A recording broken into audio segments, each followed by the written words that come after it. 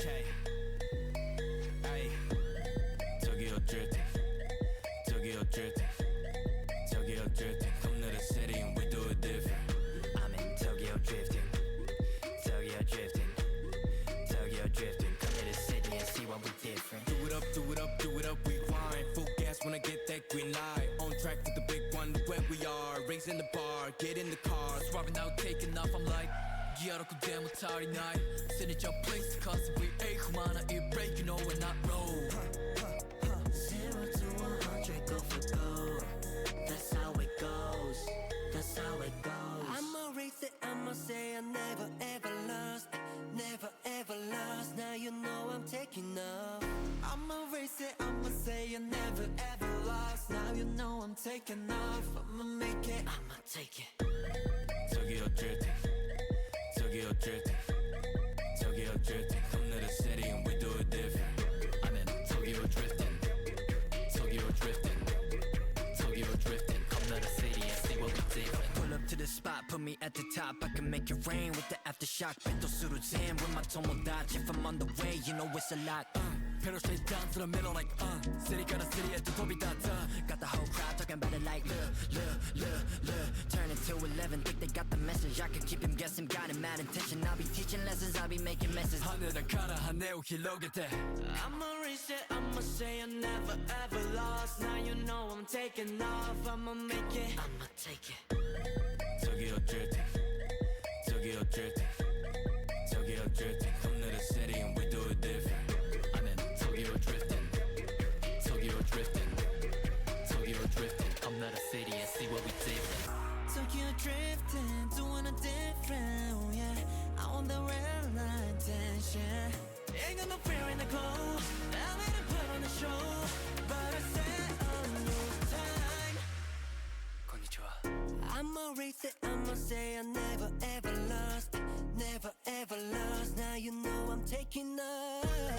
Tokyo drifting, Tokyo drifting, Tokyo drifting. Come to the city and we do it different. I'm in Tokyo drifting, Tokyo drifting, Tokyo drifting. Come to the city and see what we different. Hello girl, konnichiwa. We wanna raid, diamond chain. She wanna spot, hey, get it got. All of this in my hand, what I got though. Hand me some money and say arigato. Wait. Watch though, you know we lit and we turn to the spot close. I bet it goes like this. Pinky up, up, pinky up, up, pinky up, up, pinky up,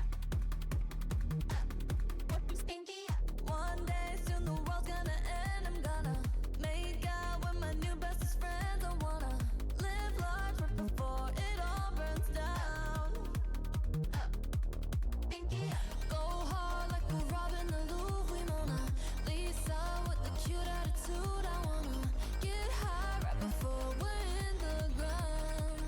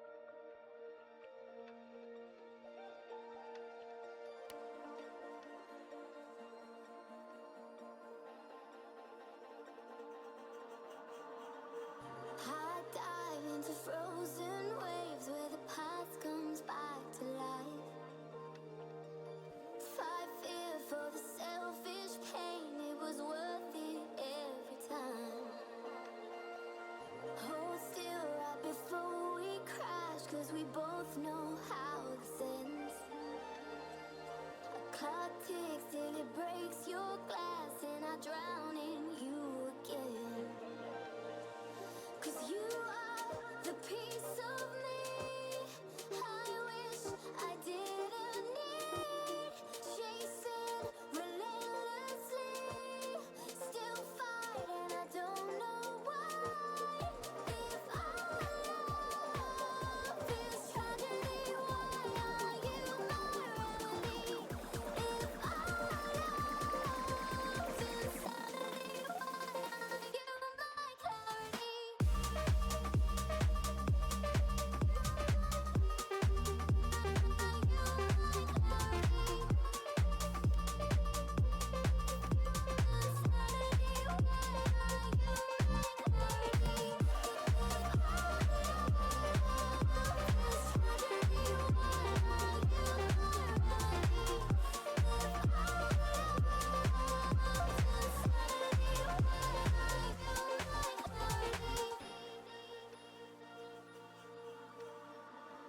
Walk on through a red parade and refuse to make amends.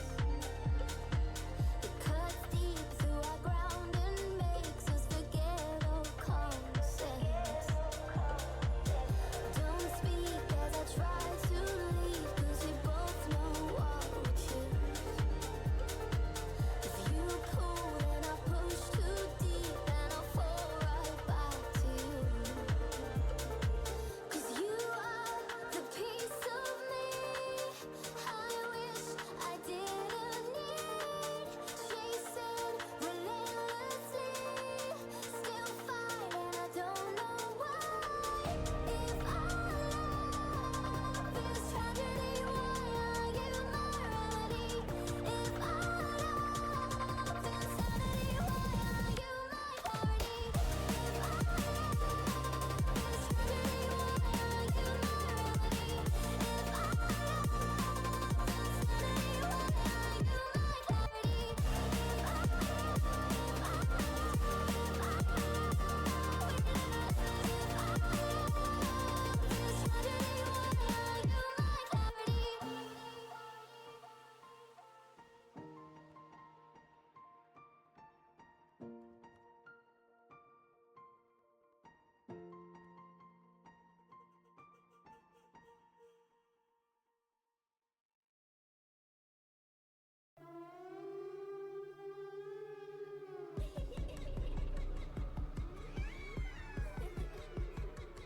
Yeah.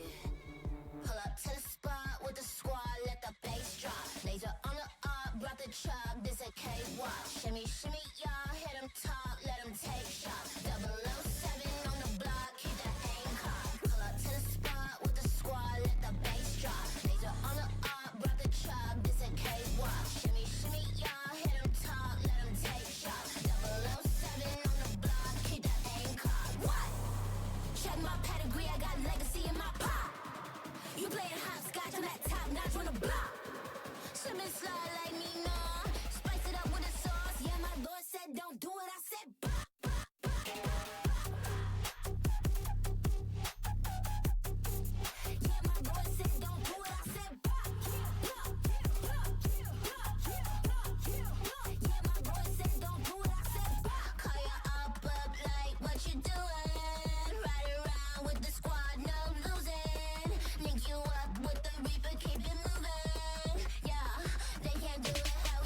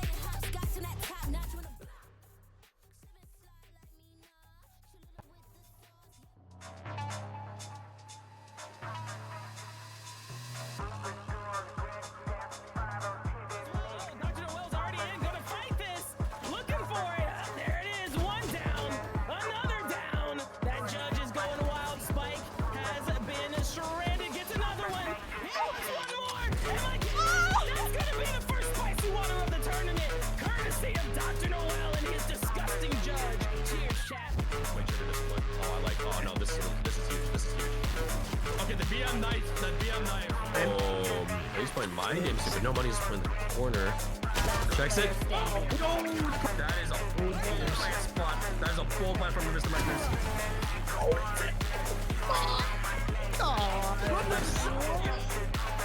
Still here though, and with an operator holding the line, they line up.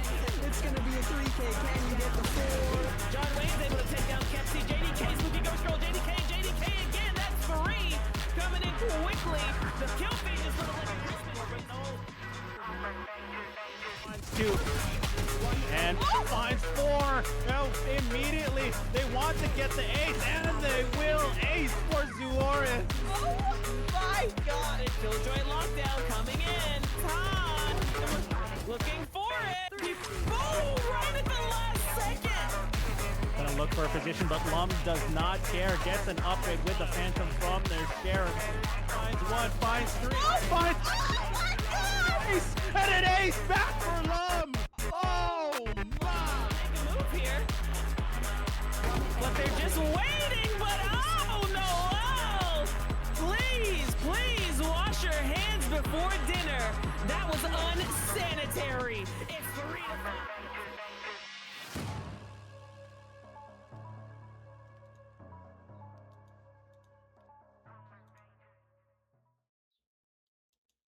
Okay. Hello, everyone. Welcome in to day 1 of Noonation Arena Season 3. We're here. We're finally here. It's felt like I've been having this planned for like the past like several months, and I was like, oh yeah, I'll have enough time until it gets there, you know, like we're vibing, we're chilling, and then all of a sudden it's here. We're finally here. We've had a great week of official scrims these past few days, and I'm really excited to see how everybody's going to be turning up today and tomorrow, because those scrims were crazy. And I'm just so proud of each and every one of you guys. If there was a way for me to gift you guys all like crowns and money for just being so amazing, I would. And all of you guys are winners in my heart, you know. But unfortunately, Season 3 is demanding another winner of the arena. So we're going to have to wait and see who it's going to be, you guys. So today for day 1, you guys, we do have a full schedule today, full of lots and lots of Valorant. So I hope you guys are ready.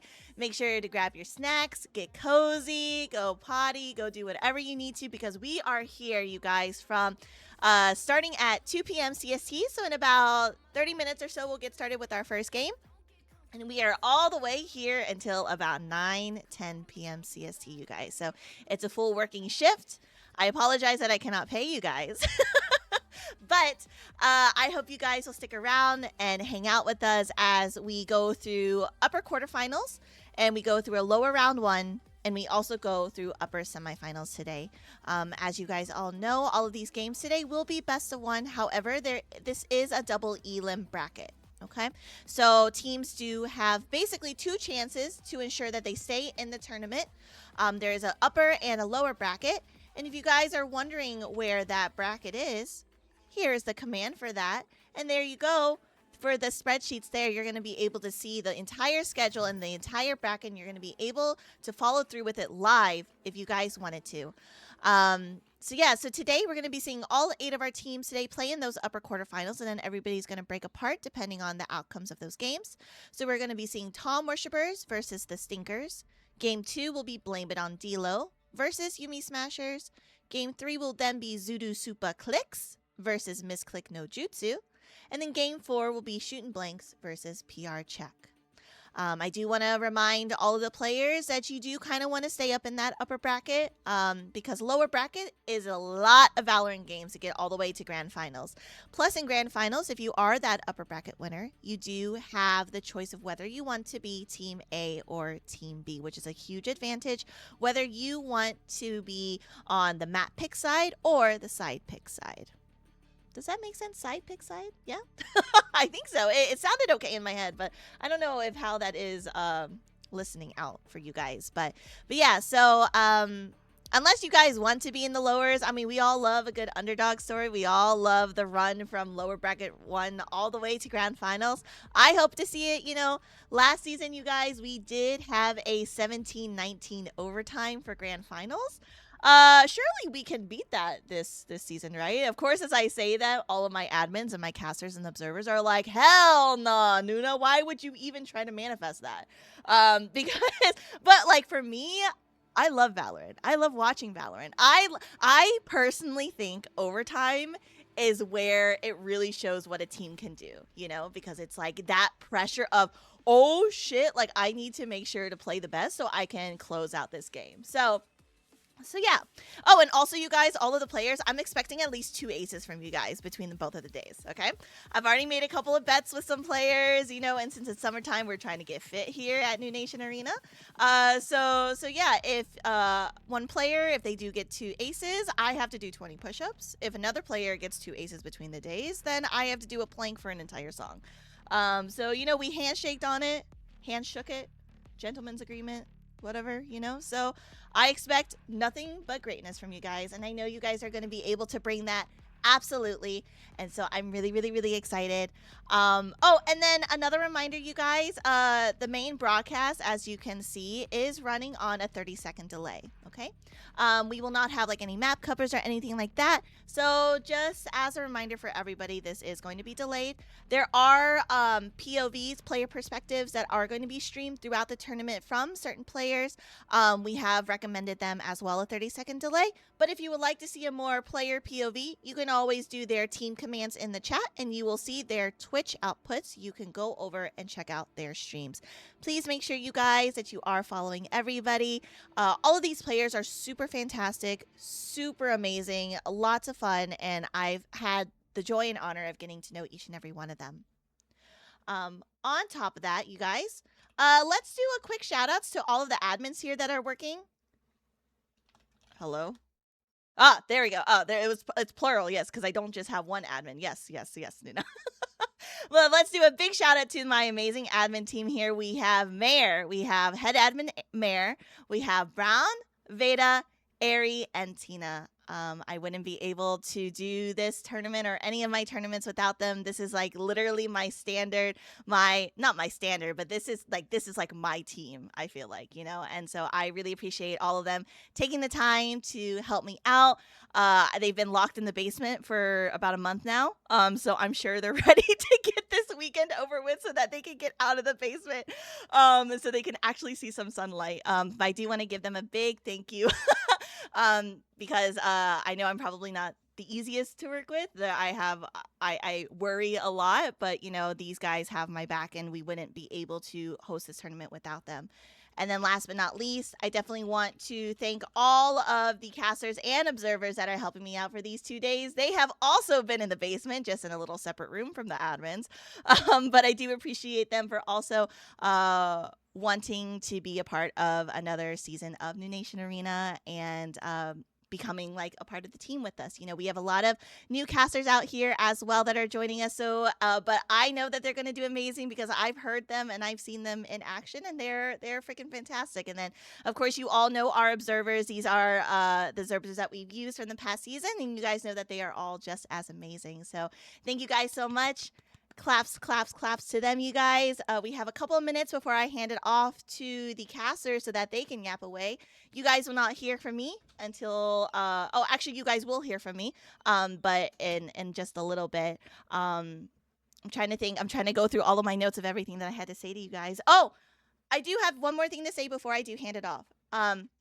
Just so you guys know, there are timers going through this chat here. If for today and tomorrow, you guys, we are hosting giveaways. So at the end of each day, so tonight we're hosting a Valorant bundle giveaway.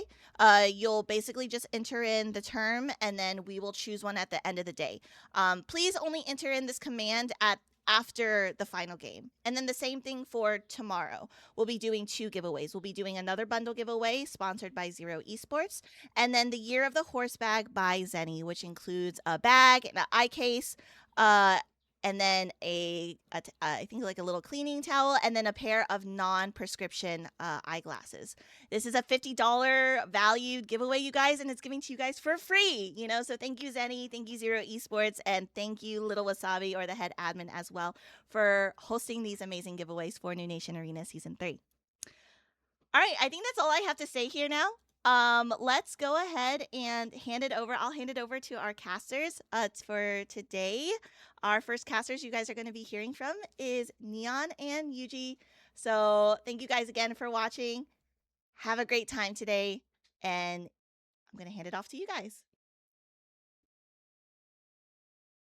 Hello. Hello. Wow, it's us. Wow. Wow, Yes, sir. casters. Oh my goodness.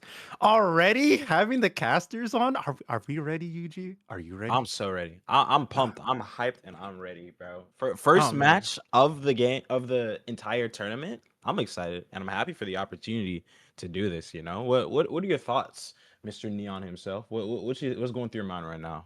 I don't know. Being Mr. Neon himself, I'm glad one of us is ready. It's you. For me, I would say what am I ready is very, very subjective. That's I'm fair. like I'm ready to get this action on the screen. Am I ready to cast and make this exciting for y'all? We'll find out. I've done a couple tournaments for some of y'all, whether it's here at Noonation or some other stuff. But I mean, I'm excited for some tournament place. A lot of stuff on the line. Another multi-day tournament.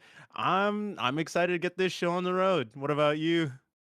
Yeah, you already know I'm excited to get this show on the road, and I'm especially excited to watch these teams, Tom Worshippers versus the Stinkers. Now, I had the privilege of casting a game for the Stinkers versus, if I'm not incorrect, Blame It on D-Lo one of the scrims, and I liked what I was seeing from the Stinkers. If I'm gonna be honest, I really, really did like what I saw from them. Alex Meister, John, Mo, Gonza, Nat. They were all out there. They were all doing their thing, and they were playing well. Now it's really up to the Tom Worshippers. Gonna be the roster of Siri, Oreo, Ray, Faithwalker, and Von Yele to kind of shut me up, kind of change my mind of who I think at least is gonna take this one. Oh yeah, absolutely. Same about that. Same sentiments across the board. As someone who's seen some of these players from previous tournaments, previous scrims, I see a lot of familiar names from these two teams on these rosters, from Tom Worshippers and the Stinkers. And I'll have to say, you've mentioned a lot of names that I would be looking out for. Alex, John, and Mo, definitely probably the people I'd be looking for on the Stinkers for sure, because I've seen them pop off. Alex, especially on his signature fade, I would say. And meanwhile, on the other side, I know I played against Faith Walker in a For Fun custom the other day, and absolutely getting dumpstered by them, personally speaking. So who knows? But I've also seen any person on both of those lineups pop off any given day of the week, any second, any round. And at this point, it could be anyone's game. And that's what we're here to find out. It's going to be the first game of the day.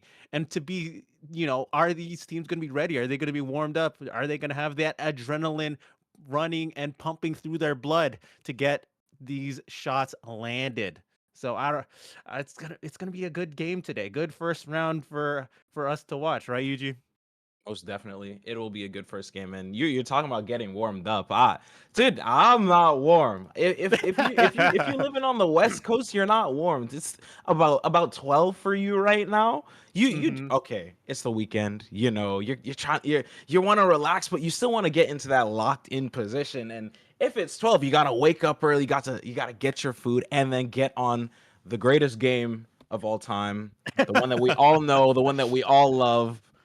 Valor. Yeah. No. Speaking of, you're like, oh, you're in the West Coast. I'm here on the West Coast, casting from LA. Yeah, even better. So I get it. And they're like people waking up. You can hear me right now. It's like struggling to get through my morning voice. I got up like 45 minutes ago, and I'd be like, all right, let's I hop out of bed. Time to watch our favorite casted game of all time.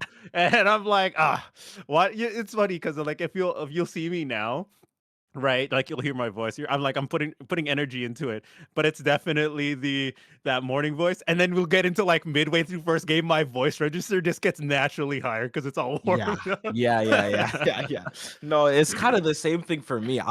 If I'm off of 3 days straight casting for about like 8 hours, so Ooh. I'm still trying to recover my voice a little bit, and slowly but surely, especially when we get later into the day, you're gonna hear my voice raise like 4 octave. It's not gonna be good. It's not gonna be good.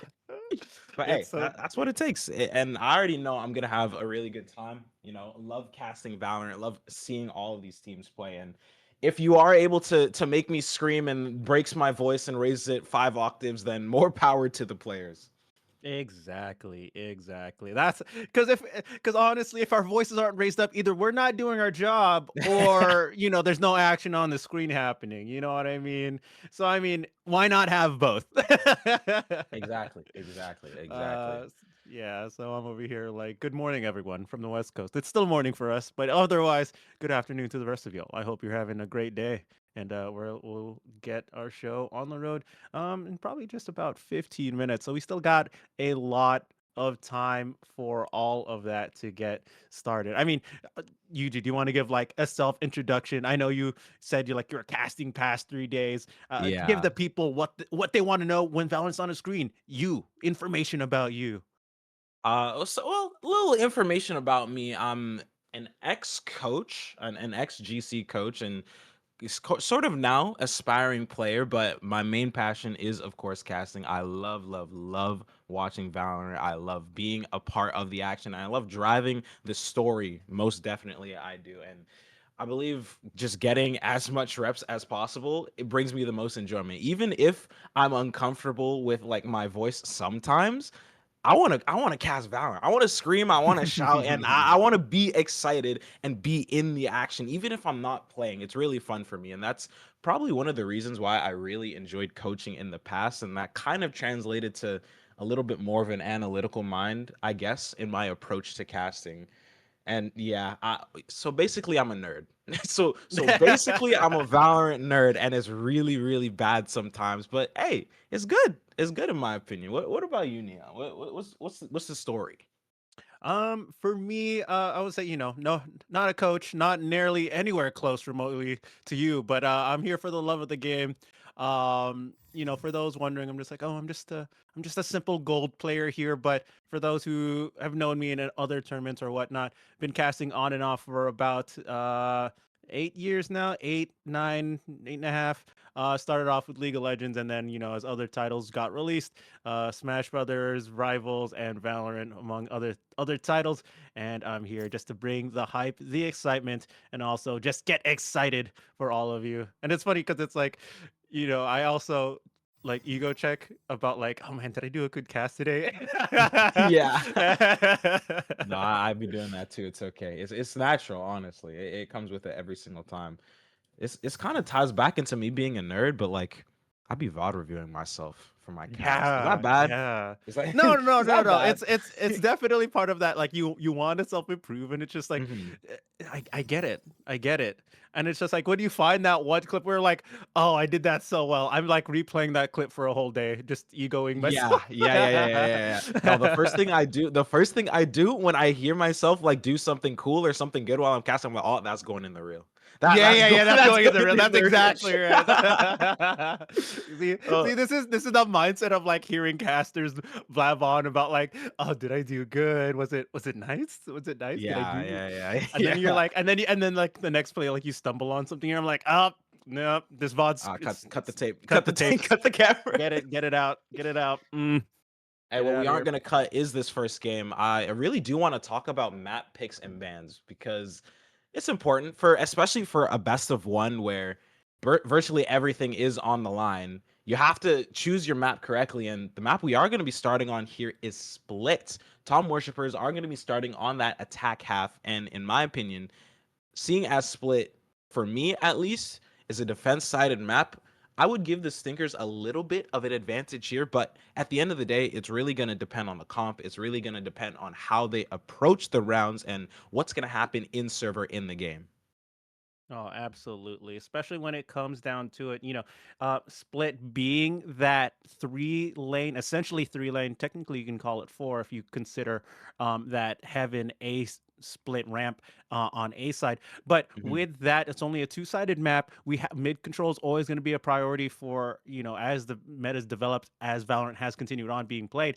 Um, Really, it's going to be the name of the game here going into Split. I would consider, especially with these comps. Will these players look for these chokeholds, look for the default, or will they barrel down any of these lanes to go find control very quickly? I know rotates is such a big thing on this map as well, trying to get that ropes control, try to pick someone off very sneaky. And what I do like about Split compared to a few other maps, because of the layout, is how these players, if like a plant goes down or a defuse situation is going to be placed, is how these players start to play these mind games. Are they going to wrap around? Are they going to Yeah. wrap through CT, through heaven, on either side, or even go the long way if you have another player on your team? It's going to be so fun. And when I see that, I'm just like, oh, the brains on these players massive. Absolutely massive.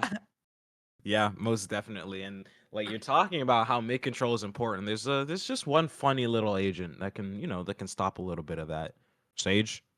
If Uh, Sage is gonna get played, I know it's playing against Sage on Split, especially if you're an attacking team, is like top 5 most annoying moments ever. It's genuinely rage bait whenever she gets the wall up or throws the slow towards the main angle because you're forced to freeze. That's your entire attack momentum just gone. And with how important momentum is on this map, you kind of need to play in a way where you either decide, okay, we're gonna break this wall off rip. We're just gonna barrel down mid, break this off rip, and just see where else we can go, see whatever rotates we can draw, or you just take it fast towards A. And because B is so difficult with that Sage being more than likely planted there. Oh, absolutely. And like to mention, we've only mentioned one potential agent that could be played here. If we get any other agent to stall out, like I said, if we have Alex Meister 4, the Stinkers starting it up on the defense, it's like if you get hit by their util, you're going to be slowed down as well. You get hit by Yeah. anything going in, could be a slow, could be a stun from a deadlock, or just a stun from, let's say, the new agent. I think we're going to be seeing them a lot throughout this tournament. The Oh, I mix as forgot about well. Mix. Yeah. Yeah, I No, think it's Mix going to could be a definitely be. massive. Actually, I think Mix would be like kind of really good to be played. I won't lie. Mhm. Especially with how far you can throw his stuns and him being a character that can heal. I would think Mix would be like actually a really, really strong pick. Oh my, yeah, you actually just brought that to my brain. I didn't even realize. Yeah, I think Split, especially on this patch with his release, has become one of his staple maps. I would consider, Mhm. especially with that base Quake Ultimate online, compared to some other ones. Split is a lot more linear in terms of approach. So it's like you can clear out and stun up so many people with that base Quake. You cover so much area compared to some other maps where it's like, oh, they're a little bit wider. But for Split here, I think we could, if we do see a mix, which I'm expecting, maybe not from this game, but in general, that base Quake could be something to be looking out for.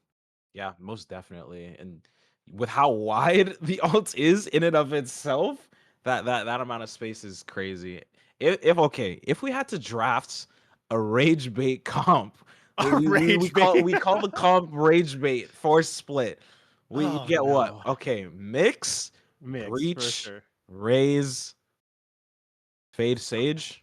Is that rage bait? I I think so. I I, think. Hold on, let me think. Let me think if there's one other agent that could possibly fit Yeah, that I mean Deadlock descriptor. could maybe, but like I feel like Sage offers more in terms of just pure slowing power. You're right. You're right. Would we put Cipher in there? No, no, No, no, not no, no, no, anymore. no, no. Unfortunately Cypher just he's so far out of the meta. It's unlucky, but someone who isn't very far away or far out of the meta is Nuna. Hello Nuna, how you doing?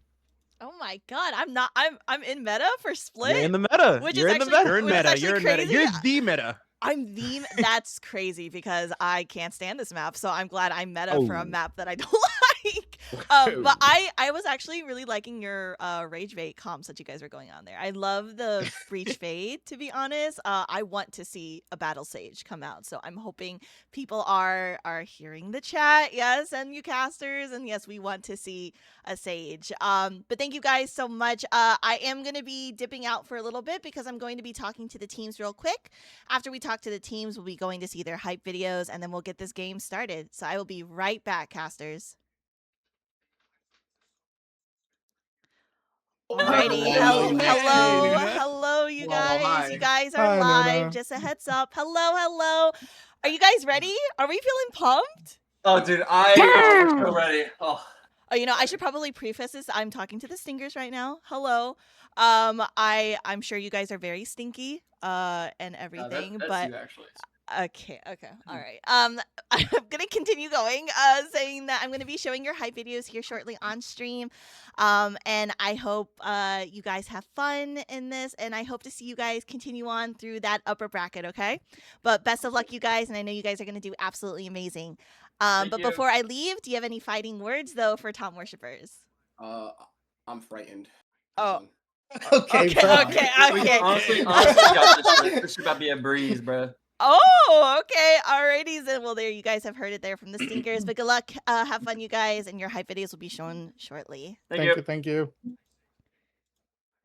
Hello, Tom worshippers. You guys are live. How are you? is here. Okay. All right, man. Okay. But hello, everyone. Happy birthday, Siri. By the way, I can't. Oh, believe happy it. birthday, I what? can't believe it. Dude, that's crazy. Yeah, I just knew it's it. my I was golden birthday too. Oh my god. I was just like, I knew it. I need to do something for Siri, so I'm gonna host a tournament right on their birthday, So but I just want to say good luck, have fun, you guys. You guys are gonna do absolutely amazing. I've seen how much work you guys have been putting in and how amazing each one of you players are. So I know that's going to be shown here in the tournament. I just want to let you know I will be playing your hype video soon, and then we're gonna go ahead and get started with the game. Stinkers had some fighting words for you. Do you guys have any fighting words for them? Light work for me, Ray. Oh, Light work for this this whole team, Jeez, Wait, okay. who's the stinkers? Yeah, they belong in the trash. Okay, alrighty. So we've heard it there, you guys, from Tom worshippers. So I'm gonna go back up to the caster test, but good luck, have fun, you guys. I know you guys are gonna be amazing, and I can't wait to see you guys continue on in that upper bracket. Okay. Bye-bye. Gotcha. Okay, we had some fighting words there between both of those teams. So I'm really excited to see what they're going to do. They're obviously going to bring out their best. So here you guys go right before we get started into this game. Let's watch their hype videos, yeah? And let's go ahead and get started with Stinkers.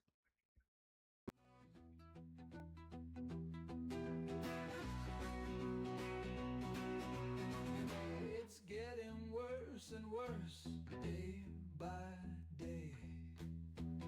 Better call a hearse, wouldn't you say? What is one enemy remaining? It sure smells bad. No more. A nostril wrench. It's the air we have. One enemy remaining. It sure smells bad.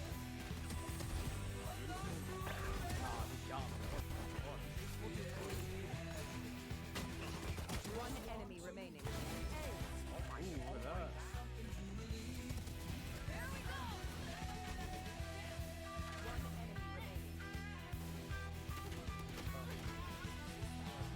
It's getting stronger.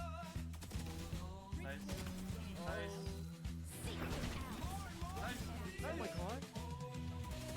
Oh my god. John in a 1v4 situation here.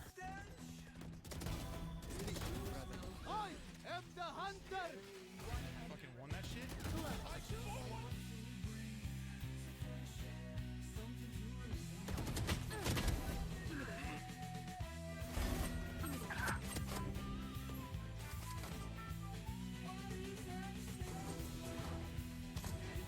Okay, guys. Nice. Oh, wow.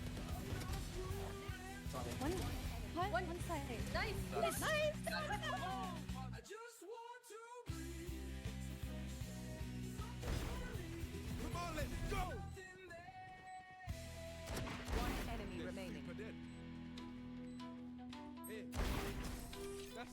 Nice, perfect. 60. One enemy remaining. Nice, nice. Hey, Matt.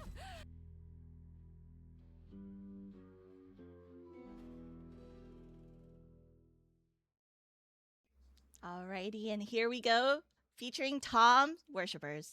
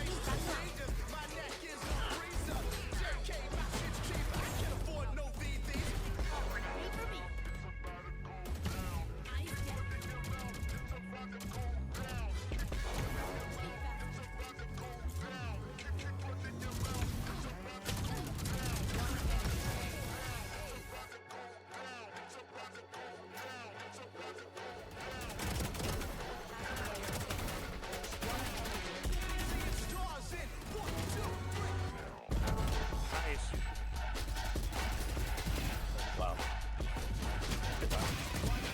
Sure.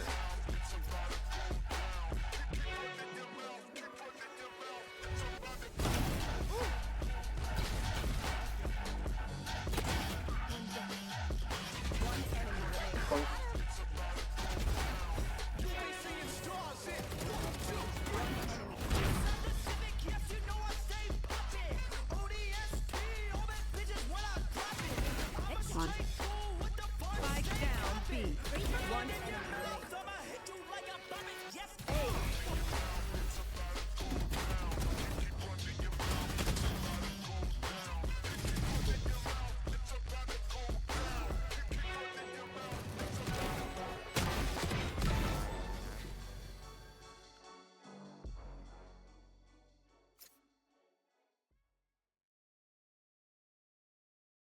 All right. Well, welcome back, everyone. We've seen some trailers. We've seen what we could potentially see from these two teams between the Tom Worshippers and the Stinkers for our first game of Noonation Season 3.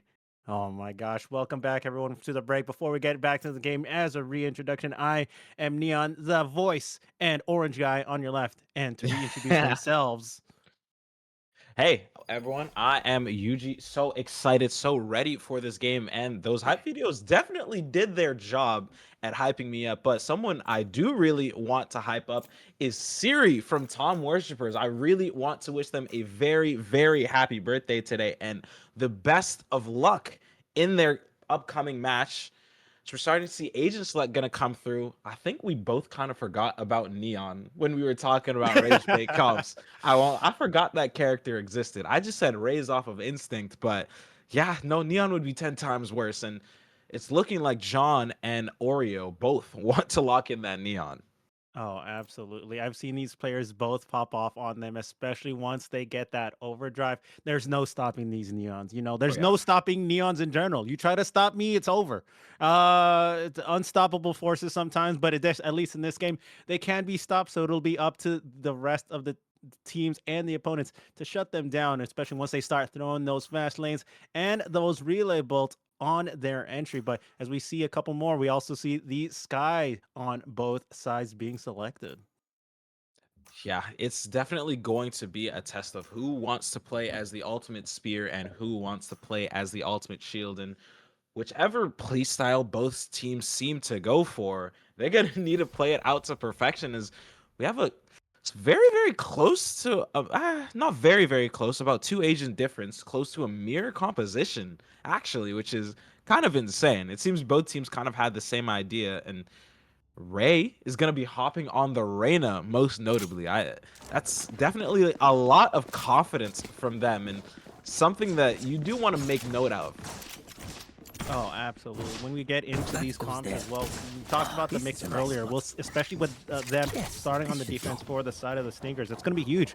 We'll see the impulses, we'll see the smokes from across the map as well. Maybe not the range as some other smokers, but still going to be detrimental to some of these pushes and their tempo if they are in the right side or if they decide to hold mid.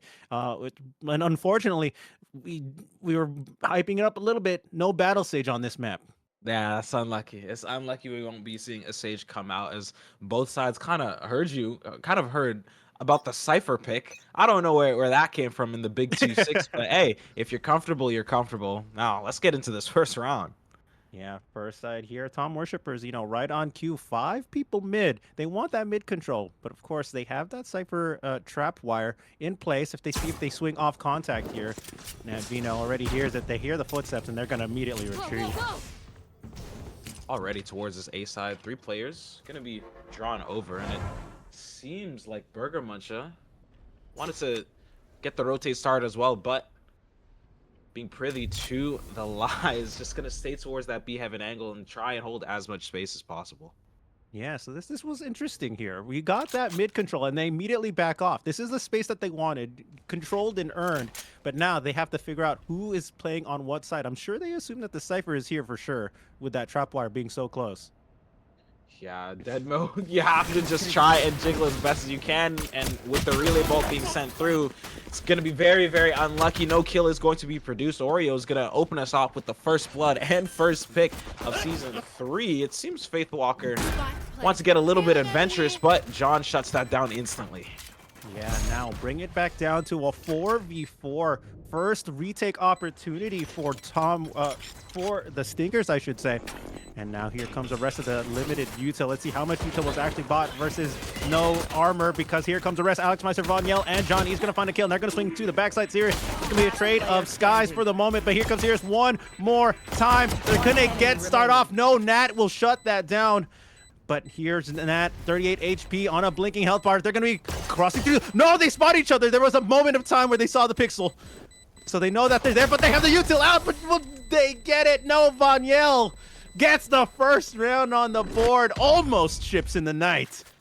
Tom Worshippers opening us up with a very messy, but still a round is a round. We take those. Time who's just not on the opposition side, and with so many targets and the spike timer ticking down, you can't really do too much in terms of trying to produce a round when they're very, very unfortunate, but you're only down 1. You still have an entire game ahead of you.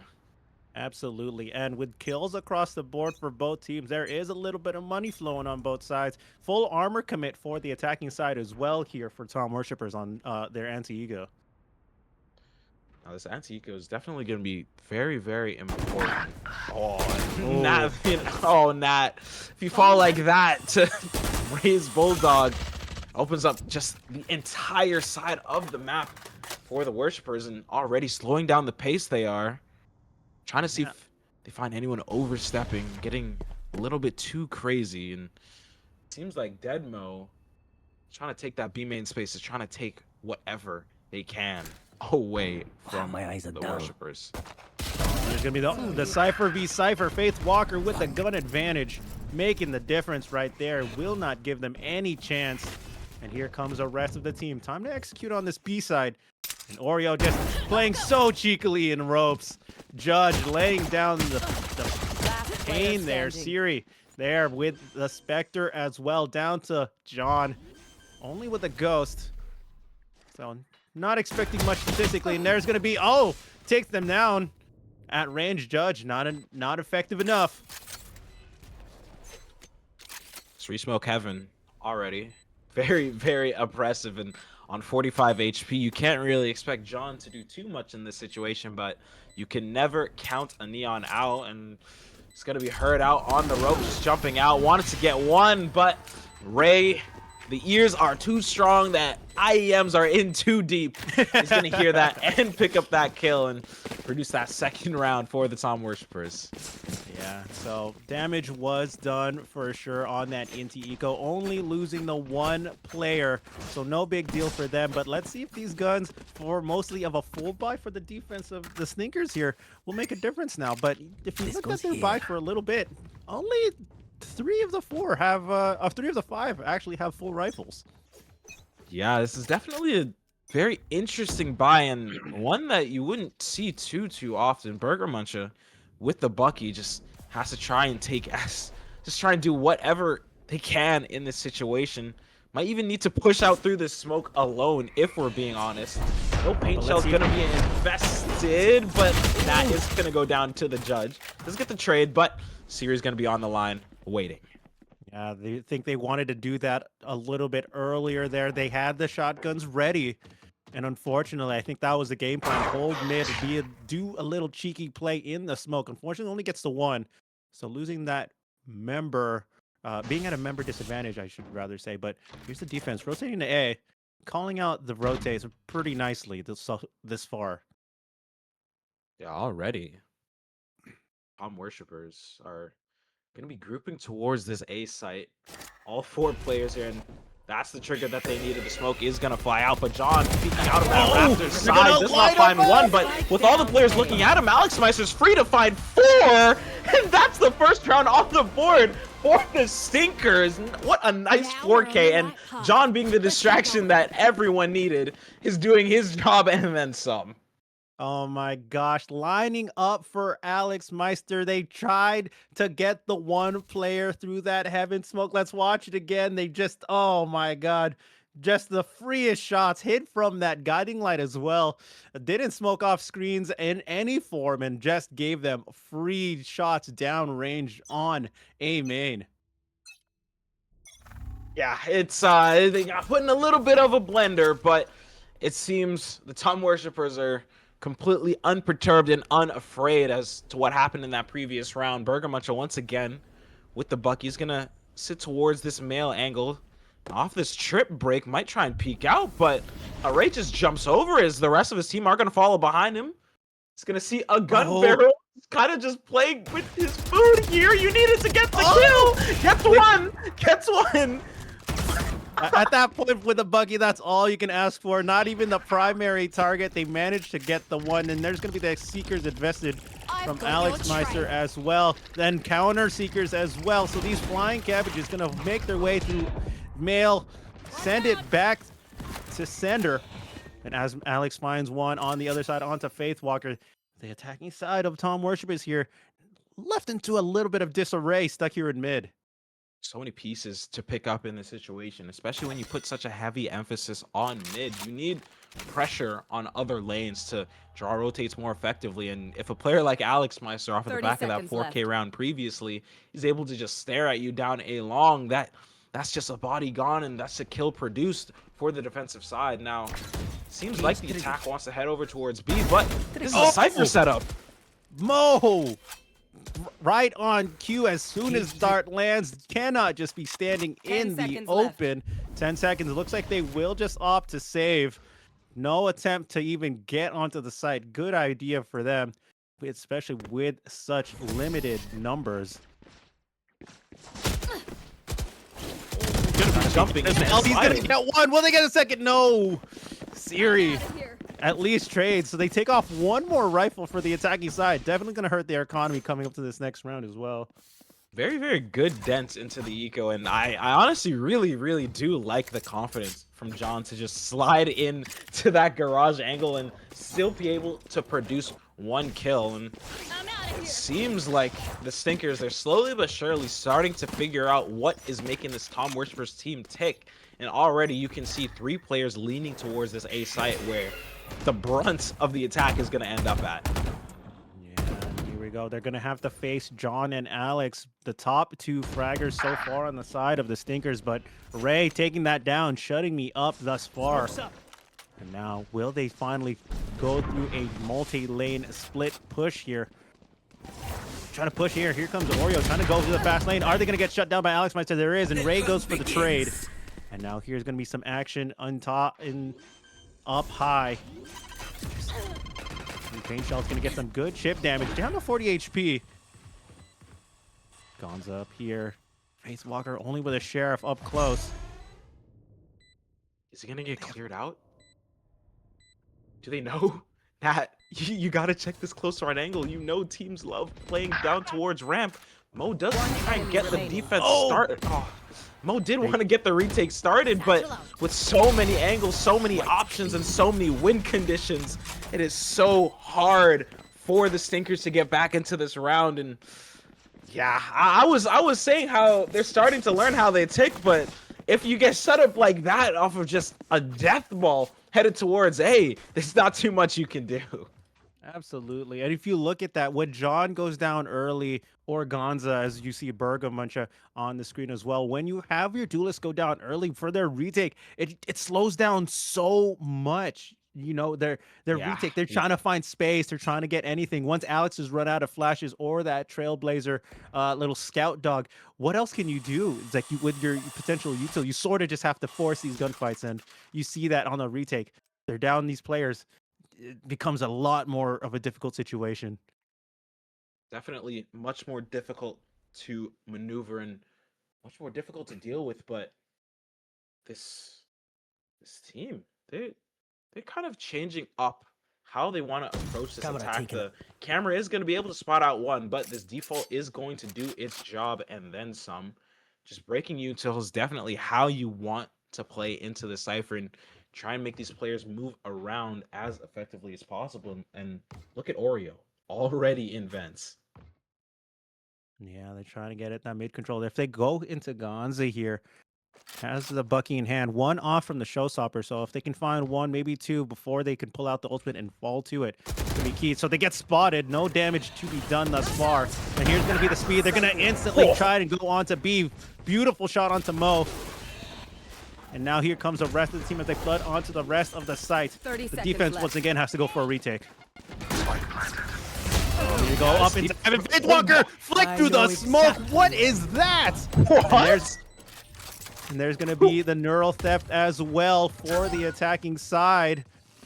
So 2v5, hard ask for the defense of Gonza and Nat.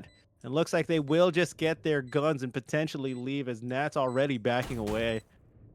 Last player standing. Yeah, Nat's just has to save in this situation. Bergamuncha did want to at least find one to get into that round, but unfortunately shots just do not go their way. But someone whose shots did go their way is Faithwalker in that situation. So much pressure being put on you and just playing your time, playing your angle in that smoke, able to just snap towards those two heads, giving the attack so many different options. And they're starting to run away with this. Absolutely. 4 rounds on the board for the attacking side of Tom Worshippers here. And what's going to be so important, again, potentially en route to get another round on the board with the broken economy of the Stinkers here. Yeah, this economy is definitely going to be a very, very big factor. Nat is going to hand over the rifle to the duelist in John, but is it going to be enough? One pistol as well on the side of Alex Meisters. Whoa, Mo! Collateral headshot? Is that even a thing? I guess it is. You're going to see it right there. And Oreo finally shutting down their Neon counterpart on John once again. They're going to get it. Now it's down to a 3v3. This is a good numbers advantage for the defense if you're thinking about it. So they wanted Showstopper is going to be invested as well. Finish him down. No, it's going to get stuck onto the ledge. But the rest of the attackers immediately each picking up kills. And wow, 3v3 to a 3v0. My goodness, Mo doing so much for the defense with the Guardian in that round, getting a collat off of just swinging B main. What kind of person are you? That's insanity. You're swinging B main as Cypher. You gotta play your life, man. You gotta chill. Unfortunately, oh my goodness. No chill here. You know what? Yoogee, no chill. My bad. My bad. You know, I'm just not aware of Mo's game. Is basically my word. Goodness. Yeah. Now timeout for the defense of the Stinkers here. Now it's time to chill. Maybe it's they're like, all right, Mo, bring it back. Nice shots, but we're gonna need your util. Who knows what conversation they'll be having?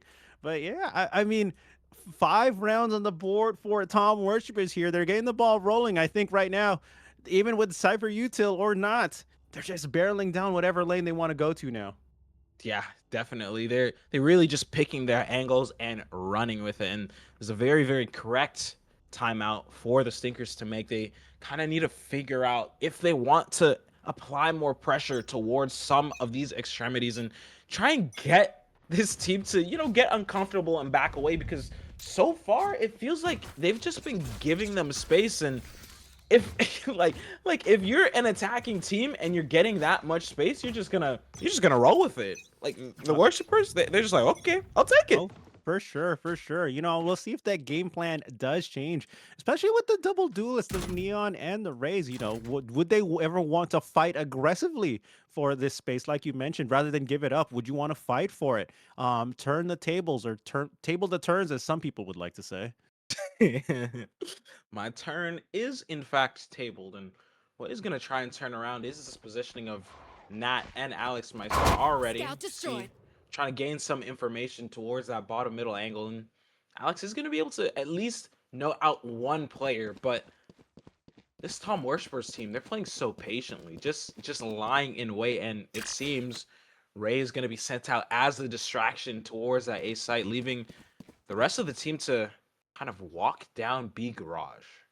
Yeah, I think they want to know what the opponents coming out of that timeout is the play here. Do they want to catch something aggressive, trying to catch them, even if it was out of a timeout? My camera is to see if the speed is going to be there. But here comes the execute onto it. They're going to be hit by the trap wire. They're going to be instantly stopped, giving Mo absolute control. Here's the thing that they wanted early in the round. Faith is going to take down their counterpart, and here comes the rest of the team, Gonza and Siri, each finding a kill trade. And once again, 3v3 on B. We've seen it once, we'll see it again. Seen it once, we'll see it again for sure. We have played these games, but with John's overdrive, trying to get the defense into this round very, very quickly. It is going to prove effective, and off of the back of the flash, Alex Meister finds two, and unfortunately, Ray behind that smoke is not able to meet the business end of John's Phantom. And one by one, the Stinkers, they're trying to bring it back. Oh my goodness, didn't even need the overdrive there. Alex swinging on 2 onto backside. John cleaning up with the Phantom of all things at the end of the day. And once again, they've great retake for them. And it was just a matter of like, did they have stuff to stop these players on the defense this time? The util just was not there. And at that point, they just cleaned them up, and the retake looked so pretty. Yeah, most definitely. And something about that I really want to note out. Alex Meister did get like virtually a perfect flash and was able to find those two. And it seems like this defense wanted to get some sort of attack started towards mid, but Oreo and Ray able to turn that flash, just able to shut down Alex, the hero of the previous round. And now the defense is left trying to pick up the pieces. Still in sight. Yeah, they're going to try and find it. Gonza is going to be flashed and completely blinded, giving Ray full opportunity there. Now a 3v5 for the defense. Bomb is already here on A as well. They've given up the site, and full control goes over to Tom Worshippers.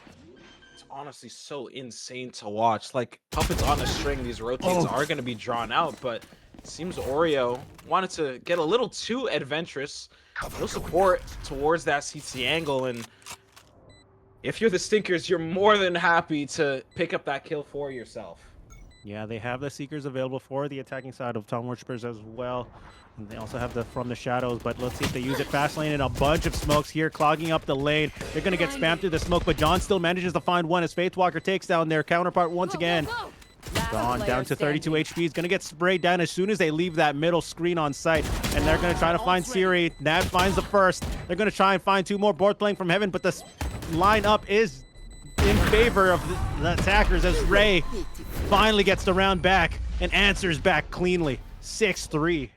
Yeah, unfortunately, you can't do too much about that plant spot. It is just way too powerful, and when you have two players still sitting towards that heaven angle and no smoke in your back pocket, that round is looking all but over. But what isn't over is this game, nor this half. The Stinkers, you have so many opportunities to try and come back, try and rein in the ball of terror that is this Tom Worshippers attack. And if you are the Stinkers, you just have to think, you have to wonder, what can we do? How can we contain this? Absolutely. And again, back to their bread and butter, that early mid control.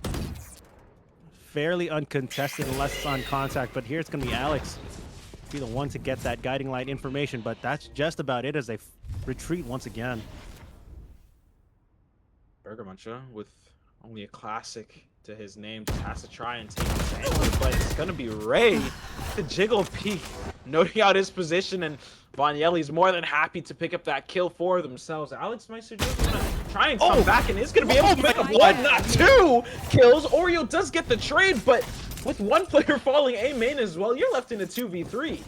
Yeah, how does that happen? 2 players falling to a bandit and another spray from John on the other side as well. So now, despite how that round started and that gun disadvantage, they now have the player advantage going into this retake opportunity. We'll see. They've gotten the full upgrades as well. This retake is very, very, very important if you are the Stickers. And you really need to try and get Ray out. The spray is going to be able to find one, but a 1v2, if you're Oreo, all you have to pray for is hope that the shots line up your way. And if you're not looking, Mo, you're going to fall in that position. Now, if you're not, all you have to do is stick, and Oreo is going to try and fall in towards this site. Oh my gosh, that spray! They got it! They barely got it! 0.09 seconds away from that full defuse. That was a hair's breadth from being a round loss for, oh my god, for the attacking squad. But oh, that's heartbreak for the Stinkers. That's a round that you had so much confidence going into, and with the numbers advantage, you definitely thought you could turn it around, but Oreo with the heroics stops it at a moment's notice. Yeah, and the investment for the defense there as well. The basequake hitting nothing, unfortunately. So that's going to be a big investment for their potential other retake opportunities going into the second half. Already 10 rounds in. But at this point, the defense now, we see some space being taken by John, and going to try and find some, just something right now going through both these main angles. Yeah, trying to find something is definitely what this attacking squad has been an expert at. But it seems Alex Meister is kind of changing up his positioning, wants to put more bodies towards this B site if humanly possible. Dead Mode does at least find some tags with the Sheriff, but with the weaker weaponry, no kills unfortunately are going to be produced. John is going to be on the flank with a Guardian and might try and spot out one behind the smoke, but very, very difficult. Yeah, Trapwire and Neural Theft is going to be there. Paint Shells is going to get some good damage on the Oreo, but right now, limited utility, limited weaponry from the defense for this retake opportunity. But here comes Vanyel picking one up onto Heaven as well. Here comes John trying to go through main as Ray shuts down Nat. Right now, how many people is he going to peek into? The answer is going to be 4. And a flawless for the attacking side of Tom Worshippers. Unfortunately, too many targets for John to really try and pick who you wanted to shoot at in that specific moment. But the last round in the half staring at us in the face, you really, really, really want to produce a round win here if you are the Stinkers, and at least stem the bleeding a little bit and get us an 8-4 half. Of course, you could try and bank on the 9-3. You know, you could try and rely on the curse if you so choose, but if I was a betting man, I would say 9-3 is very, very difficult to come back to. Oh, here we go. Here they're taking something that I mentioned earlier. They're going to try and fight for the space, but there's going to be no one unless they find it around the corner. Faith Walker shuts it down and shuts the door once again into the face of the Stinkers as they try to find it. Here's going to be the defense. Alex Meister gets taken out by Ray, and full control, and it's only up to Mo and Nat as they get hit with the paranoia. Ray picks up one more. It's going to be the last person. Oh, they're going to just fade away and let Vanyel take the final kill in the first half. What dominance from the Tom Worshippers in their attacking half, and honestly doing so much more than I had initially expected. I believe so many players on this team are just shooters, just pure shooters. They're able to take their one and run away with it, and in my opinion, Faith Walker might be the MVP of that half. Getting so many important picks on the Cypher only aided their team so much more. Now we're gonna be switching over, trying to change gears a little bit. Let's see what the Stinkers have cooked up for their attack. Yeah, now with their double duelists, let's see if they play with speed, play with urgency, especially with only 3 rounds on the board. If they can get the ball rolling, it could be all that she wrote. But here we go, here it comes. Nothing to stop them, no Sage to slow them down. And quickly, just seconds into the round already, control of Heaven as the defense just plays off sight. Great decision for a 5v5 retake. Yeah, setting up for this 5v5 retake is honestly the correct decision, and having a player like Faithwalker towards this garage angle is even more so correct. John gonna get shut down in that situation. Thankfully, Alex does get that trade, but giving this defense time to recuperate and these smokes, more importantly, time to dissipate, it's only gonna hurt you. Oh, Mo sees Oreo. They're not looking trigger discipline. If anyone else walks out, they're gonna let them go a little bit further. They will finally shut it down. Now 3v4 for the defense here as they get the plant off.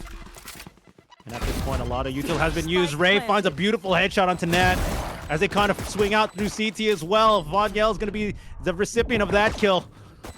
And as they jump down, Alex taking it down to a 2v2. Guiding light available in hand is going to be short. And it's going to be beautiful onto Von Yell, last player in the series. Are they going to find it? Birthday player down to just a sliver of HP. Blinking health bars now spotted. Now they know they are backside. Are they gonna find it? No. Gonza, here's your birthday gift. A pistol win for my team. Definitely very, very important for the Stinkers to win that pistol. Siri put on such low HP, has to hope for a perfect double dink with the classic, and unfortunately does not go their way. But Stinkers, they're showing real signs of life. I really do appreciate how they utilized Mo in that round, just freezing in that garage angle, waiting for Mo to get a kill and exploding off of that contact. No, absolutely. That's just textbook patience there, gunplay. And here's gonna be Ray trying to be on the side, and gunna disadvantage does not matter when you got the aim like that. So now down to a 4v4. All of the defense coming up through Heaven. Siri gonna be a beautiful flash, but Mo with still blinded will not make use of that Bucky. Facewalker finding one. Oh my god, there's gonna be the neon movement. Shorty is all that she wrote for Oreo. Gonzo is going to be the one there. There's going to be Alex finding 2 and 3 for themselves. Nat cleaning up one more as Alex with a 4K gets the anti-eco win on to their side of the Stinkers. Man, someone give it to Noona, man. Someone give Noona the ace. We're waiting. Just 2 4Ks happening in this game. So incredibly close. I can almost taste it. Unfortunately, Noona, you're just gonna have to sit there in your chair freaking out about no ace, but it's okay. The Stinkers showing a lot more signs of life in this attack half, and definitely, as we can see, what they're stronger at. But now on this full buy from the Tom Worshippers, we know what type of damage they're able to do when they have rifles. We have to see. Oh my gosh. It's gonna be John opening us up. The nice pick. Ray through the fast lane as well. Here comes Gonza. Is it going to be a trade all through the blinds and through the visibility, which there is none of. Now 3v4 player advantage for the attacking side of Tom Worship, or sorry, the Stinkers. Plants early, plants quick. Here's playing. Speaking of quick, here comes Oreo going through it. Von Yell slams the door shut onto Mo. Now 2v3, still player advantage. Now they have an idea of where these players are coming from. Gonza finds that one onto Von Yell. And now it's just left to Oreo, and they will decide to run with a Vandal in their pocket. Honestly, very correct decision making to try and save and maybe buy one of your teammates in the next round, but with so much util and shields to buy, this economy for the Tom Worshippers is looking all but broken. 6-9 is our scoreline, and the Stinkers, track by track, they're bringing it back. Now it's gonna fall to the spike, but no matter. With money in the pockets, the economy isn't hurting too much. And another time out, this time for the defense of Tom Worshippers.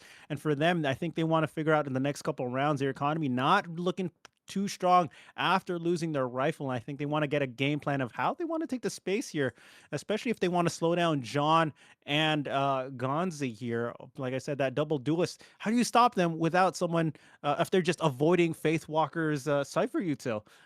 You don't really have too much to answer here. It's a bit of a difficult question to answer going into the rest of this game.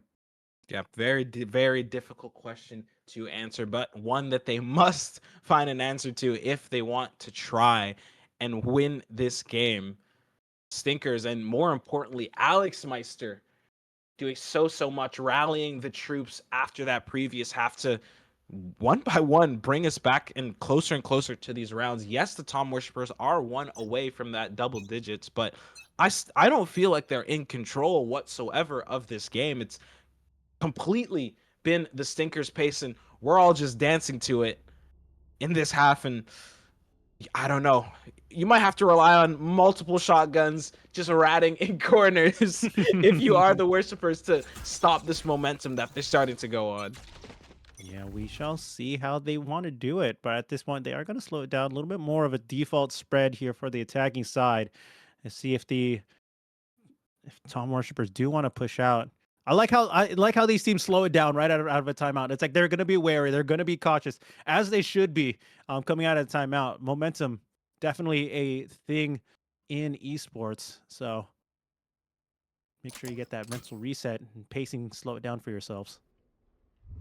Yeah, no team giving each other a single foot of information, just nothing being shown for both sides. And you see Vanyelli just holding out that paranoia towards that B main angle off of the slightest bit of noise, off of any single contact, just ready to let it fly and halt the attack. It's going to be Alex Meister going to be starting us off with the Prowler, trying to find one. It's John finds one for themselves, but it's going to be Oreo and Ray answering right back. 3v3 is going to be coming into this round, but if you're dead Mo, this is not the position you want to be in. You just definitely going to fall to these two players. Oh, the spray nearly not looking the greatest, but Oreo cleans it right back up. And 3v2, all you have to do if you are the Stinker squad is just stare at them, try and pick them off with your heavier weaponry.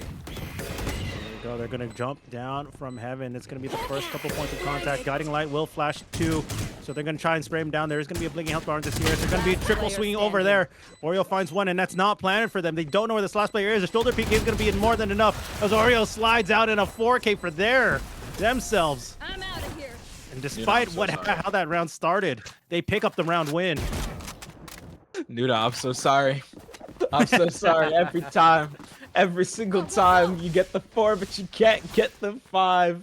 It's okay, you know, round wins are going to be produced, but end of the day, it's gonna be this Tom Worshipper squad bringing us to our first double digits, only 3 rounds away from ending this first game and going up in the bracket. You know, they have all the confidence in the world and that they truly believe they can. Now it's up to the Stinkers to answer the call, be that difference maker, to maybe shut us up a little bit and force an OT if humanly possible. Scout destroyed. And then here we go. They're playing with the speed once again. They're going to find it. John gets shut down by Siri.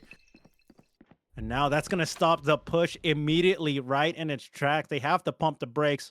Ray's also here ready to swing out if they so desire. This positioning from Ray is so strong. Just has to take time, play in vents if possible. The Guiding Light is going to be able to tag them out, but no matter. Still playing this off angle and preparing the flash towards Mail. This defense, they have so many layers, so many options, so many ways that they can play. And if you're util out against a player like Ray, it's not going to go your way. Faithwalker and Sirius are going to bring right back with that pick down towards ramp, and with only a stinger, unfortunately, Nat is not going to be able to close this round out. Yeah, unfortunate for the offense there. The Stinkers, now it's their turn to take a timeout. See, now at this point, it's a matter of like how they can execute. Right now, I think the issue is, can they have the double duelist, but do they have enough space to be able to create? They only have the one controller in Nat with those smokes.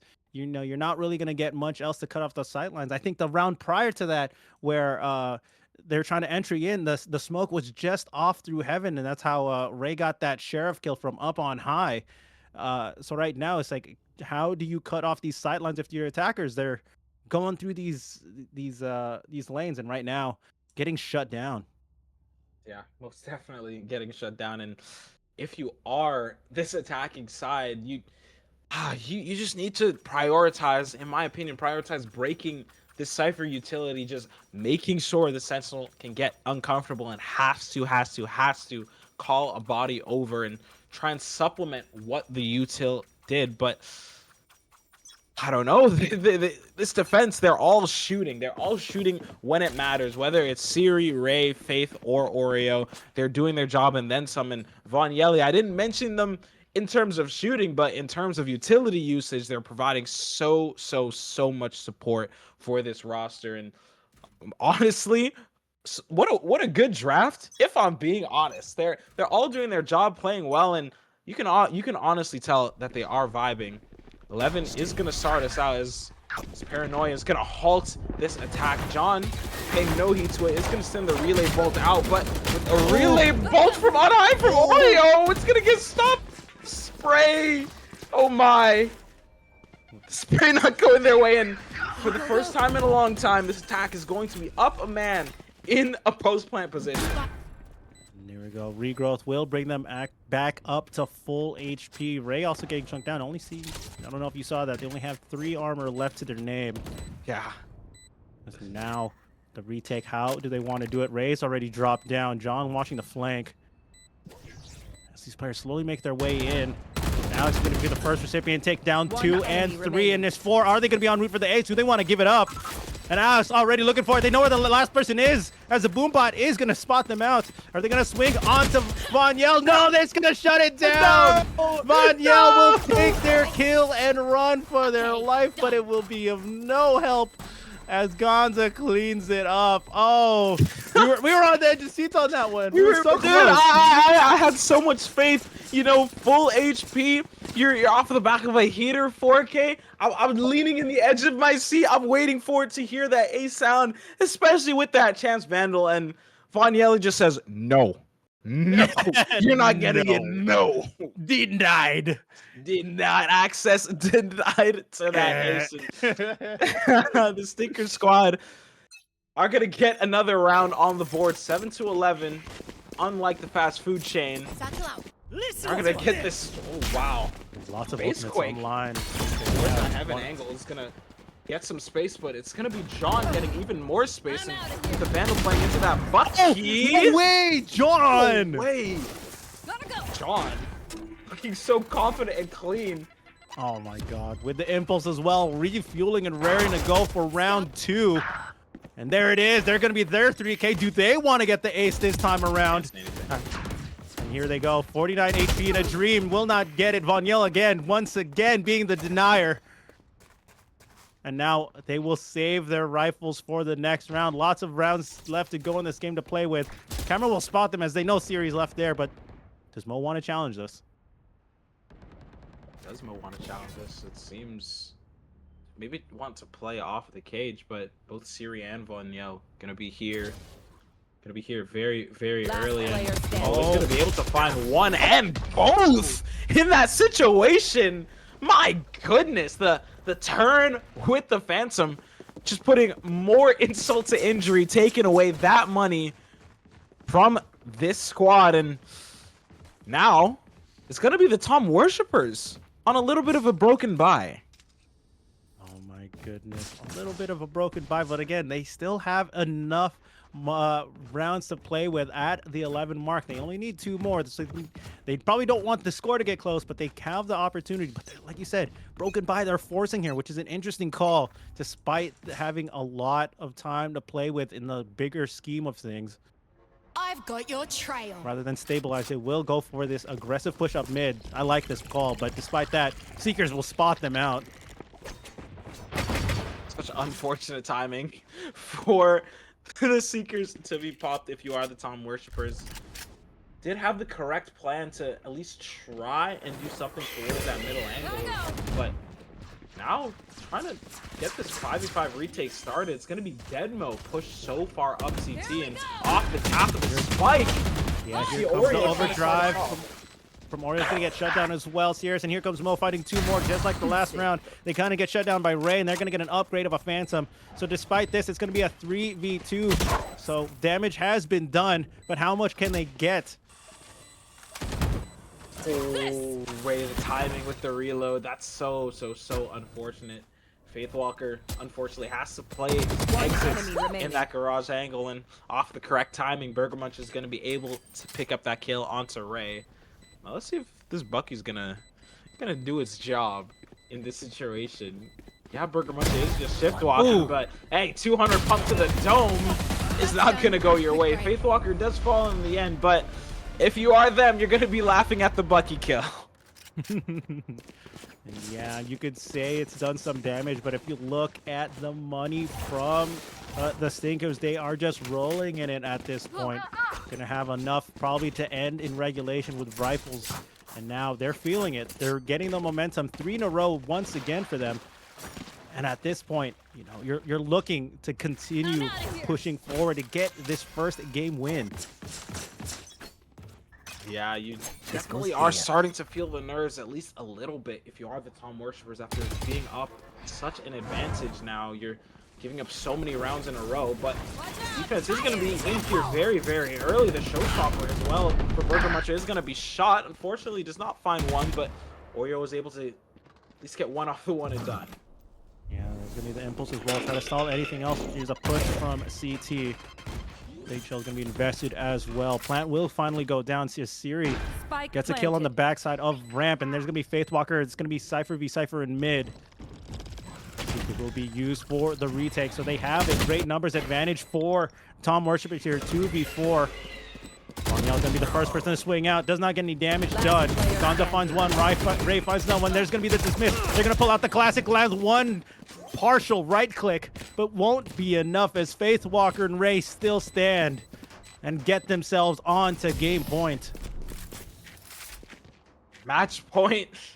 Finally, the Tom Worshippers Match point. put us here, and it's definitely been a very, very long game for them. And you saw they approached that round with so much poise and confidence, and the read to be able to know to put Oreo on that A site, that relay bolt doing its so much work, halting that attack in the way that it did. And once again, it seems like they have the read of this A hit. All 5 players of the Stinkers are going to be headed down towards this ankle. No lurk, no problem. All they want to do is attack. Oh man, fast lane going up. Now there's nothing to stop them this time around. But are they going to clear out the angles? Oreo gets one onto Mo, and they're going to be one trying to clear out this elbow position. They live with a sliver of HP, 2 on the dot.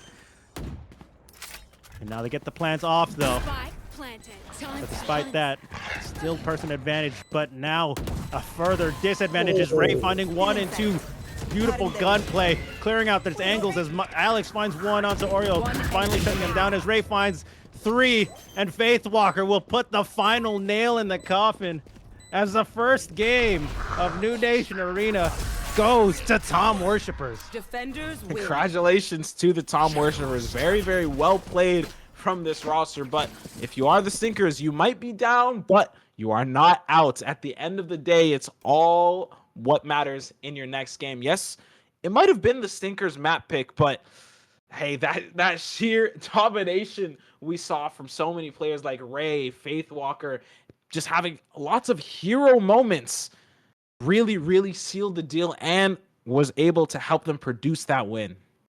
Yeah, I think the comp gave them a little bit of one-sidedness there. Like you said, they can push up, but did they have enough to clear out the rest of the angles? You know, just to counter util versus util. The sight lines were just a little bit too open. Couldn't clear everything, but you know that's an impossible task to be asking from any team, to be honest with you. So at this point, you know, congrats to the Tom Worshippers. You know, I'm glad they're. I'm probably assuming that they feel glad getting that first win on the board going into the tournament.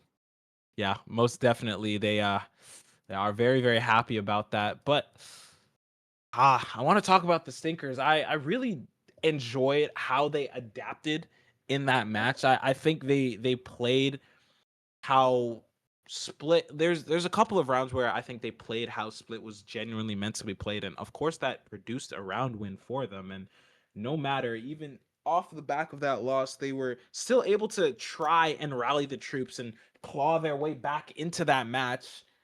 I think they showed some really, really good resilience. And if you're going up against Arena that's going 25-12, me personally, I'm just like, oh, it's cooked. It's cooked. It's so deep fried. This Raiders about to drop 30, man. What am I supposed to do? But man, Alex Meister, John, Bergamuncha Mo, and Nat, they did their thing and they showed up and showed out for us. I'm very, very happy for the show that they did put on. Now we have to wait for their next match. Is just trying to set things up here really quickly. But any thoughts on that previous one?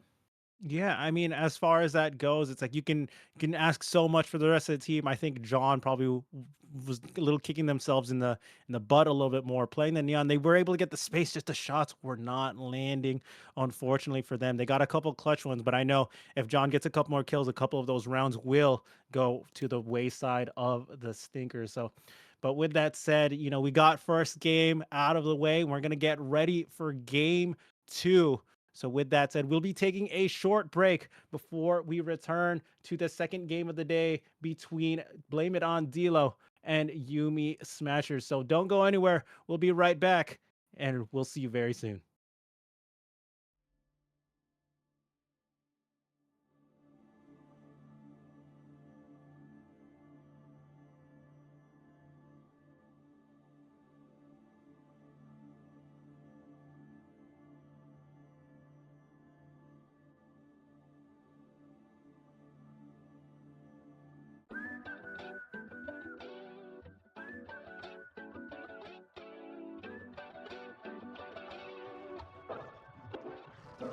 I don't know what you've been told, but I'd be insane not to play my role. Yeah, I know I can break a fall. The stakes are low. If I can say one thing, just know that I got a hand that I can lend you. And it don't matter when, no, I'll protect you. Call on me, I'm here whenever. Those who played it in one will five is bad. Just know that I got a hand that I can lend you. And it don't matter when, no, I'll protect you. Call on me, I'm here whenever. Those who played it in one will five is bad. Oh, you think you tough, huh? I think that's unlikely. You can keep on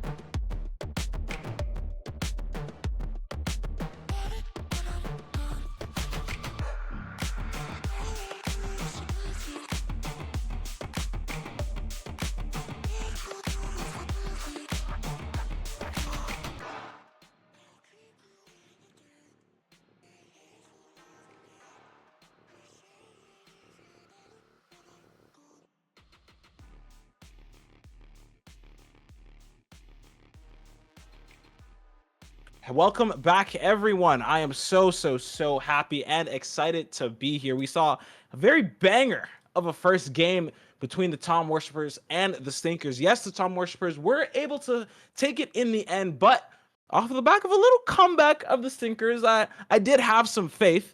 No matter, the Tom Worshippers are going to move on and take it, the first team in the upper semifinals. And now we're going to be covering the Blame It on Dilo squad versus the Yuumi Smashers.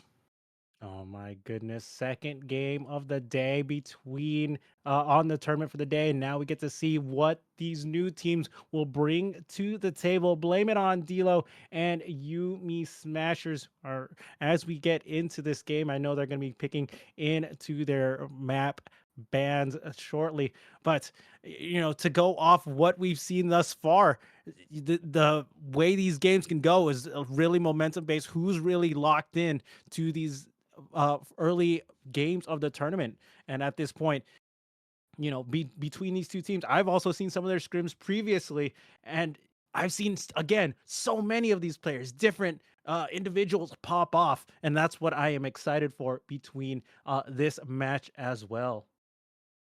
Yeah, I'm very excited about this match, but I do want to talk about the lineup very quickly. Another team that I had previously casted, the Blame It on Dilo team. You got Blue Jay, you got the man, the myth, the legend, Dilo himself, Mikers, Otter, and Noon, not to be confused with Noona. Don't confuse the two separate people. But on the opposite end, you have the Yuumi Smashers, Miss Jewel, Samba, Mulgogi, Ricer, and Simba. Not from the movie. Not from the movie. Everything the light touches is not their kingdom, unfortunately. But as we go into their lineups, we're gonna look at the map pick as well. We are gonna be going on to Lotus with Blame It on Dilo starting on the attack side. So our first three-sided map of the tournament this far. So we know typically, generally three-sided maps, attack sided with the defense always being spread out thin on some of these sites. But as far as this goes, what are your quick thoughts going into this map, Yoogee? Quick thoughts going into this map. I'm honestly very excited to watch Lotus. I think I enjoy not only watching but playing Lotus because in my opinion, it's one of the prettiest maps, not only to cast, but for playing. It's fun because of the spinning doors. You could do so much damage with that spinning doors between BC and then, of course, the one on BC. Sorry, my Canadian came out. I'm sorry. That's my bad. But no matter. Another thing I want to know, Otter and Mikers on the Blame It on Dilo squad, they're the season 2 champions. The previous season's champions trying to run it back, maybe take the win again, go back to back if at all possible. But no matter, we'll be going in very shortly. Just waiting on a couple of things, but we got to talk about Rage Bait comps again, man. We got to bring it back. We got to bring it back. We got to bring it back. Okay. Well, let's figure it out. Let's figure this out. Breach. Lotus. Breach. Breach. I think Raze has to be on there as well. Okay, paint shells. Oh, every choke point is always paint shelled off, and then you're like, damn it. Low key. Would you put Vise there? Would you put Vise in the Rage Bait comps? I don't know if it's that rage baity. I mean, it's like it's annoying, but is it rage baity? No, that's fair to say. I'm trying to think of a Sentinel that would be like very annoying to play against, and you just be like every single time you head towards their site, you're like, oh my goodness, again. Is it Deadlock? Wait a minute, it's just Deadlock, no? It could be. It absolutely could be. I know this is just a me thing, but it's like semi-controller or whatever. It's like you see, I get raged when every time I'm dying to oh my god, a chamber. This has nothing to do with like their util. I'm just dying to a chamber every time on Lotus, and I'm like, man. I wish I could be better.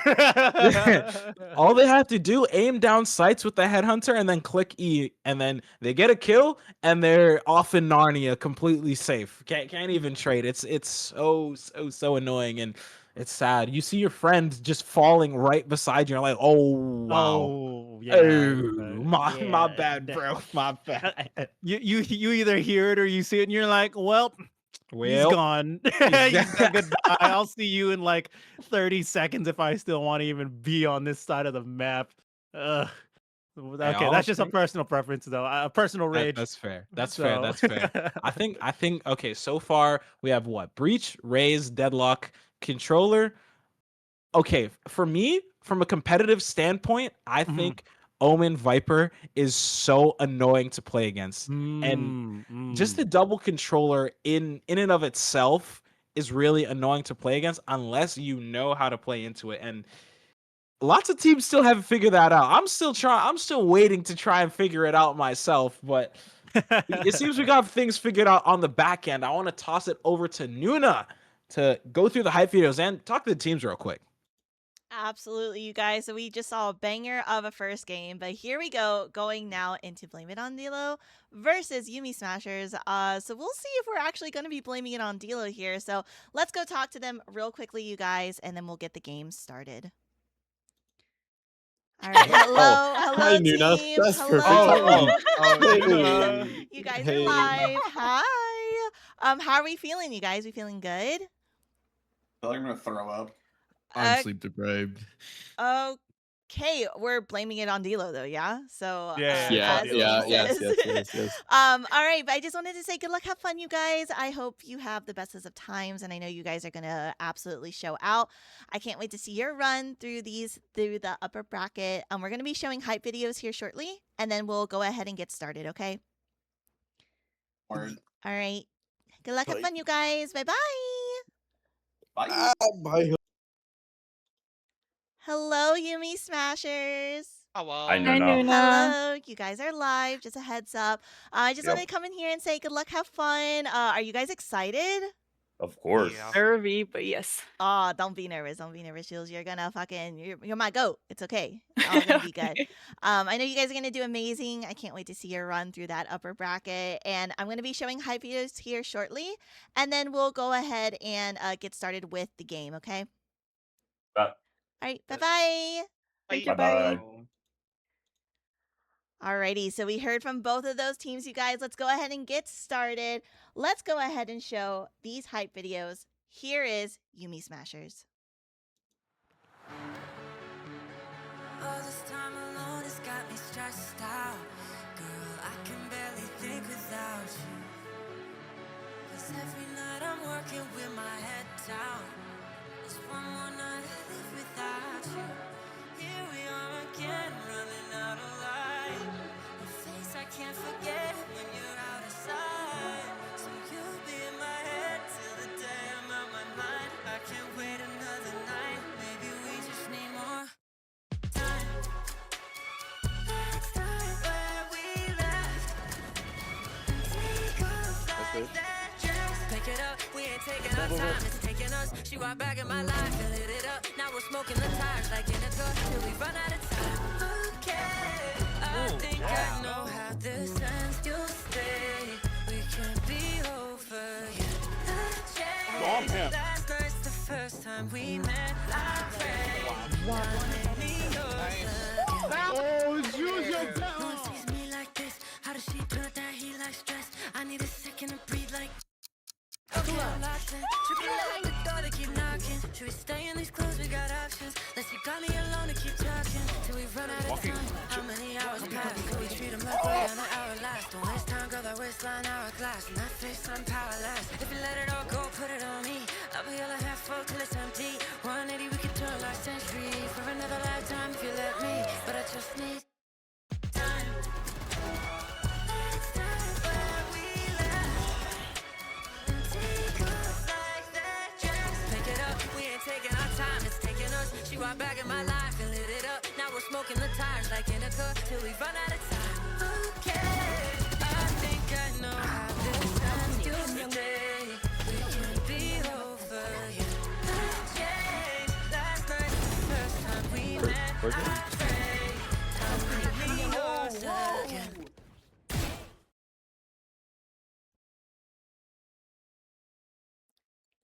All right, let's give it up for Yuumi Smashers, and then going straight into Blame It on Dilo.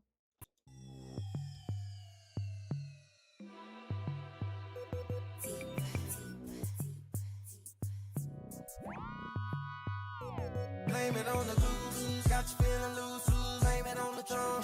Got you feeling gone, blame it on the alcohol, blame it on the she says she usually don't. Alright, are we gonna start actually trying now, or? Cause shorty know what she want, but she don't want to see like she I didn't mean that. I hear you saying what you won't do, but you know we're probably gonna do what you've been feeling deep inside. Girl, what you drinking? Gon' let it sink in. Here for the weekend, thinking we can see what we can be if we press fast forward. Just one more round and you're down. I know it's never caught up, feeling with it, but what you don't even care. I was on my way, find you was before my bus set in. Fuck you.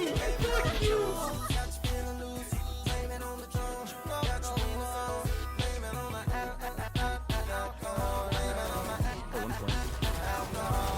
the rock, blame it on the Henny, blame it on the blue tap, got you feeling dizzy, blame it on the alcohol, blame it on the oh my god. Screaming money ain't a thing if it ain't throw it up in the sky. And hold your drinks up high. Until my independent mamas, you can buy their own bottles. If you're looking like a model, when them broke fellas, how I tell them bye. Hold your drinks up high. You can blame it on the goose. Got you feeling loose. Blame it on the drum. Got you in the zone. Blame it on the alcohol. Blame it on the alcohol. Blame it on the rock. Blame it on the Henny. Blame it on the blue tap. Got you feeling dizzy. Blame it on the alcohol. Blame it on the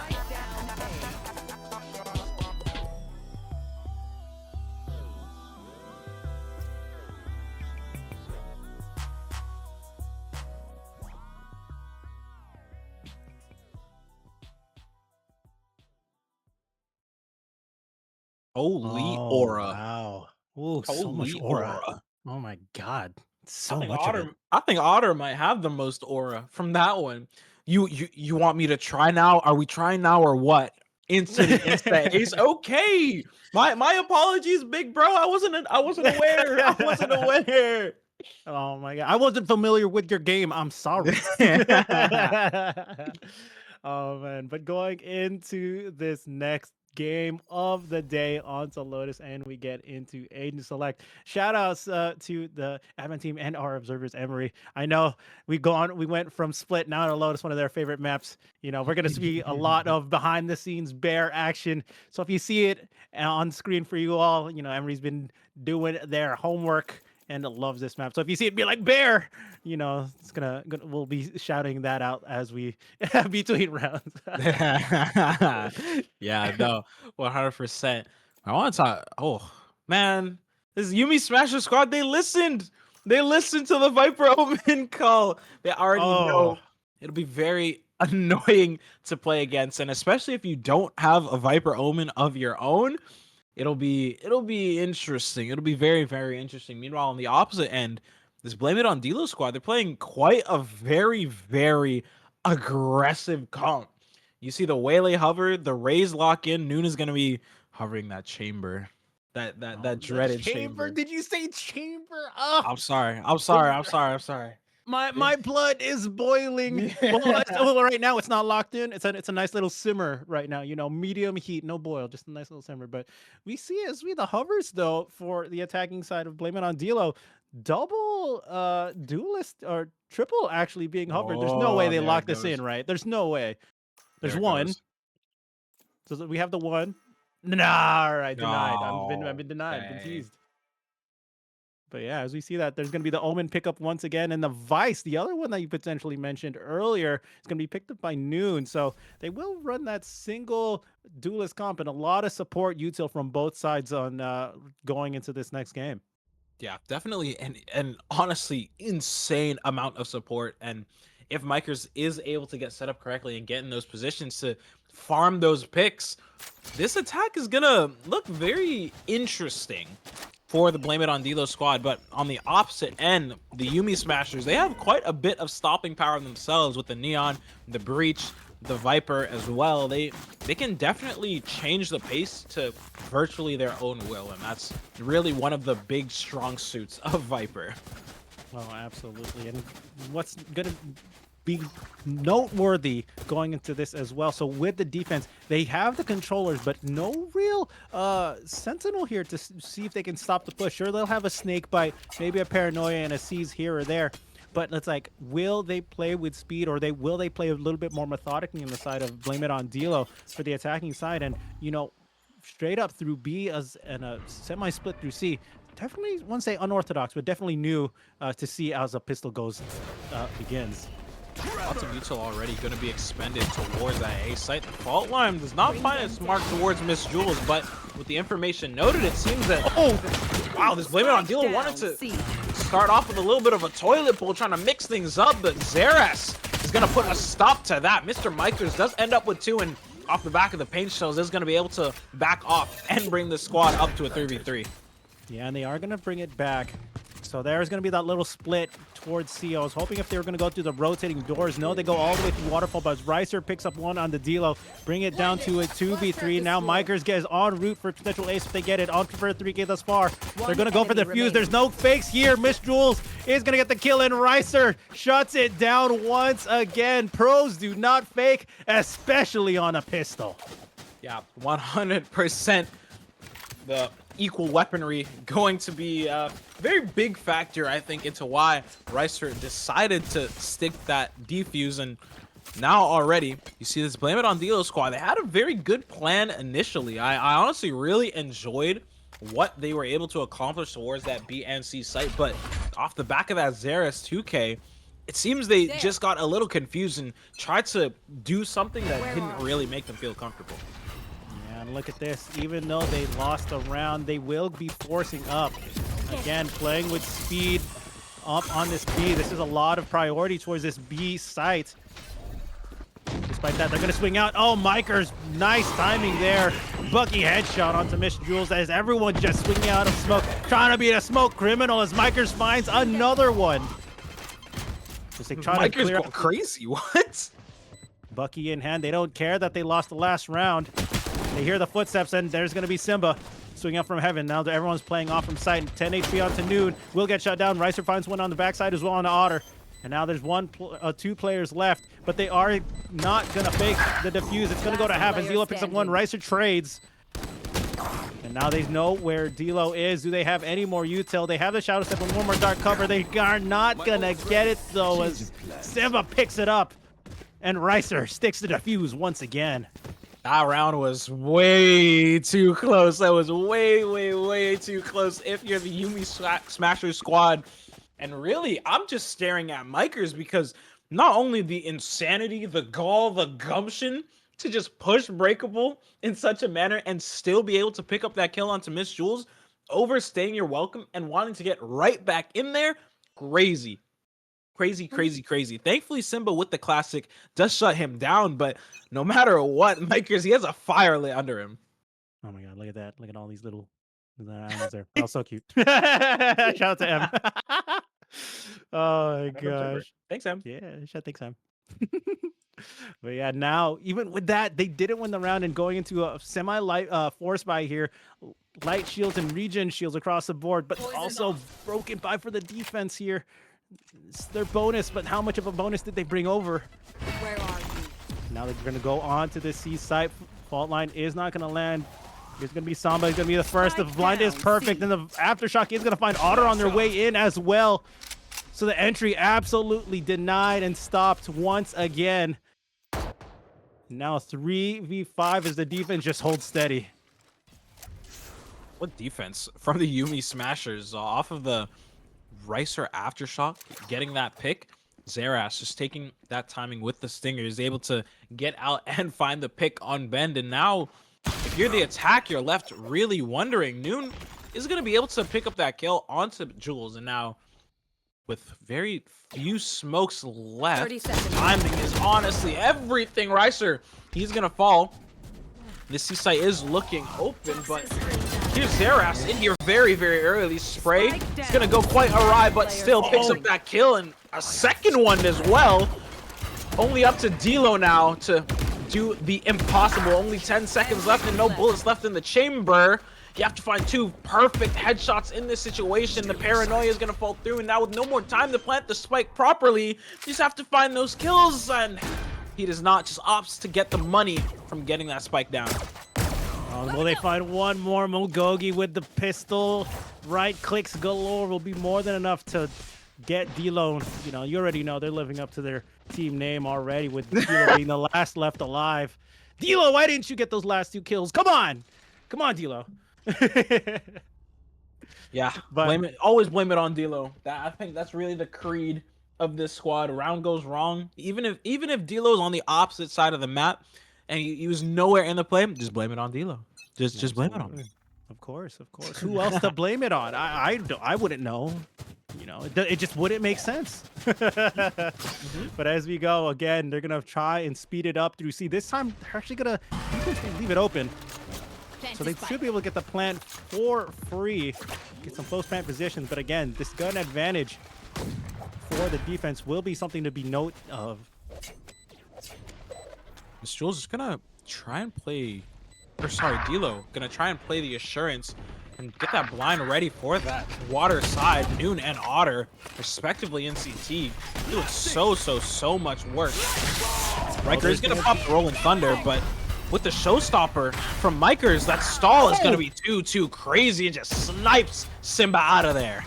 And they're going to be pushing in. It's going to be a 2v4. Pistols is going to be versus these rifles, though. So how much are they going to get? Yoogee finds the first on the Mikers. They're going to push forward. He's going to get a second as well, but there's no more time to get the defuse. They're just going to stall out. Yoogee gets it, and there's going to be Blue Jay up close and playing on the edge of the smoke. And now, first round of the board for Blame It on D'Lo. Yeah, honestly, that round really just comes down to the Blame It on D'Lo squad's positioning and how they played off of each other. Yes, of course, you have Noon and Otter towards CT doing the Lord's work and getting those 2 picks with the Sheriff and the Spectre, but still wasting so much time and baiting out a lot of utility is really what sealed the deal for that round. And Blame It on D'Lo squad, they're turning up now. Sick and tired of losing they are. And now for the first time, we see the Yuumi Smashers on a little bit of a broken buy, only 1 rifle, but lots of shields. Yeah, we'll see. They rolled the dice that round towards C, and they won out in their Noon, making their presence be known on A. Trying to pull the defense over to that A side as they now look like going to be posturing towards like another C split through that rotating door once again. Yeah, this default has been going the way of the Blame It on D'Lo squad, and if your Sentinel is going to be able to hit shots like that, then this site should be very free. Steel Garden as well is going to be invested. Otter finds one. Is this 1v1 is very important, but does not go the way of Ricer, and with util out, Noon is just going to capitalize. Zeras, only a judge in hand, is going to be noted out by the Prowler, but in a 1v5 with only a judge is looking very impossible. Oh, sees into the razor wire as well. Okay, I was gonna say if it pulls him in, that's just unfortunate. He's gonna be taken down. Gets a little bit of an upgrade, but again, Judge in hand, like you said, and Paranoia, they're throwing everything, including the kitchen sink, and finally puts them down in a flawless 4. Blame It on D'Lo. They think they're better than us. Yeah, and what confidence going into these rounds is Zeras, having to do quite literally everything. But you talk about they were getting everything thrown at him: the kitchen sink, the refrigerator, the toilet itself. I don't know. You can't do too much getting back into that round. And it seems now the Blame It on D'Lo squad, they want to shift over towards that A site, which is in fact the correct call, seeing as you see Yoogee and Ricer over towards C. Yeah, and the Viper Spit already going to be invested early for the defense of Samba here. It's going to stop that beat push. But now, first time they're actually going to head over to A. How these teams will be used. Nightfall going to be invested as well for the offense this time around. And again, no one on site here to stop the plant. And just going to get another free plant, 5v5 once again. But this time, defenders on the flank. Oh my goodness. Oh no, another aftershock kill? No way. Ricer looking like a young Jota Bozo with these aftershock kills is able to get so much value. And this pinch should prove to be very, very effective. Nightfall is going to nut out very many players on site towards that triangle, but you're really looking at Micers here to be the difference maker. If your teammates are going to be crunched in tree this much, you just have to try and hope you get a multi-frag. Here he's going to be able to find 1, 2 turns. Blue Jason off the spray is able to find all 3 and clips that round out for the Blame It On Dilo team. How does that happen?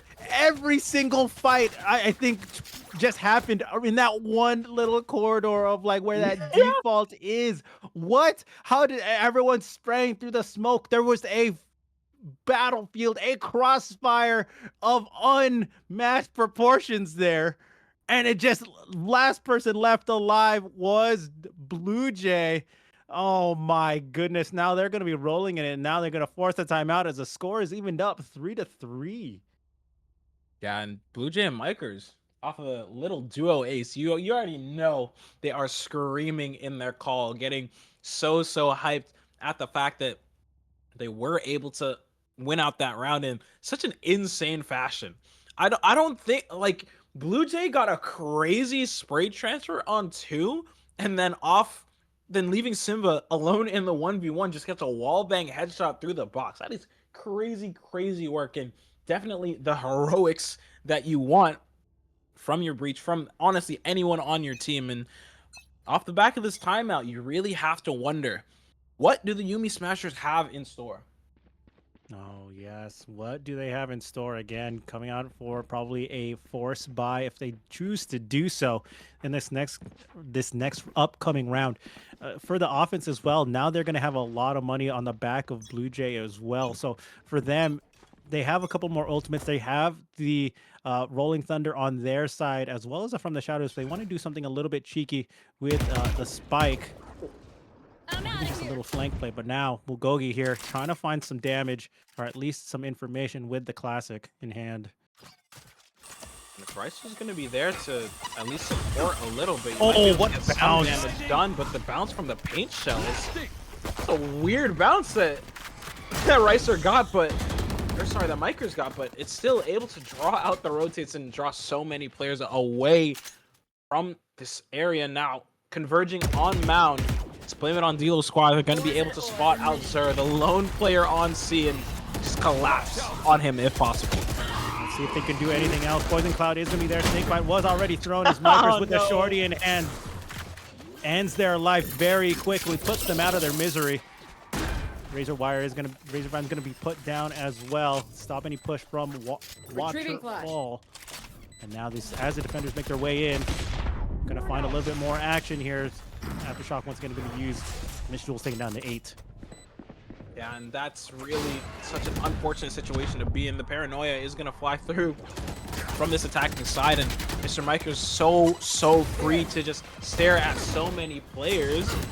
Bulgogi is going to be able to pick up 1, but Micers the ace does get 4. Are they going to let him get it? No! No! Hey, okay, listen. Micers technically got the ace. Because they took themselves out with the showstopper, that's 5 kills. No? Is that not 5? I would say that's an ace. The math is the math mathing. The math is mathing. With the showstopper. Somebody died. Does that count? Does that count? No. No. Oh man, pulling out the showstopper. Oh my goodness. Now this time, blame it on Dilo. I think you're gonna be blaming it on Noon on that one. Blame it on Noon. We're blaming it on Noon. I'm down. But we'll see. A bit of a highlight reel regardless. 4K. Meanwhile, on the other side, Micers getting an early kill onto Ricer as well. Bulgogi, I believe that's a duel through B main. And now the offense shifting back to a default here. Default spreads, get more information. See if they can get another pick. Micers gonna be on top of trouble here. Just fall down and just trying to make as much space by himself if possible. Is gonna hear 1 on the A site, but it's 2v2 spread from the defense.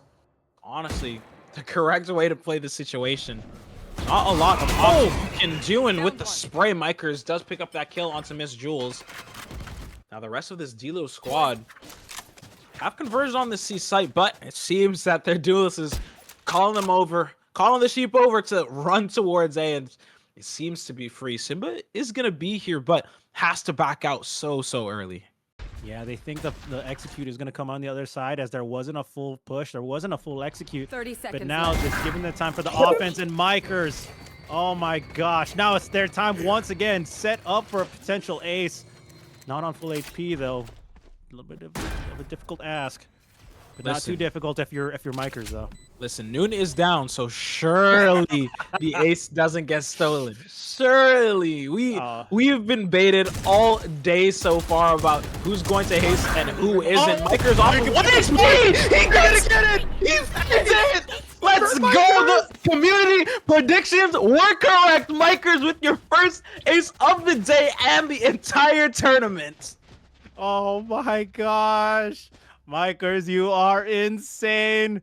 The flick onto the neon player of Mulgogi, back on to the final kill as well. Not full HP. Wow, wow. Yeah, he could have got 2, says Dilo. Yeah, honestly, if I'm Noon there, I'm apologizing so many times for stealing the first one, but no matter, Mikers is gonna be able to find the ace, and 17-6 has the Rays going absolutely nuclear on this map. Yeah, already 2 off from the showstopper as well. Dilo finds 1 to start this next round off. They got a couple ultimates still in stock for both teams here. But let's see how they decide to use that, as it was like a light buy for the defense. I doubt that they want to get it unless they get another early pick. This positioning from Simba, it's very important, because Bucky has to try and get as much value as possible, but man, the Blame It on Dilo team, they're so smart with how they're playing. They want nothing to do with Tree, and with Dilo opening the door at such a bad timing for Simba, this site is all but theirs for the taking. Yes, the aftershock from Ricer does ring true and does at least stall. But Gogi finds 1. Rice runs another one. Wait a minute. Person advantage. Miker brings it back down to even, and there's going to be the overdrive invested. They know they have to bring these ultimates into hand. And Mikers once again. Explosions across explosions. Nuclear the last. Showstopper the next. And they will find a double with it to end that one. Oh my goodness. My word, Mikers, what are you doing? 20-6? We still have 3 rounds left in this half, and he's just going absolutely insane right here. Like, you can't even count out the rest of this Dilo squad, because they're getting their picks when it matters in those moments. But if you're the Yuumi Smashers, you have to just start scratching your head.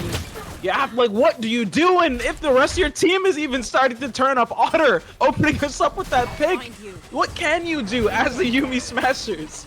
Yeah, at this point, for me as an observer, as a caster, it's just like you're praying for an answer here.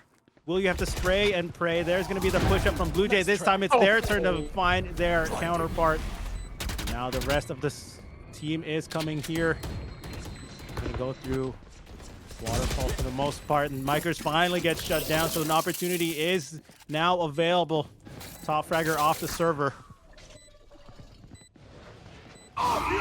Slow it down. They are going to invest it. Rolling Thunder is going to be put down for the offense this time. Otter finds that one, so it's going to stop the push. Blue Jay finds another. Mugogi. Ghost falls as Simba gets 1, but it will not be enough as Noon cleans it up.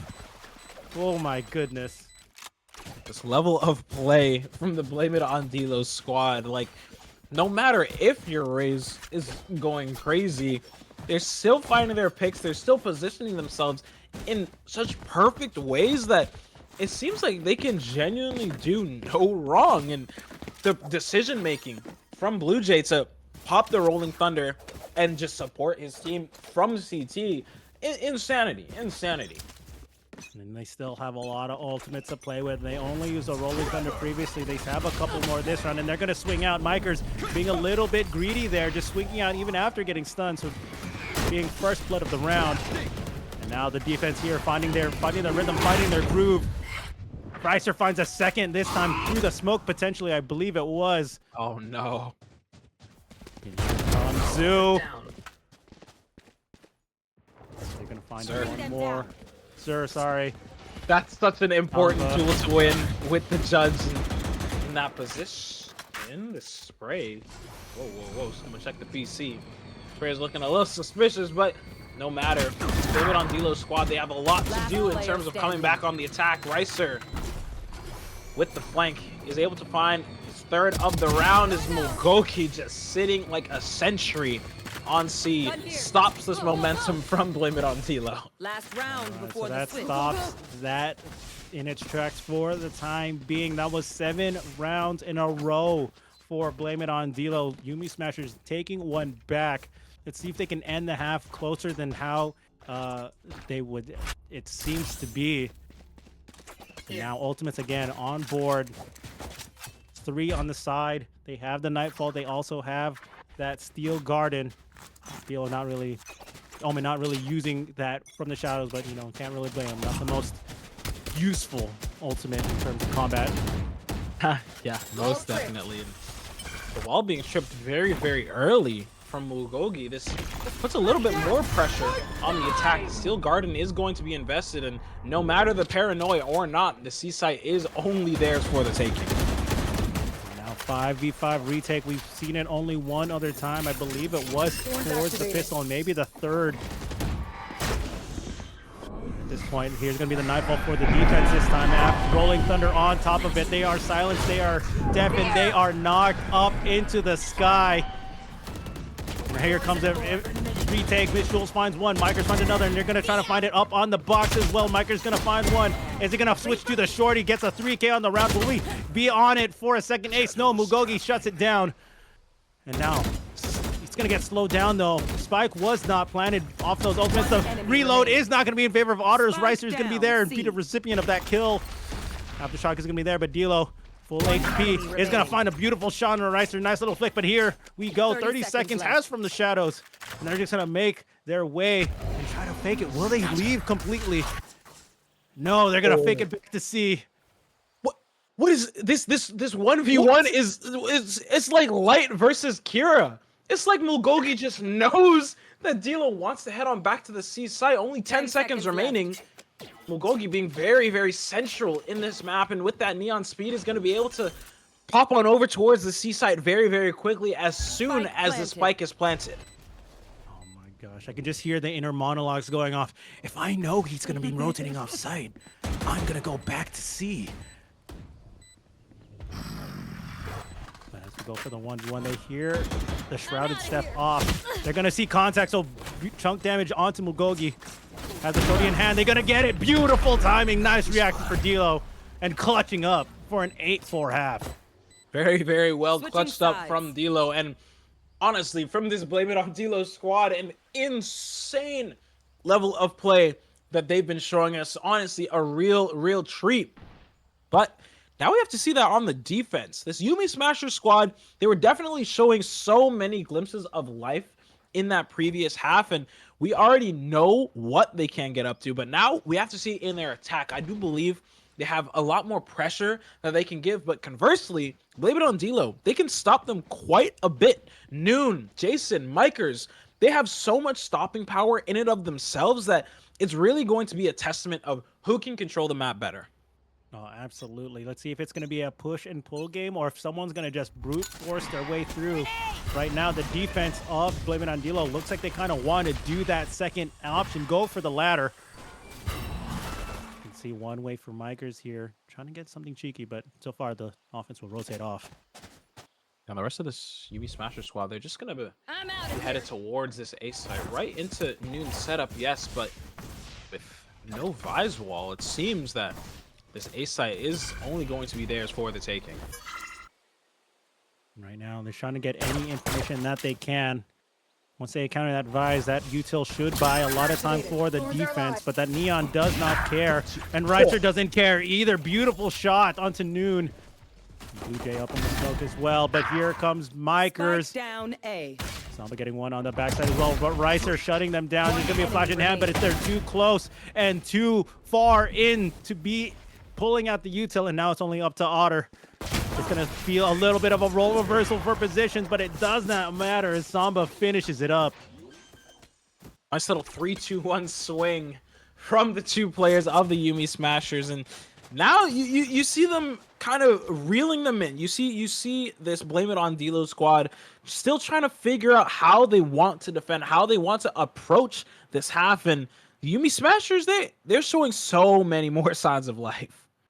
Oh my gosh! Speaking of signs of life, look at this bear. Signs of life in this cave. Oh my! A little Giving life to seance a up in flower. here. Ooh, so magical, so pretty. But yeah, like you said, now the offense on their anti-eco.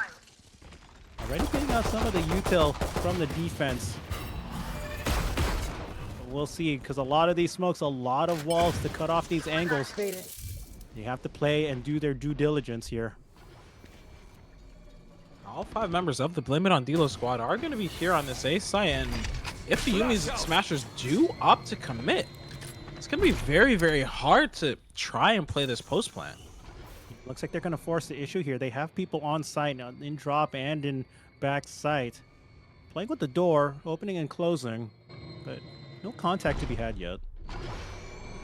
Over and over again, this door is just going to be spun as Otter. It's going to be the first player to fall on the Blame It on Dilo squad, probably baited out by how many times that door was open. Zur in this smoke with the Spectre. Is he going to be able to find the kill? And Mikers with the shorty, unfortunately, cannot find it.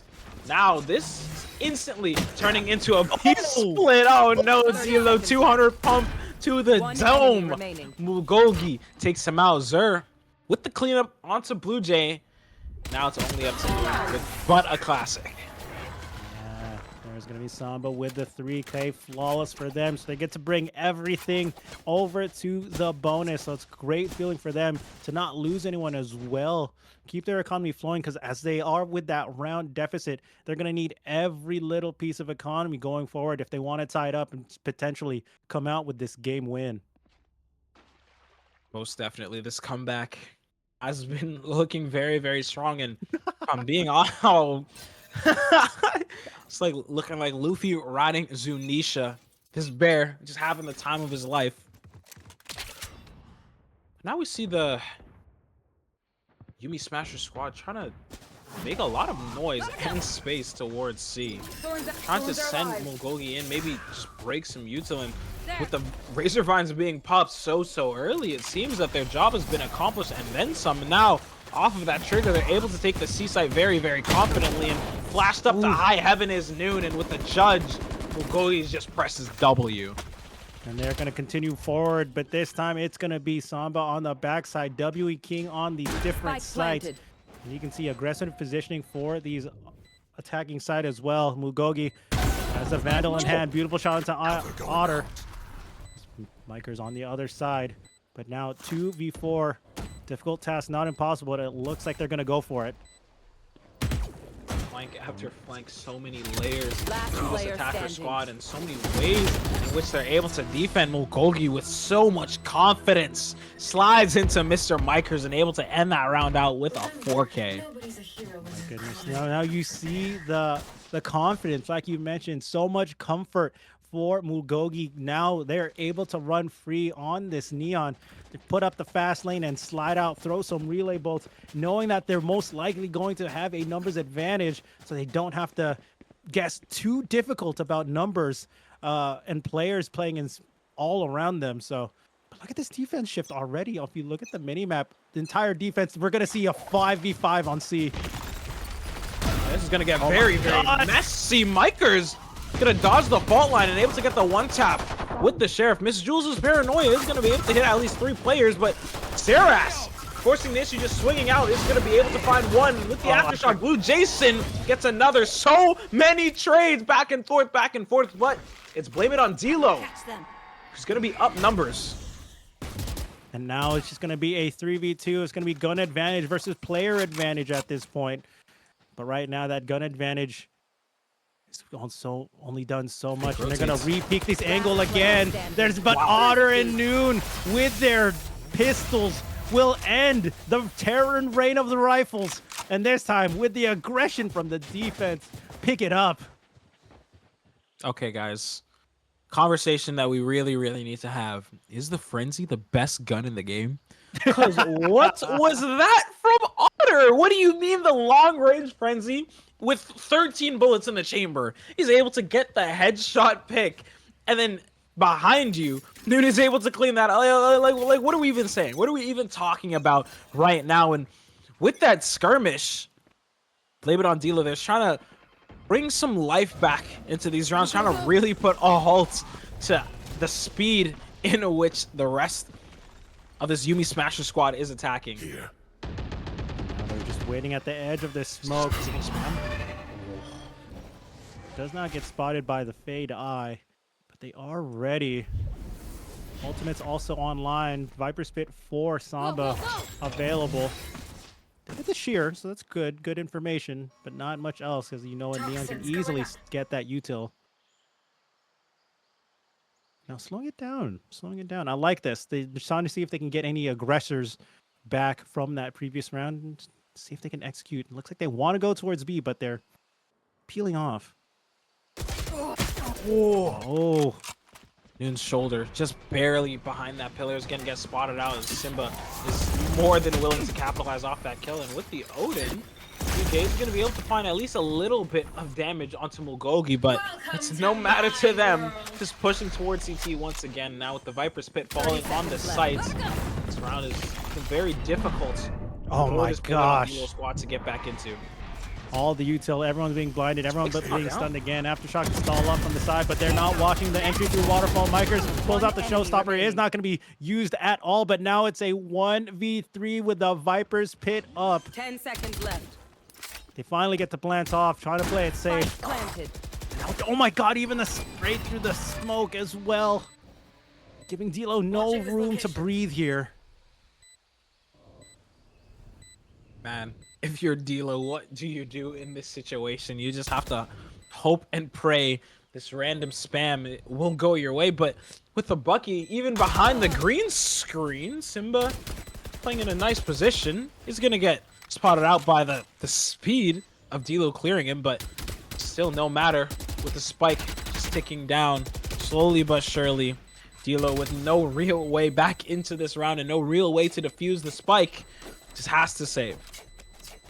Yeah, there's going to be the offense once again. Now it's going to be a 1-round difference. And once again, the aggression. Is that going to be the answer that the defense needs? Fighting fire with fire rather than put out the fire with some water here. We'll see if sparks continue to fly. Hey, fighting fire with fire worked out on C Mound. That's all I'm going to say. That is all I'm going to say. But it's really going to be a test of wills and a test of times. And it seems these bears on the floor, as their wills are getting tested, we might be seeing a little bit of a cult following. Not too sure what's happening over here. What these guys are up to. What I am sure about is 4 players of this. Oh my goodness, the Yuumi Smasher squad headed right towards B. Samba. Find it. Oh, yeah. LuBu with the Bucky in hand. They're going to find it. They're going to force their way through, power through with the shotgun and the backside. Support from D'Lo up on high as well as Miss Jules finally shuts it down. C's will not land. And that eye is going to show them exactly what they knew already, that there was a player up close. A little bit of a wrap from Noon as well. So now they're just getting pinched in. These guys are stuck. Enemy remaining. Oh, man. Finds one, will find the second. Stuck between a rock and a hard place. These players, they just couldn't really go anywhere. The options were so limited, and really big ups to D'Lo and Jason on B. Jay just swinging B main with a Bucky off of no information. Crazy work, by the way. Who's doing it? Who's doing it like that? Genuinely, who is doing it like that? And slowly, it seems the ult economy is starting to swing the way of this Blame It on D'Lo squad. 1 away from the Steel Garden with 3 ultimates on the board. It's really up to the Yuumi Smashers to kind of break this flow. We'll see how they want to do it. They do have the Rolling Thunder and the Nightfall available to them. We'll see if they decide to stack it like they did on the other side. So there's going to be the first. Knowing on sight, they're going to take a little bit of damage from the Razor Vines on the way in. They do have control of the site. They're going to be very close to CT here. I was honestly expecting a little bit of a random spam, but no matter, with the Rolling Thunder and the Nightfall in their hands as well, they're able to disrupt the site so heavily. Oh my Everyone. Bikers! They're gonna find it. Miss Jules and Simba gonna be the first recipients. Even though they were hit with the ultimates, they were not denied the kills. So a little bit unfortunate there that the defense could not follow up on it as properly as they wanted to. Here comes the rest. There's gonna be Paranoia. Riser finds one onto Otter. As Jules finds one as well. Now it's just up to a 1v5 for D'Lo. Blaming it if he can't get the ace, but he can only get the one as Miss Jules picks up the 3K. Insane from the Yoogee Smashers to be able to defend their position. They were hit by the Nightfall and the Rolling Thunder. Like what?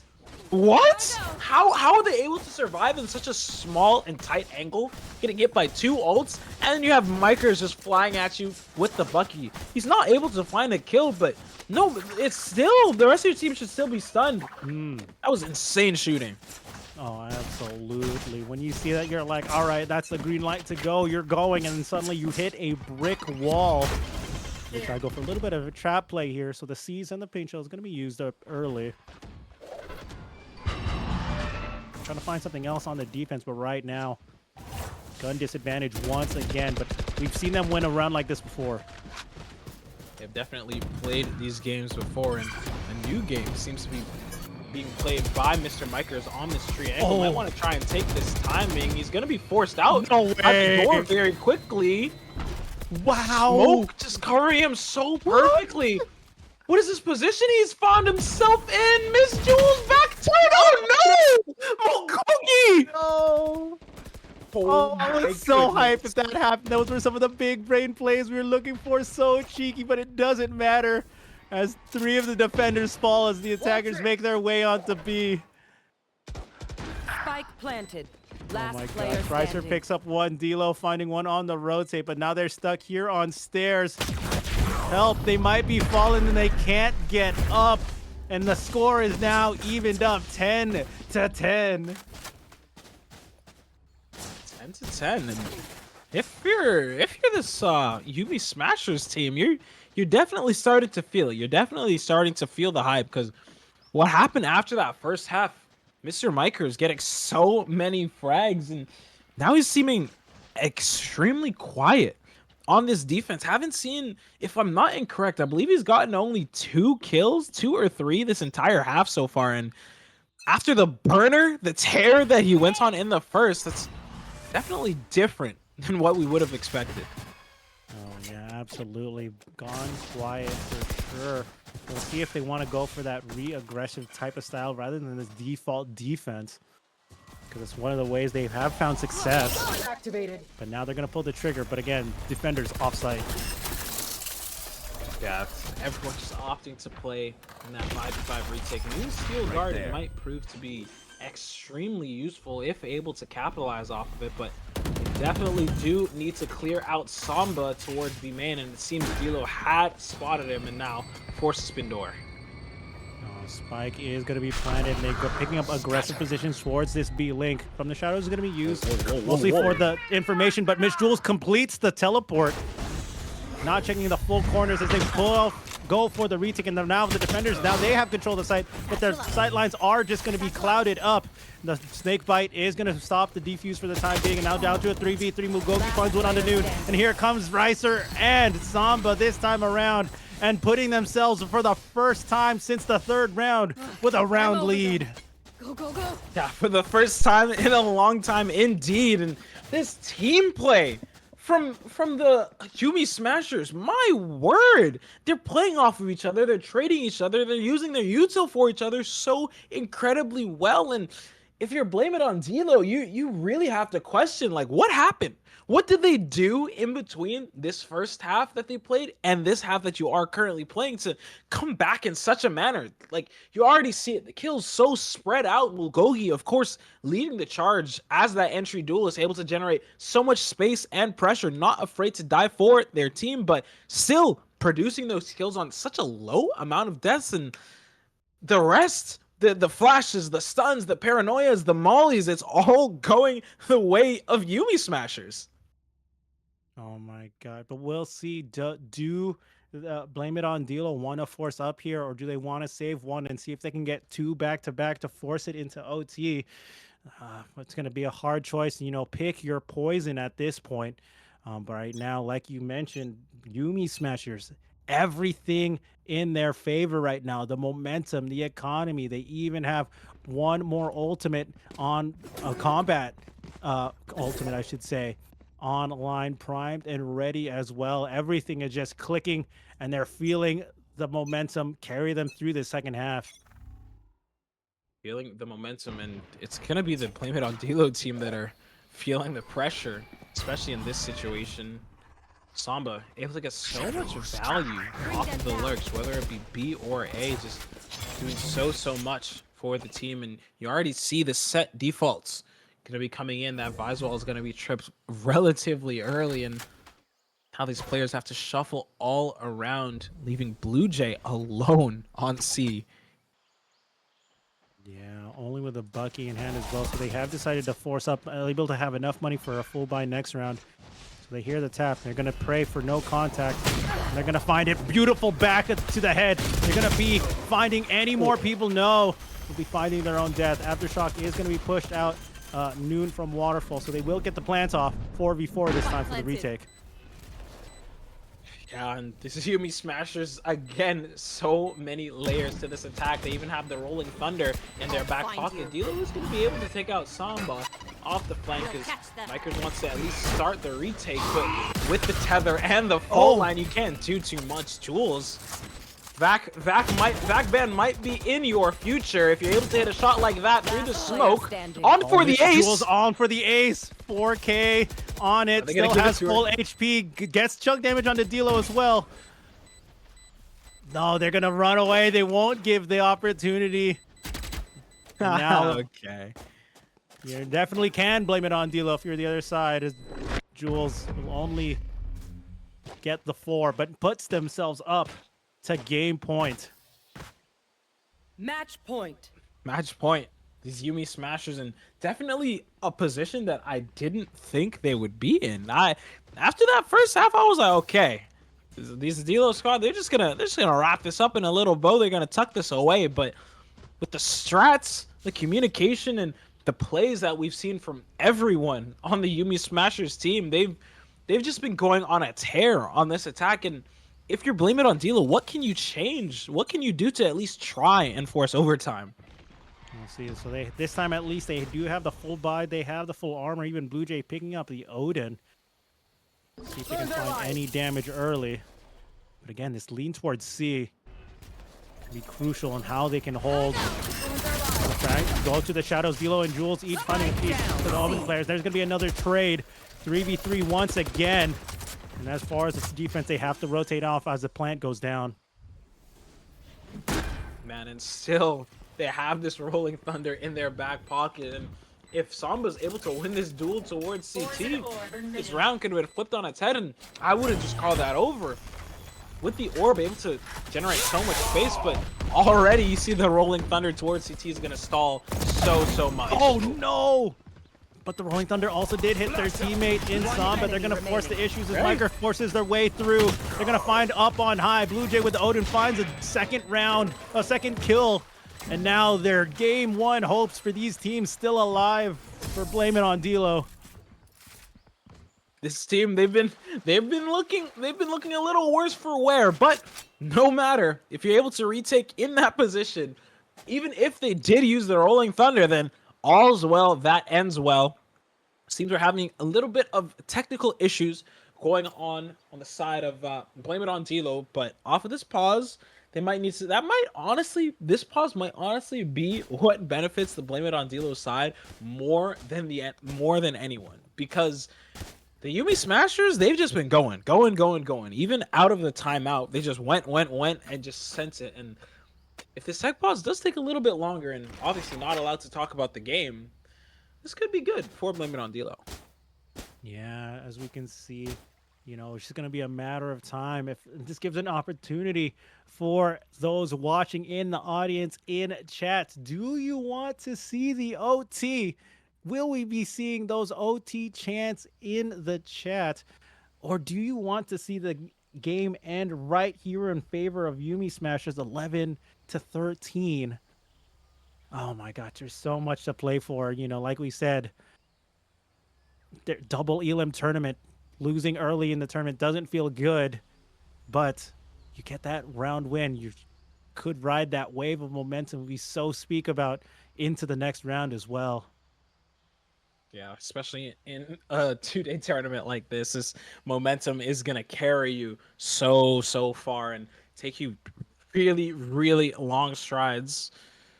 We see D'Lo going to be buying an operator in this round, something we really haven't seen much of or at all, I believe.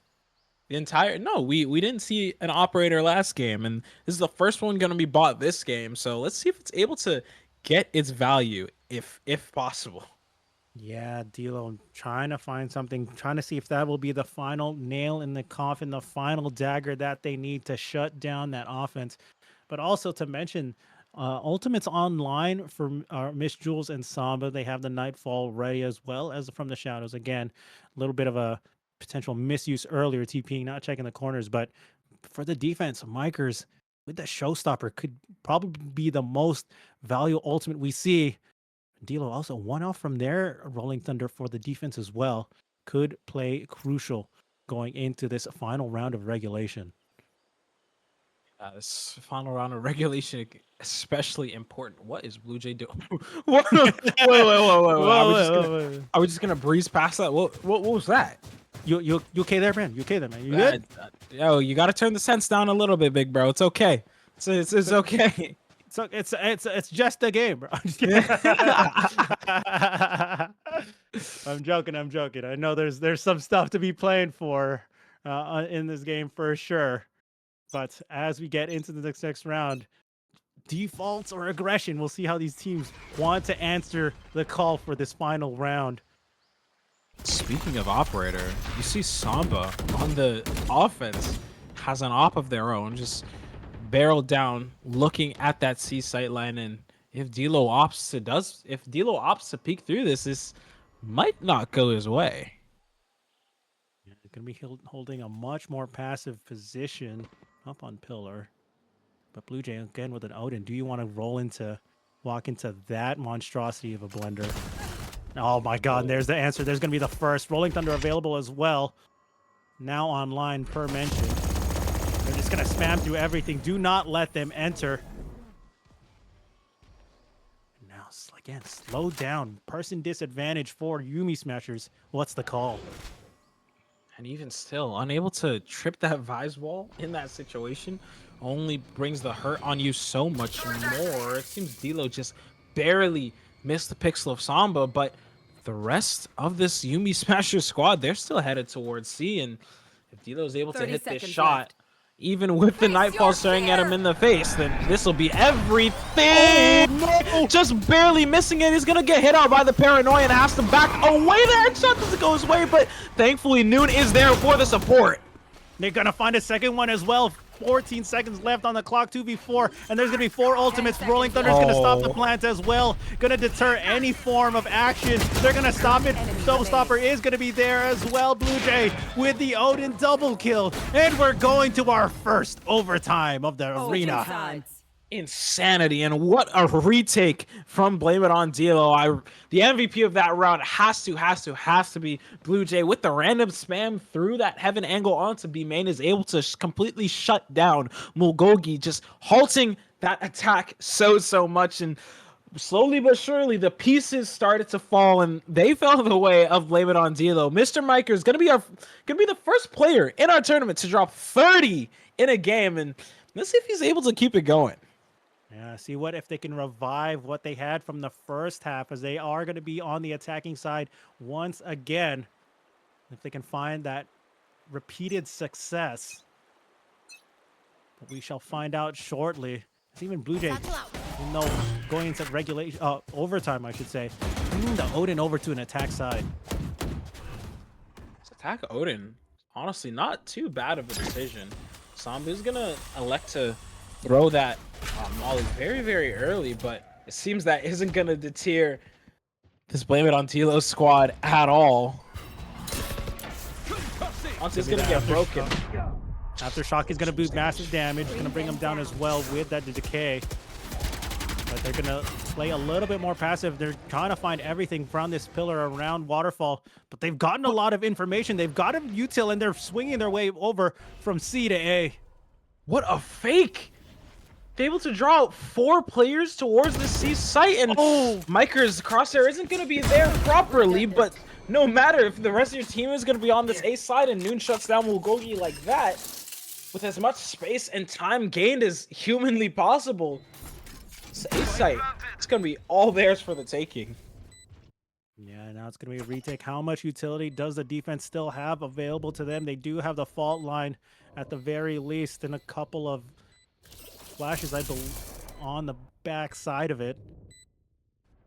But a lot of time is ticked off the clock already.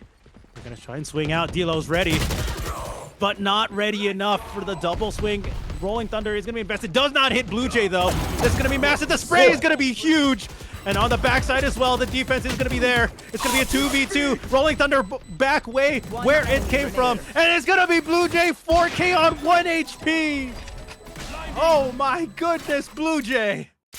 Blue Jay, what are they feeding you? It has to be the sense change. After what we saw with the 5 billion 360s during the tech bots, it has to be the sense change, because you're going crazy, man. The util usage, not only for yourself but for your team, is crazy. And then the Odin. Why did we see this earlier? You're going crazy with the Odin. Why did we see this earlier? Oh my goodness, and they're going to continue with that comfort on the Odin on their defense. Dilo this time with the op, no armor, of course, but limited funds in overtime. They're going to pick towards C. They're going to find it. Dilo, first nail in the coffin in, but they're going to be going to their own funeral in this round. Mulgogi finds that one, gets another one. Beautiful swing onto Noon. And now the rest of the defense here trying to find their way in through B. Spike planted. And it's like Mulgogi just doesn't care whatsoever about the happenings of the previous round, just barreling through towards that C site. Even if Dilo was able to find one pick, Mulgogi just holding W with that Neon. He's able to get such a perfect entry, and now Blame It on Dilo. They have to try and do something. If Miker is able to get this kill, it might open up a lot. He is able to find his. Otter finds one as well. Now with Mulgogi spotted out, just have to move around at all if humanly possible. Mulgogi on for 3, does pop the overdrive and gets a 4K to answer right back. Oh my gosh, we thought the defenders were in the wrong position, and next thing you know, a couple of kills go Mulgogi way. Overdrive pop, and the rest of the team just floods that retake attempt and denies it right there. Oh my goodness, double overtime, here we are. Double overtime, man. Every one of these players, they're just going crazy. They're just doing their own thing and getting so many kills in such unexpected ways. We've seen Mulgogi being so good on the entry, but I really wasn't aware of their game. And once again, this Blame It on Dilo squad is going to be headed over towards the C site. No Molly, or sorry, Molly now invested for Samba. It's going to be Mulgogi on the opposite side of A. Very far pushed up. Line is going to be used. It's going to stun up Samba here, but no harm, no foul, as there wasn't an execute quite yet. Here it is. The flash is going to be used. They're going to be the first contact. Mitch Duel is going to be the first recipient of a kill. The Micers makes their way onto the site. It's their turn to see if they can get any information. This timing. Samba finds another one. That's Spike down. That's huge information. Instant rotates for the defense. They're going to try to find the win. Dilo finds one. Bikers find another. They know there's one more player in Waterfall, and they will find it. Now they bring it up to a player advantage for themselves. They will get the plant off, and we'll see. 16 HP on Dilo. Spike planted. Definitely doable to bring it down to at least a 2v2. This 3v2 is so hard to play. If you are the side of the Yoogee Smashers, and with Mikers getting another one and getting the showstopper online, it's looking very dangerous. Thankfully, that Neon is going to be fast enough to escape, but Mikers just right in front of the fast lane, has no care in the world, and Noon picks up that kill. Blame it on Dilo. 14-13, they are 1 round away from taking this game. Oh, 1 round away, but there's also 1 round away from a potential triple overtime. Oh man, if you're an OT lover, you know this is a game. You know, you get it early in the day. You get you're just getting excited over it. It's just like, oh my gosh, the action across the board is insane. So much action, so many stories being drawn from this game, and for the first time in a long time, the C's nade is gonna go the way of Blame It on Dilo. Gonna be able to sidestep it. Thankfully, is Miss Jules, but the damage and the information has been gained. Yeah, Shrouded Step is gonna save their life. Mike is trying to be a little bit cheeky, and they will find the kill, but Bulgogi will shut them down right back. Now player advantage for Yoogee Smashers here as they rotate off and leave a lurker. Looks like right now that will be the plan. Honestly, very correct decision to make. Is the brunt of this Blame It on Dilo team is going to be on this A site, but I believe they just heard Samba in tree making a step in. If Blue Jay with the Odin is able to pick up this kill, then they should at least be able to note that the rest of the squad is headed towards C. We shall see. Op in hand for Dilo as well. No armor, so if they do have to go for a retake opportunity, it's not going to be the best piece of weaponry to be in your hands. Even Bulgogi here picking up an aggressive position. Noon. Oh my god, Ricer! Beautiful swing, and Dilo finds Bulgogi on the backside anyways. Retake opportunity online. Now they're going to try to make their way both from CT. Util, I think, has been exhausted on both sides. Maybe one Shrouded Step left, so it's all going to be up to gunplay. And Ricer, with the 3K on the round, try to find their way in to triple overtime. Planted for Mound in the open. They have the information. Dilo's on site, and there's a Rolling Thunder to secure it. And triple overtime. Welcome. We welcome you with open arms.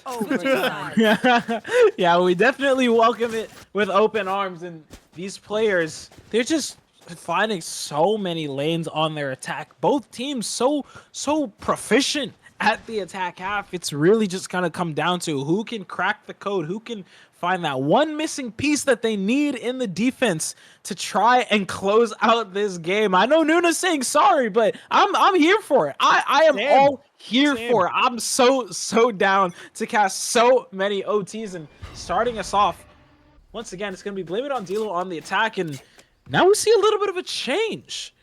The Yoogee Smasher squad, they, for the first time in this game, throw the one-way towards the C site and kind of halt the plans of the Blame It on Dilo team. Okay. At this point, it's going to be layers on layers. You mentioned it earlier. Death Note references. Who's going to be on the mind of who? Right now, looks like they do want to lean towards that C. Prowler is going to be used. Will not find any information. They know at least from 2 different shots. 2 players on C, so they're going to push their way through B. Link. It's going to be expended very early, and Miss Jules is the solo player towards B. This could be very dangerous as the attack is going to start making its way towards the site. Mikers, no matter what, finds the kill. How do you find that? What? Absolutely disgusting, unsanitary from Mikers there. Now the effort is going to be here. It's going to be up close and personally. B site is very short-sighted. Dilo finds one on that side, so they're going to find one. Double shorty shot. Will not find a kill, but will find some damage. As Samba and Simba each find a kill, they're going to find 2 more. Bring it down to a 2v2. 6 HP onto Samba, though. They have to tap it. The flash is going to be good as Blue Jay finds 1 and 2 back-to-back. And again, Blame It on Dilo. First round in the OT goes to them. First round in OT goes to them, but they're back on the defense, and if they can't find an early pick, this is gonna be so hard. And Blue Jay taking a very well timed timeout. You just definitely need this time to really talk about how you want to approach this defense, how you've been losing on the defense, and how we're in OT in the first place. Because if they're able to find it, if D'Lo's able to get as much value as possible with this operator, Blame It on D'Lo might be able to eke this one out and take the map. And you already know Mikers wants to take this one if at all possible. So much competition, this level of competition, being played. Insane from both teams. Yeah, we shall see competition both in gunplay, util, and even the IGLing here to make these calls. It's like that. I believe that might have been the first plant of this entire game that we got on B side. Correct me if I'm wrong, but mixing it up from the usual in here in OT, we're seeing all the stops be pulled right now. Nothing to be left on the table for these teams in terms of execution now.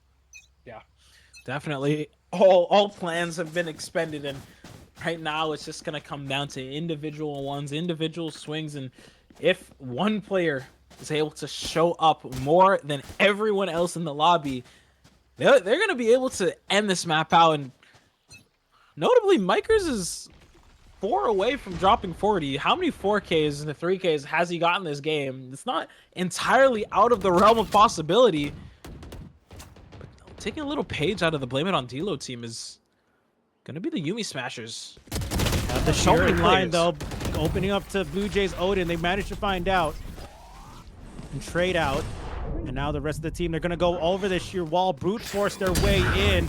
Oh my gosh, the satchel again is going to find a little bit of chip damage.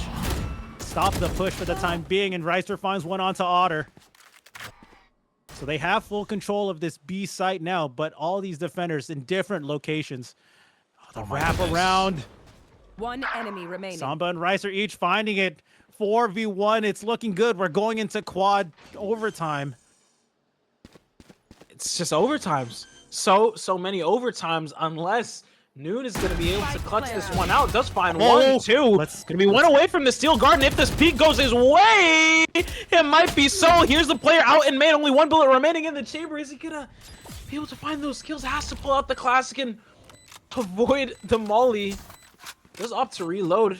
Is going to be hurt out, but you can already tell the squad, they're looking at least a little bit nervous. Oh my god, Aftershock will not land. They know it's not really up to half. I believe Reiser got a little bit of a shoulder peek there. So now there's a need to tap as well, but there, oh, the kill doesn't happen, but Reiser cleans it up. Oh my god, a little bit too close for comfort there. Both blinking health bars, but here we are, quadruple overtime, 15-15, looking like the original CSGO and CS type of scoring. We're going to 16s. Man, this is going crazy. Now, you do have to think, is Mikers trying to relive the glory days of what had happened in the previous Noonation Arena? You already know the team from Season 2, the last game that they played went to 19-17 overtime. And if we go there, who's really going to be the star? Who's really going to be the difference maker? And already, you can see this Blame It on D'Lo squad headed on over to good old reliable C. It's going to be Samba alone on the site, noted out by the Prowler. After this molly is done, this is all their site for the taking. We will get it. There will be no resistance outside of that initial snake bite. And Noon finds the first onto Mish. Jules will take some damage for it, though. Down to a blinking 21. Reiser on the flank as Yoogee finds one. Reiser finally cleans up Noon. Now they have a player advantage. I believe this is the first time the defense has had a player advantage for any of the OTs. Bring us right back, Blue Jay, with the peek through Waterfall, is able to find it. And D'Lo, with off the back of that paranoia, wastes so much time for this defense, and with this dark cover as well. Man, how do you get back into the site? The fault line does ring, but if you're noted out CT like that, D'Lo's just gonna capitalize, and now left alone in the 3v1, Reiser, you either have to start cheating or just be the best player alive to be able to win out this round, and unfortunately that is not within the cards today. Blue Jay gets all 3. you know, a little ult on the team just for the little funnies, the little hee-hees, and we're on match point again. Oh my goodness, living up to the glory days indeed. At this point, we're just playing a whole nother game of Valorant. At this rate, this is not even what quadruple overtime. This is the third half. Like, that doesn't make sense because there's only 2 halves. You know what I mean? But if like it's a fraction, the number is like 3/2. That's where we're at right now. Crazy work, and crazy work has been being shown for all of these teams so far. And now again, taking a page out of the Dilo squad, it's going to be the Yoogee Smashers headed towards C. Oh no, the flash was so perfect, and Noon just unable to react to Mugogi running around the site. And again, the site's open. It's theirs. Oh my goodness, and now aggressive positioning as well. Mugogi, oh, they're trying to clear the corners, but they find 2. So some information there for the retake. Aftershock is going to be there to be used for some stall tactics. They know there's a player in the corner as well. It's going to be Simba, but are they going to clear them out? Mikers finds 1, but Blue Jay will clean them up anyways. And now it's to a 1v3. Overdrive is going to be invested, but it doesn't matter because Ricer will be there, and we're going to quintuple overtime. Switching sides. Like, how do we even react to this? How do you even begin to approach this? Because both teams are so proficient on the attack. It's quite literally only the defense. Ricer and Mugogi, a combined 60 kills. They're dropping 60 together. They're going insane. And Mikers, he's gonna be 3 away from the 40 bomb. Oh my god. Like, at this point, it's always been the attacking side. I think both these teams now, they're just trying to play it safe. Like, no one wants to get too out of their comfort zone on defense. No one wants to fight the fire with fire, and right now everyone's getting burned. Indeed, getting burned, and you can already see the hesitation in the gameplay, because one misstep is all it takes for this game to be all but over. But C-Site is looking like our final destination once again. Mike is going to be able to find that kill onto Miss Jules with the paint shells, and with the spike going down relatively safely. Even the one-way towards CT, very preemptive, but what a nice call in this situation. And there's going to be the aggressive push from Blue Jay. They try to find it. Little cheeky flash from them. There's going to be the aftershock to cover out their escape route. Here for the defense, they're going to try and play with some speed. And there's going to be Bulgogi again, finding that early kill, as there's going to be 3 players coming out from CT. Look at that. Gonna find it. Dilo finds 1. Ricer and Simba each finding it. It's now down to a 2v2, blinking health bars on each side. But here's gonna be the showstopper from Mikers. Are they gonna find it? It's down to a 1v1, but the showstopper could be all that she wrote. Oh my god, they missed. It hits the corner. Simba with 23 HP, but the bomb is not planted. They have to get the kill first. It's already there. There's going to be 1 satchel. There's the second, pushes them out. No plan for a defuse, so even if they get the kill, there's no time, as Mikers now drops 40 in quintuple overtime. Switching sides. Match point again. We are here again. How many times can we say that we have been here? How many times are these teams going to take us to the brink? Just bait us so many times about who's going to end. I don't know who's gonna end. I don't know who's gonna win, man. Cause like at this point you could say, okay, we're just gonna go to overtime again. But it's this read seems to be correct, at least for Blame It on Dilo, headed towards that A site, getting quite a bit of value, at least with the haunts and the fault line. Mikers up top has to at least try and find 1 and not fall to Mugogi here, and he does. That's gonna be massive, but it's gonna be even bigger as Mikers finds 2. Samba finally trades out, but a player disadvantage for the offense. And again, defense with a player advantage. Will they make the most out of it, though? All you have to do, if you are Blame It on Dilo, is sit and wait. At least they noted out some positions. At least 1 position. Damage is taken, but inconsequential it is. Now the Yoogee Smashers slowing down the pace of the round quite a bit. Just headed over towards this A site. It's gonna be Otter trying to jiggle on the site, but Samba looking so clean with the shots. just bringing his team back from the brink. One off from the Viper's pit as well. I don't know if they grabbed the ult already or if they want to go for another kill as they push up aggressively up through stairs. 30 seconds left on the clock for a plant. And here they go. They're going to go through door, go through tree. But are they going to get denied? Blue Jay with the Odin once again. Gets spotted. Gets hit with the seeds. Gets hit with the Prowler. And here comes Asamba on the backside. Up on high. Down hard. They're en route for an ace if they want to do so. But right now I think they just want to close out the game as Ricer brings it even closer to a Hex Tuple overtime. A 3v1. Dilo with an op in hand. Again, not the best piece of weaponry for a retake, but they have no choice. Wow. All I can say is wow. Off of the back of the heroics from Samba. Blame it on Dilo. What can you really do to answer? Even if Mikers does open us up with those nice 2 picks, if Samba's able to isolate the ones in such a manner and even get the backstab, the re-wrap towards heaven, this round is just deep fried. And obviously Ricer, a really, really big part of that round as well. Able to use those flashes, use those utility to really set up his team and again just disrupt, blame it on Dilo. Now it's going to be the Yuumi Smashers taking their one and only timeout for this overtime to figure out what do we do on defense. Yeah, I mean, just a question to pose to you, Yoogee. I mean, they had the player advantage. Would it have been beneficial for Blame It on Dilo to just have stacked there and attempt for a retake after the fact? They ended up getting picked off there one by one. Sure, they maybe get a trade on the backside, but you have the player advantage. I mean, is the gameplay, is the stress getting to these players to make go for more team-oriented plays on defense here rather than trying to go for these hero plays, for these little cheeky little cheese rat plays on the side? I don't know. Really do think that they could have just sat and waited if you're blaming it on Dilo when you're up in a 4v3 in that scenario? All you really have to do is wait for them to walk into your site.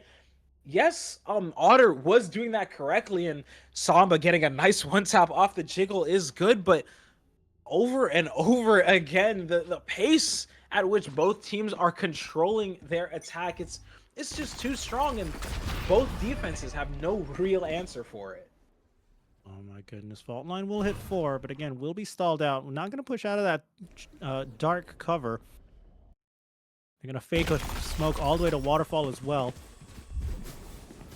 And at this point, how quickly do they want to play? So only some of the util was noted out. And at this point, Miger's ready to go for something. Aftershock is going to be used on the backside of the door. Now the execute comes in. The defenders are going to be offside. Look for something a little later. They hear the post plant right now, so they're going to go for the 5v5 potential retake. Now, if you're Mikers, do you elect to go up this rope? It's going to spot the head of Mugogi and does win the 1v1. Fakes going up the rope. Spike planted. Very expertly so. It's going to get flashed out, but the first time in a while, it seems we're looking very even, and what isn't even or fair is Ricer's aim. Dilo going to be the assertion that they need, and with the showstopper, it's all looking over. 18-17. Blame it on Dilo again on match point. Oh my goodness, Miker's now on 45 kills for the game. Oh my goodness, I don't know if we probably don't have like a stats department, like what's the most kills someone's dropped in a single Noonation Arena game. Are we going for a record here? I don't know. This has to be the record. There's genuinely no way, unless the previous record was Miker's last season. This has to be the record for the most amount of kills dropped in a single game. And already, you see Blame It on Dilo getting very aggressive towards the C site. I like this a lot. Very expertly, so Mr. Mikers does get spotted out his toes. Getting spotted by Miss Jules. Might have to vacate the premises if possible. Not enough bullets in the chamber, and has to satchel out. Has to win this 1v1 if possible, and Blue Jay with the assist takes out Mugogi.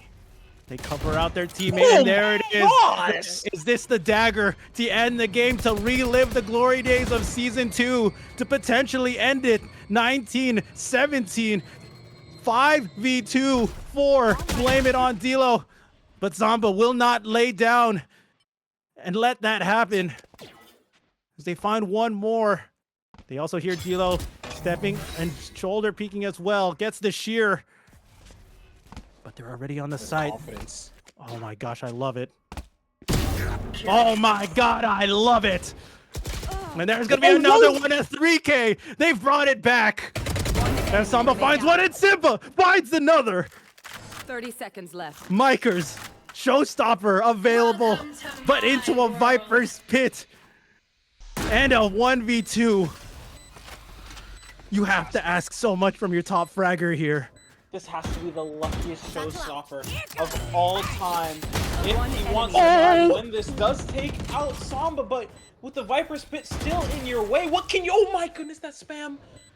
And nearly, just barely, almost hit Samba. And this reposition is even better. Spike timer, it's gonna get that much lower. What can you ask? What can you do if your Mikers? He's doing so much, and there's not enough time to defuse. Samba bringing his team back, able to. Oh my goodness, with the 4K, bring his team back from an impossible position to go into overtime again. Oh my goodness. I got a headache. 18. What is that? Heptuple of Heptuple overtime? Heptuple? Is it 6? Is this 6? It's 7. It's 7. This is 7, I think. So, oh my gosh. But right now, we will take a bit of a tech pause for the players and the teams alike. Oh, as we go into the second, I told you, this is basically the third half. We played a whole nother game, essentially. Yeah, basically, yeah. And, you know, the mental fatigue is definitely starting to get to these teams. And, man, like, genuinely, how does this happen so consistently? No matter what, it seems the attacking team just, Lady Luck is just smiling on them, and they're able to bring it back every single time. Man. Oh my goodness. And here we are. At this point, it's anybody's game. A coin flip of anyone just being in the right place, the right time. And a little bit of luck, but you know, mostly skill. Play me some Fort Minor, dude. Remember the name. Oh my goodness. There's just so much, you know, for as far as my cast's point of view, this is a great game. This is a great game, right? I'm loving it. But I'm like, you know, for me, I'm a little glad we're only doing 2 games, because it's like trying to go from the adrenaline of this game onto another game. At least the casters for next game are gonna. They've been waiting, by the way. Shout out to them, and shout out to the other teams who are also waiting. But I'm just like, how do I come off from a high like this back to reset to a neutral game? I don't know. You genuinely cannot, as due to Riot servers might be trying to, you know, do some things. We're gonna have to restart the lobby very quickly. No matter, the overtime will continue, and we will eventually have a winner. But how much longer? How far is this gonna go? Oh man, only time will tell. But as far as we're concerned, this game is far from over. Oh my goodness. And these players, I think we'll see if they can continue on, because we do have to do everything in our tournament admins doing everything they can to make sure we're put on the right track here. So, oh my god. Hey, we talked about having our voices raised by very many octaves, and I believe that happened. You know, just a little bit, just a little bit. This could be the wake up call that we needed. My word. Man, I just need water. Like I've I've been trying to take so many sips of water throughout these games, but there's just no time. This action is just back and back to forth, back and forth every single round. Oh my goodness. But with that, I mean, at this point now like we said, we have to do a little bit of a soft reset for this game. So will the adrenaline wear off for these players, or will they continue to have this sense of attacking pride for both of these teams? There's just so much, but at this point, do we even take a breather? Like, there's so much still left to play for. Like, I want to stay excited. I don't even want to calm down. How can we? How can we calm down? Because you already know if we calm down now, we start chilling, whatever, we go right back in, and it's back to the same shenanigans. It's right back to the same exact shenanigans, and you really do have to feel for Micers specifically. With this lobby reset, you know what's gonna happen? What's gonna happen? This game isn't gonna be on his career. The only way he's gonna be able to show someone that he's dropping nearly 50 in the map is through the stream, and through if he's streaming himself, maybe. But oh my goodness, yeah, I can talk all day about Micers, but Samba especially has been showing their own true colors in this overtime and going crazy with the clutches, getting the most important picks that they really do need them to get. And thankfully they do come through, but again, I can say this over and over, you really have to wonder who's going to make the change on the defense. Oh man, absolutely. I think that's what we've been hoping for. I think they tried to be a little bit more aggressive there, but as we saw, Samba will not sit down and take that lightly, taking that round into their own hands. Oh my goodness. Like, what more can you ask for being down down 2 players early? Genuinely, what can you ask for? And we'll see momentarily what we can ask for is going to be that many more overtimes. And starting to lose my voice, I am. But it's fine. it's okay. I'm completely happy with it, and momentarily we will be getting back in. But who do you think is going to be the one to make the change? What team do you think is gonna be the difference maker here? I mean, we saw it. Blame it on Dilo. Played aggressively up through C main. That was the first time we saw some early defender aggression out of OT, outside of, like a bit of a util trap play. But other than that, like, you would think that they would have the confidence, but the rest of the team on the other side just could not hold their position, unfortunately. Yeah. So I don't know. It's 30 so difficult to say. 30. Hey, announcer going in with the bars. 30 on 30. 30 on 30. 30 seconds Sounded left. like the Kendrick Lamar and SZA song, seconds if left. I'm being honest. But 30 seconds left. no matter, it's 30 seconds left. 30 seconds How left. many times have we said "wow" since overtime started? 30 seconds If- left. If you had to Switching get sides. over under Overtime. 15 wows between the both of us. Oh, no, over. Over. Over, yeah. Over. I think. Yeah. I was like, maybe like, man, I don't even want to think about the numbers. I don't even want to think about the numbers on that one. If someone actually does that though and checks first, I'm like, I'll take over. I'll take.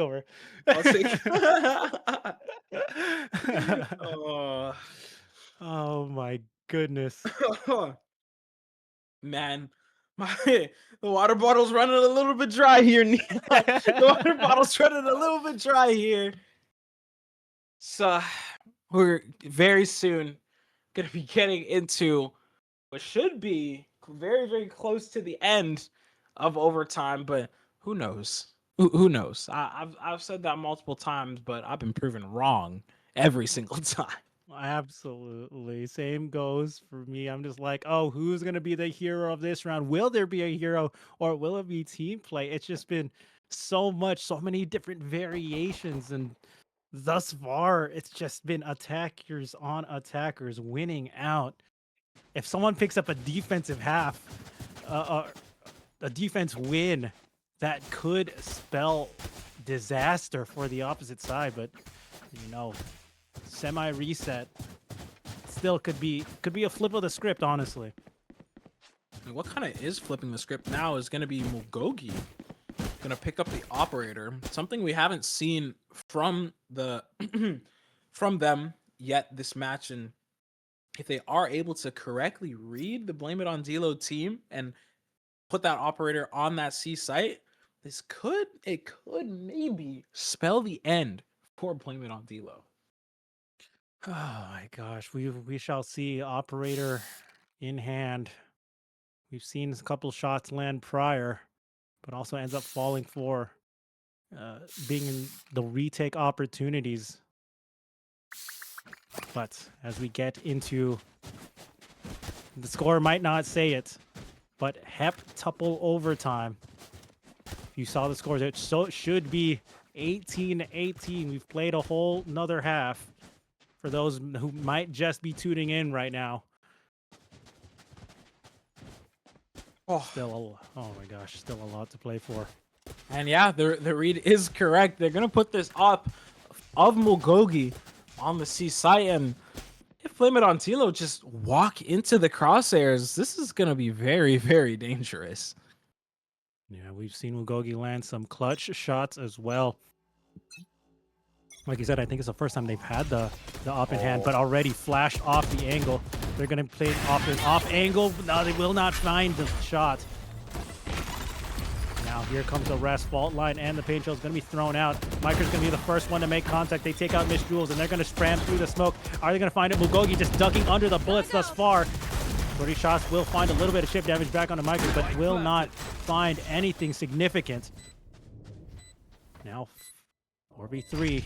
Oh, 4v3, 4v5. Can't count. Everything's getting ruined for me now. D'Lo and Miker is going to be on top of this box angle, close towards Ben. As D'Lo's paranoia is going to be able to at least hit 2 players. And if you're the side of the Yumi Smashers, retaking this operator is not where you want it to be. Mugogi does find one, but with no shields, you can't do too much.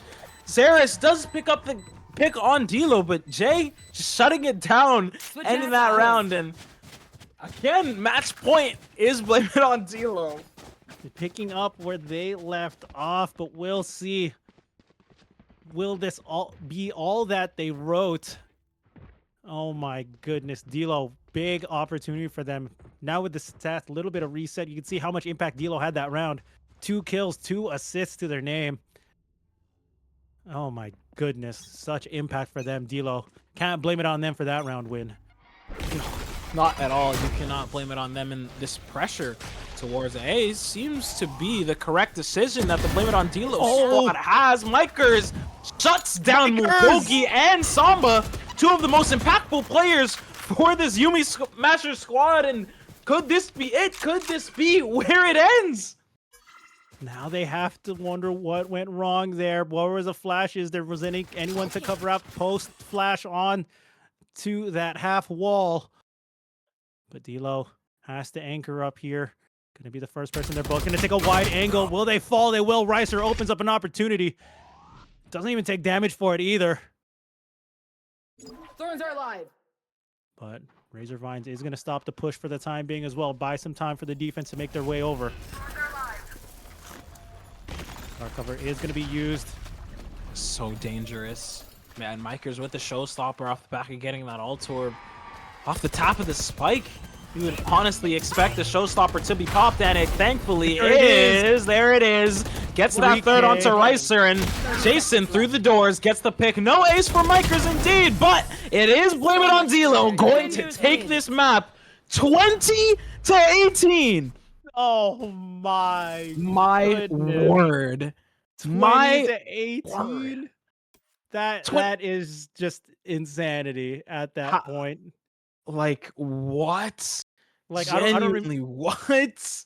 Like, what were the numbers before that game ended? Does Micers end with a 50 bomb on the at the end of the day? I'm Micers not even sure. Was it Micers ended 49? with 51 kills. And Oh, if I can do math correctly, that would be 25 deaths, which is that's diabolical. That is insanity. oh my gosh, insanity, fully indeed.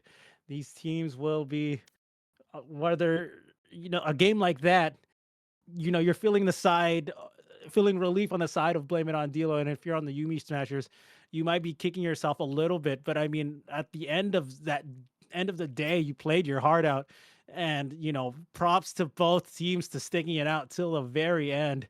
And applaud from the audiences and myself as a caster. I'm like, wow, what a show you all put on for us. What a show indeed, and thank you to M as well for the observance. Saw so many bears I actually didn't even know about. So I'm gonna write those ones down for sure. But thank you again for sticking with us through what was basically a game and 3/4, if we're being honest. No, a game and a half. A game and a half. Game and a half. Game and a half. If I'm being honest, which insanity for only our second game. We have so much more Valorant to be played, but we will be taking a short break. Thank you so much, everyone, for watching, and we'll see you all soon.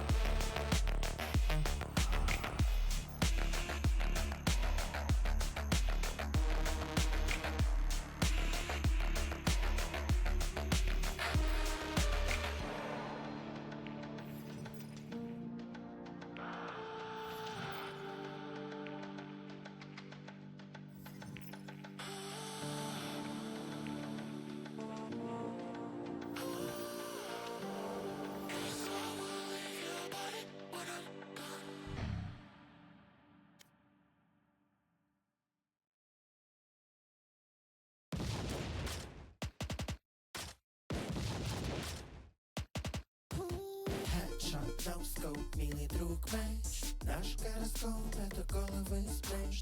No scope, headshot, золотой ствол. Вынесли сегодня, приходи еще. Headshot, Москва, буря и смерть. Наш скорт, рассвет, разжигай печь. No scope, headshot, синовый гол. Вынесли сегодня, приходи еще. Мама скажет, надо, разнесем еще. Мама скажет, надо, разнесем еще.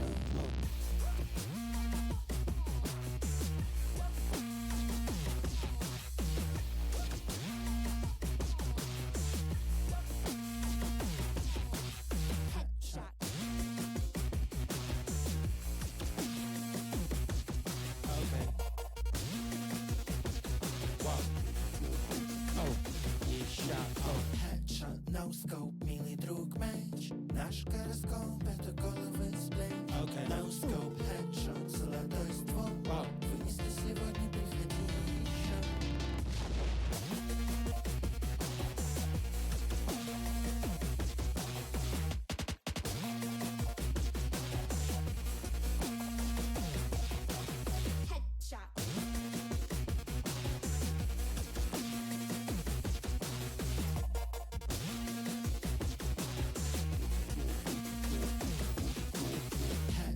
No scope, милый друг меч. Наш гороскоп — это головы сплэш.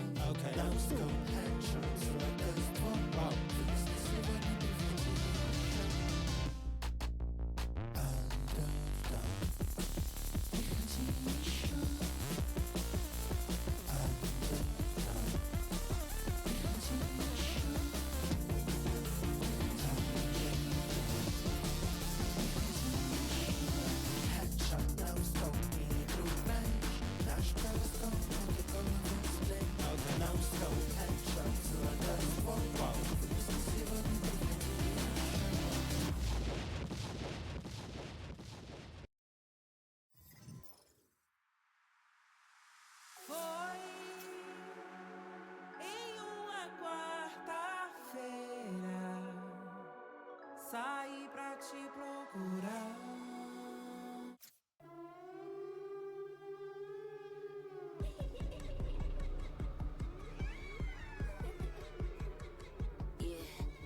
Pull up to the spot with the squad, let the bass drop.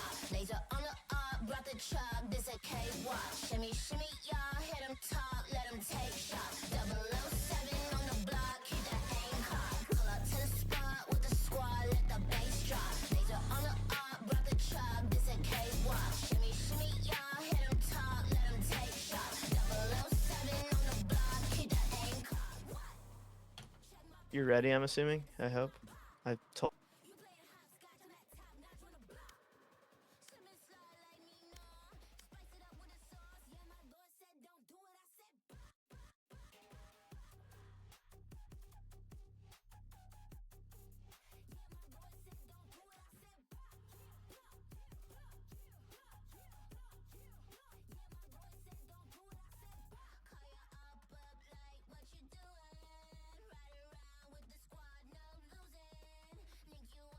At Hit me what, with it. eight time, 9-time overtime. Somebody said hectuple.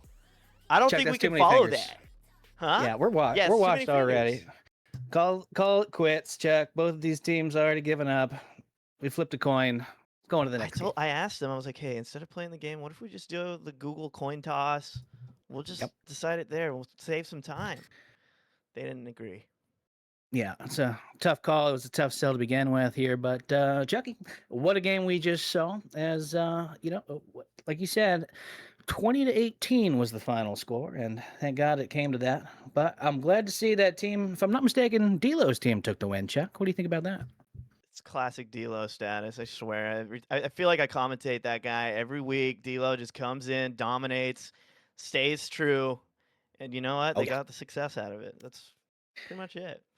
But I mean, we got a kind of a pretty good match on our hands. If it's a lot of clicking, Chuck. Who do we got? Who do we got? Well, Jackie, you know what? Now that you say that, you are correct, Chuck. It is Team Zudu Super Clicks versus Miss Click No Jutsu. And you know, Chuck, we did see Team Zudu in the scrims earlier this week. We did actually, yeah. What they got? Go ahead, Chuck. Who do they got on their team? Light it up. Well, Jackie, let's be fair. It's Cody, Robin, Alexa, Claire, and the one, the only, Zuarez. You know, Chuck, I still don't know how to say his name properly. Yeah, we're just gonna call him Zoo. We're gonna call him Zoo, Chuck. I think that's the best we could do. Yeah, and Chuck, he's about to let the dogs out. But let's not forget, It was Miss Click No Jutsu does have a couple big names that I remember, Chuck. Yeah, I recognize a couple. Honda S2000 for one. How are you gonna forget a gamer tag? Well, actually, that is Saria. But Chuck. Yep. Cross Unity, Jiren, Sparrow, Stern. Yeah, Chucky. There's no Edward about this Stern, but the gaze he's putting out is looking pretty terrifying. And you know, if I'm not mistaken, Chuck, the game about to commence. Let's see what we've got here as far as picks and bans. Chuck, it is team. Well, Chuck, we're not gonna get Breeze today. We're not gonna get Fracture. We're not getting Split. But what we are getting, Chuck, is mine. A little bit of. You know how much we like mine, Chuck. You know how much we like mine, Chuck. I like the Classicos, Chuck. I like the Classicos. Yeah. I'm excited for this map. I feel like some people might be tired of it, but I'm personally pretty happy about this choice. Yeah. You know, Chuck, if I heard it on the wind correctly, they did bring, in fact, Fracture back to the competitive pool recently, if I'm not mistaken, if my Valorant news is up to date. But, you know, I'm on that unk status, so I might not have followed the right TikTok. You know what I'm saying? Yep. Well, Chuck, let's get some words of wisdom from the Noonaur. The Noona. Oh boy, welcome in, Chucks. What a game to follow up on, you know? Like, surely we won't get any more. What was it? Like hextuplet or whatever Yeah. OTs? Like, surely not, yeah.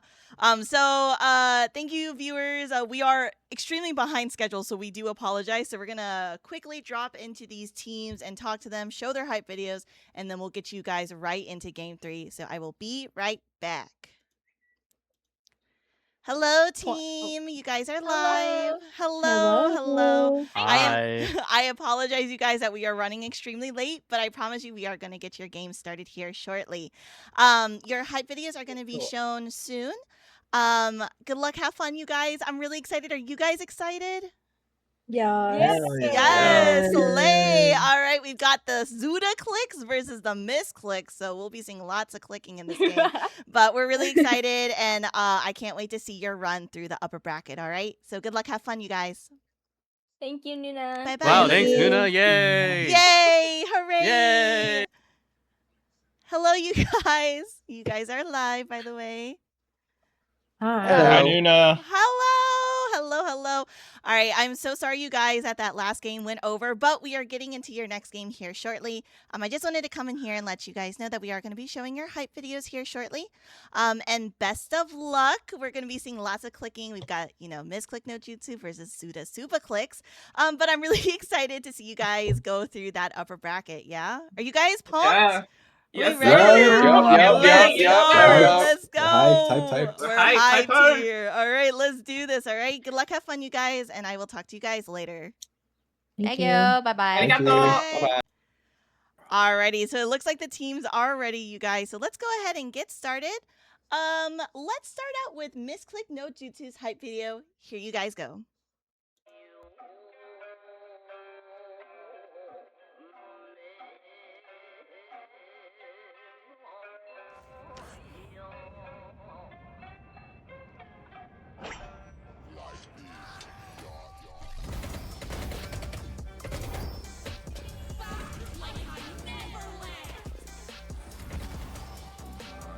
Good round, Chloe.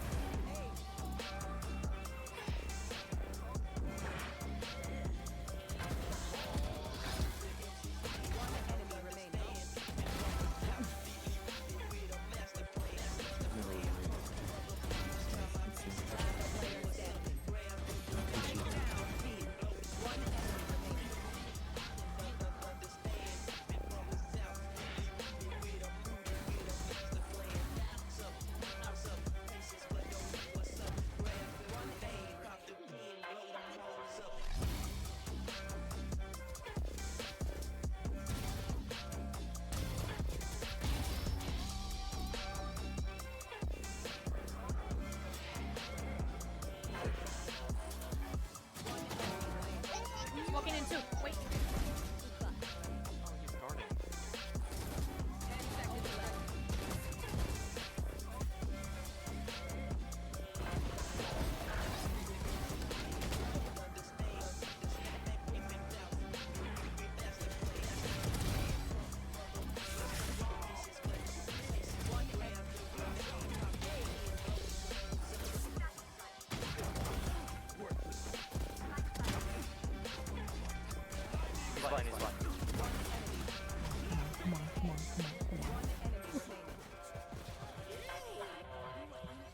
Nice.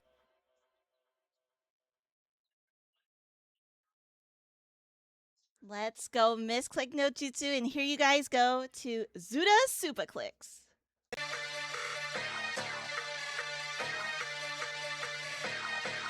ATL Jacob. Woke up in that morning again. Please don't call my phone again. Walking causing havoc. Yes, that is a habit.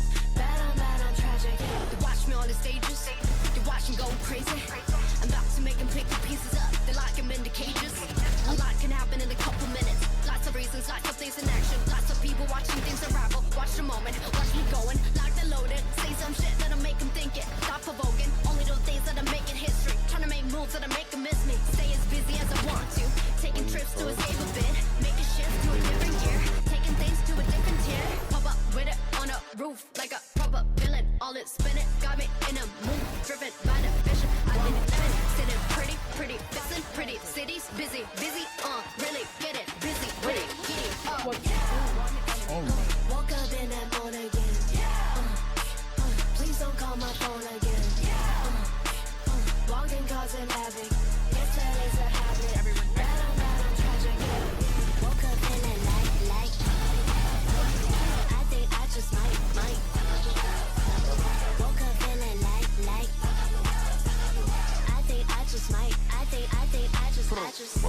virgin.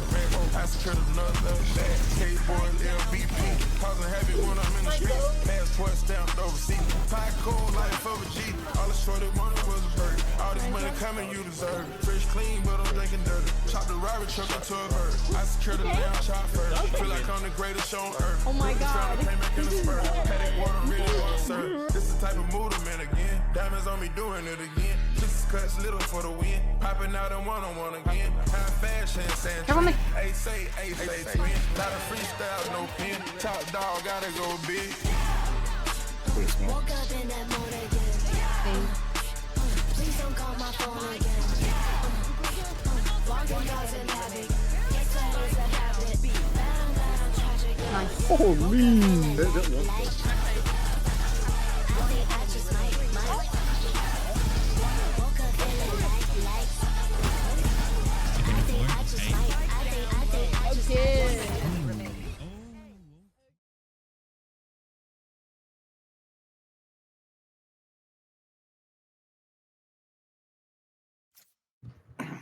Wow. Wow. Chucky Cheese. The anticipation is here. I'm so excited. I had to clear my throat there, Chuck. I You believe heard that? it. I mean, honestly, I was kind of left speechless after those hype videos. Those are so fun, super exciting. Let's get into the match, though. This is what we've all been waiting for. Yeah. As we say that, Team Zero Super Clicks and the Misclick No Jutsu about to get their picks in here, Chuck, and I'm excited to see what we're going to get here tonight. We do have some big names, like we said, and, Zuarez and Claire picking up some pretty impressive plays in the middle of the week, Chuck, during their scrims. Oh, my God. I must say. Yeah. But, Zuarez, typically an initiator, if I can see that correctly. Waylay and Jen are his go-to picks, so we might be seeing that again. Chuck. He's playing Blue Boy. He's feeling Blue Boy, Chuck. Well, he is Teleporter sneaky. man. He's sneaky on the picks. I like it when we get their names correct. But, Chuck, if I knew what his name was, I'd say it. Just kidding, all you Euro mains. I just don't like him that much. I'd never remember that name. I know. But as we say that, we have no picks just yet. A couple of hovers there as we see a mix getting into the mix on both sides. Two Euros, two mixes, Chuck. This might get spicy. Are they really going to run double? Is double smoke the thing here? Oh, my God. Everybody's getting ready for double smoke. This is crazy, Chuck. It's going to be chaos on some of these sides. Yeah, I do see Cross, typical duelist here. Wants to get, stay in the comfort zone. But I do see an initiator, I think. No, well, I'm not too sure I do. But Chuck Stern, giving me the character I like to see. Oh, yeah. Some chamber action, leaving the Yoru behind, saying, we're gonna be with the real teleporter man, Chuck. Ooh. Yep. Now it's interesting to not see Super Mega Chud Claire go with her clove main, but as we say that, Cross can lock in Fade. Chuck, lock-in's coming, and we're seeing a chamber in the mix here tonight. Oh, my, last second, too. Zoo's gonna opt for the neon. Yeah. We got a little neon action, a little neon ditto. Not like that, Chuck. Well, we have seen Zars pick the neon a few times. He does like to be a sneaky boy, and he's speedy fast. But is he going to be able to out neon Hiren, the neon main? Oh. Chucky, honestly, I feel like we've seen these teams play. I know, I just feel like this is not the first time they faced off against each other. These people know each other. That's going to add an extra layer to the mind games. Tendencies and all. Round one, what we've been waiting for. Pistols ready. We got, looks like we got Zoo on the shotty. Ooh, I like to see that. It makes sense, Typical neon play. Pick up the shotty. No such responsive shotty from here, and he wants to go with the bandit. Put a couple ghosts on each side. It's going to set the stage here for first round. Like you said, Chuck, these teams have seen each other before, and if you've been here at Noonation, you've seen these names, you love these names, and let's get set for round one. We're going to start it off with Claire. Actually, we're going to Stern, Chuck. Back to Claire. Chuck, camera's keeping us on our toes tonight. Yeah. They're testing our wits. Yeah, we see that Claire, aka Super Mega Shut, in the middle here, and it looks like A is gonna be the play. Chuck, they're getting on site quick as we got 3 rotates coming in from Misclick No Jutsu. Oh my God, Stern cross, but Duvalin gonna find 2 on the trade there. He's gonna even things up, and the bomb's gonna be planted. Beautiful stuff. Yeah, and a big smoke coming out. Spike is down, but let's see what Heron can do. A little zippy zap slide might be the kind of move he needs. Walking into the face of Brimstone.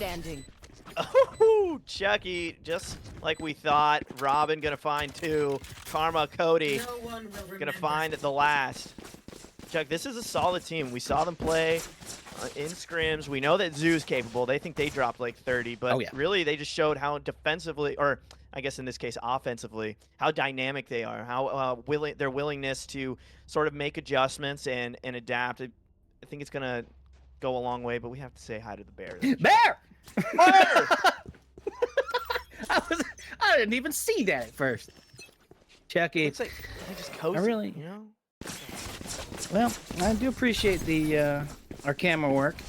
Knows what we like, Chuck. You know, we like our bears. It's good to see it after round 1, but you know, enough of that, Chuck. It's game time, and these teams have guns now. Let's see what Honda's gonna do. Big dodge there, man. Oh my!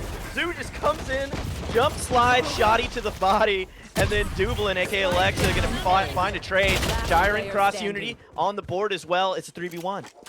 It sure is, but Zuda Super Clicks picking up 2 kills back to back, and now Stern in a 1v3 situation. He's got his headhunter out.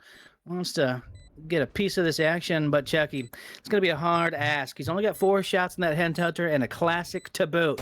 Against guns, Chuck. Against guns. And he can't quite snap his fingers just yet, but oh my God, he can't hit headshots. Zoo just going to go ahead and sit U-Haul. They're not going to be as effective at that range. They're going to have to rotate. Claire using the bot. Kind of baiting, but oh my God! Getting caught in the face of Zoo, which is never a good thing, never a thing you typically want. They took care of that second round with the advantage. Here we go, though. Guns are going to be bought. Now we're gonna get a little more serious here in round 3, Chuck. Yeah, we sure are. That's bear number 2, Chuck. I'm just gonna call it right now. That's cool, Bear. You know, if you didn't know, Chuck. What? I don't know much. Noona here at the Noonation has agreed to up the prize pool by $100 every time I find a bear. If you didn't know that. Are you serious? That's classic Noona updating. Classic Noona. That's a couple of $100, Noona. Put that on. Put that on somebody's tab. But Zor is gonna put Honda on the bill, and that's gonna have to get paid later. But Robin trying to add a little tip to this. Let's see, though. At least 20% is typical. She's sneaking through showers, Chuck. Just a little gratuity. Yep. Sparrow G gonna tip his waitress with 1. This Duvalin, aka Alexa. Not gonna do much. Robin with the 2-piece, though.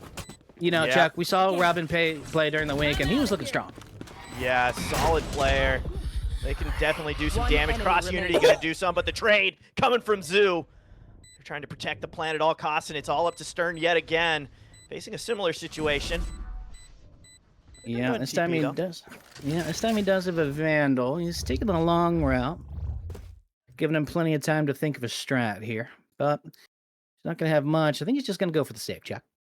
Yep, I think so. I think that's a good bet. Why not? He's got 0 creds, Chuck. He spent it all last round, or this round. You might want to hold on to what you got.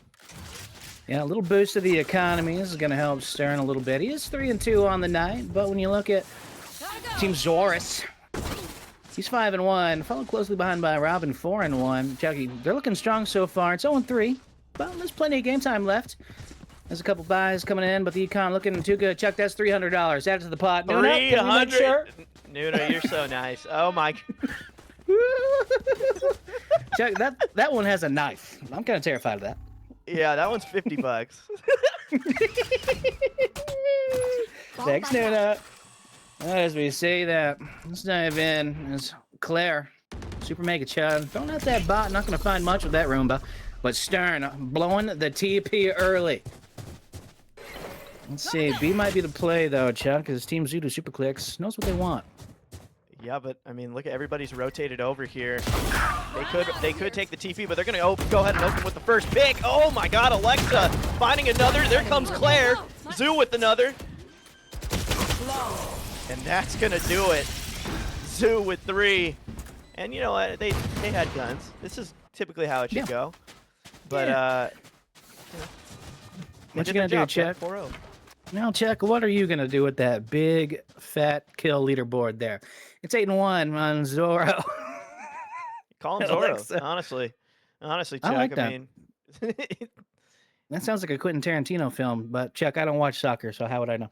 Yep. Back to you. Clearly. Shot though. We have to give credit where credit is due. Cookie Ams, aka Amber. Oh yeah. Controlling the camera for us today. The Stanley Kubrick of this team. Yep, This I like production that. team. Round of applause for the people that actually make this game happen.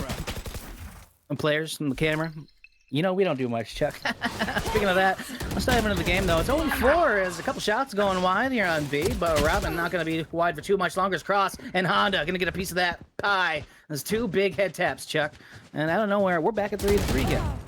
Yeah, Cross Unity was stuck between a rock and a hard place. They got pinched. They got shut down.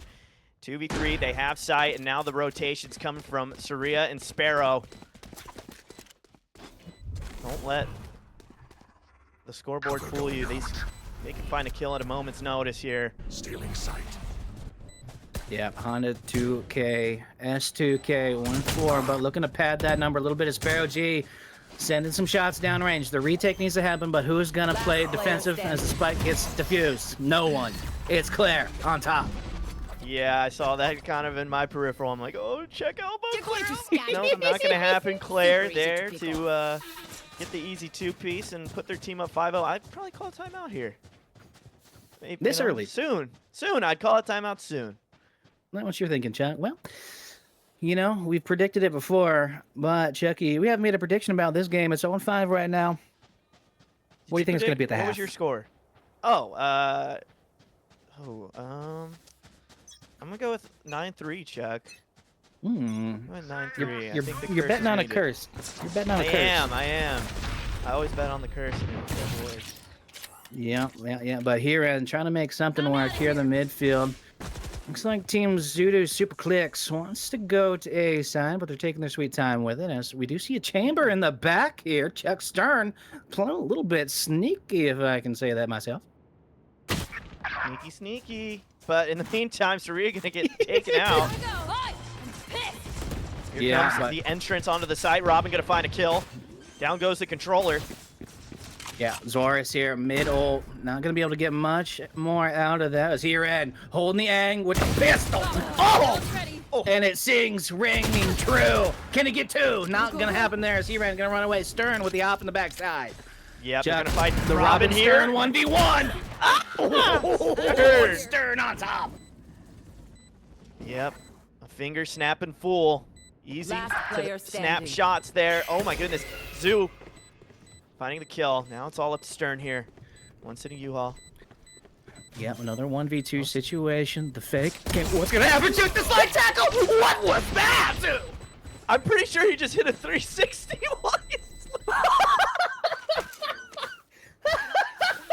Chuck, let's watch the instant replay on that one. Once again, Stern coming onto the field there. He's in a 1v2. He's been getting these a lot, but getting onto the fake defuse and just out of nowhere, Chuck, the slide tackle 360 from Zooey. He's showboating tonight.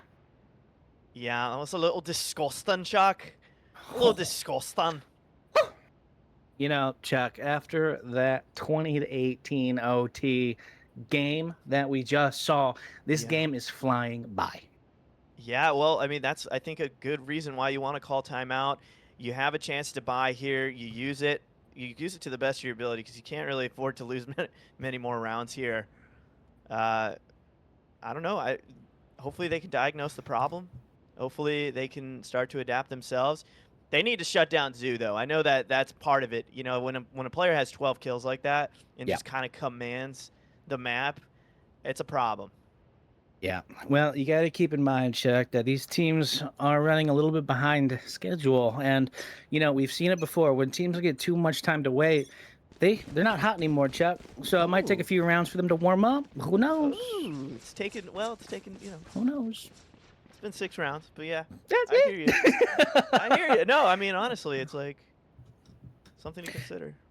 Yeah, well, there's plenty of time as we get back once again. And Chuck Stern bringing out the op this time. He's feeling a little comfy, but a light shield.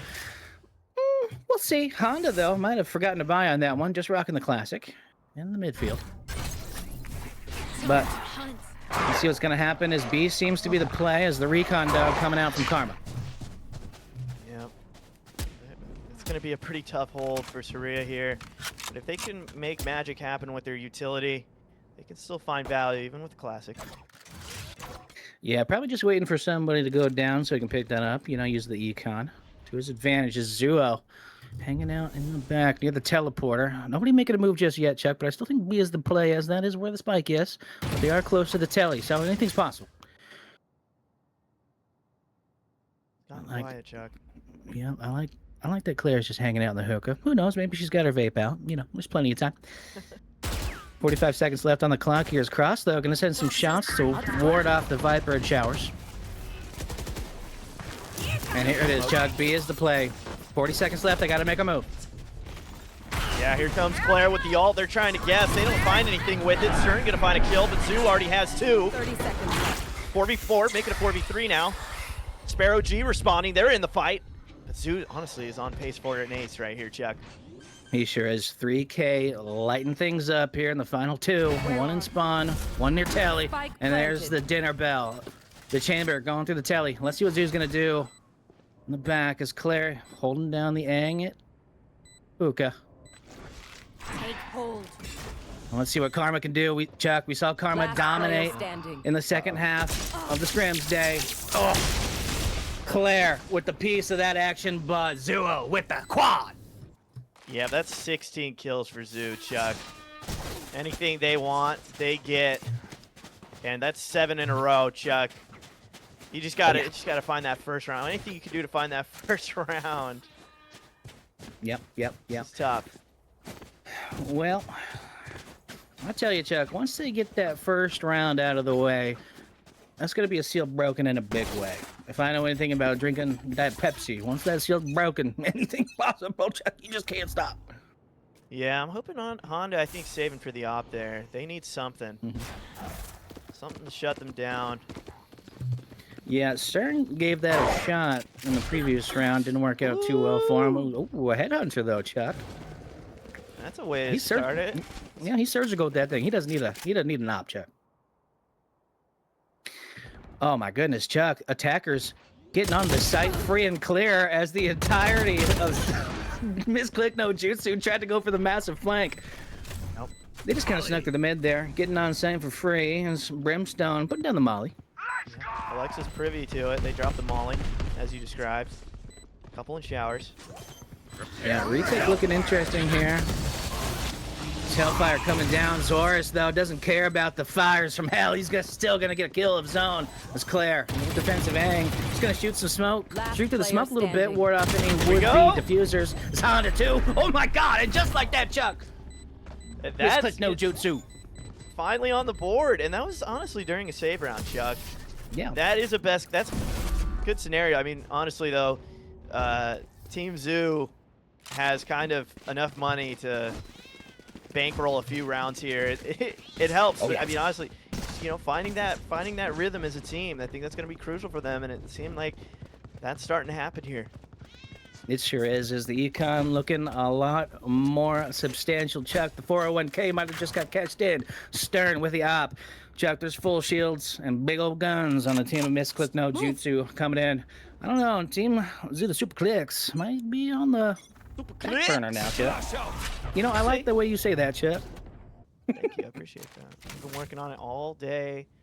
Oh, yeah. For Noona, I just want her to thank me for once. And that's not a lie, Chad. He's been saying that all week. Super Clicks! Super Clicks! As Karma, once again, bringing out the recon doggy. Not finding much, though, as Zorus trying to pad the KD just a little bit. Chuck, he needs to go down early. But, oh my God! Stern! Taking off the legs of Dublin and Alexa. Yeah, down to 7 health. That's going to be pretty tough. Karma Cody going to find a kill. The op's gone down. This spells trouble, I have a feeling, Chuck. Also, the Robin ult. It's going to help more. Yeah, it sure is. There's 4 ults in play for Zooty Super Clicks. Make that 3. I don't know how to count, but oh my gosh, Zorus looking pretty spicy in the back as Neon's on both sides getting a little bit of the action there. 2v3. Still winnable.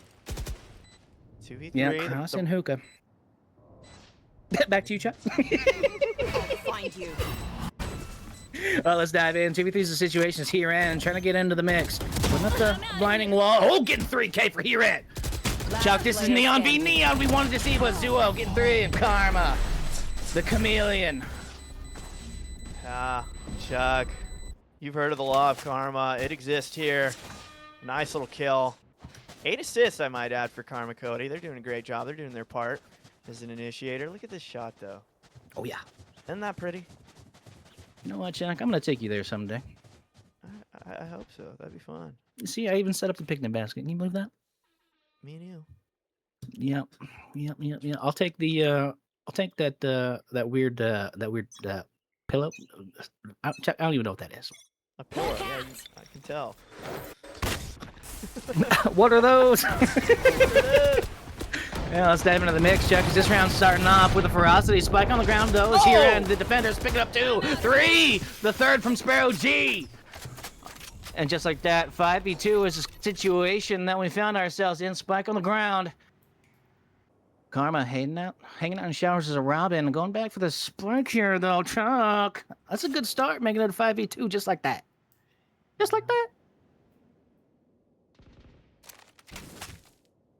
Spike is crucial, though. This does make it interesting. Yep, Hiren hanging out with the shotty, ready to find the body.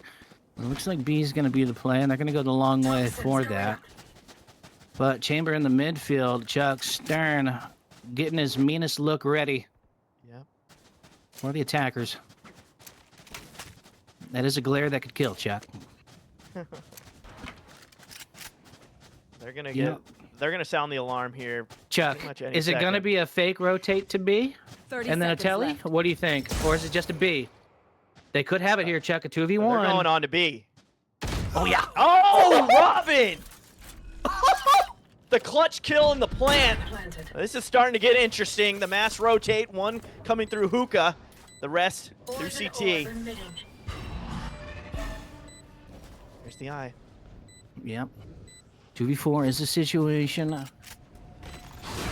Defenders looking pretty good. Number 1 is the dog coming out.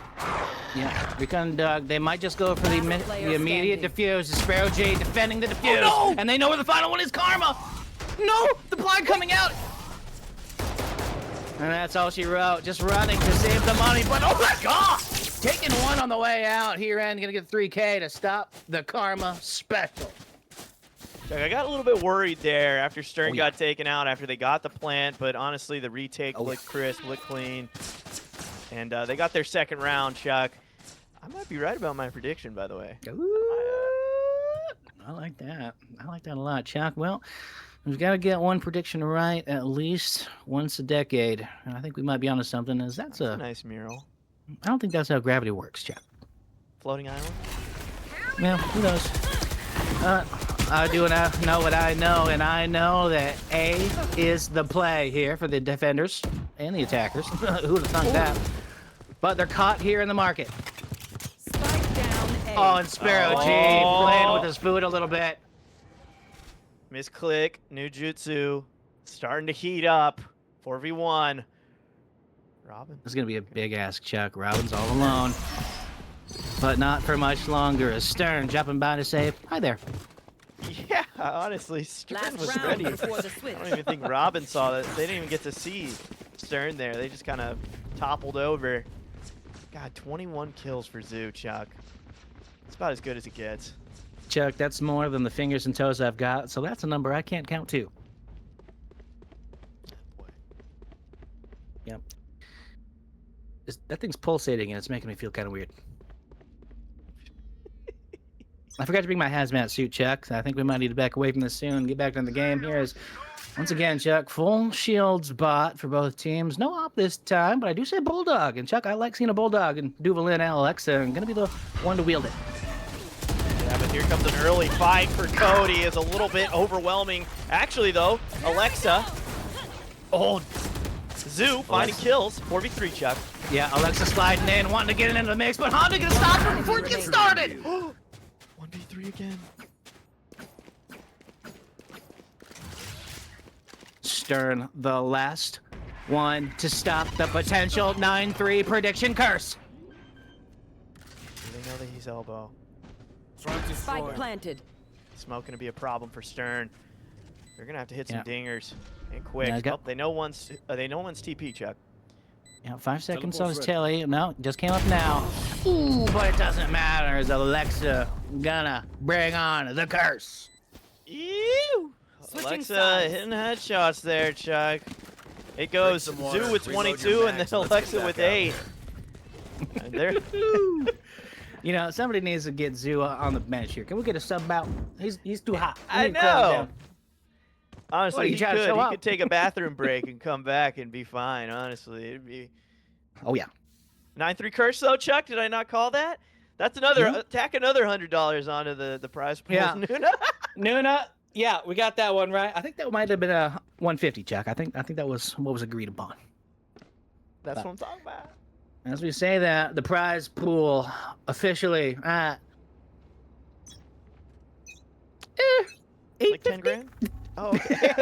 Jesus. Who's That's a big old bill. Need somebody on the books. For real.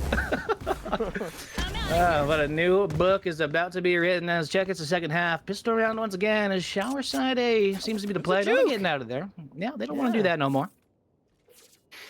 Nobody likes hanging out with Towel in the showers, as that's not going to be where the action's happening. B seems to be the play, as we do see Stern in the mid, headhunter in hand. Chuck, he bought 6 shots with that big boy.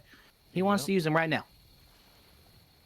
He's clearing hookah. He's taking his time while his teammates rotate through B main. But here comes the dog. They're going to know.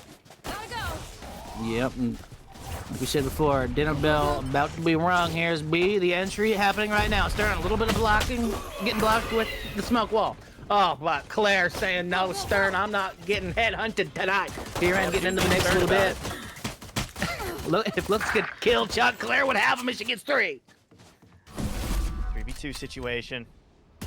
And the rotate with the bomb. Cross Unity saying, 30 seconds left. Let's ditch this popsicle stand, Chuck. Yeah, it's getting hot in here, Chuck. No time for long-lasting popsicles. Sparrow G on site. Chuck, they're not here for plants, they're here for kills. Oh, no. Sparrow G, we've seen him before, Chuck. He's been dominant in the past. Shadows traveling.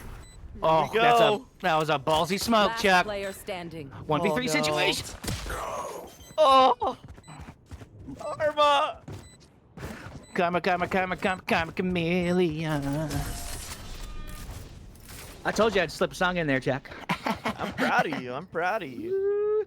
3-10 is the score line here, and Zudu Super Clicks looking good here tonight, Chuck. They performed well, like we said. Gets me every time. Like I said, Chuck, we saw him perform in the scrims in a big way, and here tonight, they're bringing the heat again. Not like that. You know, scrims don't usually tell the fully accurate tale, but honestly, this is kind of reminiscent. Just kind of Zoo doing their thing, being aggressive, getting the kills, setting his team up for success. And the reality is, though, you know, Claire, Alexa, Karma, Robin, they've all been doing their jobs as well. So it's still a team effort, regardless of that. I'm serious. Oh, Zuo, take a rest already. Jesus, as he picks up 2. Sparrow G gonna get a piece of the action too, once more, but not gonna get it. Claire gonna take him down. And out of nowhere, 2v4 is the situation. Cross Unity, the Fade, hanging out near U-Haul, but Claire from the back. Man. Pressure's on here. Chuck, a sneeze would give each other away. It's gonna be. Oh, Stern gonna get some damage before getting out of there. Last player standing. Quick tally, but Claire Spike coming out on top. A. This is a huge ass. They got bombed. Stern gonna find a headshot, but it's not gonna be enough because Karma's there for the trade, living up to their name. 3-11, Chuck. Well, amber is the color of your energy, and I can see it from here, Chuck. Yeah. Yeah, it might be champagne might be coming early tonight. Oh yeah. Well, Chuck, let's see what we've got here on the stage. There's a couple shotties coming out in here and on Neon. The only one to pick up a gun so far, but Honda wants to, spend a little bit of the resources. This nice little aerial view into the showers. Hey, Chuck, that's me right there. You see me? Mom, get the camera. Mom, get the camera.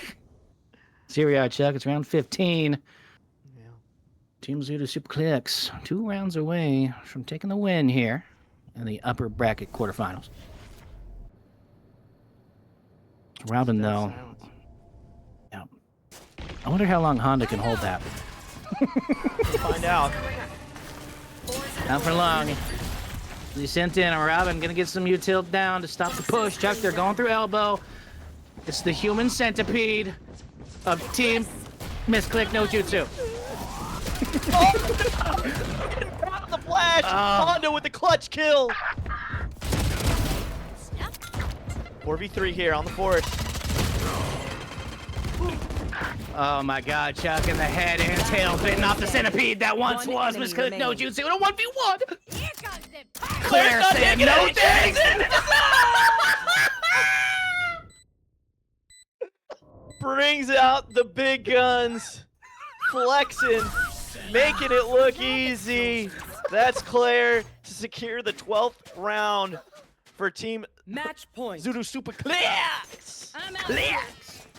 Claire, And, you didn't have match to do point. it to him. It sure is, They really Chuck. didn't. They really didn't, Chuck.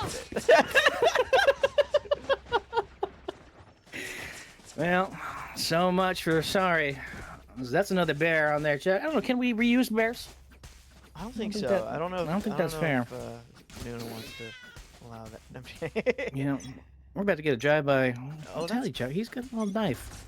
It's terrifying. Such a cool knife. They should have that in the game. I agree. But enough is enough talk, Chuck. It's match point here. Team Zuda Super Clicks ready to make their quarterfinal debut.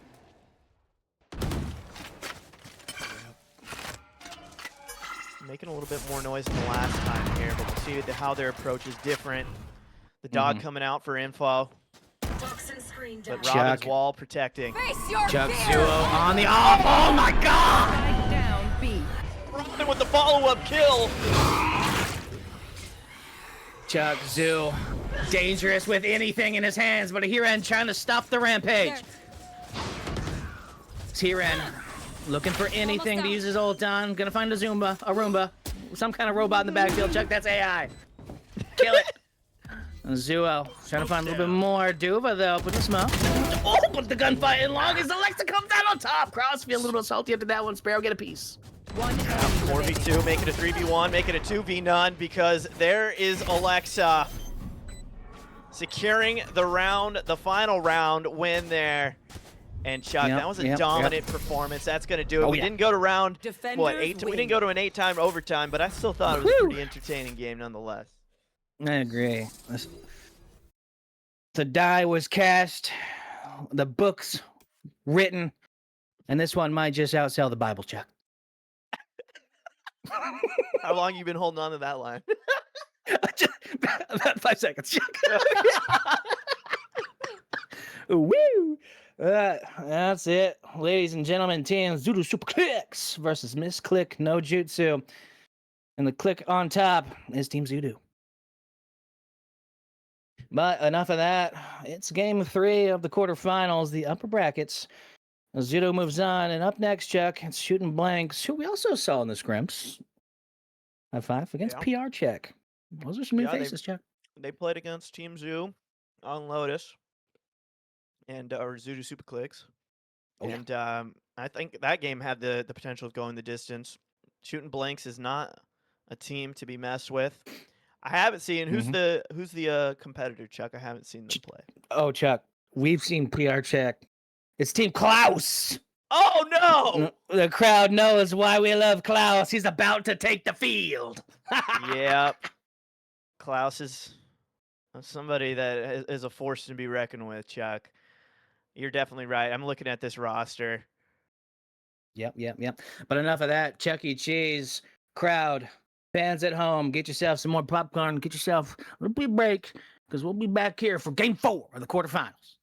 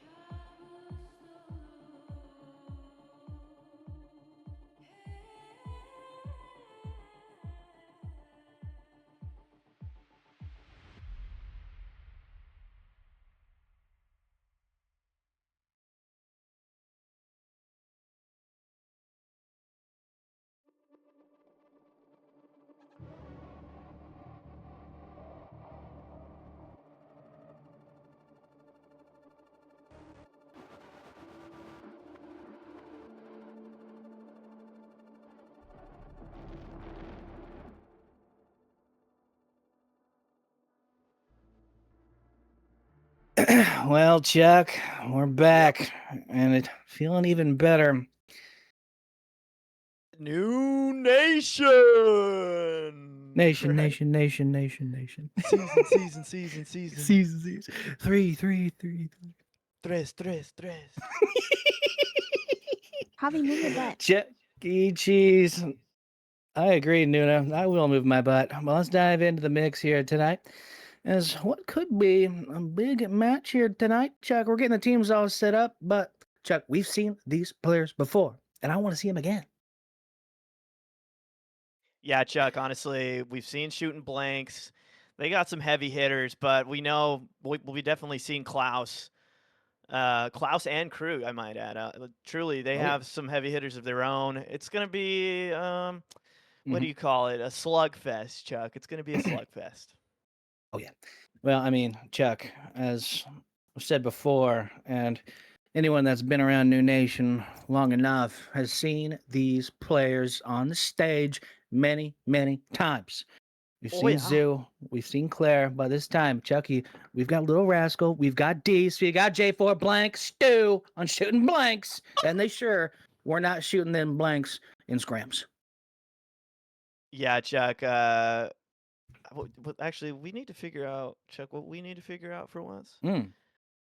First off, how to play the game. You know, I'm just kidding. But what are the Chuck, bans, Chuck? that's why we're on the desk, Chuck. I don't even know why you're asking me that question. I know the answer to that.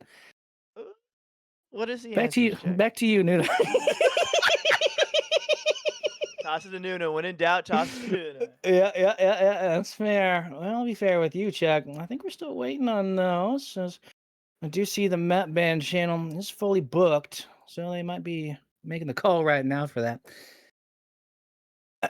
So it looks like we're still just kind of hanging out. You know, Chuck E. Cheese. Talk to me. I got a question for you. Ask me anything. What is your perfect Sunday? Oh, And no is the correct answer. Yeah. And there it is, Chuck. Well, hopefully we're going to find some more bears here tonight as the prize pool ever growing. Needs a little bit more. Yeah. Chucky, what's your prediction gonna be for this one? My prediction? Oh yeah. 13-10. 13-11. Ooh. Shooting blanks. Shooting blanks gonna be on top. You're thinking Team Little Rascal and D's. You know, they performed well, like we said in the scrims, but I don't know, Chuck, with PR Check and Klaus coming in. Could be a tall order. You know what? I might want to change my prediction, honestly. The No. more I look at it, Javi, Mel, No. Pedro, God. Yeah. You know, Chuck, I've already put money on them, at least $4. That's all I could find in my wallet. I'm pretty sure. We put money Janice, on can this I thing? borrow a couple bucks? Yeah, we might make it 10. She's pulling out her coin purse. Thank you, Janice. Sweet, sweet Janice. Nothing like stealing from your workers, Chuck. In this economy, come on. Comedy. Running out of material, Chuck. We're running out of time. We sure are. We do want to see this match, though. We sure do. As the starting lineup seen on the screen: PR Check, Cam, Pedro, Klaus, Yavi, Mel, and shooting blanks. The big boys. Blank, your Little Rascal, J4, Deese, and Stu. Deese did pretty well in those scrims, Chuck. I want to see what he's going to do this time.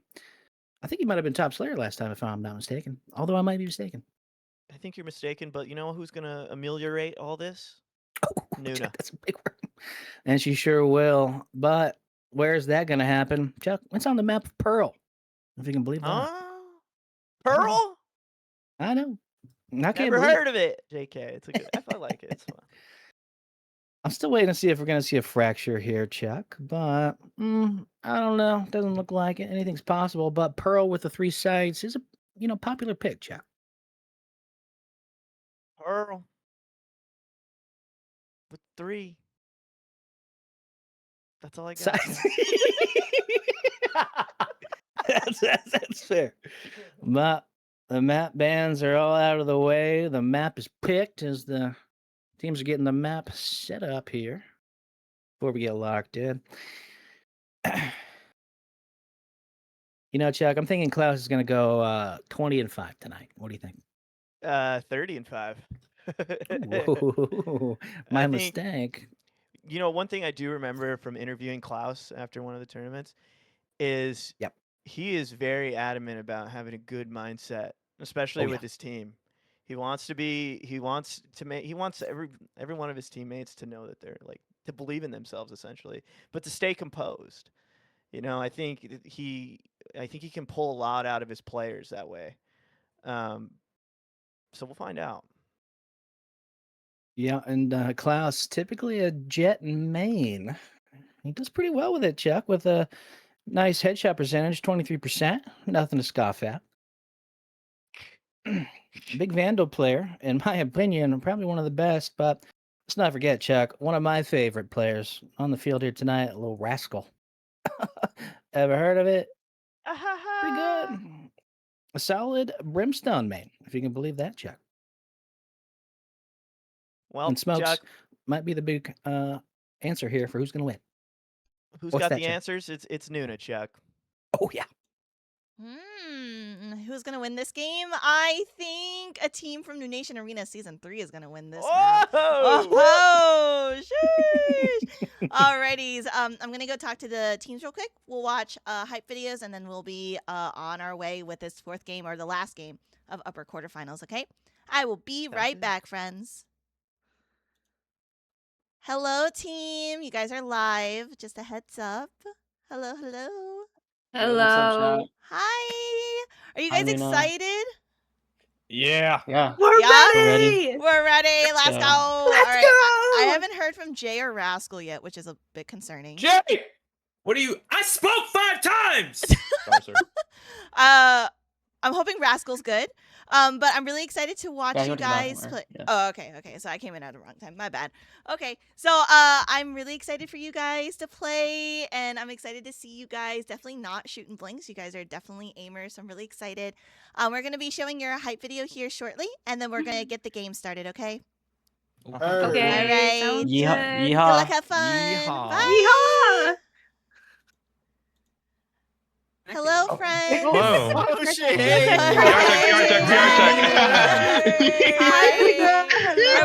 Are we PR checked? Are we PR checked? Yeah. We are now. Yeah.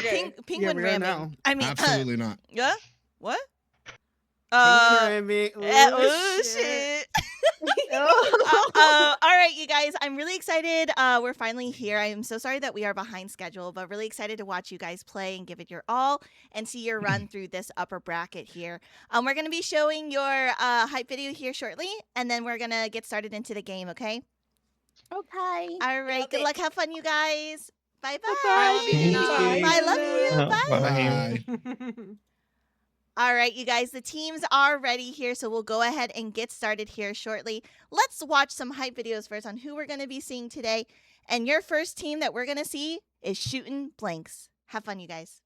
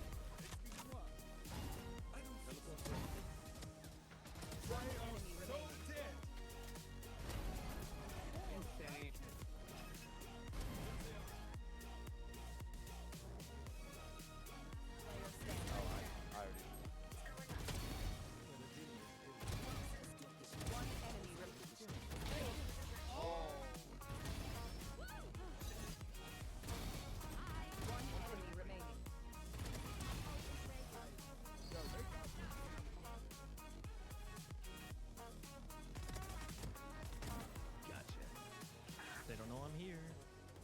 One enemy remaining. All right. One enemy remaining. Entry, last trio. Rascal's in there, bro. Rascal's in. Spike planted.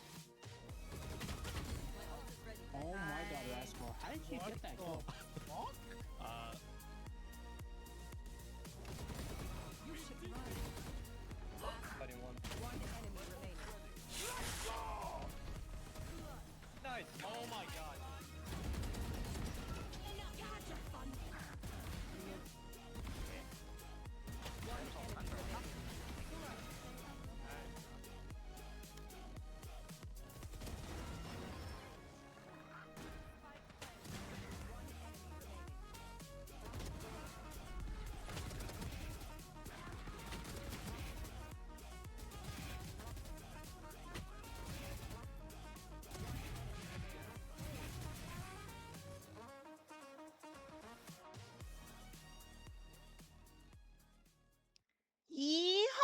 let's go shooting blanks. Oh my god. Let's go shooting blanks. And here we go to PR check. You guys, fair warning, flash warning here. Through the door. Here we go. Here's PR check.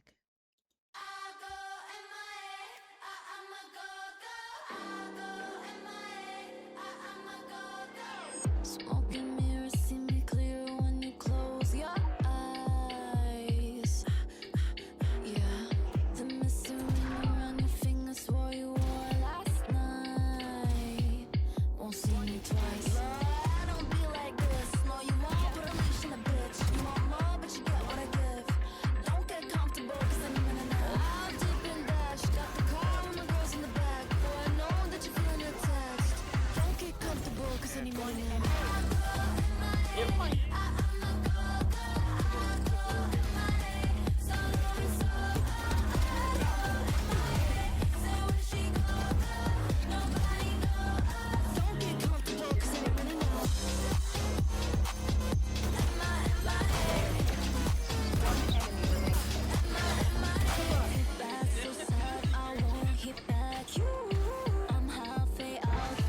God damn.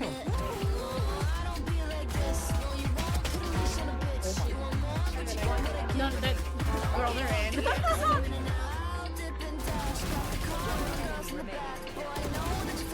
Holy fuck. Don't get comfortable, cause any minute now.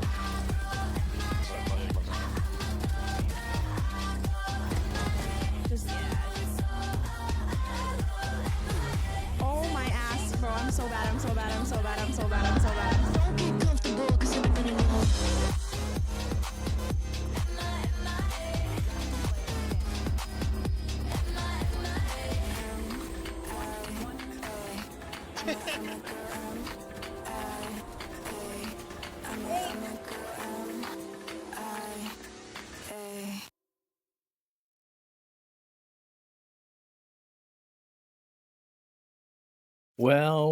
Well, Chuck. I feel MIA after that. Like you said earlier, Chuck, these hype videos are top notch stiff.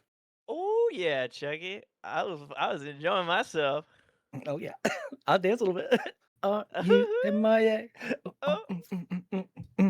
Well, not MIA any longer, Chuck. The player's about to hit the field. Once again. Mm-hmm. I'm excited for it. I'm Have excited we to see even Klaus talked about pop the some bands, numbers. Chuck? Have we talked about them? Did we even? You know what? Are we doing our job? I feel You like know we what? didn't.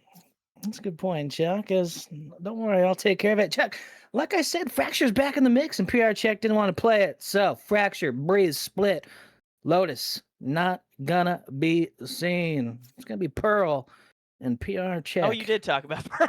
Selected defense. I sure did, Chuck. Welcome back to the party. All right. 5 minutes ago, ever heard of it? Ever heard of it? Now let's dive into the match here. SRT's getting loaded in. Pearl is the map we're gonna see. And Chuck, I put my necklace on for this one. I got my button up and my assless chaps, if you can believe that. I can believe the assless chaps, just not the button up. But let's get back into it, though. Klaus just immediately saying, I'm going Jet. Okay. I'm feeling it. Oh, yeah. Typical Jet main. That's what I want to see. But Pillsbury Doughboy bringing out a little bit of the glasses, man. Hey, I vote for Pedro. Pillsbury Doughboy. Not Mhm. not somebody you want to sleep on. Chucky, we've seen Penguin Lover pick the KJ before. I'm pretty sure that's a strong comfort pick. But D's, once again, bringing out the neon. Oh, yeah. Neon. I feel like we see Neon pretty much every time we cast, Chuck. Neon seems to be a household pick. Yeah. So this is kind of exciting to see a little bit of different comp here for Pearl. By the way, Chuck, I think there's only 2 sites on Pearl. You know, the more you say it, the more it makes more sense. Yeah. Just a heads up. Ooh, I like what I'm seeing here, Chuck. A little bit of the They got the matching. Look at that. I like that a lot.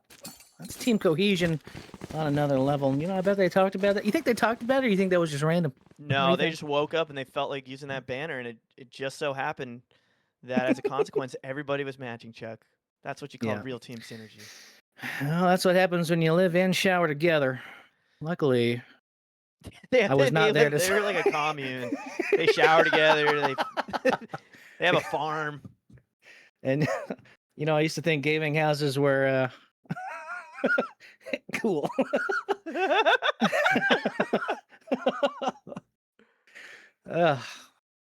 Enough of that, Chuck. Let's get into the game as it's pistol round here between these two boss-ass B teams. And there's only one ghost per side, Chuck, but I do see a frenzy. A little rascal. I like that pick. Good diving! Oh my god, Blink doesn't care though. They got dinged, but they got the kill. Klaus gonna follow up with the trade. It's a 4v4 situation. They're already throwing punches, Chuck. Yeah. Mike Tyson on the field, or is it Evander Holyfield? I don't know, but one per side has gone down already. As Cam and Penguin, aka Stu, taking a nap. B seems to be the site that our attackers shooting blanks are prioritizing, but Long B taking it slow. Yeah, the eye gonna come out for a little bit of info, but nothing to come of it. Here comes Dees though. Trying to get that quick kill, but gets out instead. Mary Mel saying, "What's up, Blank?" 4v3. Yeah, and a big high five that was as Yavi coming up the top rope, sees a couple toes there, sees the head. One enemy remaining. Oh my God! But Mel from the side, and Klaus to clean it up. Yep, Klaus dousing in bullets, dousing somebody in bullets. I don't know, Check. I'm trying to rhyme here. It doesn't work. But round like one, going to PR check. Yep. Love to see that, Chuck. But let's dive in here. There's 3 for Mel and 2 for Klaus. What's going to happen here in the first round? Ooh, Chuck. I know what I see back there. What do you see? Bear! Bear! Bear! I was thinking the comics. I was thinking that. you were seeing the comics. Those are nice. I wonder what that song is, Chuck. War Dogs. You think anybody's ever played that song? I don't know what that is. Yeah, absolutely. I play it all the time. Yeah. But Dees, Chuck, in the back with the outlaw. He's kind of sick with it. He's gonna get spotted out, so he's not gonna get the flank or the shot just yet. I like the aggression though, just buying the early outlaw. Just be like, yeah, I'm gonna hit some dingers. That's trust. Yeah, we've seen Dees perform before. There's Cam here, trying to get a little bit of recon with whatever you call that thing. The head from hell, as it were. Blink in the midfield. Not going to get much out of that as Jason and some shots, you know, testing the waters a little bit. Yeah, oh, Mel, pull the trigger. Mel, pull the trigger. Mel, pull the trigger. That would be a little wall hacky. Just saying. But yeah, they're trying to destroy that turret there and trying to work this site, Chuck. It is B. Klaus gonna have to hopefully find a quick kill and get out. Oh, Klaus in trouble though. He's in a 1v4 on Long B. Here comes Blank on the flank. Kim gonna get taken out. They get one and get out. Mary Mel with the tried to trade but didn't come to fruition there. But they're still at B, Chuck. There's still something brewing. Oh! Yeah, oh my God, Klaus, disgusting with it, taking down your little rascals. Not getting much out of that. Klaus with 2, a nice little dinger once again with the ghost. Chucky's sneaky, but he's got the gun! And he's out! Mel from the side! Mel from the side, that seems to be a common theme in these first 2 rounds. As they're in the right place at the right time. That's 2 in a row. Wow, Chuck, Mel. I don't know if we've seen her in a while, but she is performing 6-0, Chuck. That's going to be something we're going to see a little bit more, I think, in this competition. An assist for good measure. What? Is that a tabletop game? Oh my God, look at that. Yep, Chuck, that's your favorite store. Your favorite store. The tabletop game store. That's what they call it. Well, chestnut checkers. We're still trying to figure out which team is playing which. Dees, though, shotgun in hand. Looking to slip and slide in there. Pillsbury Dro Boy, though, holding a defensive ang as Klaus still rocking the ghost. but he does have the outlaw from last round. The J4 gonna get a little bit of the Vandal action involved. He's not gonna do much though with that shot. Yeah, couldn't really get anything off of it. Chem gonna find a couple of headshots. Your Rascal gonna find a dinger of their own. Penguin Lover with the follow-up. 2v2 now, Chuck. Things have been evened up, although health kind of. Last player standing. Oh, here goes. Yeah, Chuck. It's Stu in a 1v2. She's usually pretty good in situations like this, but it's a tall ask against the top Slayer, Mel. Oh, and Mel on top. A nice try there from Stu, though. She's showing up, Chuck. Mary Mel is a little scary, Chuck. I won't lie. And a timeout immediately coming through. Yep. They've lost 3 in a row. And, well, you know what? Stop the bleeding early, I say. Don't let the momentum get too big. And hopefully, you know, there's a little pep talk. Like, hey, we're doing some things good here. We just need to clean some things up here and there and start winning. I know it's not. I mean, I'm kind of brushing over, giving you the cliff notes, but I'm assuming that and a little bit of strategy talk. I think so, Chuck. You know, the comms right now are going absolutely wild. Well, let's see what we've got here in the meantime. A couple gun picks. Nothing bought just yet. I think they're trying out, thinking of a new strategy. Bear! Bear with a friend. They're just enjoying the show. Yeah, Chuck, that looks like us. That does look like us. A little. Well, I wonder what's in the cup, though. Don't ask, don't tell, as they say. Oh. Here at Noonation Arena. Season 3. 3. Today's.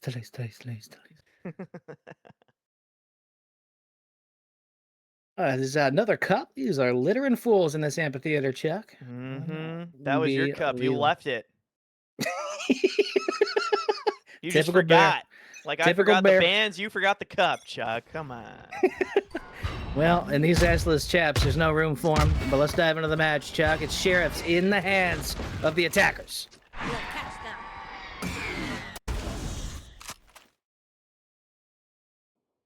Let's see, though. This team's shooting blanks, trying to get some motion in their ocean.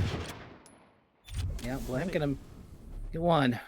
Chuck, that's the top Slayer down for PR check. That's a big deal. First death for Mary Mel.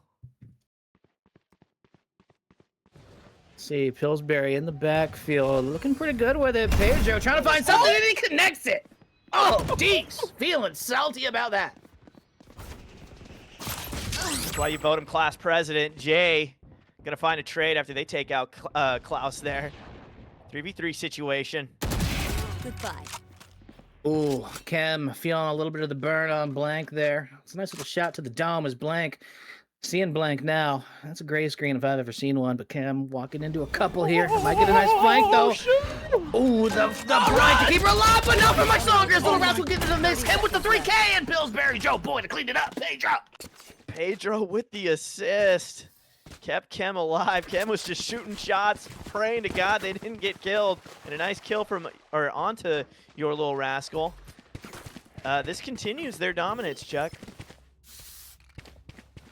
Yeah, they're looking good. Shaking the rust off, though, is going to be a big ask for shooting blanks. They're 4 rounds behind. The timeout didn't seem to do much here, but, you know, they might just be heating up. Chuck. Well, they got guns here. They can Oh, double bear! Double bear. Yep. Like a double rainbow. Hard to see, but easy to imagine. Target's destroyed. As Long B seems to be the play for our attackers. They want to try B again, but shooting blanks needs to get something quick and in a hurry. Klaus gonna stop it now. Gonna find one. The push thwarted before it even gets started. Yep, the ult gonna come out though. Jay trying to get some info. They know Klaus is back hall, but who's willing to challenge? Klaus is going straight in. Your Little Rascal gonna find Mary Mel 4v4.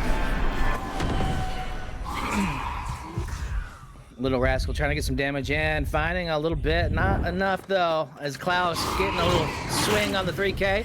Oh, Chuck, he's in the fight for his life. He's blinded, he's smoked. He forgot to put his Vave away, but Pillsbury drove away from the side as Klaus clean up in the 4K. Yikes. That sucks. Put that in your pipe and smoke it, Chuck. It's Klaus all night long. That's 5 in a row for PR Check. They should really change their name to Heat Check. They're on fire, Chuck. Oh, yeah.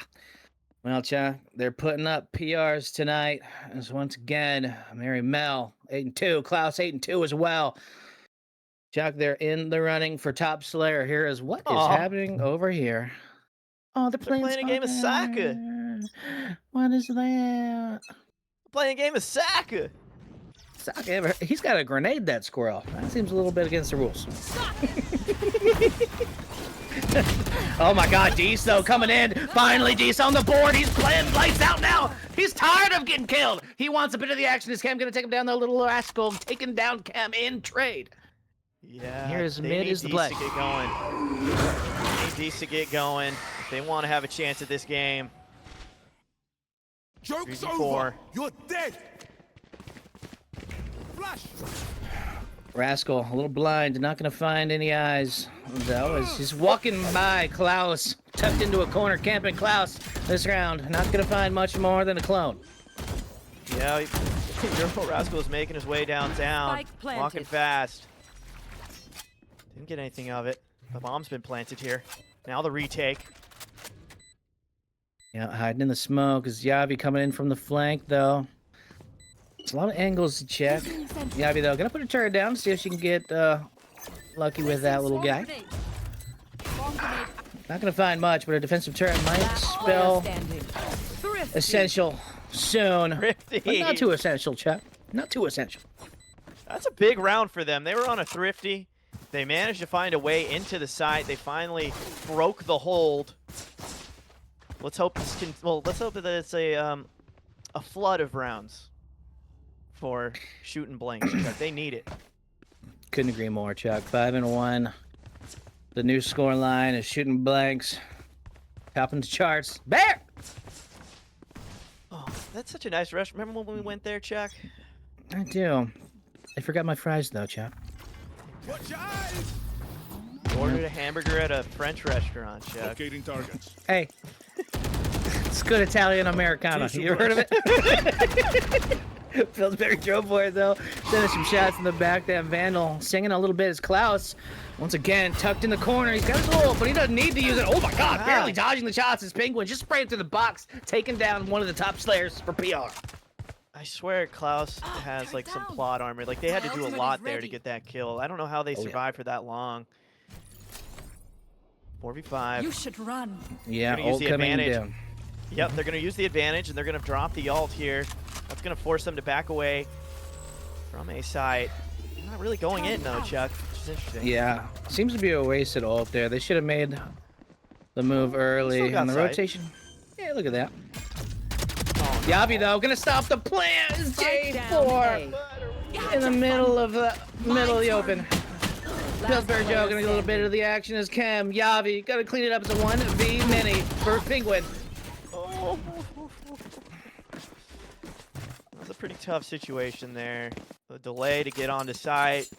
It allowed basically, well, it allowed PR Check to come through from pretty much every angle and prevent the plant, and all the follow-up kills led to the success, Chuck. 6-1. Yeah. And didn't see him as much as a ult as a dinner bell for shooting blanks to ring here, but what? There's a bear in there? Oh, What do you know? Oh yeah, there's a bear. Oh, there's a bear. Go find more bears.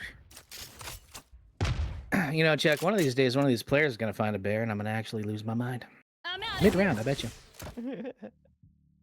Dees trying to get a bit of motion in there. He's got not much to play with, but we do see a big flank here, Chuck. You got eyes on that? You see Cam in the back? Oh, yeah. Because I do. I sure do. Little rascal, though, doesn't care about the back. He wants the front, and he wants a little bit of the action on A. Straight for it. Oh, here we go. Dees playing around the edge. Trying to bait out Klaus from long distance there. Is J4 holding Yang here in mid. Oh my gosh, that slow flank is scaring me, Chuck. They're getting ever closer. Oh, taking a detour. They're not going to go long A. Might work out there. Is Dees starting things off. Ult in hand. Getting some damage on. No kill just yet. Is Klaus with 2 in the middle of all of it. Where are you? 30 seconds. Wow, let's take a break already. Mary Mel getting a piece of that as well. Top Slayers, 20 between the two of them, and only 7 deaths. Chuck B is the rotate play. Dees walking into the fire of Klaus. Chuck, there's 7 rungs, and hell is the devil himself.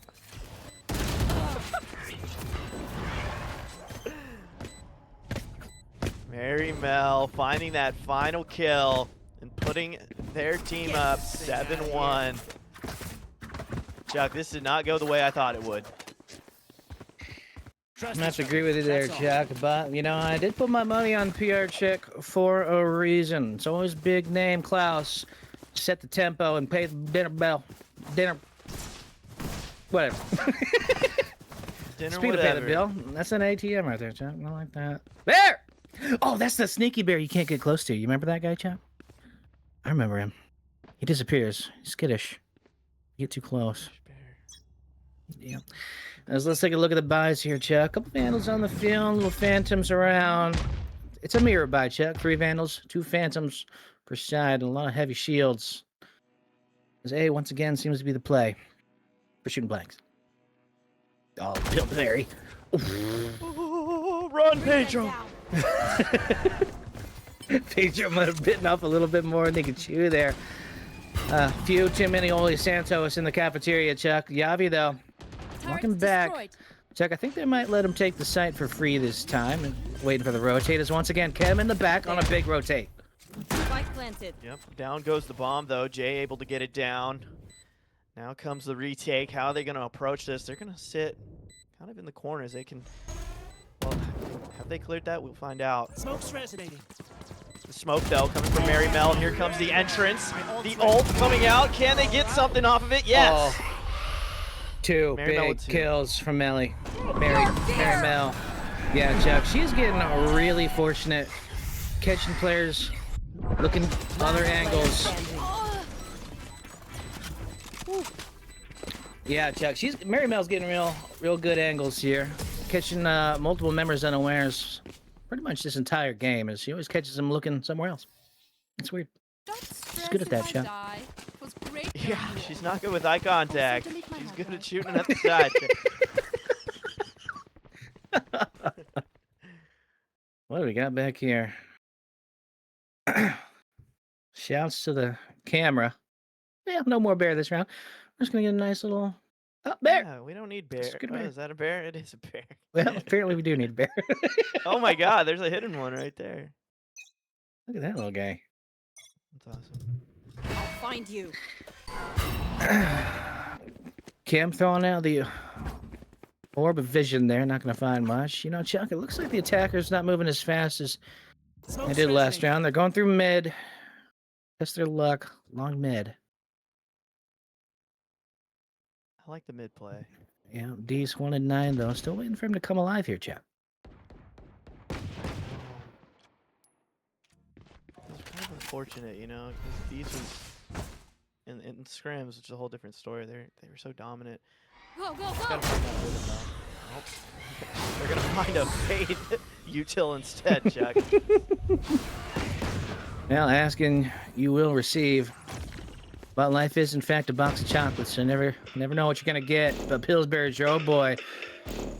Gonna tell J4 what he's gonna get, and that's a shot to the face. Is Mary Mel about to walk into 4. Oh, she doesn't care how many. She's just gonna line them up. That's 2 more for Mary Mel. 30 seconds Make it 3. Or is it 4? I don't know. I've lost count. Mary Mel just slaughtering the field. Penguin in the back. Stu trying to get something. This is tough, man. They got bomb. They got every angle checked. They're gonna have to shoot their way out of this one. Last player standing. Yeah, this is solid zone defense from PR Check. Oh, it's like a full court press on steroids, Chuck. You know, And I that's a don't good even way of watch putting table it. tennis. Okay. Getting a lot of mileage out of that.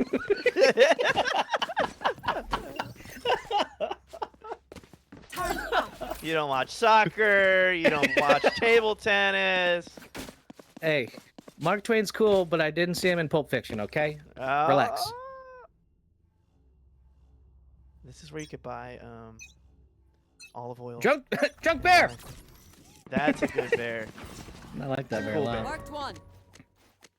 All right, Chuck. We're into round 11 here as shooting blanks. Trying to get a little bit more out of their attacker side advantage. Chem, though, being smart about it, standing in the back. Oh, yeah, Chem's going to have to shoot their way out now. Mary Mel going to find a kill on the D. It's a 5v3 situation. Jay going to go down. Penguin with the trade. Pillsbury going to take out your little rascal. Penguin again. 3v1. Stu locked into a 1v3. 76 HCP, but Stu doesn't care. Stu will take one with her. And that's a 3K for Stu. That's pretty good, though. I in mean, the half. honestly.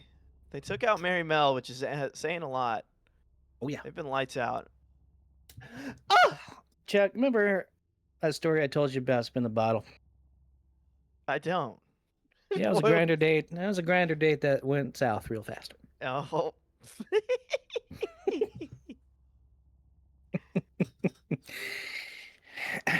Chucky, I wonder who's kissing who in this scene. You know, are you allowed to wear a helmet during spin the bottle? Is that? Well, and goggles. I think that's for the splash zone. Now let's dive in. Speaking of splash zone, Klaus spraying blood on the back wall. Pillsbury Joe Boy getting a nice little collat 2K. One down. My Oh, ultimate but is ready. Stu, Penguin, lighting it up. That was a clean tap there, Chuck. I think Stu is feeling a little upsetty. They're 6 and 11 now, but that number's quickly changing. Yeah, upsetty, spaghetti check. I'm hungry as well. 3v2. Cam gonna go ahead and sit back in that corner that they've gotten a pretty decent amount of mileage off of. You hear the footsteps, surely. Gotta go. Yeah, Dees, though, feeling a little bit antsy. And there it is. Motion coming in, but he's just no, he missed it entirely! Cam with 2! And they're going to just take their time, destroying the Killjoy ult to boot, and that's 11-1 at half. Maybe this is really, maybe it's a really offensive-sided map, Chuck. Maybe that's what it is. It really Maybe could it's be. just really, really T-sided.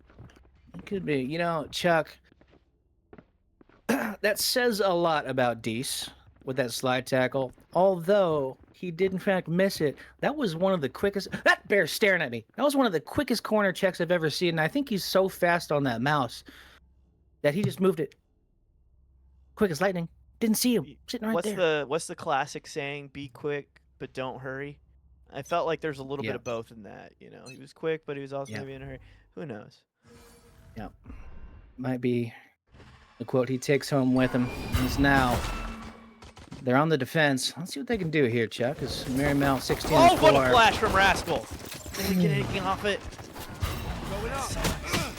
Oh no, Klaus gonna punish your little rascal yet again. And Jay's trying to run away, running for dear life. Ah, Klaus saying, dear Jay, I got a headshot for you. Mary Mel following up, and Blake trying to deal with it, but Mary Mel putting Penguin Lover, aka Stu, in a 41. Spike planted. Yeah, Stu getting unlucky with the 1v minis at the end of the round. But let's see what they can do. They've been here before. Crowd favorite Stu. Trying to lock it in. Finding one. Finished. Oh! Stu. Not about to take no for an answer, but Cam. Gonna say, hey, did you get the memo? We're here to win. And that wasn't match point. Postage notes. Oh, almost done. That was I wasn't email looking at certified. Chuck, I wasn't looking at the map when Kem came behind Stu, and it was a legitimate jump scare for me. Not like that. Aw, Vinyl Bear. Look at that. I've been to this shop. You can find some decent deals here if you're a crate digger. I like that. Maybe get Green Day on an 8-track. Maybe. Maybe a little 3 doors down. I like that. In vinyl, in fact. Chuck E. Cheese, though. It's a quick match point here. 12-1 is the score line. And PR check ready to end it now. 1 minute and 20 seconds on the clock. This could be final round. as our attackers looking pretty confident on B. It's quiet, Chuck. Calm before the storm. Yeah, and the C's are looking pretty rough as Klaus, Captain K, trying to bring his team to victory here. As they're on site, free and in the clear, the rotate needs to be good. Stu, Penguin, hanging out mid, but about to take a lot of util damage here. Dees wants to get into the mix. He's waiting patiently, though. Maybe too patiently. Is Mary Mel waiting right there? Look at how patient Mary Mel is. Finding one. Penguin with the trade. 4v4 now. It's starting to pop off. Ken gonna find one. Klaus gonna follow up. It's a 4v2 situation. They're running out of time. Rascal going down. Now it's up to Blank to save their tournament lives. Or at least the first round. Against Klaus. Win. There will be no victory. Klaus once again on top. 13-1, the final score, Chuck. That was yeah, I mean, there's really no nice way to put it. That was kind of a beatdown, Chuck.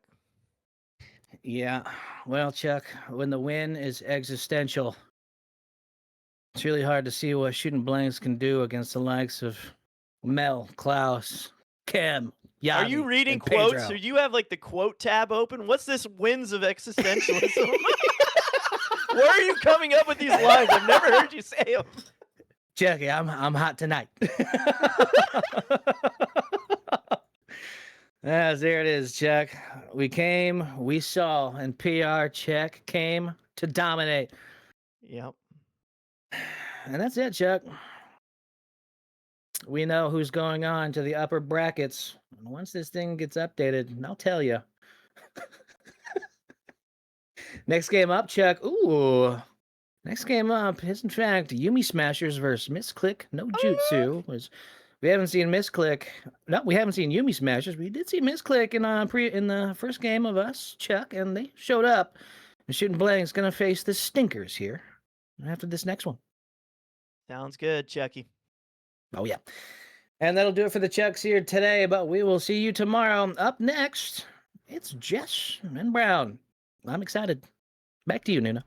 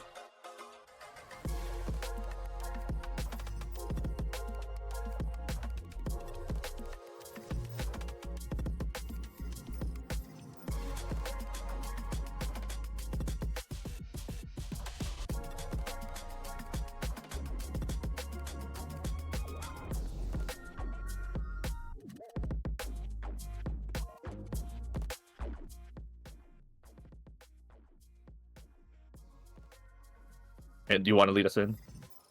Sure. We're live. We're live now? I think so. Okay, well, here we go. We're back. And it is time for more. I'm really excited to be back again for the Noonation Tourney. I always have such a lovely time casting here. And now I'm going to get to cast here with Brown. How are you today? It's been a long time, Jess. I've always admired your casting. I didn't think it'd come back this soon. I'm here to be an admin, but the opportunity appeared, and I was like, there's no one else I would rather cast with than Jess. So this is amazing. And I'm very excited for this game. We are on the lower bracket now, but neither of these games were anything to sneeze at. You know, we had a insane multiple overtime bout earlier on Lotus, and that now we're going to get to see them Yuumi Smashers, that is, to see if they can pull it out and stay here. Meanwhile, on the other side, on Team Misclick no Jutsu, they are definitely looking to redeem themselves from the earlier matchup. So neither of these teams are really going to be a pushover. I'm really expecting quite the smash, but a lot of really cerebral players, a lot of shooters here. So I think we're going to get some pretty freaky strats coming out. And you talked about the mentality of these two teams. There's two different hurdles they have to overcome as you take a look at the starting lineups on the screen. The Yuumi Smashers just went through that really long overtime. That was, in fact, the longest overtime game in Noonation Arena history. We've had 3 seasons so far.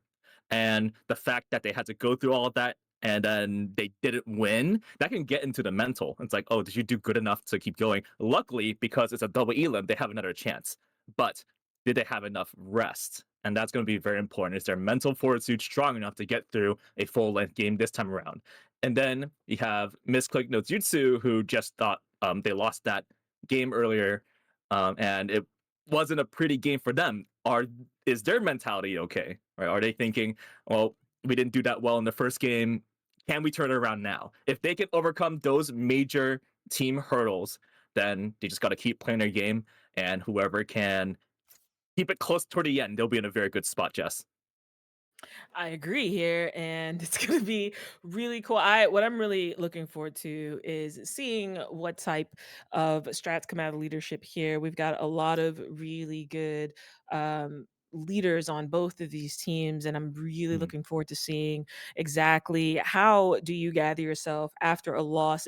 Whether or not it's a big loss or whether or not it's a close bout, it still stings. It doesn't feel good. So I'm really looking forward to seeing which team is going to be able to kind of pull themselves out of that stupor, forget about the loss, shake it off, and really just think about the game ahead. And I really want to highlight Cross Unity on Misclick no Jutsu, who is a coach for VALORANT team, has some experience out there in the game changer scene and in a lot of these higher tier VALORANT games, and also has coached a couple of players that are on the team as well. It's kind of a mixed team with some players that they all kind of know each other. They know each other from other tournaments. If you just put that expertise together, I think they'll be in good shape. And then the Yuumi Smashers, through that entire overtime series, there was a lot of IGLing from everyone on there. You're hearing all the calls from Mugogi that were very important.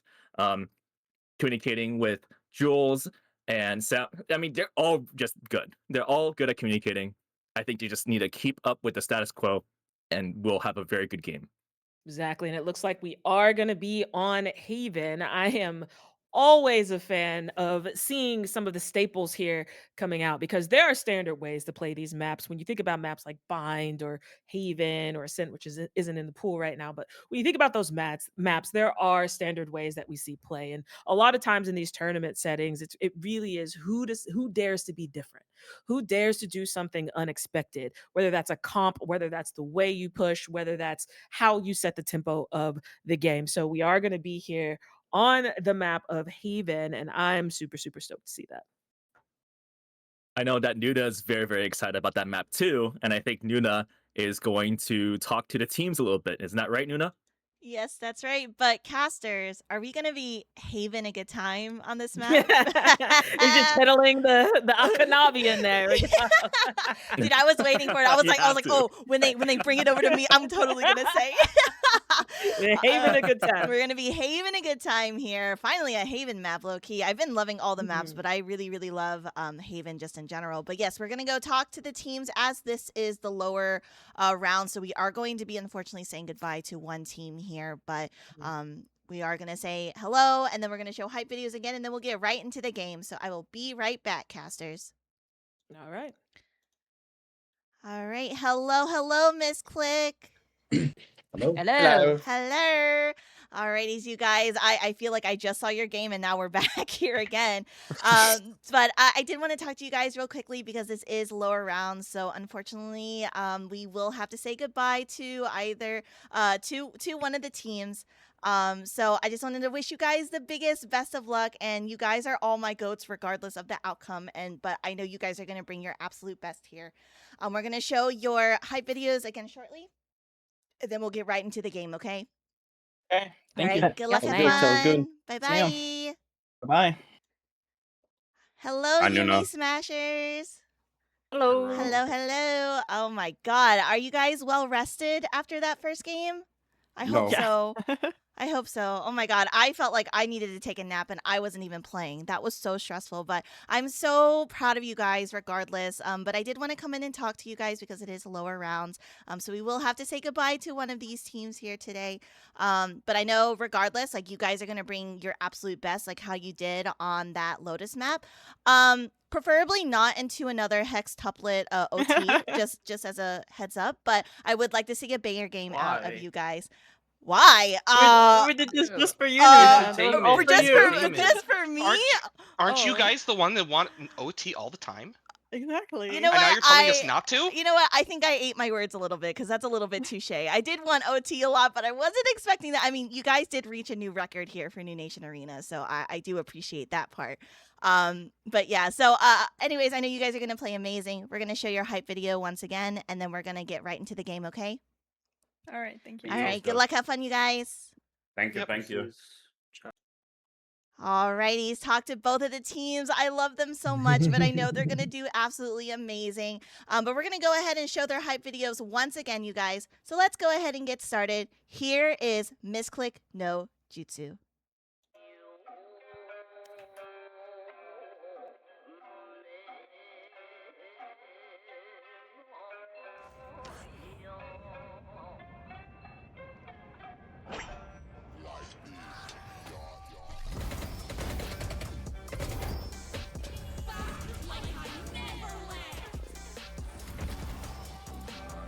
Good round, Chloe.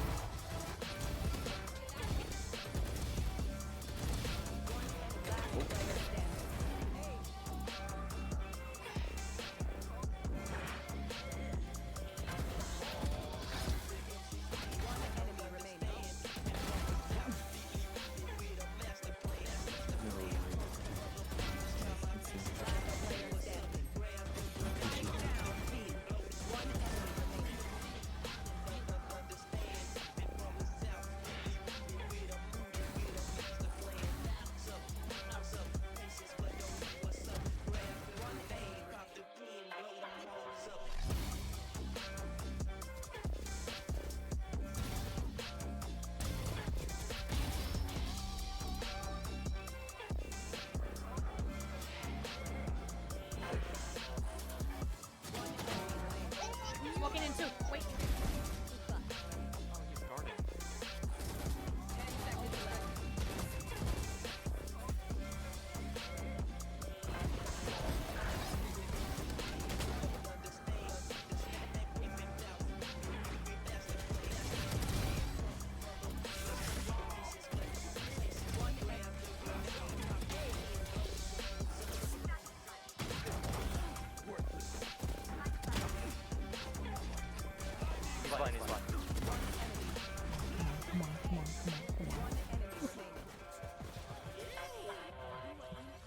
Nice.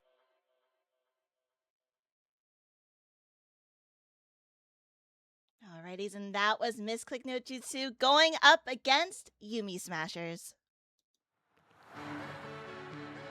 All this time alone has got me stressed out. Girl, I can barely think without you. Every night I'm working with my head down. It's one more night I live without you. Here we are again, running out of light. Your face I can't forget when you're out of sight. So you'll be in my head till the day I'm out my mind. I can't wait another night. Maybe we just need more time. Let's start where we left and take off like that dress. Pick it up, we ain't taking our time, it's taking us. She walked back in my life and lit it up. Now we're smoking the tires like in a car till we run out of time. Okay, I think I know how this ends. You'll stay, we can't be over yet. The change, last night's the first time we met. I pray, now make me yours again. Oh, use your No one sees me like this. How does she put that heat like stress? I need a second to breathe like. Okay, I'm locked in. Tripping out the door to keep knocking. Should we stay in these clothes? We got options. Let's you got me alone to keep talking till we run out of time. How many hours pass? Could we treat them like we on an hour last? Don't waste time, girl, that waistline hourglass. And that face, I'm powerless. If you let it all go, put it on me. I'll be all a half full till it's empty. 180, we could turn last century for another lifetime if you let me. But I just need time. Let's start where we left and take off like that dress. Pick it up, we ain't taking our time, it's taking us. She walked back in my life and lit it up. Now we're smoking the tires like in a car till we run out of time. Okay, I think I know how this ends. You'll stay, we can't be over yet. The change, last night was the first time we met. I pray, time make me yours again.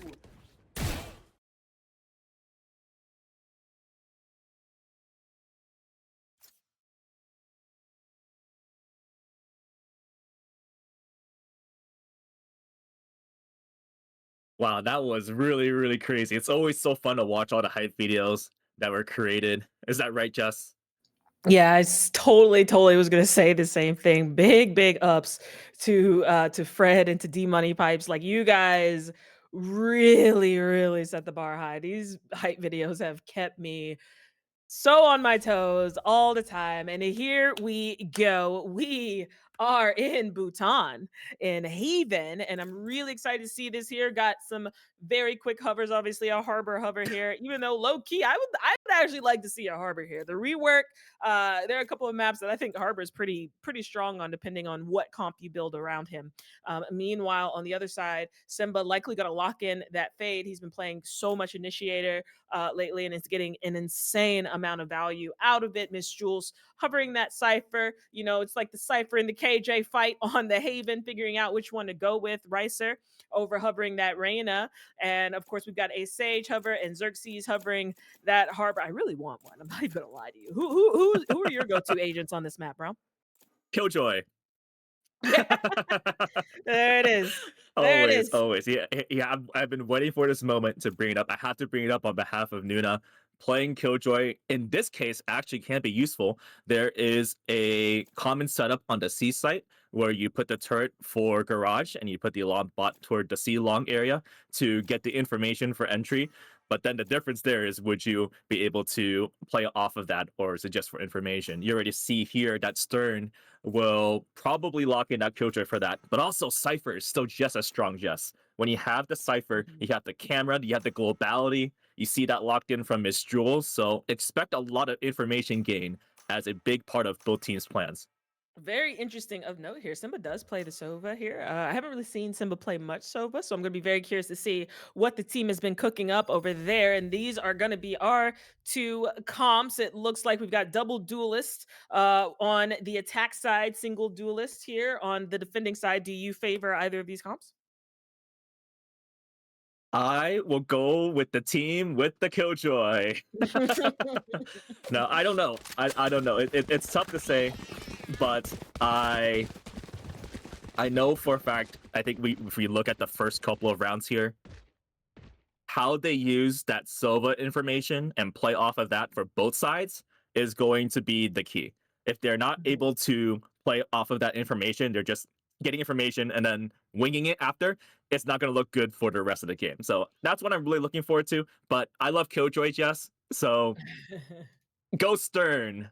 There you go. There you go. And of course, we do have the Phoenix Jets over on the attack side. They're starting off on attack. So we'll see if that works out for them here. But of course, we do have a bit more of an aggressive defensive comp coming out from the defenders. And it looks like Mugogi is going to see Sparrow seeing some warning shots. Just a tiny little chip. Nothing to write home about. Ricer.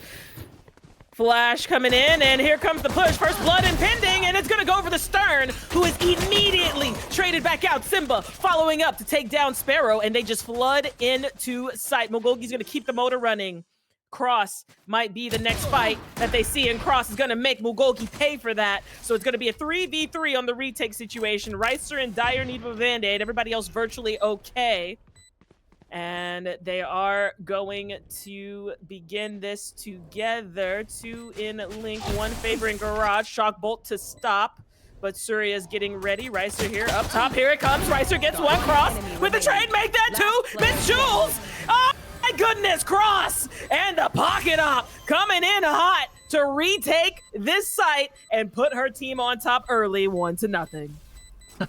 Isn't Cross Unity so inspirational? Already on that Sheriff, you see right there with the little gap in the smoke, just trying to scout out where do I shoot first. Already got that first kill earlier in the round, and then peeking out to get such great shots. I don't think any bullets were wasted there. 3 shots, 3 kills there on that replay. Absolutely. And of course, a quick 4-0 for Cross Unity, as they are going to go ahead and buy up here. We're going to have a singular Sheriff and a Frenzy. On the other side, everybody else utilizing the free gun. And we'll see what goes down as Yumi Smashers tries it again in the second round. Mugogi gets spotted out by the Recon Bolt, has to back away. 2 in the middle. The Chicken hanging out on B alone, ready to put in some work as well. Everyone feed your pets. Just look at this patience, Jess. In the first round, Mystic no Jutsu was going aggressive. They were playing for the fast push from the attackers, the Yumi Smashers. And now they're just waiting for them to come down. It's already a completely different approach. And I love that here. That is going to be the name of the game. I mean, pacing on these big maps, these 3-site maps. Who owns the pace of the real estate here is always really important. And we see here the defense just starting to pinch in and take up a little space. Surya contemplating shooting out the trap wire and may run into Ricer if so, but all quiet on the Western Front here. It might be nice to shoot that right now, just to get a little bit of confusion, but here comes the push quickly from the Yumi Smashers. Oh, Stern and the Chicken! The Chicken earning their keep as Miss Jules goes down defensively, looking for a little more here. They do have 30 seconds left. A bit of an advantage with the weapons, but the spike is going to get planted here. Ricer takes down Surya. That could be 1 weapon in hand depending. Ooh, Mugogi gets 1 as well, but Sparrow picks up 2. So that's going to be a 3v1 as Cross Unity grabs 1 with the Bulldog. And Sparrow here, they're just going to start to work his way up. Ricer looking for it. Oh, does get 1 and almost gets a second, but Cross is going to be there. Expensive round for the defense, but they are still on top 2-0. So right away, Jess, we're already seeing some action on the B side. Usually teams that are a little bit wary about their position, knowing that they have to win this game, they're thinking, well, we should just try out the A side. We'll feel it out a little bit. We'll try the C side, feel it out. Not very often do you try to take that B side very early. And credit to the Yumi Smashers for trying it, going aggressive with it. And maybe they'll keep being aggressive. I mean, in a way, they weren't aggressive all the time, but they're always playing together. They'll probably try the A side this time, see if they can get some more information there, and see if they can get around in this bye round. Absolutely. Let's see what we've got going on. And the bonus coming out here. Nice little fault line, always good to stall. Owl Drone looking for some action as well. Cross is going to back away after hearing that noise. And Look this defense how is very slow they patient. are. Goodness. So patient. Man. Ooh, action here. Xerxes able to take down Surya. But Cross, again, taking 1 down in the trade. Miss Jules goes down here. Mugogi takes a peek up. Now Jiren able to take down Mugogi with the Outlaw. Almost gets a second. Cross unable to settle there, and they take full advantage of that. Xerxes getting 2 so far. Look at Stern. Oh no, the flick. Just a hair too late on that one. Still here, already a successful bonus round. But the attackers are really going to hold on to their spots to see if they can put themselves on the board. All it takes is a round. Momentum is everything in Valorant. Mystic Simba hanging out down short. Jiren holding for the link, and here they come. One in graffiti. Jiren might be in trouble, and is. Xerxes gets one. Sparrow gets one. Sparrow gets 2. And now that weapon's in hand, time's running short. However, he's going to have to make a move right now, and gets Ricers. A little omen on omen violence wins the bonus round, and it's going to be 3-0.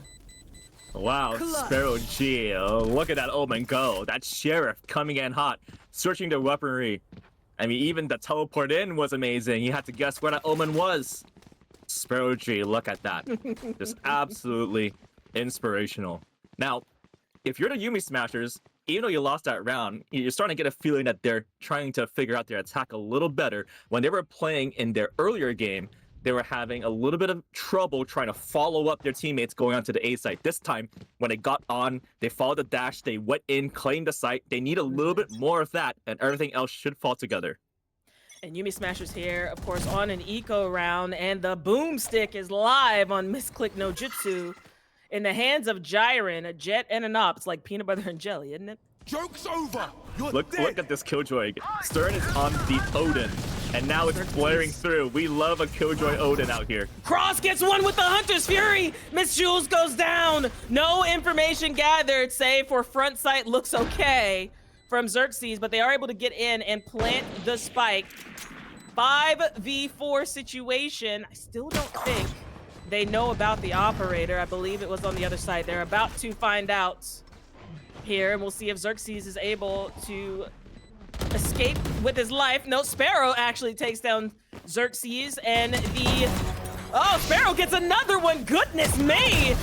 Boba is able to get one. Excuse me, Mugogi's able to get one. Stern goes down. Now we're down to Mystic Simba, who has that Hunter's Fury, so they are going to tap it, but not heading for the spike, and they are able to defuse. Unfortunately, good idea, but there were just too many numbers on the other side, and once again, Misclick no Jutsu extends the lead another round.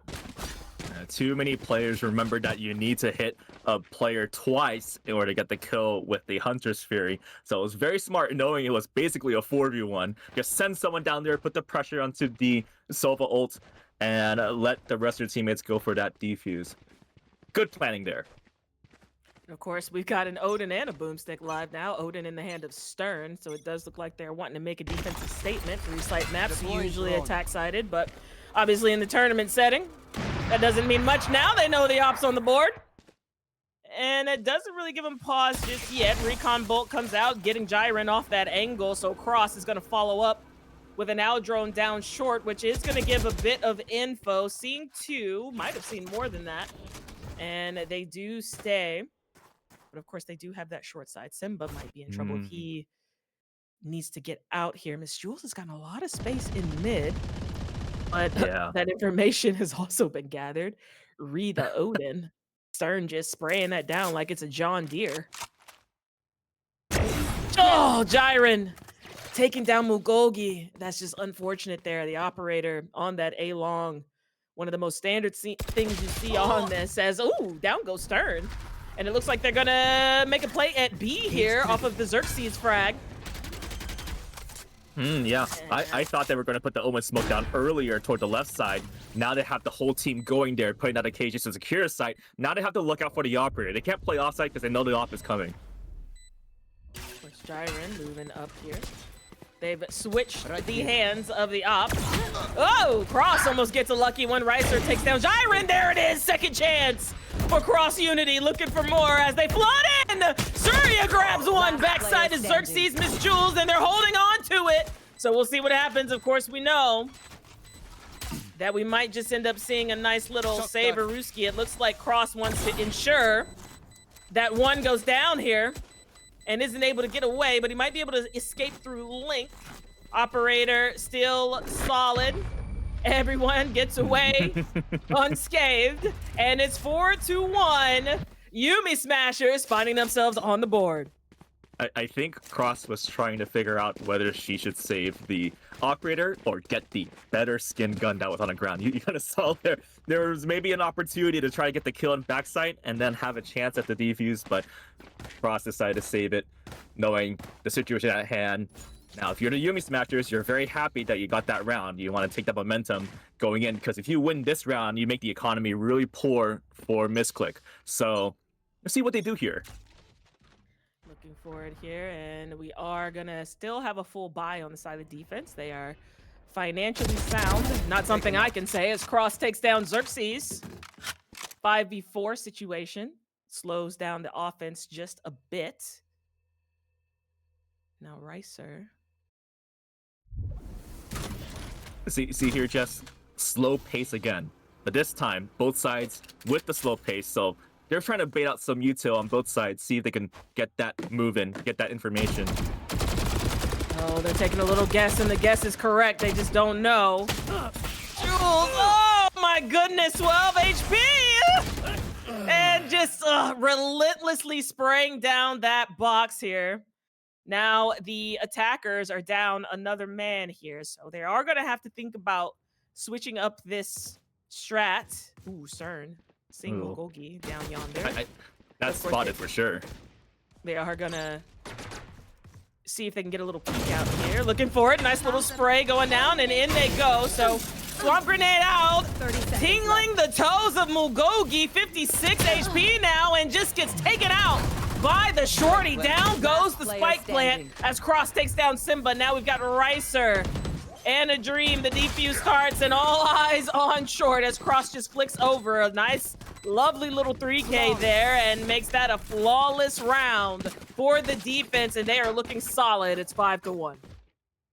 And Jess, we were talking about how the pace of the game was very important.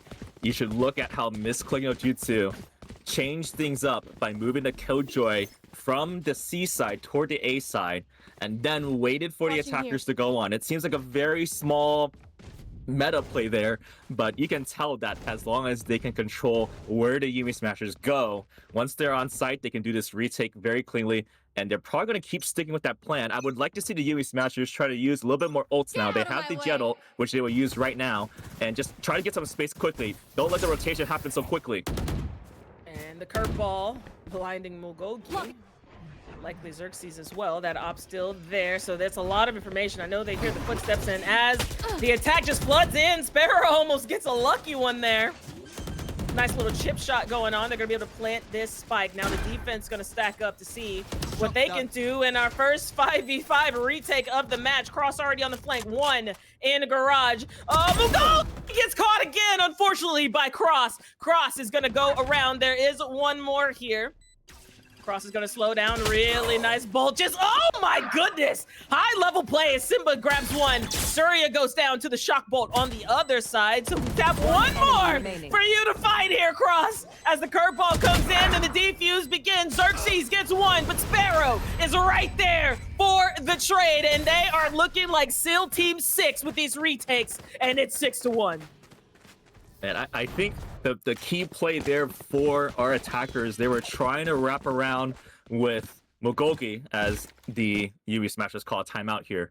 And I don't think they were expecting that he was expecting that Cross would wrap around like that and try to get the spawn side.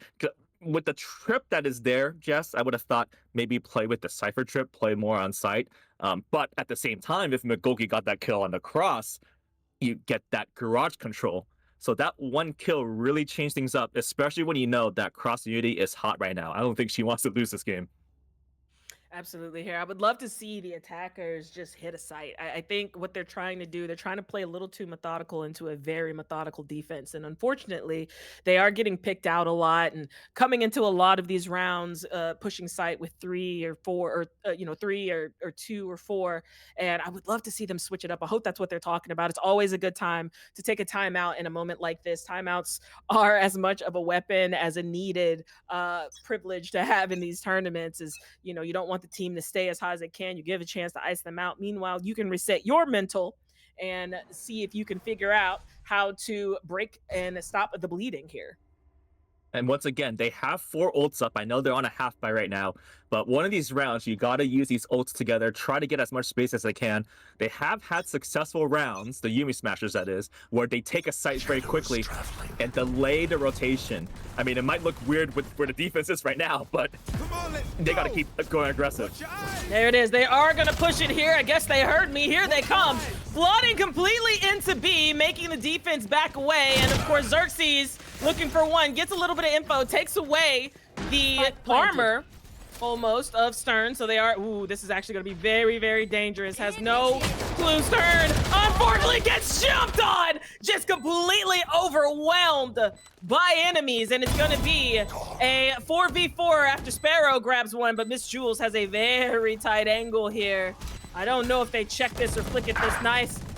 Oh, looks like Mogogi gets one, Miss Jules gets one, Neuro Theft comes out as Cross gets one, Sparrow jumps in, grabbing another, but Simba gets one with Cross. Now we've got Sova, Sova looking for it. The step has been made, and ooh, gets the half, and down goes Simba. Oh my goodness, the round comes down to the last person standing, and once again, it's gonna be Lady Cross. It's 7-1. Watching here. You see the mind games there? You had the Sova ult available, and it was a matter of whether you should use it in that situation or not. Clearly, Cross felt like playing a sneaky game, which doesn't reveal the location of that Sova. But, man, it didn't really look like Misclick no Jutsu would win that round when the Yuumi Smashers just ran in toward the B side. They did everything right. They had all the information. They had Phoenix ult. They had Cypher ult. They had everything. And yet, they don't have Cross Unity. I think sometimes you just have to give the flowers. I think Cross Unity right now is just too inspirational. What a fault line. Unfortunately, Jiren has to back away as Mogogi grabs Cross on the other side. 44 HP coming out from Jiren now. He's looking to see if he can still get lucky. Nothing doing, and they are pushing down. Woo, the paranoia comes in as well. Holy util, Batman. Jiren, again, having to back away. Going to be able to push back. Keep the life. Sparrow gets taken down. Now they know there's one in the heaven. Jiren gonna do it again, but of course no HP to his name. Same with Surya, who's gonna think about a peek down yonder, and down she goes. And so we've got a 1v5, and Stern says, you know, how about a nice little vacation over to sea so I can maintain my weaponry? You think Stern invests in the Odin somewhere? Like, can I buy an Odin off of Stern?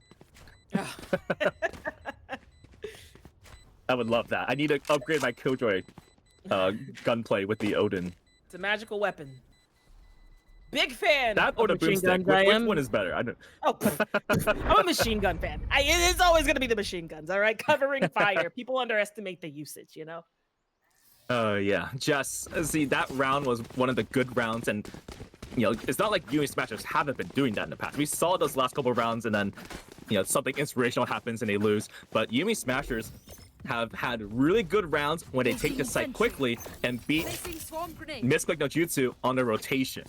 That is the key here. Can they take the space, catch the others off guard, get those kills, and then not get inspirationalized by the other team.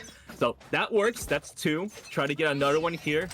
And the op is not hitting either. So, oh my goodness. An offensive op. Ooh, very interesting indeed. Wasn't thinking about that. That's going to be an interesting play, Jess. Unconventional here. I know in my games, when I see an offensive op, I start getting a little nervous, but it's in the hands of a Jet, so you know magic can happen. Xerxes, meanwhile, is taking up, most of the team is taking up a lot of space. It looks like they're trying to pull the defense over to C. It actually works for a moment, but with no noise, the defense goes and resets. You see, they're hesitant now. Like, I know they're trying to play slow, and like, we're going to trick them, change the pacing, but now they're hesitating to get on, even though they have all this util available. Again, the fakes work when there's noise made. Unfortunately, we did see a little bit of presence, but no noise, and this is right here is going to let them know exactly what's going down here. We know it was a fake. They're going to work on the retake, it seems. Hunter's Fury to deny or to stall, and it doesn't. Oh, does! Get one. Mystic Simba goes down, but the plant has been initiated. And ooh, Rolling Thunder misses short. And I do believe there are 2 in short. Down goes 1. Xerxes gets the trade. Now they know the offensive op is there. Mulgogi is short. They know the op is there. And oh, maybe they did it. Looking for it. And ooh, the wide swing from Cross Unity. My goodness. She is on fire right now. 20-3 for this 8-2 matchup. Yeah, Cross understood that the operator was there hanging on in short and had to step, and you just have to outrun the flick, and that's exactly what that Sova did. Once again, the round is won by Cross Unity. How are you supposed to stop that Sova? Yeah, I think just don't hesitate. The rounds that they do well on are the rounds where they just go in. I think they're trying to think too hard about outsmarting the other team. And I've said this before. It's one thing to try to just do something different for your own game plan. Where you start to struggle is when you start to try to play the other team's game. And right now, they're playing right into the hands of Misclick no Jutsu. Don't get too aggressive like this, though, Jess. If you're aggressive on the defense, that gets me a little scared. Looks like they're feeling it right now as they just push on down. But they are employing the buddy system. Down goes 1. Ooh, another curveball coming in. Flash coming in as well. Surya grabs 1, and it's a gunfight here. Massacre at C main. Xerxes puts a stopper in that run. Down goes Jiren, and that's going to cause Surya to go ahead and back away. That's one way to reassert your dominance. They really, really want to show. Oh my goodness. Yeah, that is crazy too. I mean, if you're going to play aggressive like that on defense, to change things, you have to feel confident. And you already have the buddy system and Cross Unity. But it's still, I mean, the game's not over. The round's not over. You got 40 seconds to figure out something here. I've seen 1 to 12 comebacks in any game. No game is over till it's over. As the attackers here 30 seconds looking left. for an opening. If you think about it, just 1 or 2 isolations, this round is winnable. They may actually opt to save these weapons going into the last round of the half, as money is looking a bit funny here on the side of Yuumi Smashers. So they're just going to get away with these rifles and take a gamble on a potential curse 10 round. seconds left. If they can. I think they know that if they rotate now, the Killjoy utility is probably there. They didn't really see any Killjoy presence on the C site, and they don't have enough players. And when you look at the ultimates available, they can try to get the Phoenix ult, perhaps. That's 2 ult points away. There's the Jet ult, Sova ult, Omen ults. There hasn't really been much Omen ult used on attack, at least in ways that are effective. I would expect Ricer here, who is on that Omen, to possibly use that Omen ult more aggressively, because you have 2 options: either take the space or get kills and then use ult and get the spike. The point here is you got to use your abilities to get space in this round. This is the last round of the half. Of course, we do have the Blade Storm available from Mulgogi, so that's one. Woo! That was almost a nice little clippy clip there, and it could have gone either way, to be honest. And both of them just a couple of warning shots. Oh! Unlucky. This map is made of paper. More deeper warning shots. Just deeper warning shots. Turn. Here they come. Oh no! Wow. I don't know how Stern survived that. Yeah, but at this point, you got to stay together, stay alive, play the retake together if you are the defense. Bucky has been doing a bit of action. Spike is planted, so it looks good so far, but this defense have been extremely well played, but the attackers now actually utilizing a bit more of a buddy system in their positioning. They see one here, knowing that they're there. Uh-oh, shock bolt's coming. Can't get out, has to move. Does get that ult, but they're just playing for time here, and it's working out. They might win it just off the numbers, or Sparrow coming in, looking for it, nothing doing, and that's gonna be the round number 3. Is the curse real? We'll find out coming up here in the second half. How fantastic is that? They went to the aggressive gameplay. They had the Silver ult and left Silva on site because they knew if they just keep on the pressure, they can't even get on sites. How about that? But now that you switch sides, is that approach going to be different on defense? Are you going to be aggressive on defense? There are some opportunities there for you if you want to make an impact early. I'm curious to see if they can bring it back here. It is definitely possible. Now here, offense is where things get a little interesting. We do have a KJ here, so I'm wondering if we're going to get the lurk out of Stern. Are they going to push together? Are they going to be aggressive? They are spread out now, so it does look like they just want to information gather, thinking they have the rounds to spare. Of course, you don't want too many rounds to get away, but I do like the idea. Spike straight towards C, so they may be favoring that side. And they want to see how fast the defense jumps to noise, which is rather quickly. But look at the space here that Mugogi has taken up in A. Oh, I knew it was coming. First blood of the half going down to Sparrow. And now we just hit the reverse, I guess, and head towards A. Meanwhile, we do have Stern on that lurk. Simba, hearing all the noise in the world, going to back away and wait for his team, smartly so. As these guys love to run together. Stern now, a bit of information on the lurk. Gonna back away. Does get away from the middle. Almost across it. But look at Ricer. Ricer is gonna be working his way up windows. They're gonna be... They may overlap here. Oh my gosh, it's so close. I'm not sure what's happening. I think they're confused on who was going to plant, or maybe it was the lineups coming in. But Xerxes finally they get gets the plant one. down. Surya gets another, so it's gonna be a 4v3 situation now, but still the lurk is out. Ricer in a really good position. I don't think anybody's looking at it. They're not thinking about it. Nobody's... Last player standing.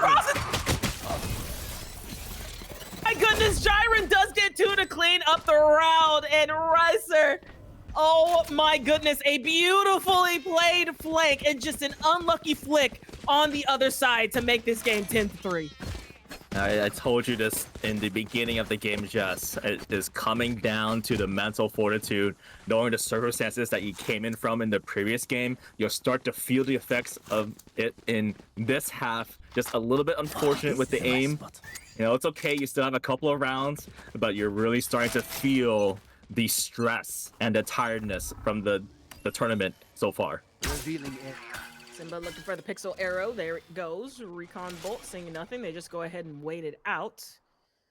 So a bit of false information, unfortunately. Stern grabs the one with the Marshall. My Marshall does no semblance of what just happened right there. Stern pushing in. Xerxes. Game of timing. Game of timing. Oh, they might have seen the barrel there.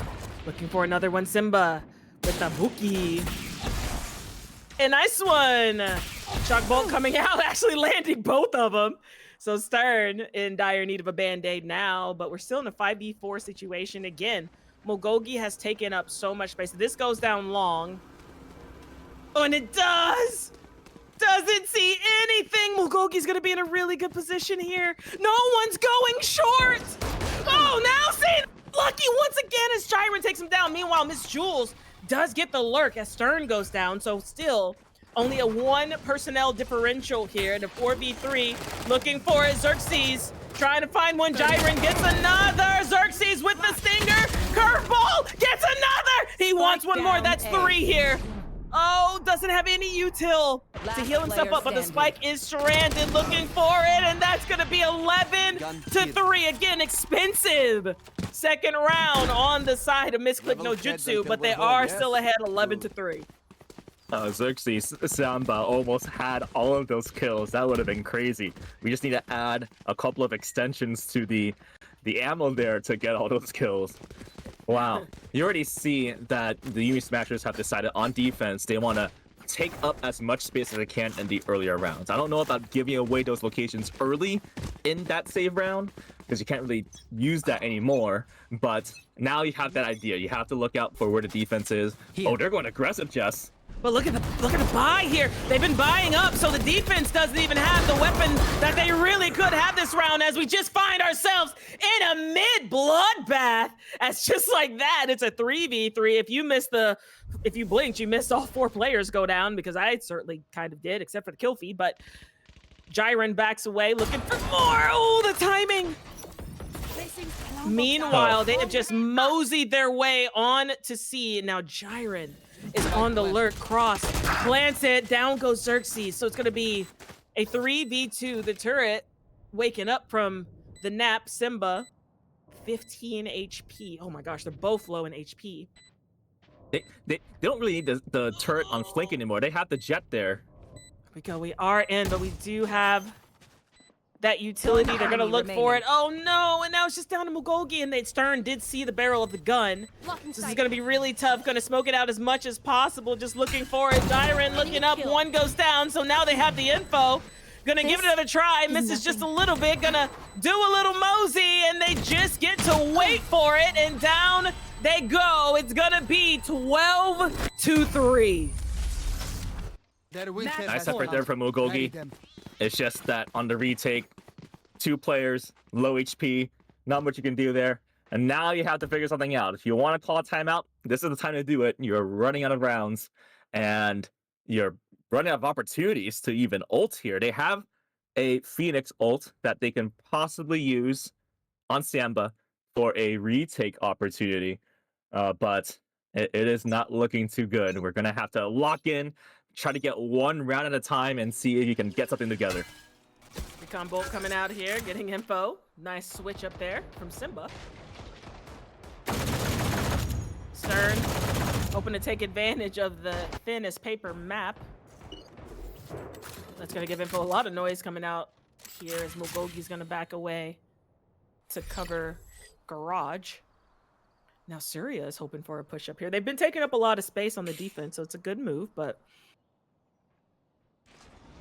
This is scary. You have Cypher util at C, and you're playing this much forward. Unfortunate, unfortunate. Oh no. Okay, they don't go for it. Looking for more.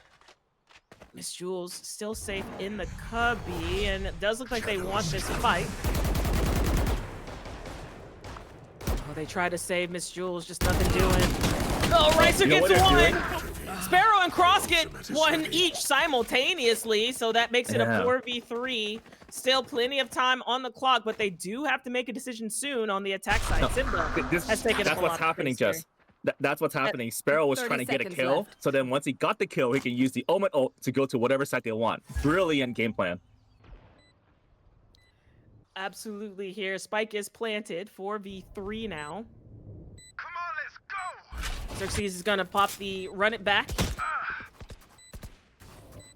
As we get it a go, Jiren and Xerxes getting the frag piece, looking for more value out of the ult. 3v2. Rice are gonna push in and gets taken down, so now it's down to Xerxes. Looking for it here, and no, that's gonna be it. A 13-3 victory on the side of Misclick no Jutsu. They will be moving on. Unfortunately, this is where we are gonna say goodbye to Yumi Smashers. That was a fantastic game. A fantastic rebound for Misclick no Jutsu, led by Cross Yudi, who just did not know how to lose any rounds. Losing is not an option for Cross Yudi. You see on the leaderboard right there, 26 kills, 4 deaths. Cross Yudi never died. Losing is not an option, Jess. Absolutely. Really well played on the side of Misclick Nujitsu. But again, the score line doesn't really say the whole story. That a lot of these rounds came down to 1 or 2 people standing. I think there were 2 flawless rounds in the entire matchup. So these were really, really close rounds, really well fought from everyone. It just one team just kind of pulled away here and they were able to stay ahead. But, you know, Yumi Smashers should not be disappointed. I know they're probably kicking themselves a little bit here, but I think they played really, really well this game. They did, and they had a lot of good opportunities on the offensive side when they were attacking. They were really pushing the tempo in the rounds where they were doing really well. And then if you look back at the VOD, you would feel, well, they did everything right. And then you just get the inspiration from Misclick no Jutsu. This is the magic of these best of 1 games, Jess. Sometimes magic happens. You have just great plays from individuals who just fight it in them to play out the round, to have the wits to win the round, and you have to give your props to that. Absolutely here. Great job though from everyone. Okay, well that was a wonderful game, and congratulations to Misclick no Jutsu for the victory, and thank you to Yumi Smashers for playing. We're gonna go to a break, Jess. We should get some water, and we'll be back after this break. All right.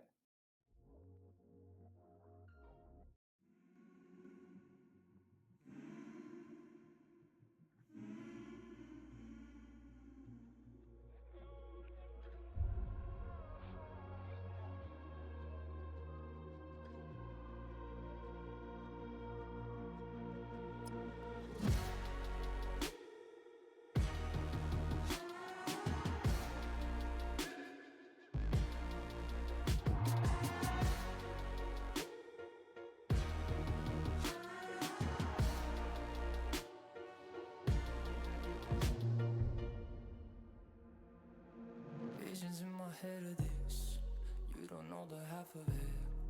I got dreams of looking up, high as I can get. But nothing feels like how it feels to know these things I don't know yet. The weight of everything, and everything's just thread. Sometimes I'm trapped inside and I don't know what I'm gonna do. But to take on the world is the only thing that we know how to do.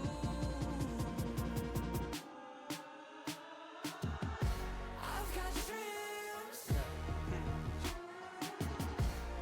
of finding out what all of this is for. It's you and me, and everywhere we go it leads to an open door.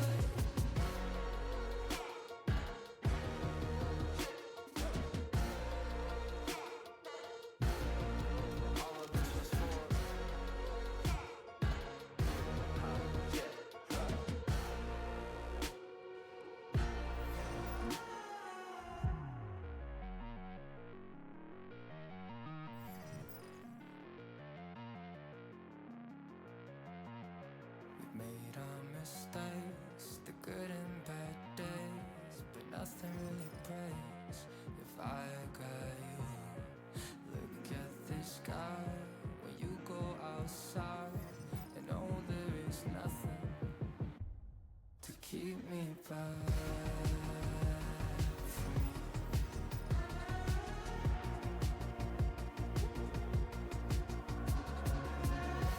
I got dreams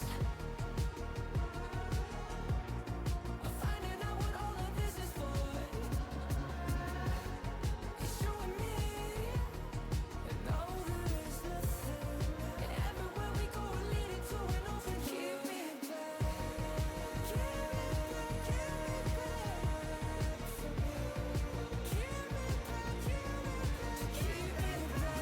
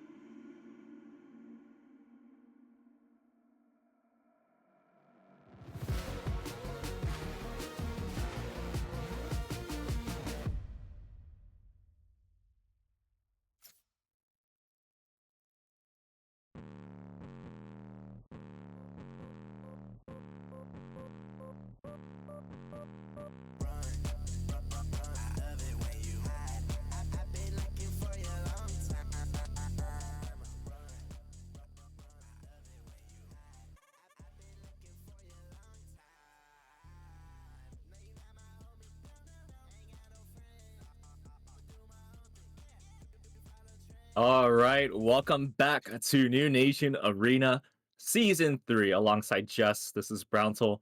What a great game we just saw earlier. Misclick no Jutsu going in with revenge, and they stay alive.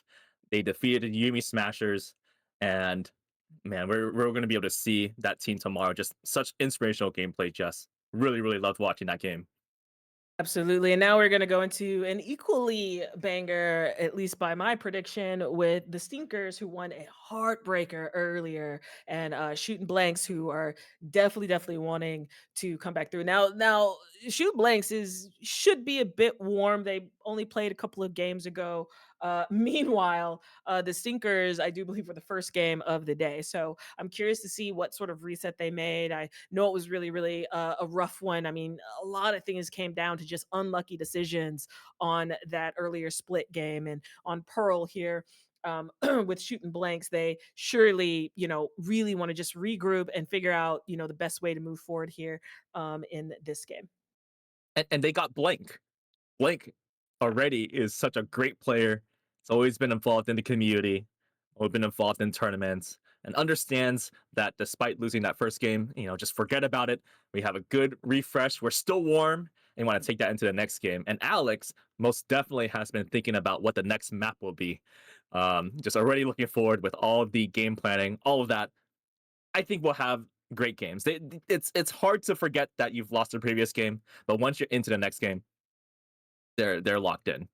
And we are going to be back in Morocco. We're going back to Bind. And it looks like Yes. the Stinkers are going to be on attack, which is going to be extremely exciting to see. And defense is going to go to shooting blanks. Again, we got to see this map a couple of games ago, and it's another one of the standards. It's really fun to watch. I mean, a lot of time, well, it's really fun to watch, maybe not as fun to play, depending on how you feel about it. A lot of tight corners, a lot of gunfights, a lot of cutoff points. Of course, you've got the teleporters that always can make things a little bit more spicy. So I'm very much looking forward to this Bind game.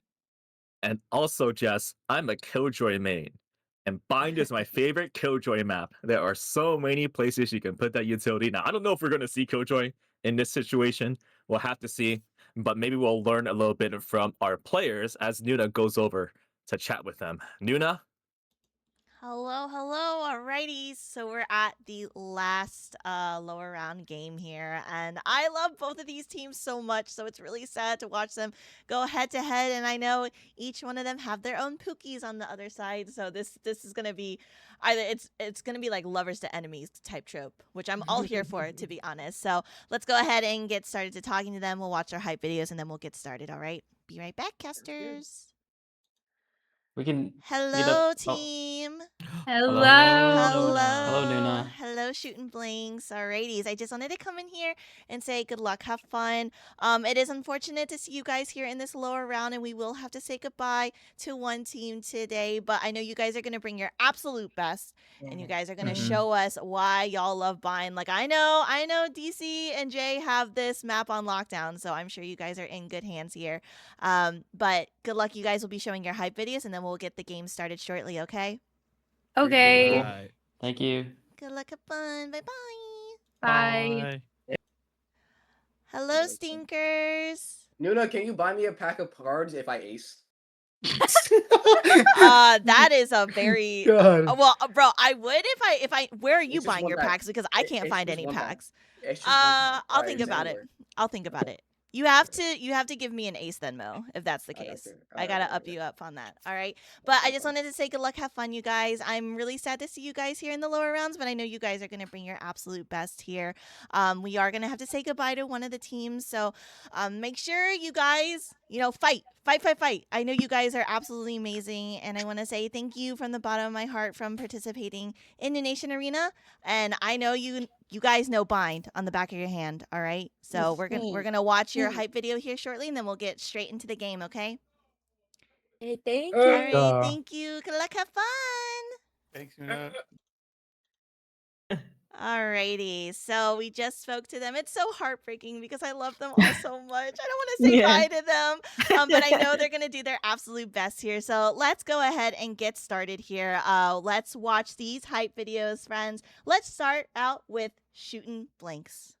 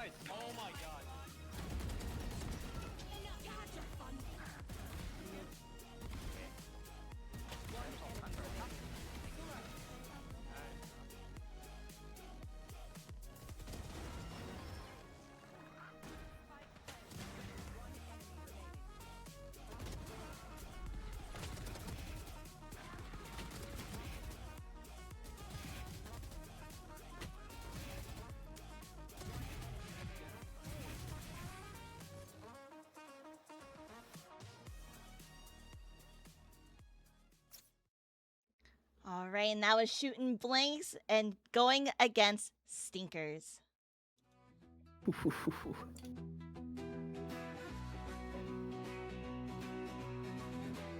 getting worse and worse day by day. Baby, call a hearse, wouldn't you say? What is one enemy remaining? It sure smells bad. No more. A nostril wrench. This the air we have. One enemy remaining. It sure smells bad.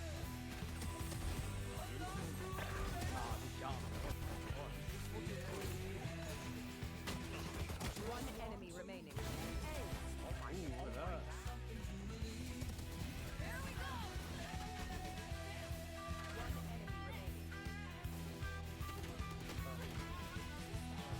It's getting stronger. Nice. Nice. Oh my god. Oh my god. John in a 1v4 situation here.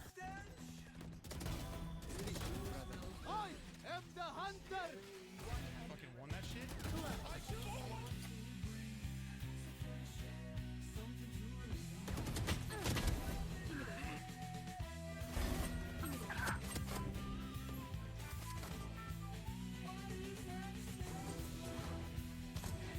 Okay, guys. Nice. Oh, wow. One side. Nice. Nice. I just want to breathe. Come on, let's go. One enemy remaining. Hey. That's it, break time. Nice, perfect. 60. One enemy remaining. Nice, nice. Hey, Matt. Ready.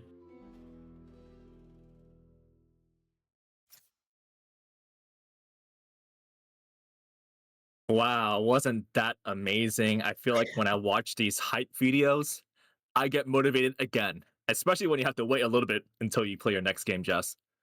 Exactly. Again, just another huge shout out to Fred and D Money. I mean, guys, come on now. W's in chat for our editors. These hype videos are insane. And now it is time for another elimination match coming in on Bind. We've got the Stinkers and we've got shooting blanks over on the defense side. DC already locking in that raise. And of course, on the side of the Stinkers, we have some Hubbers coming in. Again, they played a bit of a heartbreaker on Split earlier, so they're looking to get their get back. And look at the Sentinel options here. You saw that Killjoy hover a bit on the shooting blank side. They may put it onto Rascal. I think Blank will definitely play this chamber. I don't know if this is a hesitant hover or just they're thinking about it, but Blank on chamber has been crazy. Once you get to that headhunter and the tour de force, you got to look out for that on the defensive side, but also some Sentinel representation over on the Stinkers with the Cypher. So those are interesting. Now, Fade being locked in from Alex is pretty interesting. We rarely see Fades around here. Usually we're like Jay, who picks the Sky, and Sky is great everywhere. But Fade with the Eye and the Prowler can have a lot of effect on the gameplay, Jess. What do you mean we? Are you French? I would lock in Fade here. That is my main. And Fade is actually a very underutilized agent on this map. So I'm really excited to see what Alex Meister, who is a high level player, really did crazy things on Sky on Split, to see what that Fade comes out to here. And these are going to be our two comps. Of course, we do have another single duelist versus a double duelist squad. So on this map, do you lean one way or the other? And Jess, you know that the Observer is the legendary Emori EXE. Isn't that so inspirational? To have M on this broadcast, look at that great view. Absolutely here. As we are going to get prepared for our first push. Of course, the Stinkers here on the attack side, they are anything but stinky. We saw their gameplay earlier, bit of a brawl coming out here. They dropped an unfortunate one, but we'll see if they are going to be able to gather it together against another squad, not ready to go home in the hands of Shooting Blanks. And now we're going to start with a B split. Pretty traditional. Prowler coming out to clear out Hookah. One of the main reasons Fade's very, very strong on this map. Haunt comes out, and they're going to run right into that KJ. And the refract from Deadmo gives that information, and Alex Meister going to grab the first frag, and John follows up to take down Penguin Lover here as they are going to just push on in. Spike is planted. 3v5 retake impending, but look at Deadmo here. Going to come up next to DC and Alex Meister and one. Ugh, Deadmo, that was disgusting here. Now we've got Jay, and we've got Rascal, my favorite iPad kid, gonna set up. Rascal's back home on that Brimothy. But a really tough 5v2 impending. 3 players are hurting, but the time is running short, so they may opt to just die to the spike here. And it does look like that's exactly what's going down. Uh-oh, Rascal might get peeked out. Go, go. Looking for it. Nope, they just instead decide to go ahead and get away. Meanwhile, the other two gonna die to the spike, which is a better opportunity for them, and it's gonna be 1-0. So this is the plan that the Stinkers are employing early in the game. They want to make sure that Mo can take the space on that waylay early and get whoever's on site off guard. The key here is can he get the Sentinel player that might be on the site to think twice about whether they should play on the site. That's the role of Denmo. And then you can throw in the Rays, that's Gonza, Burger Muncha. Gonza can then go in as that second duelist and clear out all that space alongside with John. So that's going to be the game plan for the Stinkers in this half. Bring them Alex down. Meister, Prowler once again to clear. So that's gonna really cut off a defensive position there, not being able to take that Hookah, knowing that the Prowler is coming through. Alex Meister taking down Blank again. So that performance tab battle has begun, and ooh, Nat Vino spraying down your little rascal.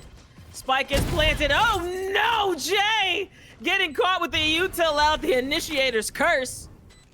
5v2 situation, and Stu getting a right click. It's a free gun, as Nuna would say. Down goes Gonza. Deadmo gets one, but Nat Vino gonna spray down another, and that makes it 2-0. Only one gun left stranded. And that's what you're going to keep seeing over and over again. That entry on the B. Use the Prowler to clear the close angles. Then use the Waylay utility to get in. Have the other duelists follow behind you. This is the gameplay that the Shooting Blanks have to figure out how to stop, or it's going to get away from them very quickly. You see the Killjoy there trying to use a different approach, trying to put the alarm bot in an earlier spot, try to get that information early, scare them a little earlier. We're going to have to keep trying these different setups where the Killjoy util goes into play a little earlier than it is on the site.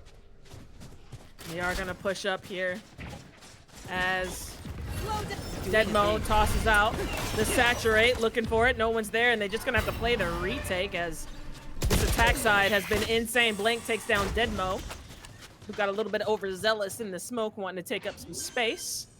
As Alex Meister goes ahead and plants the spike here. So we're going to find ourselves in a 5v2, 5v1 on a bye round. One goes down. John's still alive. They are looking for it. Stun comes out. Relay bolt. He is moving around.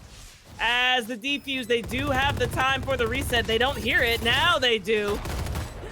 And they're just going to do their best taking down. John takes out 3!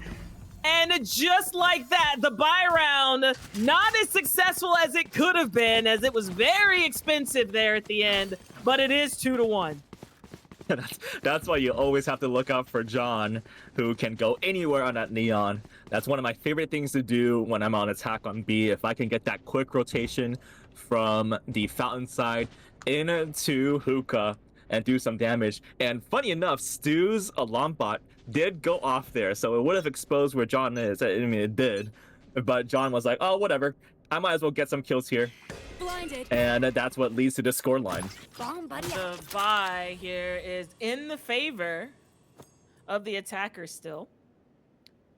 This looks like they were saving for this very situation, knowing how aggressive they are. So full rifles, one Bucky and a Judge in our lobby. A lot of region shields coming out here. Nice new recent addition to Valorant has shown its value as well. So now the pace slows as they don't want to give away any of these weapons early.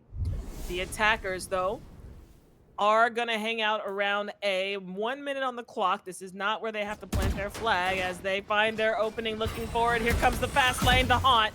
Out comes another. DC gets one with the judge. That big Robotussin cough taking us out as they are pushing through. Jay gets one through the smoke, but Alex Meister gets one. Rascal with the bucky to hit right back. And it's going to be a 4v2 with the spike in hand on the defense. Nat Vino is behind the box here, waiting on the teammate to find an opening. DC and Rascal hanging out all 30 seconds five defenders, or excuse me, all 4 defenders here, waiting for someone to make a move on this spike. And here we go.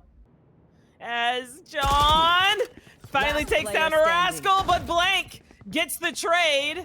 Now we know it's Nat Vino, and they hear the footsteps. 10 seconds left, just a few seconds left to plant. 3 more, and unfortunately Blank is gonna take that time to do a little mosey on around dice, and it's gonna be all tied up 2-2. Those 2 Prowlers from Alex came a little early because there was no information gained in the first Prowler. So there was some pause there. And then now the Stinkers are like, oh, I have to now clear short, deeper. They didn't get to clear the lamps area. And then they did the execution. What the shooting blanks did very well this time was they didn't expose their location in any way. They kept tucked in behind the truck, behind triple, and they got those shotgun kills that ended up being effective for that round win. Alex Meister on the fade. A lot are very near to ult, but the Nightfall is ready, and so is the Overdrive. Another eco round coming out on the side of the Stinkers. Paint Shell stalls as they do back away a little. Blank now taking up space. It's gonna get stuck out by Deadmo. Not gonna get there. Oh, checks, but just flicked a little too late. Not expecting someone to be there, so that's gonna be a weapon in the hands of Deadmo. And now they just slow down the pace. It's a powerful weapon out there too. I imagine walking through, it's like, oh, this is a really nice little flank, and then kaboom, it's the big Bucky making an appearance. Now Gonza here leading the way. Every single weapon matters in this game. 2 teams taking it to each other. I do believe we're going to get to see a game of economy coming out here. Deadmo. Yeah. It's taking up so much space C long. This right here, Jess, this is going to be a trick. Try to get some movement onto B, and then use the Nightfall on A. Use that execution. 30 and here they go. Overdrive is out. Paint Shells. Unfortunately, Rascal gets caught out by Gonza. That's going to be another rifle in hand. The Overdrive is there. They plant their flag on A. DC pushing through. Whoa, the relay bolt. But it does look like they are going to play a bit more post-plant here. The Guiding Light does blind at least one. That gives a bit of information. The only problem is you don't exactly know where you blinded them. And the defense here just kind of holding on to their spots and just running into the crosshairs of the Stinkers.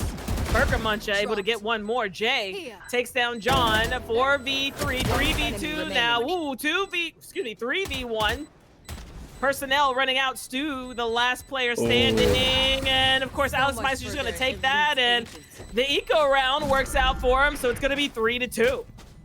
You see that, and that has these Brim, I don't know if these are Brim lineups, but the Incinerary was used in that round. So now we know that on defense, you're thinking, okay, this Brimstone knows when to use the Incinerary. We have to look out for that. And that can put a little bit more pressure on the defense to go for these retakes, which is advantage for the Stinkers if they can get the site and get the plant down. So far, it seems like they have a very good game plan. You saw the Boombot used there, the Nightfall, which can't be replaced by the Haunt. So looks pretty good so far for the attackers. And here, DC does look like they thought about getting a little more aggressive, but sends the Boombot through the teleporter, doesn't see anything, so that is going to be a bit of information. DC's very close. Again, now the eco round flips on the defense side. This is definitely, every gun matters in this game, the way these guys are taking it to each other. Deadmo looking for it, nothing doing, as the other attackers here, they're just trying to pick him apart a bit to see if they can get a frag before they make their final decision, but the defense is now starting to settle just a bit, not really playing as far up. Of course, we do have the ruse. Cutting it off. They're hoping to get lucky enough to do it. Everybody's just kind of shooting at each other. No one's giving anybody anything, so I do love the respect that's come out. Deadmo shooting up all of these bullets. So yes, Mo's got no ammo at this point. yeah, I do believe he's doing that on purpose as he's coming through. Just in case he goes down, he knows he's the last one standing over here. Oh, I see what this is. This is actually going to be a bait. If Mo can get one that will pick up this better gun, 30 seconds that could be interesting. That's why it's done on purpose for sure. It's a really good strat from him, and he's able to get one with the classic and pick up a weapon that does have some bullets. DC able to grab one. Bucky in Bath, Alex Meister, and Blank. Blank not dead yet. Popping back up here, looking for it. Burger Muncher to take down Jay. 4v3 situation now. And they are going to push in here. Blank. Oh, unfortunately, unable to get the little pick there. Now, ooh, Stu gets one with the pocket op. Deadmo goes down, but look at Gonza. Gonza is just waiting here. Yeah, and no ults needed. One enemy remaining. Big frag from Gonza. Gonza getting another. Here he comes. You don't want to let this guy get going. He'll run away with a lobby. It's 4-2. Oh no, and now if you add the satchels and the confidence, it's just going to be unstoppable. And more importantly, these attackers didn't really use those stick-in ults. They can save them for the next round. How brilliant is that? So there's so much pressure with all this utility available.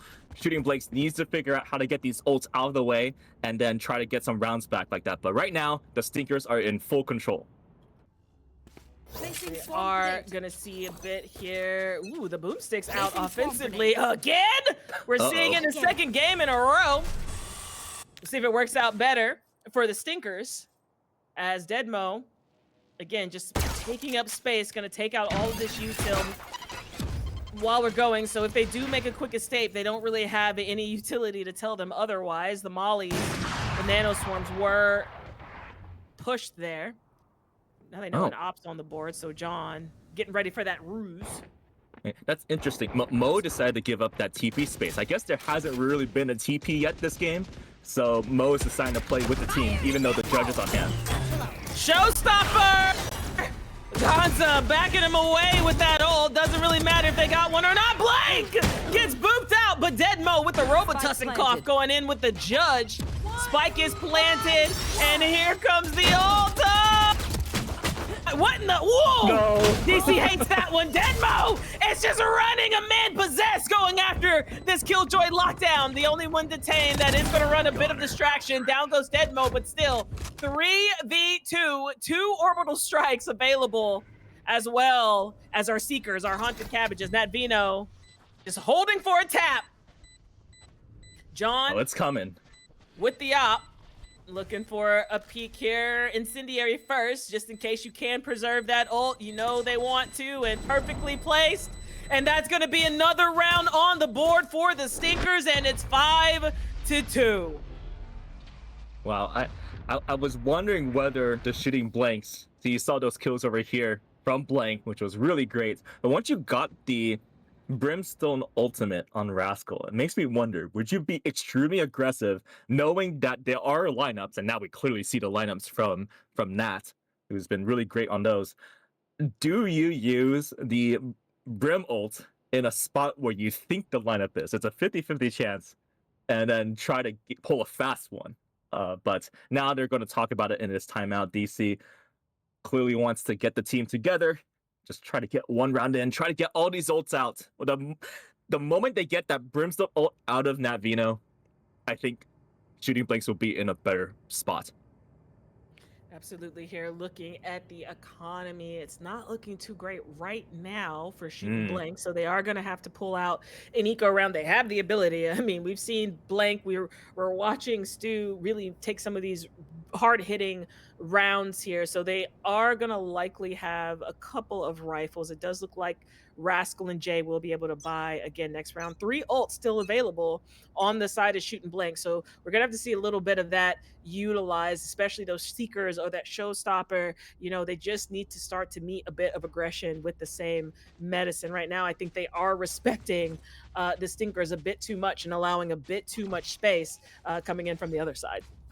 Yeah, and they have to be really careful because they know that the retakes have not been working for them. Should they use those ultimates when the spike gets tapped for the plant? That's a question they have to ask themselves. Oh, here we go again. Showstopper's coming out. DC wants something, gets nothing as Jay grabs both of those potentials. And they are going to back away here on the attack side, just going to stack up with each other. Ooh, the defense is already taking up so much space. Gotta go.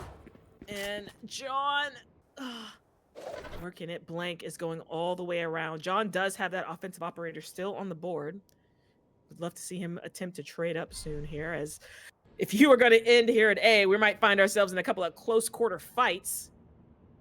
And the defense just holding on to all of this space. So that's going to pinch them. That's all the information in the world that they need. Go, go, go. I'm scared because they have the space, they have the information. Now you have a peek there, Blake! and you do get the kill. That's but, the op! like, do you peek this? The op goes down. Alex Meister takes down DC. Rascal almost gets one as well. Prowler gets stuck on the box. Vino takes down one, but there's Stu with the frenzy. But it's going to be a 2v1. Vino going to book it to the other site. But of course, there is an easy way to get there via that TP. But they're not even going to back up here. But once it gets planted, I gotta think these two defenders are gonna stack up and play this together. Vino can 100% clutch this up, so they are gonna have to make sure they respect her game. Wait a second. So I thought Nat was going to go back and play the lineups because no one has ever pursued this Brimstone. Instead, we're playing a lot more aggressive. This could be really, really risky. This is actually a really smart move, I think, from Vino as well, because if it misses, you don't have a chance to really retake if you're sitting back playing lineup. So I do like Vino playing here, playing up close, waiting for that tap. Gonna turn around, get it ready. Boom! This is exactly what I was talking about. Beautifully played here from Vino, able to get that incendiary out. So what a well-played high-stakes round from Vino to clutch it up. Yeah, even though she is gonna go down to this spike. Beautifully played there. So I do think, I don't think playing lineups is a good idea there. What Vino did, she played that perfectly. And just being able to have those close quarters, pop all of that util. She's a Brim, she knows what she's doing. She can work it from wherever she is on the map. This is beautifully played. Yeah, later I thought that Nat was going to throw the incendiary through the opening as well. That's also a possibility. I think that goes a little bit toward default though. So it's just, man, that just shows how unpredictable it is, right? You're so used to Nat probably playing lineups. You're trying to bait the defense to go play against you. And then once the cabbages came out, that was kind of up, but that was actually part of the plan, Jess. That's very brilliant. Prowler goes through again. Of course, they just are going to be unable to unless they hold across there. Oh, beautiful paint shells coming through the TP. Actually pushes them more into Hookah and splits them up. Now, Alex Meister gets a couple of unlucky bullets to his body and is now 12 HP. John slip and sliding his way in. Now, they haven't had any issues taken, but look at him! He got one, Rascal, going to the barbecue as Stu grabs another one here. Here comes the Trailblazer, getting more information. John gets one, no trade in sight. Looking forward with the operator, nothing doing, gonna back away here. Alex Meister and Blake getting one apiece. It's gonna be a 3. B2, make that a 3. B1 and DC and Jay go ahead and clean it up. They said, listen, we have the juice. It's time to wake up. It's 6-3. Team Ace. Wow, just great gameplay there. Great retake. Great power. They were not scared. You look at the replay right now. Just see how they put in the aggression, getting onto the site, taking it back. They know that the Brim ult is gone now, and they were probably a little bit mad about the previous round of not being able to get that done. They want to say, we're going to put guns blazing. We're going to go fight with the weaponry and get that round wood. Get this game back under control for our side. Shooting blanks. Beautifully played here, and now everyone is still buying up. Rascal has to opt in for a judge here. Economy looking a little wonky. Here goes Prowler. It does look like they want to take a bit more of an aggressive approach. Once again, they did get those ults out. Meanwhile, Blank is already taking up space. They're already taking up space on A. Nat Vino grabbing one. Down goes Blank. Prowler comes through. Stu's able to get one on the way out. And 33 HP for Stu. 4v4 retake situation impending.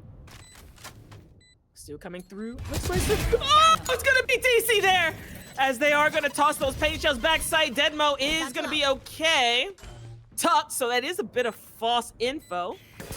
Big blinds coming out. This Gonza's hanging out on top of the box. Deadmo gets one, but Jay gets the trade. And now they're playing together here. Jay takes down Burger Muncher. 3v1. Not gonna play up, getting one once again. Oh, it's halved. Coming in for it. Nat Vino gets another, gonna push on out. Down it goes, the Incendiary, no time, beautifully played once again. A second clutch from Nat Vino, just playing some top level Brim play. It's 7-3. And we went from a more aggressive Brimstone gameplay in the elbow back to the classic lineups that worked beautifully, understanding how the game works. And still the defense has not been able to get out there and stop the lineups from going off in the first place. Just being able to play in different locations and having your teammates, by the way, it's not just all Nat, right? It's the rest of the team delaying the retake enough that you can secure the round due to time. And money's still an issue here. We got two Spectres on one side, two Judges on the other.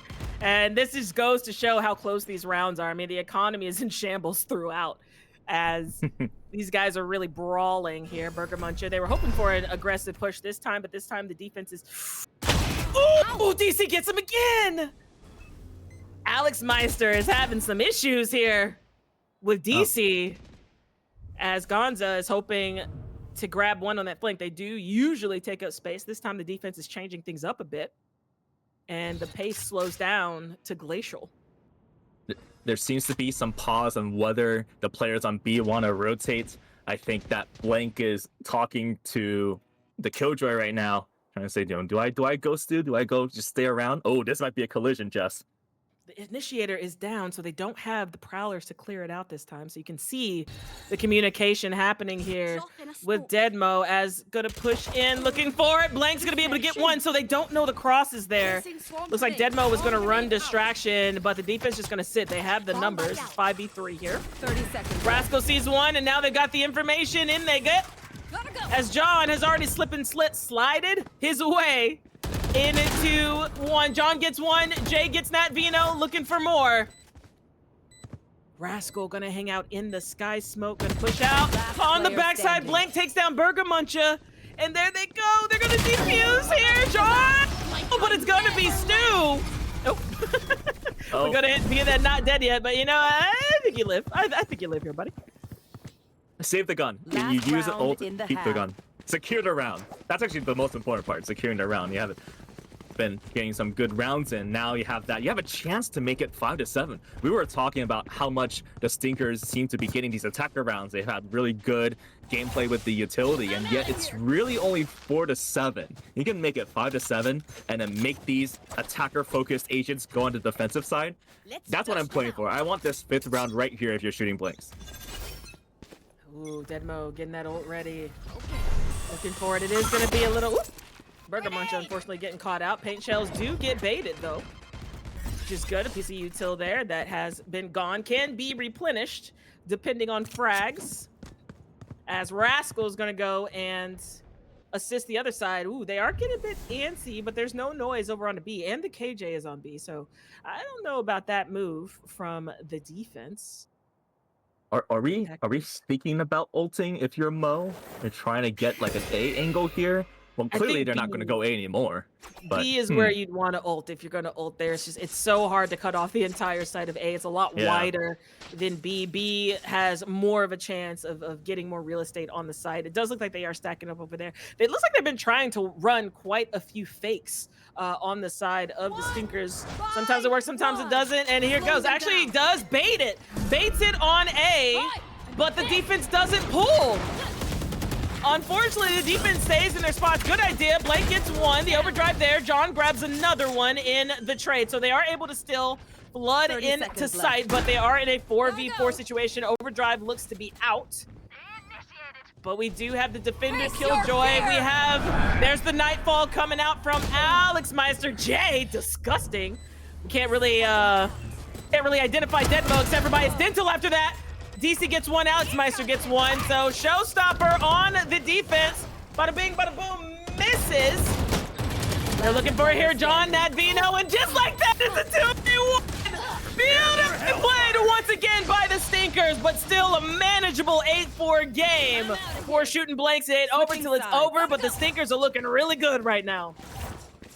And even after those cabbages spotted out where Nat was for the entire first half, Nat still finds a way to get the kill with 1 HP. Just absolutely crazy and inspirational for them. And to be willing to use all these mind games too. I mean, you mentioned the fake ult coming out from O, or faking it toward the A rather, and then going to plan B and not really caring, completely disrespecting all the utility on the Killjoy. But now we're switching sides, Jess, and I'm going to be very interested to see, first of all, for the Stinkers, are they going to do that raise fade combination at some point? And then for our attackers shooting blanks, are they going to play aggressive with DC leading the pack? And they are gonna think about B starting it out here. A lot of pinging happening on the mini-map. Rascal with the first blood of the half over onto John, who just wanted a measly little orb. But Rascal does not want fetch to happen. Trailblazer coming in to clear. Doesn't quite get back sight, but that's okay, as it does look like a B split. Ooh, Alex Meister is pushed up into the sky smoke and gonna push in, looking for it. Rascal goes down here. Alex Meister got chipped away a bit, but we do find ourselves in a 4v4 retake situation, and you can tell by the positioning of this defense that they are chatting. Ooh, the turret sees nothing. They're looking for it now. They know that there are 2 there. Paint shells coming in. Oh, looking for it. Beautifully played there from the Lightspeed, looking for a DC Blank and Bergamuncha all get one. Alex Meister says he wants some action too, so he grabs a couple more. That's a 3K so far for him, and that's going to be 4K for Alex Meister, and the first round is firmly in the hands of the Stinkers. It's 9-4. Save the day. Look at that calmness from Alex. You know he's super happy right now. You look at that replay. Just playing together with the team. See all that action out there in the fountain side. That was all exciting. And then Alex used that as a distraction, getting in through the elbow, playing it so patiently. And now they're up 9-4. And looking here, they are going to opt up for at least an outlaw. It's like they're a bit unsure of if they should buy or not, but DC is going to go ahead and do just that. And meanwhile, on the other side, of course, they're using their round 2 weapons. Couple of judges, a Bucky, a Spectre. Woohoo! Looking for more. Oh. Nice little warning shot down yonder. Rascal gets away with his life. And it looks like they're just going to wait on this defense to push. But as aggressive as they are on offense, they still are high-level Valorant players. Defense wins championships, so they're just going to hold on to their spots here.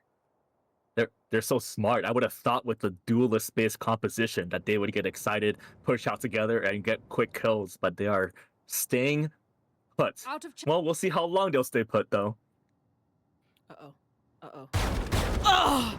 Oh, no. Penguin Lover. Get some buckshots Warning. to the head. Is able still alive, thankfully. Thank goodness that's not Rickster GG. As John... Oh, looks for one and now has to take 5 business days to reload the Outlaw. All done as they are looking for it. TP again to make that a 4. That's a lot of info for Deadmo, who also has a judge. Down goes Jay. Who else wants it? Paint shells to stall. Just perfectly played defensively here, especially from Gonza. And they are going to just slow it down. Incendiary again to stall. And they're just going to run out of time here if they don't push. But unfortunately, they're going to be running into so many gun barrels. There's one. There's... Oh, my goodness. Nat Vino? Nat and Gonza are my personal standouts for this game. They have just had the most impactful plays and are really a big reason why this team is up 10-4. They have been in the right places at the right time. They have had so much situational awareness. It's actually kind of fun. I think Mo really wanted those kills, and then the Spectre game showed up. I was like, oh, these are my kills. I want to be the top frag right now. Though kind of interesting here, they called a tech timeout, I believe, now for the defender side, the Stinkers, but they also called for a tech timeout. So I guess if you add on the timeouts together, life will be better for you. Hopefully everything's okay there. Yeah, exactly. And here, they've got to be trying to regroup, of course. A couple of them gambled just a bit. And so now, financially speaking, they're going to have to think very hard about what they want to buy. It does look like they are going to stick with, we've got a Spectre, a Judge, a couple of Outlaws, a couple of Judges, a couple of Outlaws here. But again, this is a very close corner, tight corner map. You can find a lot of value out of shotguns. I mean, we've seen it all game. We saw it earlier. Bind is just a map where shotguns do sort of reign supreme. Shotguns and long-range weapons like the Outlaw or like the Op or like the Marshal. So it still could be anybody's round. And, of course, DC does have that Bucky in hand. I think Lil Rascal will likely buy up here. At least Jess, something. I have an intrusive thought. When will the Odin show up? Oh my goodness. I feel like I have no idea. If it shows up defensively as his insult to injury, look, guys, it's 10-4, all right? Oh, whoa! Superman, as Gonza says, I'm Lex Luthor.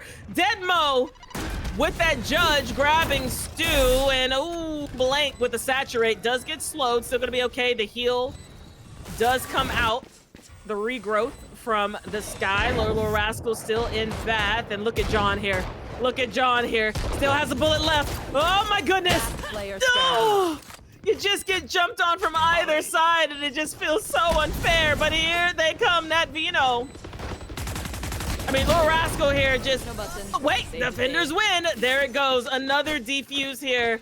Just got completely jumped on by this defense. They wanted to switch it up, but the unfortunate truth is that the defense also can switch it up, and they did right there, and the Stinkers find themselves on top 11-4. Now, if you are shooting blanks, you have to figure out whether this is the round that you want to buy up.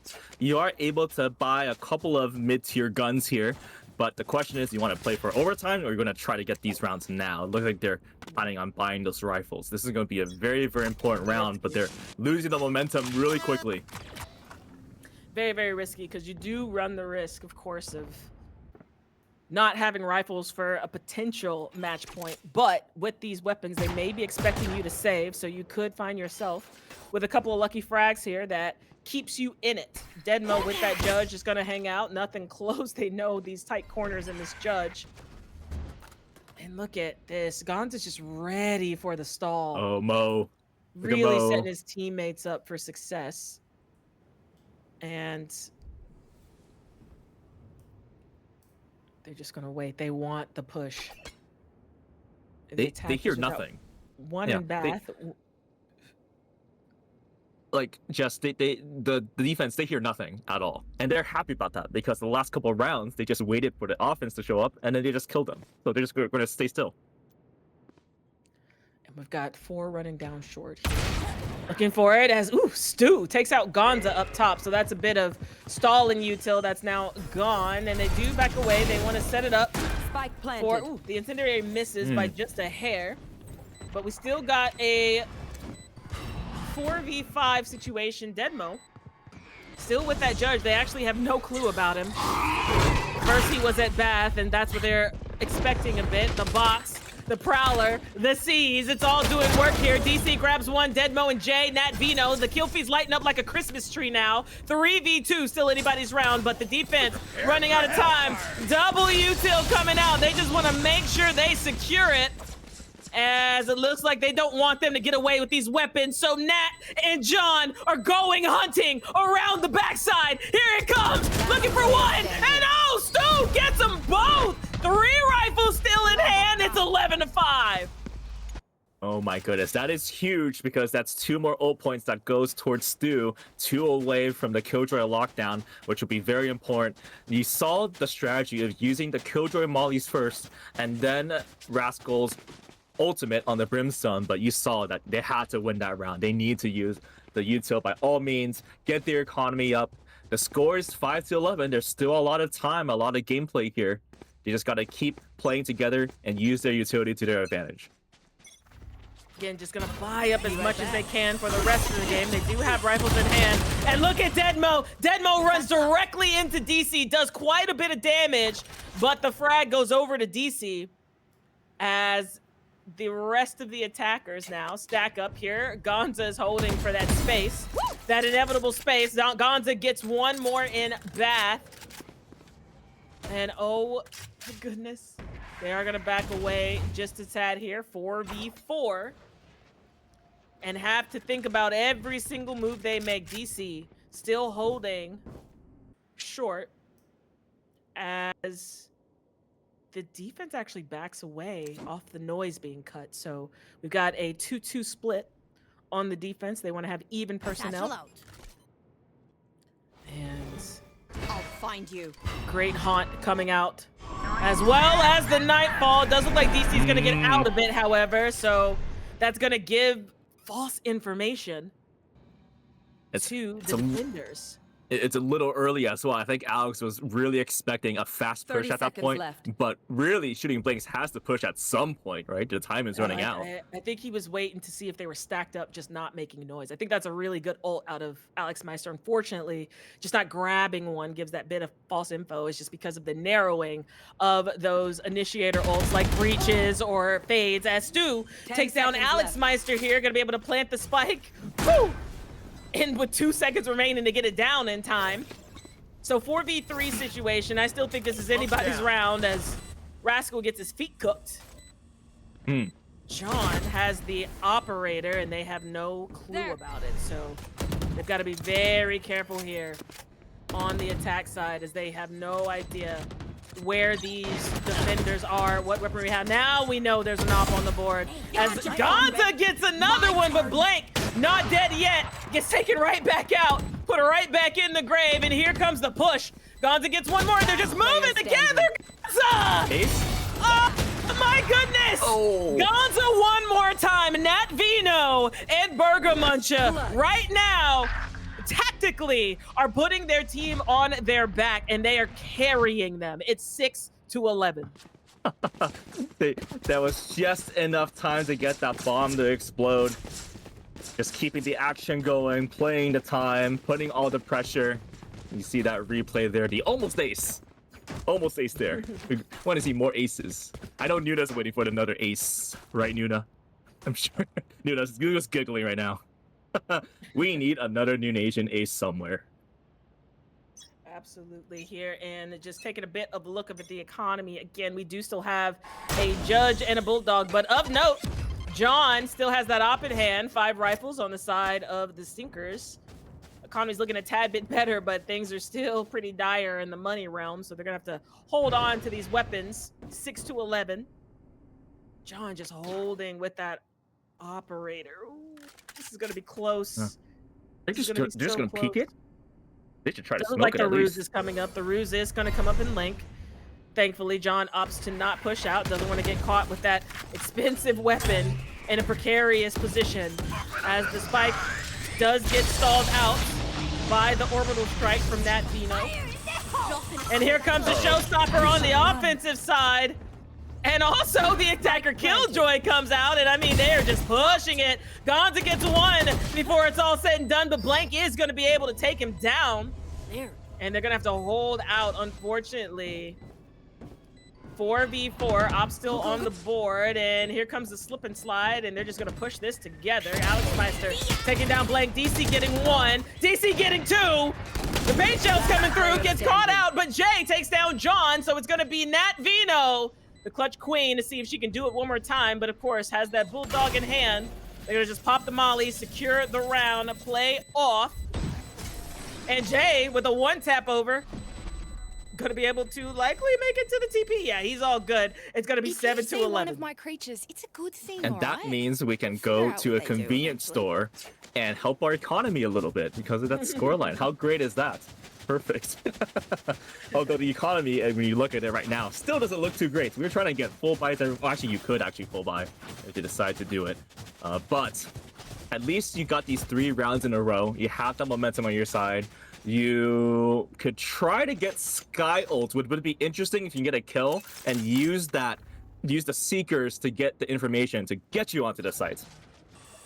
Oh, here we go. Boombot coming to clear. John still on a nice angle. Oh, that's going to be a bit of info. So John's going to just back away to safety and play with Alex Meister, who jumps into Hookah.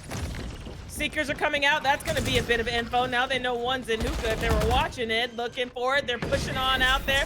Nice guiding light. Down goes John. No trade inside. DC gets one, and he's heating up now. Spike is planted, but look at this flank. We've got Deadmo and Alex Meister still in Hookah. Now that's going to give a bit of information. The Haunt gets shot out, and Deadmo's getting ready for it and changes the mind. Saturate first, perhaps. He's got a Bucky in hand. This is their eco round. They do have the rounds to spare. Alex Meister backs away. Sir does Burger Muncha. And it actually looks like they're just going to hold on to these weapons here as their money is now also looking a bit funny. Ooh, Deadmo getting sprayed down through the smoke. Of course, had that Bucky so he can spare his life just a bit. But it is going to be 8 to 11 coming up here. And probably a couple kills. Yeah. Nice from Gonza. One more time. Just seriously, Gonza and Nat Vino, these are my 2 standouts for the game. I don't even care what the result is. And I mean, it's looking good for them right now, but what about Jay and DC, who have been catching fire for these attackers? And more importantly, they have been able to take sight pretty much with ease. The Stinkers aren't really sure how they're going to stop that push. You think, oh, they can just play for a retake, or, you know, it's a safe round, it's okay. They have a couple of rounds to spare. Well, you're going to start running out of these spare rounds, and you still haven't really figured out how to do this push. I mean, if I'm shooting blanks, I might as well keep going B and taking the site until they do figure it out. Looks like they're gonna give that another shot here. Rascal about to walk up against John and Jay. And here comes the peek.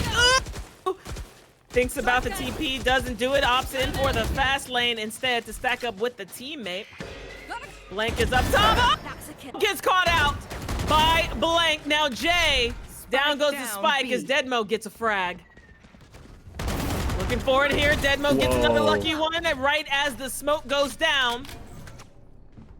3v4 situation impending. I thought that this was still good for shooting blanks. They were able to get a kill, and they seemed like they were able to get to the B side, but then you got the kill coming in from Mo, and now you're stagnant again. Maybe you can have DC try to be inspirational somewhere. The bomb is still on the B side, Jess. Which they do know that as the Prowler caught no one. So the 2 out of the 4 defenders are going to come back to B. Actually, they will just split back up into a 2-2. Time is ticking. Down comes the rune. Oh, Stu getting another one. As the spike does get planted here, Nat Vino is an elbow. That's going to give some information with the boom bot for Gonza. A bit of a gap in the smoke, but they're still okay. Burger Munching taking down Blank. Gonza just having such a good one. He's got the showstopper now. And so we got some raise on raise violence. They take each other out. So a 2v1 for Penguin Lover. Not planted at all. Or Stu gonna have to go and pick it up. Alex Meister's gonna go ahead and bring this to match point. It's 12-8. Oh, so smart. Alex is so excited about that round win. And the spike was planted inside the tube, so the only way that you can keep shooting at it is through the smoke and through the box, which is not going to work out too well for you. And now, the Stinkers just waiting to get that one round that they need to get to match point. They are in the driver's seat now, but the economy looks pretty good for both sides. So, we will have to see if the shooting blanks can take advantage. They have to, of course, win the next 4 rounds to put it into overtime.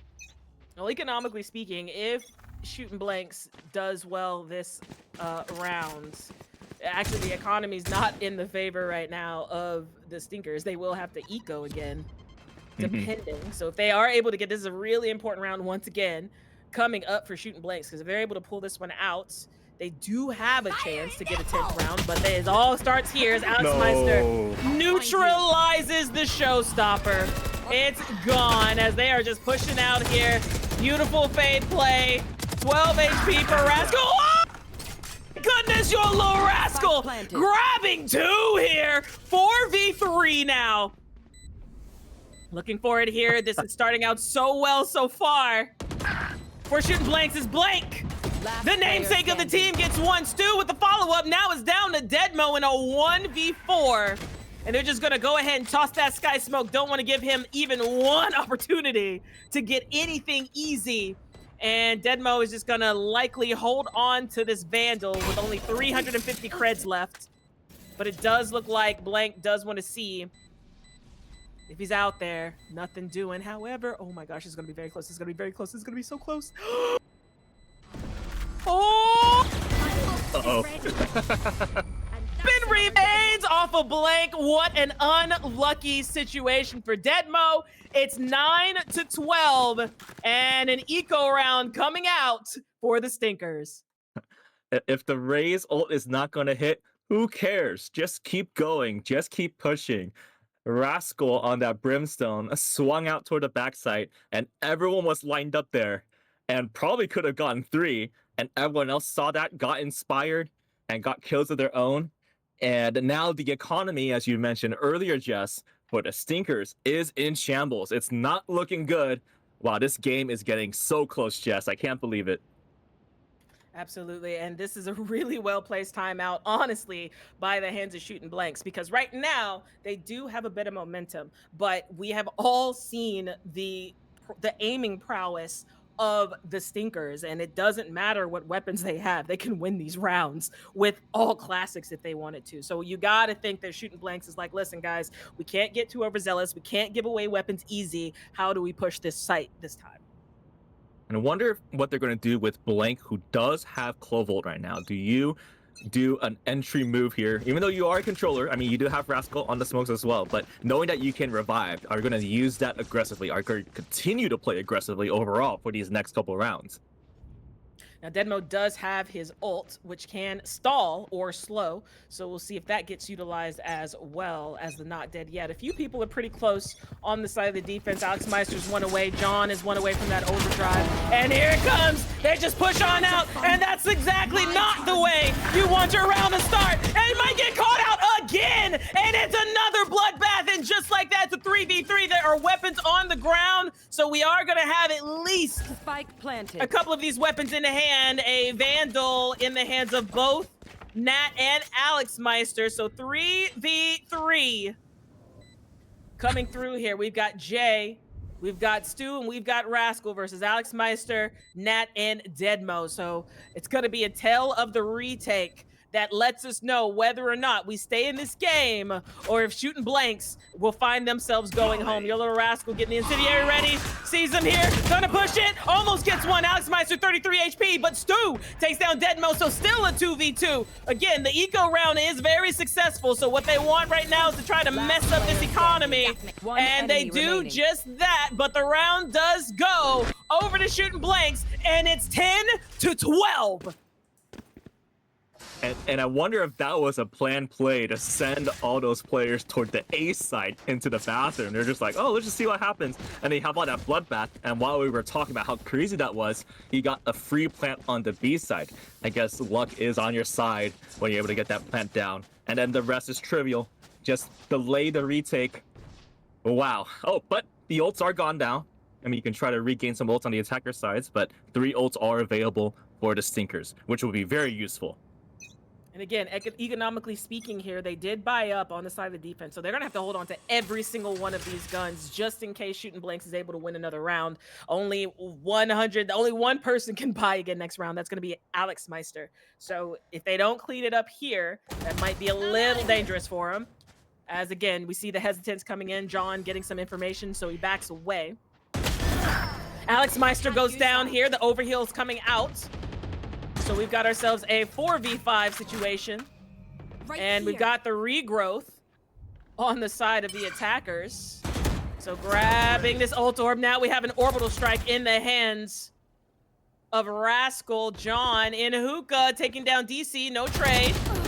But there it is. Actually, Stu is there for the trade. So 3v4. This is getting really, really tight on both sides.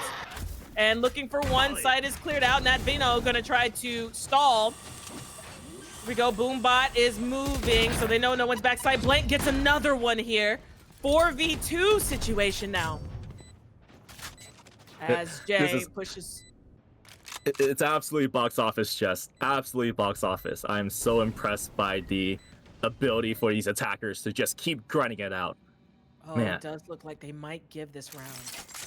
They are going to go ahead and give this round to hold on. Because if they hold on to these 2 rifles, at least they'll have one more in the hands of Alexmeister, who should be able to buy next round. So the only 2 saves look like they'll have to come out from John, and who has the overdrive as well. So that overdrive feels like that Blade Storm, so they will have something of worth there as well. Nat Vino went away from the ult on top of that, so you got to see possibly a Stinger coming out, maybe even a Sheriff. And there we go. This time Don't open the door. Don't open the door. A little more careful at the TP there. We learned. Because we're the best. Don't any of you forget that. Well, I don't know if we expected to be here. I know, Jess, you have a lot of optimism when it comes to these tournaments, but we are at a moment in the game where we could go to overtime or we could end the game, and that is why we have a timeout here from the Stinkers. They want to make sure they end the game right now. They do not want a situation where we are going to make it 20-18. We're not trying to set new records in overtime. But they want to try to end it now, and they have to figure this out. Like, how is shooting blanks able to be so inspirational on the way to the site and then just take over with such great integrity, with such great gunplay? It seems like nothing can stop them. How can they put together a round with the utility they have, with the guns they have? They just need that one round. How can they get that round? That's what they're talking about right now. Absolutely here. Of course, a really good timeout coming out from the Stinkers as well for the same reason. They want to stop that momentum. They want to make sure they have a nice game plan. They want to clean this game up. They are able to go ahead and pull out 4 rifles here. We got likely at the expense of a little bit of util, but of course, John does have that ult available with the overdrive. Deadmo also has ult, and so does Alexmeister with that Nightfall. Meanwhile, on the other side, Little Rascal has that orbital strike ready, likely going to be used for post-plant, depending, but I could see it as well for a stall or something to get some of these high value fraggers out of the way as well. So coming up, we're going to see ourselves on an A split, and this is going to decide if it's done or is it overtime. I wonder if they're going to try to farm those Seekers, give it to Jay and use the Seekers somewhere. They could also try to get the Killjoy lockdown, so there's a lot of options with that ult orb. Yeah, it does look like they're going to opt in for the lockdown, and they are going to ult. And ooh, here they come, DC Gaganza. 2 raises, 2 different flavors. They're looking for it there. One goes down. Orbital strike does back away. Guiding light comes in. Defense rushes over. Save for Alexmeister, who will likely take up space in the flank. Overdrive is out now. Looking for it, holding for it. They want to just try to get out of there. The attack Killjoy is going to stop this out. And is he going to get lucky? Nightfall coming out on the other side. Here it comes. 2v. Nobody gets caught by that, but they have all been stalled by Link. Rascal's just holding, thinking about that Molly there just to slow a little bit more. Prowler's coming through. Misses Blank. Blank unfortunately gets there. And that's one. Jay, Alexmeister, John Burger Munch, and now it's going to be down to Stu. It's all down to Stu. Oh, gets one. Gets Stu. Goodness! We're going to overtime on a disgusting clutch from Stu. What an insane round to bring us here. What an insane comeback to bring us here. And here we are once again in OT. And what about that? We put out the Incinerary early, and then we rely on the Killjoy Mollies at the end. You see Stu playing so far back. You get the kill on the Molly. A nice kill there on the left. Swing to the right. Great gunplay to bring us to an overtime round. And looking here, we do now. Rascal has the Odin. Lovely. There it is. Good to see you, John. Do what you gotta do. Might as well do it. I mean, you've won the last 8 out of 9 rounds, which is already amazing. And now you're in overtime. You have to make sure you don't do the same things. You gotta keep things different. This Odin could be huge for Rascal. And they are gonna just push pretty hard. Alexmeister is gonna be up through hookah. again, here comes the information. Lots of util being expended on the side of the KJ here. Oh no! Down goes Blank, just util dumped completely, and they just flood into sight here. Now Stu's gonna have to wait. Burger Muncha assuming the position in his little perch there. A regular Robin. Now they're waiting on Batman. It's likely Nat. As Penguin Lover's gonna get through, might see that up top. And down goes Gonza here. And the retake is on a 4v5 retake situation. The smokes come down. Out comes a guy in light. Stu gets one, Deadmo gets one. Here they come here, getting dangerous. Rascal just trying to find an opening, but ring around the rosy from Deadmo, and they're gonna go ahead and take this one early and quickly. It's 13-12.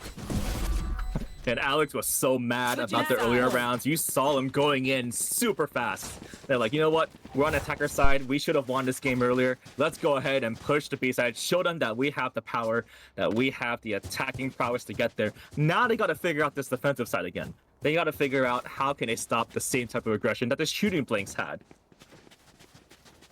And it does look like just rifles all around here. And perhaps another A split. If it ain't broke, don't fix it. 3 short, 2 towards Bath. Deadmo likely gonna find a fight here. In Stu. Jiggle Peek sees the elbow and backs away slowly. As he's coming through, DC just flies in to Lamps. Deadmo's in the smoke. Pushing out. Deadmo gets 2! And that is not the way you want a round to start. Now they've got the spike secured. Covering the spike, that's the most important thing you can do in this game. And here you see why it's important. Blank gets completely almost demolished there as Blank does take down Deadmo. 3v4, looking for more, not able to grab it. Might get shot on his way out. Oh my goodness, a lot of weaponry coming through as they are gonna go ahead and TP. Now Stu only has 10. And ooh, that's spike down. That's not good at all. Uh-oh. Oh no.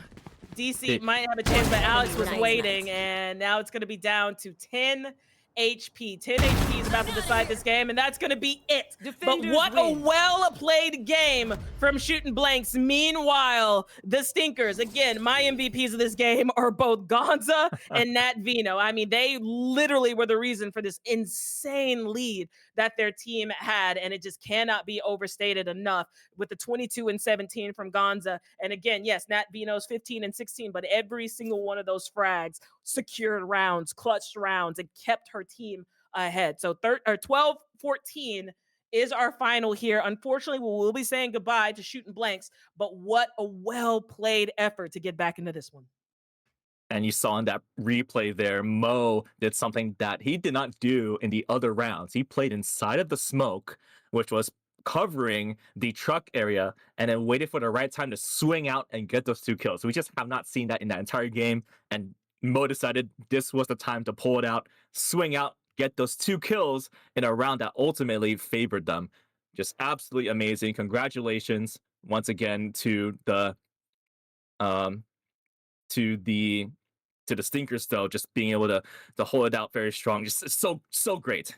So great. Absolutely. And now we're getting ready to jump back up to the upper brackets here, and you guys get to have the pleasure of having LuBu and Anton. I'm his biggest fan, and it's going to be really great. I love doing this, of course. I'm super excited to come back tomorrow with Akanabi and Brown. It's been a pleasure.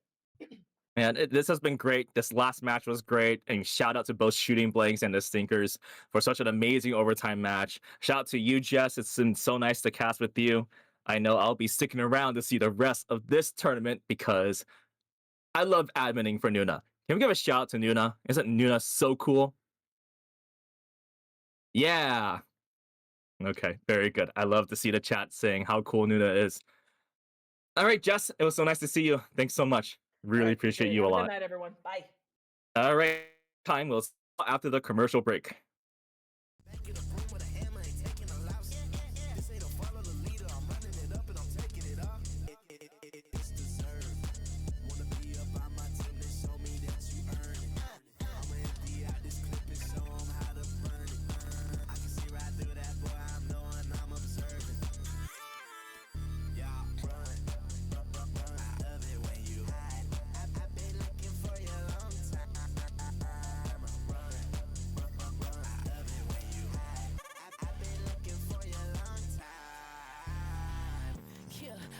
maintain number one. I don't never gotta say too much. Shorty be thinking I'm green. You gon' get me turned up. Watch your tone. Kill me again, gon' be on your time. If it's a challenge, then we finna slide. I'm on the scene and I build my team and I build my gang. Yeah, I know they wanting this slide. I'm a winner, I'm never top 5. Ain't no switching, I'm here with the guys. And they never lie. It might be a challenge, but that's what united us. Ain't nothing too late, cause that's what ignited us. Since we like Gina and Pam. Salt and pepper, we take out your man. Enemies forever. We can take it all to our graves. Enemies forever. You wanna take me down, take my place. Run, love it when you hide. I've been looking for you a long time. Run, love it when you hide. I've been looking for you a long time. Love it when you hide. I've been looking for you a long time. Love it when you hide. I've been looking for you a long time.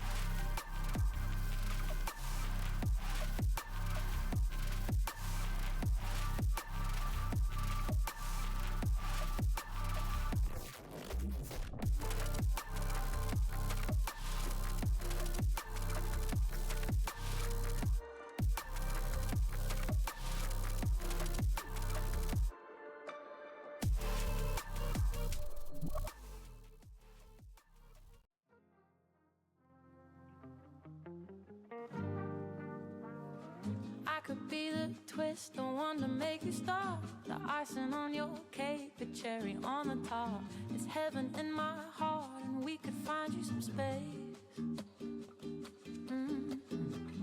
I could be the world to you, the missing piece, the extra sentimental kind of chemistry. Some people make it hard, with me that isn't the case. 'Cause I make it so easy to fall in love. So come give me a call and we'll fall into us. I'm the perfect mix of Saturday night and the rest of your life. Anyone with a heart would agree. It's so easy to fall in love with the way I do my hair, the way I make you laugh, the way we like to share a walk in Central Park. I could be fresh air, might be the girl of your dreams. There's no need to hide if you're into me, 'cause I'm into you quite intimately. And maybe one night could turn into 3. Well, I'm down to see, 'cause I make it so easy to fall. And welcome back, everyone, to the Noonation Arena. I'm gonna be one of your two co-hosts for the next 2 games here, LuBu, and I got my color caster here as well, Anton. Anton, why don't you just introduce yourself a little bit? Hello. Of course, I think so far I've been doing a lot of the scrims lately, so I'm pretty sure most people know me. But I typically do play-by-play, but I'm on the color here today. I'm gonna be the nerd for you, personal nerd for LuBu today. Yeah, I'm excited for it because, you know, hey, the less thinking I got to do and I can just like speak in the moment, you know, hey, it makes my life a whole lot easier. But In any case, so for everyone who's unaware, in terms of the next two games, or this upcoming game we have here for Game 7, be between teams Tom Worshippers and PR Check.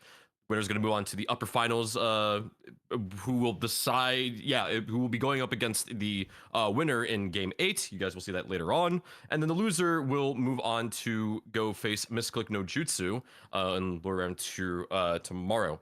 So it would be a very, very exciting matchup. We also actually do know the map pick as well, and it seems that the map we're going to be seeing for this game will be Pearl. So, Anton, why don't you give us, your thoughts on Pearl as a whole, like, dislike, things to look out for, maybe like a team comp wise, et cetera, et cetera. Yeah, for sure. I think nowadays Pearl is definitely not it's not like the best map in the pool by any means, but it's definitely not the worst by any means either. It's like kind of sits in the middle. We do kind of see what we've seen like time and time again way back before Pearl got the reworks. It's just a B simulator. It's not entirely different, but at least B side is a little bit harder to hit nowadays for the attack, so it's a little bit more balanced. So I enjoy it. It looks aesthetically beautiful as well under the ocean. We all love fish. We all love being under the water. It's nice and cool. So yeah, general stuff. I think Pearl's one of the more favored maps here at Noonation around the players, so I appreciate that as well. But with compositions, I think it might be a little bit difficult to say simply because over the weeks, or I say over the weeks that I've watched in their scrims, and over the last week where we saw them on broadcast on their scrims as well, there have been a lot of experimental kind of things that these teams have brought out, whether it be experiments, whether they be trying some stuff out, or whether they just be hiding things from other teams and they're playing some weird comps just to not show anything before game day. It's kind of tough to say, but I think with these teams specifically, Tom's Worshippers and PR Checks, I think there's a couple a couple maybe tendencies some of these players like to go towards. Like, of course, on PR Check, we've got players like Klaus, Mel, who we know are very, very mechanically sound. Like Klaus is probably, if not guaranteed, to go on something like the Jet or the Neon, someone that likes to dash in, someone dive.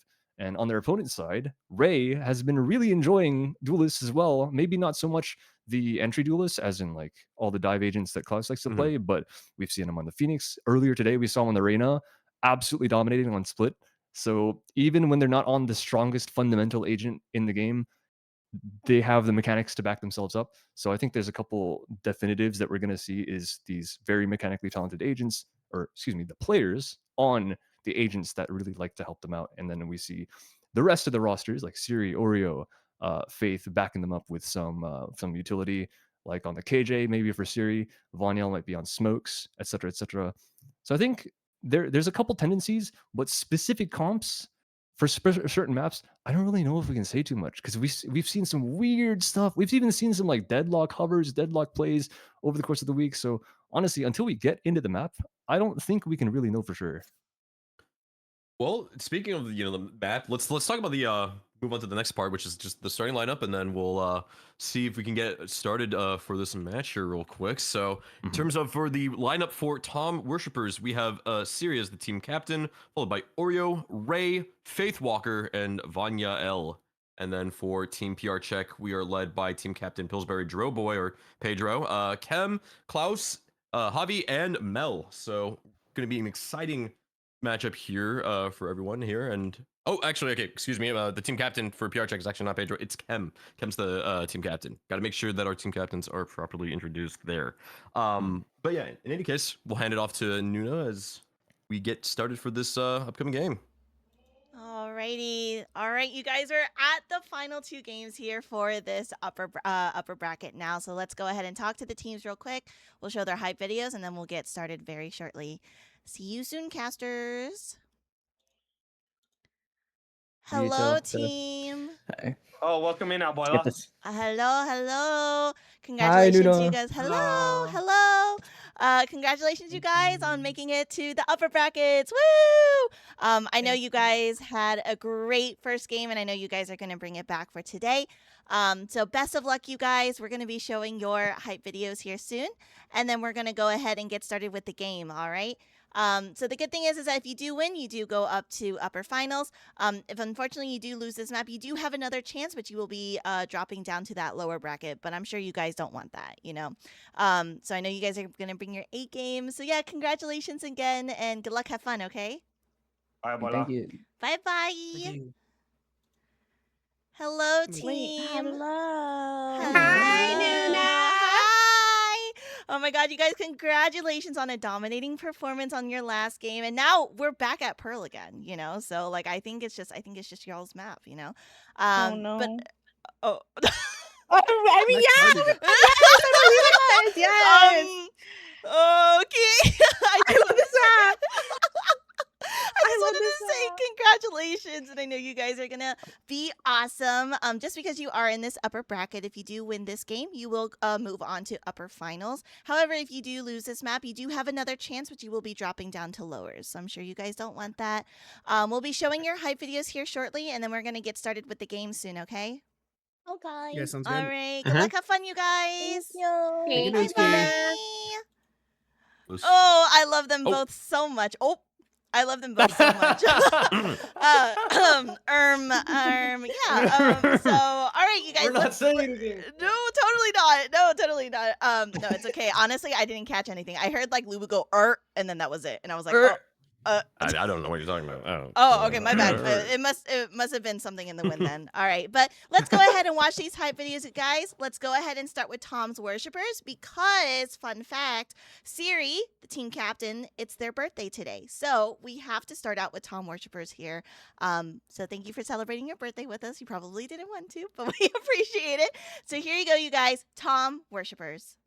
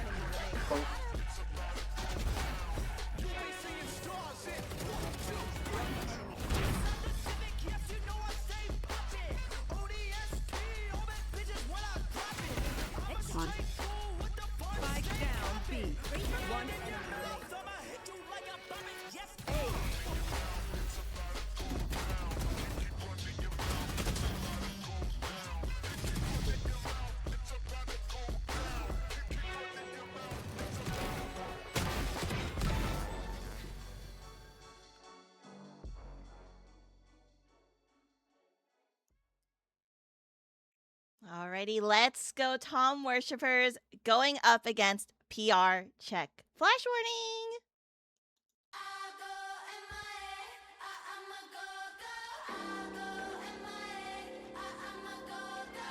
Smoking mirrors see me clear when you close your eyes.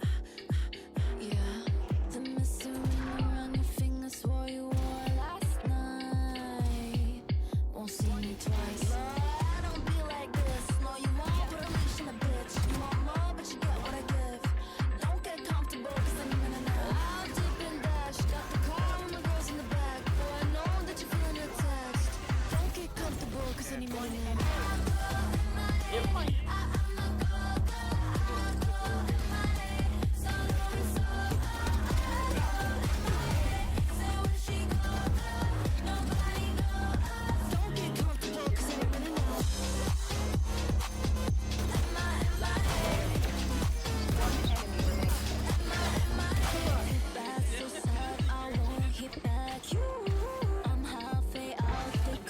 damn.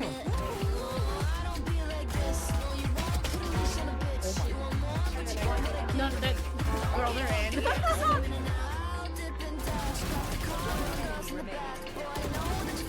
Holy fuck. Don't get comfortable, cause any minute now.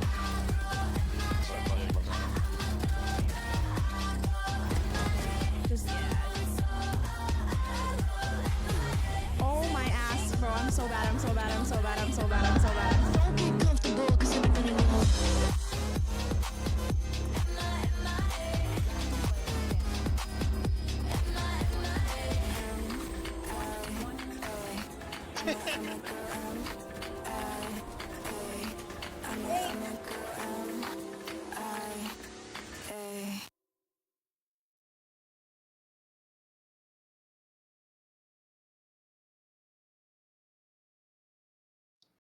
Oh my goodness, I'm not gonna lie. I don't know what you thought about that, LuBu, but I think that song was absolute banger. Like that, I kind of want a frag movie to that song.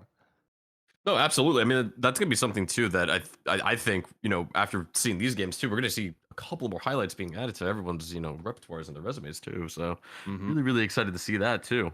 But I think with that said, we're just about ready to get underway for this agent select here. Just getting this couple of ready checks for both teams, and then we'll slap it into the agent select. So, I mean, in the meantime though, Anton, maybe let's just go back towards you know, Pearl, and then talking about how you were talking about, you know, since you've casted some of these scrims between these teams and you know, seen, you know, tendencies like you were talking about between certain players and whatnot. Is there a specific agent that you're like, maybe let's talk specifically on the Senti pick for Pearl, since it is a pretty interesting pick. Any Senti picks that you're hoping to see, like, or predicting to see from either team?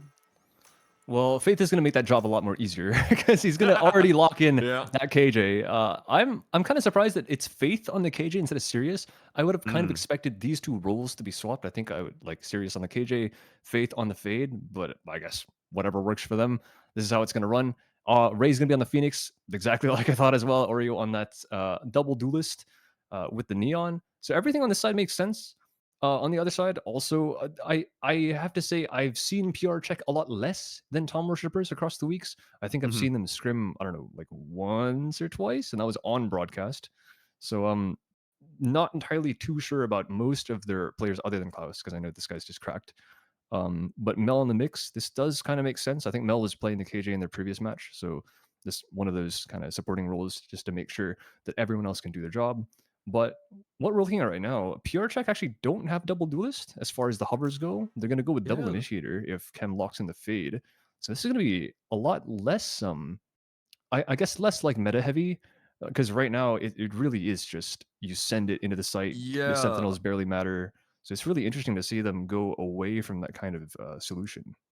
Yeah, I was gonna say that looks like they're just gonna go for more of an information game from the side of PR Check. Just, you know, between the Teo drone, you got the Fade Dogs as well, Fade Eye, you know, everything that sort of just goes hand in hand with one another, and obviously KJ Turret as well, especially from the defense. So they really want to make sure that they don't get caught out by a lurk, I think. And you know, Pearl is it's definitely a lurky map, right? You're probably gonna have. I always feel like, you know, every time, like, at least in, like, you know, solo queue or whenever you're just playing comp, like, you're always aware of the fact that, like, hey guys, probably there's someone hovering around mid, even if the team is hitting one side because they want to do that late lurk flank or what have you, or maybe have call for a rotate and everything like that, just to make it, you know, just a little bit more spicier. But here we are under buy phase. 30 seconds left until we get underway for Game 7 of Noonation Arena. Okay, I mean, I'm excited. I've spent I've spent a majority of the day watching so far. I've spent a lot of it also living like a caveman because we didn't have internet at our house for about 3 hours. I don't know what happened there, but yeah, thank goodness, literally came back as the bind that previously happened went into the second half. So thank God, managed to catch the end of that one. But now we're here. Hopefully everything stays fine. Fingers crossed for my sake, fingers crossed for both these teams, so we don't have to do a tech pause or anything like that. But right now, we are underway towards this A site. It looks like it's going to be fast over here. We see already a kill for Oreo over on the side of Tom's Worshippers. Yeah, it's just early aggressive contact from both teams here. But like you said, Tom Worshippers able to get rid of Pillsbury Droboy, and so Pure Check down one of their two initiators already. But immediately the rotate is being called from the side of Tom Worshippers. You do see that Faithwalker has taken that space towards mid, hoping to maybe catch out an aggressive member from PR Check who maybe he's playing a little bit anti here, but no, instead we're going to see a little bit of a duel for a moment between Chem and Ray, but a little bit of damage, nothing too crazy. But you do see the rotations coming out for the side. Oh, actually, oh no. So PR Check is worried about a re-hit onto A. That's actually turns out to not be the right call, as you see right now. Tom Worshipper's already heading onto the B site as well. In the mid though, Faith Walker able to get rid of Chem, makes it a 5v3. And Spike will be planted by Sirius in the default spot. Nothing too crazy so far from both teams. There's no flank, so this is actually going to be a really hard retake here. Yeah, oh, actually, wait, no, look at that. Faith Walker is thinking about re-hitting the mid.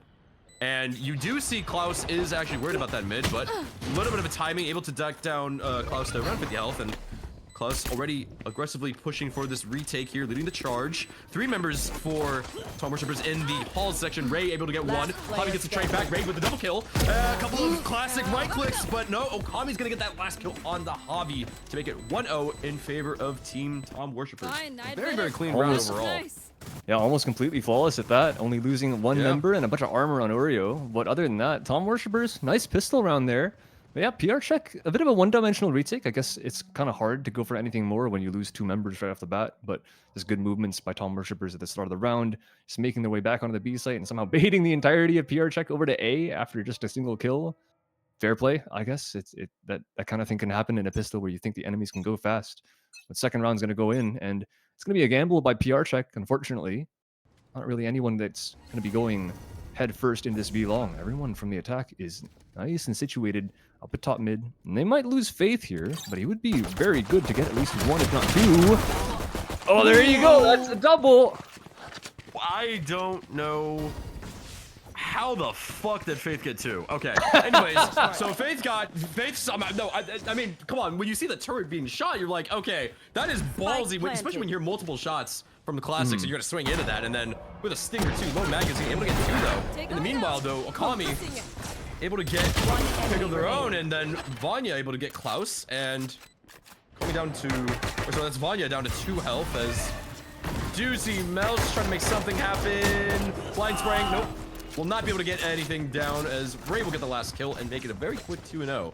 And I am still baffled with the fact that Faith is able to get away with 2. With the stinger, that's like amazing value. Hey, I'm a proponent for the stinger. I think it's the best gun in the game, right next to maybe an operator. Like, they're both at opposite ends of the spectrum, but that thing is absolutely insane, right? You are at close range, you have 20 bullets, and they all go out in like half a second. So if 2 people are in front of you, and they're not like strafing side to side, and they're all lined up, like it's a good chance you're gonna get 2. And Faith Walker made it happen. Unfortunately, in this game, it's not like Counter-Strike where you get extra money, but the value there is, like you said, undeniable. So Tom Worshippers up 2 rounds. This is gonna be the big buy round bonus for PR Check. Farming up this orb from Tom Worshippers, not surprising. They're going to try and let RA work their way into this A site to win out the bonus as well, even with the weaker weapons in their back pockets. Yeah, you do see that for Team Tom Worshippers, though, they're very non-committal about actually wanting to hit this A side. They're really just trying to cause a quick rotation. This Phoenix ult, this is just purely a fake here coming out from the side of Ray here, just trying to get that information. Let's spot out Mel, but you already knew about that. And you do know that Chem is also playing around that A art, but you look at this really, really quick rotation coming out from Team Tom Worshippers. You only have on the side of PR Check, it's just Klaus, and even then, not really playing that safe of a spot. Klaus is actually going to push out pretty aggressively here to maybe get a pick. Here's the spike plant, so the rest of the PR Checks. Oh, they left Okami alone, and because of that, Klaus, at least for the moment, gets a pick. Spike is down, not recovered just yet. Should still be able to be planted. But, oh, now you see Pedro here with the Molly, the tail of Molly. Does delay plant, but not before Vanya and Ray actually get 2 back. Mel gets straight back onto Ray. Mel gets a double kill. Okay, 3v2. Spike's still down. You do see that Faith Walker is still playing the mid for the flank. I don't think they're aware about the Faith Walker. No, never mind. Hobby, nice reaction. They're able to get rid of Faith Walker. Vanya gets to the count. 1v2, but no. Mel with a nice little triple kill on the Vanya, and Team PR Check have their first round win. Man, that one got a little bit dicey, I'm gonna be honest. Good by Tom Worshippers to drive all the rotations over towards that A. That's the strength of the Phoenix pick in today's meta. Phoenix is like I think the only agent in the game with a 6-cost ult. So by round 3, if you have a player like Ray on it who can frag out no matter what gun he has, and you just get an orb round 3, you have an ult in 3 rounds, and you can go and drag anyone across any map. and it's so powerful. And they almost ended up making that work for them, but just the gunplay from Mel and Avi ended up making the retake happen, and Klaus sitting on that B site as well, the linchpin to make sure that that plant wasn't there too early so they could have the time to defuse. Excellent stuff from PR Check, but now we have the big buy round, and the only one without an actual rifle is going to be Faith on the attack, and Pedro on the defense, actually, with the Guardian and a Bucky, so maybe not having the best buy in the world for PR Check, but still got to be scared of these shotguns, because we know the meta right now. If you're up close and personal, there's no telling what kind of damage these guns can do. Yeah, PR Check's looking there. It's a pretty risky gamble that you're gonna, redouble down on the force for what a lot of people will just do as their sort of bonus round, just to be able to recover the economy for the following. But you see a couple shots towards the A main. This is really just a default setup coming from Tom Worshippers. They're really just trying to suss out where the important players are. As Ray, nice little swing, gets rid of Chem. That's actually going to be really, really massive. So it's one of the two initiators. And we also saw at the beginning of the round 2 that Pillsbury Droboy had used, I believe it was only one molly from the Teo, so yeah, only one molly, so still has one molly left, but that's still 30 seconds information given left. away. Also, Pillsbury Droboy doesn't find help. In the mid, though, Ray finds another pick onto Hobby, reflash, re-swing. Nope, just gonna heal himself for the moment. White swings into a triple kill, gets rid of Mel, and because of that, that's 3 picks onto the mid. And either way, Hobby, either way, gets rid of Pedro. Now it's just a 1v5, and, well, it was a 1v5 now, and Vanya gets rid of the last kill, makes it a nice, quick, demanding 3-1 lead for Team Tom Worshippers. Yeah, that's a very powerful round win right there. PR Checker left with no money in the back pockets, basically. Hobby's going to be able to buy up a rifle, but decides better of it, because no one else is really going to be able to invest into this round. This is going to be a pretty massive lead for Tom Worshippers right off the back of this like buy round win. And I guess part of the reason might have been because PR Check didn't have the best economy in that round after losing that many members on that third. But yeah, just Ray making some stuff work. And at this point, remember, he used an ult round 3, and it's round 5, and he almost has an ult again. If he can get one more orb, there's going to be an ult on board, and he's facing against 2 players over here towards this B. And because we all know how powerful Ray is as a player by themselves, he's keeping not only 1, but 2 and 3, kind of one person in link over towards this B site, just regrouping immediately after showing face towards that B. And now, Tom Worshippers have 5 people outside this A site. 1 person technically watching mid, but basically cutting off any fast rotations. Yeah, this is just being, I think it's PR Check just being a little bit too cheeky with these defensive setups here. Is Hobby able to get the first pick on Okami, but Ray gets the trade back, and that's the Senti down. So A side very much free over here for the moment. Although, okay, I was gonna say there's a little bit of a delay here as Sirius is trying to get the plant down, but do have the tail mollies making a little bit of annoyance here. Secret though coming for the retake. You got 2 members of PR Check already really quickly hitting back. Klaus able to get rid of Vanya with a nice little classic kill. Ray with a triple kill. Cam getting the trade back onto Sirius. Now it's a 2v2. They know about Art though for Team Tom Worshippers. They know. And RA, Ray with the 5k. Ooh, no, does not get the A's. Faithwalker able to get the last kill on the Klaus instead. And that Very is nice a shots. 4-1. Yeah, 4-1 for Team Tom Worshippers. Again, it got close. It's a 1v1 towards the end of the round, so no team is able to build up the economy at all. So both teams are going to be wrecked completely. Like, Tom Worshippers have been better because they have been winning more rounds. But PR Check is kind of the same thing. They did go for a save, so it was really nice for them to get so many guns out of Tom Worshippers' hands. But they're going to be sitting at no money again. So if they lose this round, it's another 2 for Tom Worshippers. It's going to be this one and then the next, so it's going to be 1-6.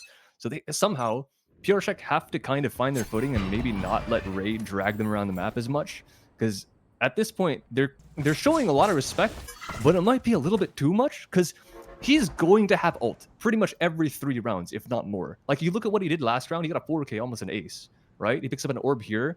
Now he's 5 out of 6. He could have an ult this round. He could have an ult back-to-back rounds. You cannot let this kind of player dictate your game unless you want to lose every single round on your defense. So somehow PR Check have to solve this problem. Yeah, it's even worse when you look at the map too. You look at the defensive setup coming here for PR Check. I mean, you have KJ Turret solo holding Art.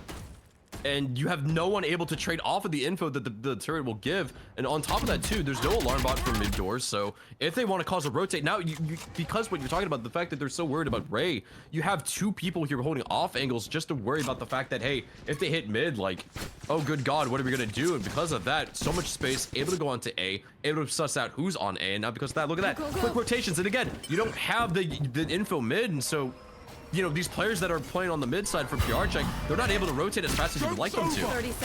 He has ult, by the way.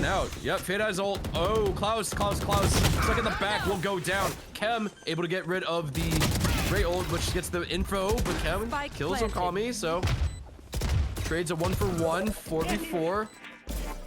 Nick's heal coming out here is nothing else much. Sirius also does have ult. Faith, though, on that lurk on the mid, gets rid of Mel. We'll find two. That's also Kem as well. And with Vanya able to get rid of Pillsbury and Sirius getting the last kill on Javi, this is very, very quickly getting out of hand for Team PR Check.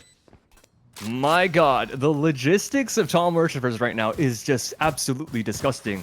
And I don't blame PR Check at all for going for a timeout here. It is imperative. It's been a quarter. You have gotten one single round, and that's the bonus round. So, trying to think of solutions is kind of difficult if you don't know exactly what Tom Worshippers are doing, because obviously Ray getting a quad kill after an ult in a round might not be the most consistent thing in the world. So he's not going to have ult literally every other round back to back, but he's going to have it quite often. And when he doesn't, the rest of Tom Worshippers are going to be in that cycle, right? In the normal cycle, normal Valorant gameplay, like you could play ranked and you have the cycle of ults. Sometimes you have it, sometimes you don't. As you die and get kills, you get more points. So now we've reached the point where Ray has been the only one expending ults this entire half. So everyone else has ults. We have Faithwalker. That is one away from lockdown. Everyone else has ults, which is kind of the same thing for PR Check, but so far we haven't been able to see that kind of thing come out. I think here, they're taking a timeout. They're going to be eco. We're probably going to see knives out from Klaus. Anything else will just be like bonus. If they get some kills with Klaus, then maybe they can try for a lockdown to delay some time to prevent Tom from planning, or maybe in a retake they could go for that thing as well. But they kind of just have to get some frags on the board, because right now it's so lopsided in terms of kills. Tom Worshippers are kind of just always successful in walking on sites, trading out every single time. I think the worst part for this is they're going to do exactly that. They're going to pop knives on Klaus. But the gamble they make, yet again, is wrong. And it's not even their fault. They can't help this. Like, they're just going to go for a site and hope that they can take a 5v5. But instead, Tom Worshippers are on the other side of the map. And that's just unlucky. That's how Valorant goes. This is a little bit interesting from the side of Team Tom Worshippers. This KJ ult is completely unnecessary, because you should know that for sure, like you pointed out, PR Check's on a save. This isn't that's not needed at all. But either way, able to get rid of this, get the plant down. All 5 members of PR Check are on this flank, which is absolutely been heard of by now for the side of Team Tom Worshippers, and you do see the battle's about to start here. A couple of damage being given to both sides. Faithwalker able to get the first pick of Klaus with a nice little kill. Javi actually gets rid of Faithwalker too. Those are the immediate 2 defenders on this post plant here on the side of Tom Worshippers going down. You see their own KJ lockdown coming out here from the side of Team PR Check. Okami able to get a Klaus. Mel and Javi able to get rid of 2 kills apiece. Because of that, it's just Ray with a 1v2. Ray in a 1v1, but Come on. the Molly, no, he's got 5 bullets. Time. And that was very, very, very close to becoming a little bit of a upset there for Team PR Check, but no, Ray able to lock it down, and Ray's absolutely killing it. I mean, 14-2. Oh my goodness. And you know, even though I was giving them a little bit of crap for the fact that they wasted the KJ ult, I mean, they still have 3 ults online on the side of Team Tom Worshippers, right? You still have Neon ult, Astro ult, Fate ult as well. There's still got plenty of util to work with. I'm going to play devil's advocate for a second as well, because I think in rounds like these, there can be an argument to using KJ ult, because if you have shotguns on the saving side and you're playing that close up, and you run into them, it doesn't matter what guns you have, it can be a disaster. So taking the due diligence and driving them off no matter what, I think is quite smart from them. So just that's one point. I don't think it was a waste. It's just that it was a little bit unlucky. They didn't have the KJ ult to counter the other KJ ult towards the end of the round, but they still end up winning it because Ray is Ray and he's got 14 kills. He's going to do the same thing. They're going to run into B, or excuse me, run into A. This time less ults to work with, but they're still retake ults. Kem is going to pop this Nightfall here and drive everyone off this site. But we'll see if Ray can handle just locking it down, even though he doesn't have audio. Face your fear! For sure, I'm pretty sure there was some movement there from Faith, so careful on the mid there for the side of PR check. But meanwhile, Ray able to get the first pick on the Javi. You do see a little bit more of a fight coming on the backside of the site here, as it's just, you have Dugout here just being absolutely under control for the moment. They're not even peeking Dugout on the side of PR check. They're gonna swing together here. Klaus goes down to finally get rid of Ray though, as Pedro's able to get that trade. 3v2. Ball is coming out. Tailwood actually being used just to push off the Astra. Vanya from actually pushing through and spraying through this spike. He's on it. I think he barely has it. He barely has it. Yep, 0.2 seconds left, and because of that, PR check finds their second round win, make it 6-2. Oh my god, it's just, I guess a tiny bit of micro there could have ended up being the difference maker between winning the round and losing it, because PR check, they just go on and stick because they don't have a choice. They're going to be out of time if they don't get someone on that spike. Two members of Tom Worshippers could have ended up like spamming or something to the smoke and art, or just peeking a little tiny bit wider and killing the spike planner, even though you give up your life, and that would have just won the round. But maybe the comms were a bit hectic. Maybe they just didn't realize how close the timer was to ticking down all the way. But no matter what, just a bit unlucky of a round for Tom Worshippers, but still good from PR check to find some kind of action, right? They just have to find some momentum, break it for Tom Worshippers, and start winning rounds so you can get over the hurdle of just not having any rounds on the board. Problem being, Ray still has ult. That's an excellent piece of utility from the Fae to seize him in that position so he can't get too much value off of it. But, oh, there's a smoke here. So he doesn't get any info, so that means Oreo dies sliding into that. That's excellent.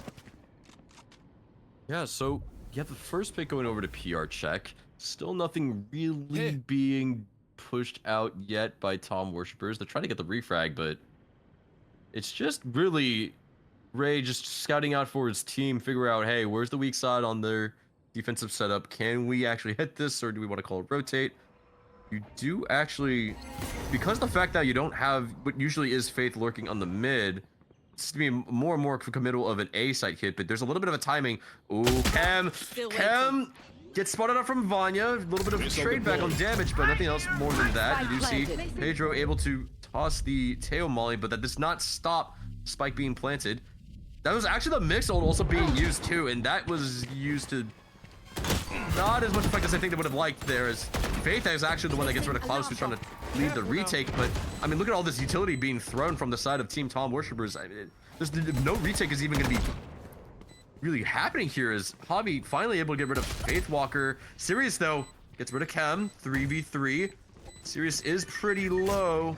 Teo stun coming out here. Forces Sirius in the corner. They know about one in church. They're gonna spray. Ray gets rid of Droboy. Mel gets rid of one, gets rid of two. 1v1. Not enough time to defuse. The Astro suck. Gonna pull him off, and that is gonna make it 7-2 in favor of Team Tom Worshippers. And yeah, I mean, PR check just, it does seem like every single setup they're trying to find the answer, but because they're switching the setup constantly, where's the KJ gonna be playing? BA.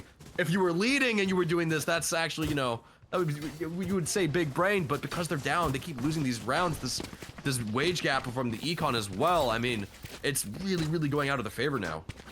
Yeah, I think it's so tough to be able to solve a problem in these kinds of rounds, because really, like, most of the pre-round setups are just like, if you can come up with some kind of tactical issue, and then that is how you solve it, is by changing your pre-rounds.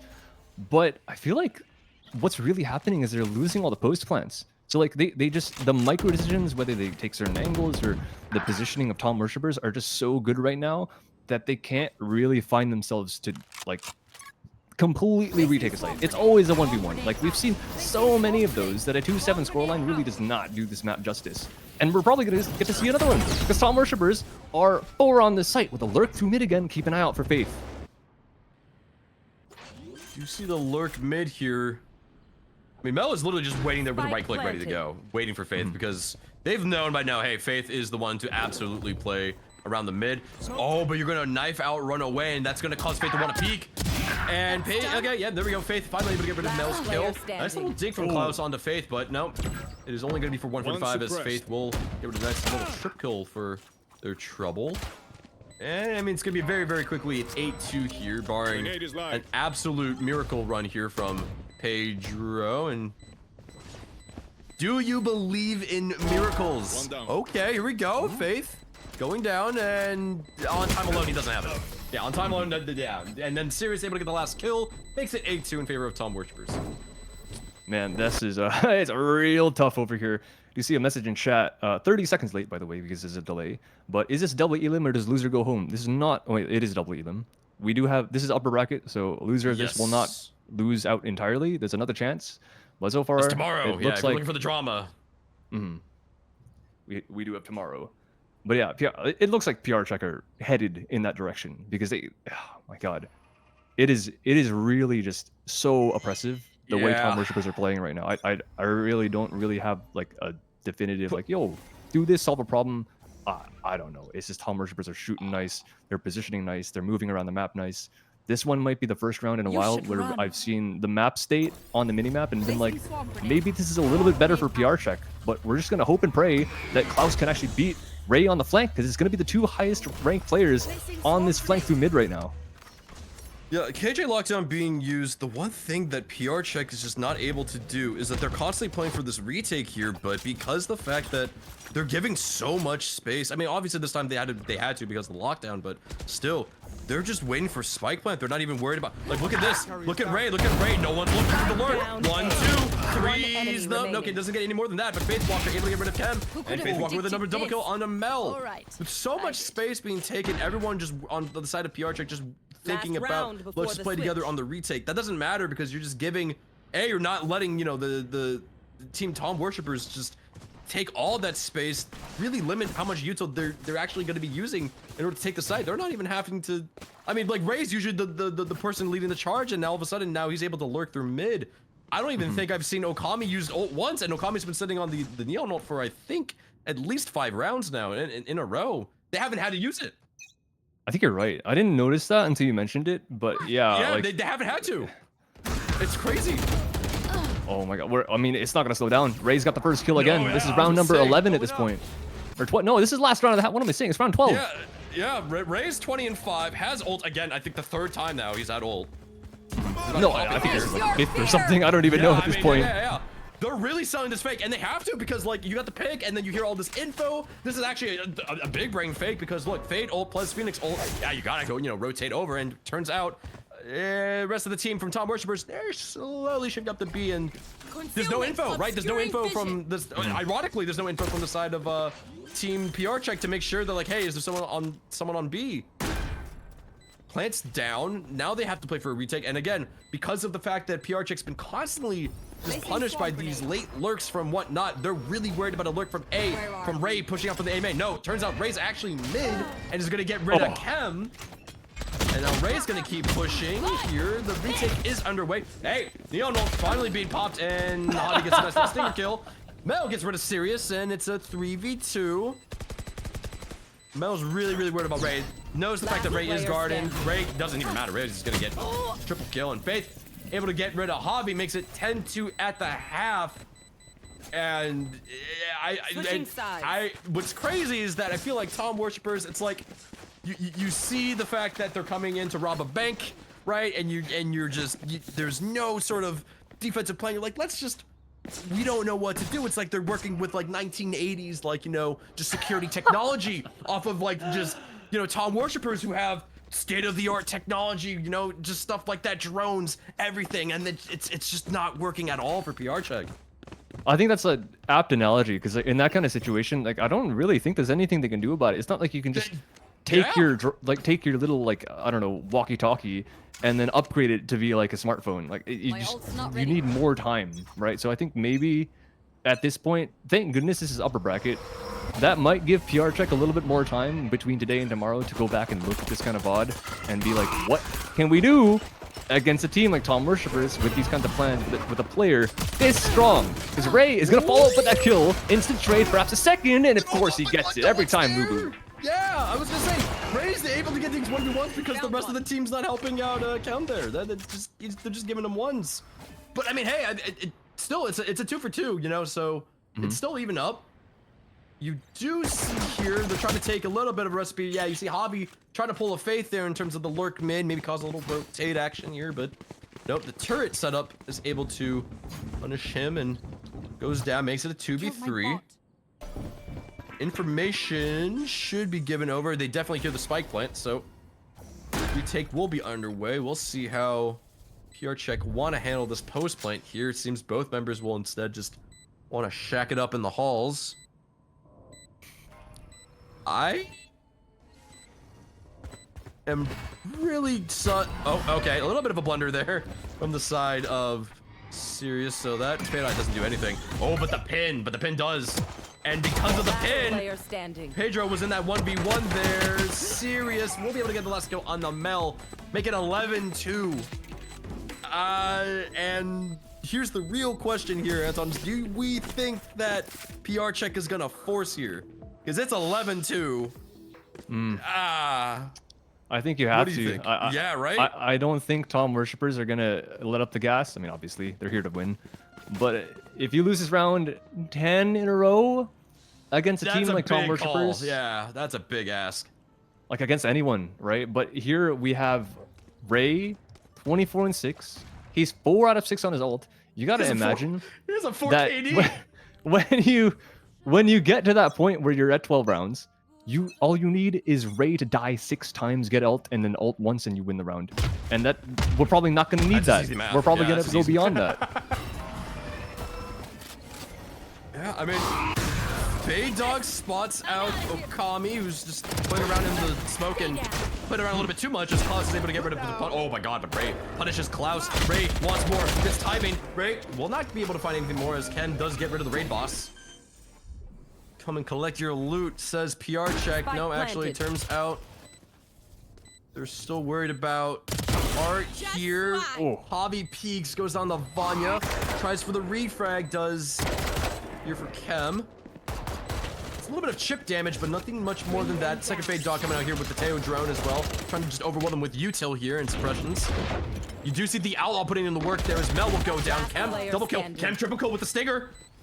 2v2, and Faith Walker is at 1 health. So with the Outlaw, I don't think that I was gonna say Faith Walker is likely gonna save this because that Outlaw will be able to have a lot of value for this upcoming round. And looks like we will see the force gamble, semi-force gamble kind of work out for the side of PR Check. Because it's interesting that Pillsbury, or was it Pedro, opted for full armor and sheriff, so that is a ballsy force.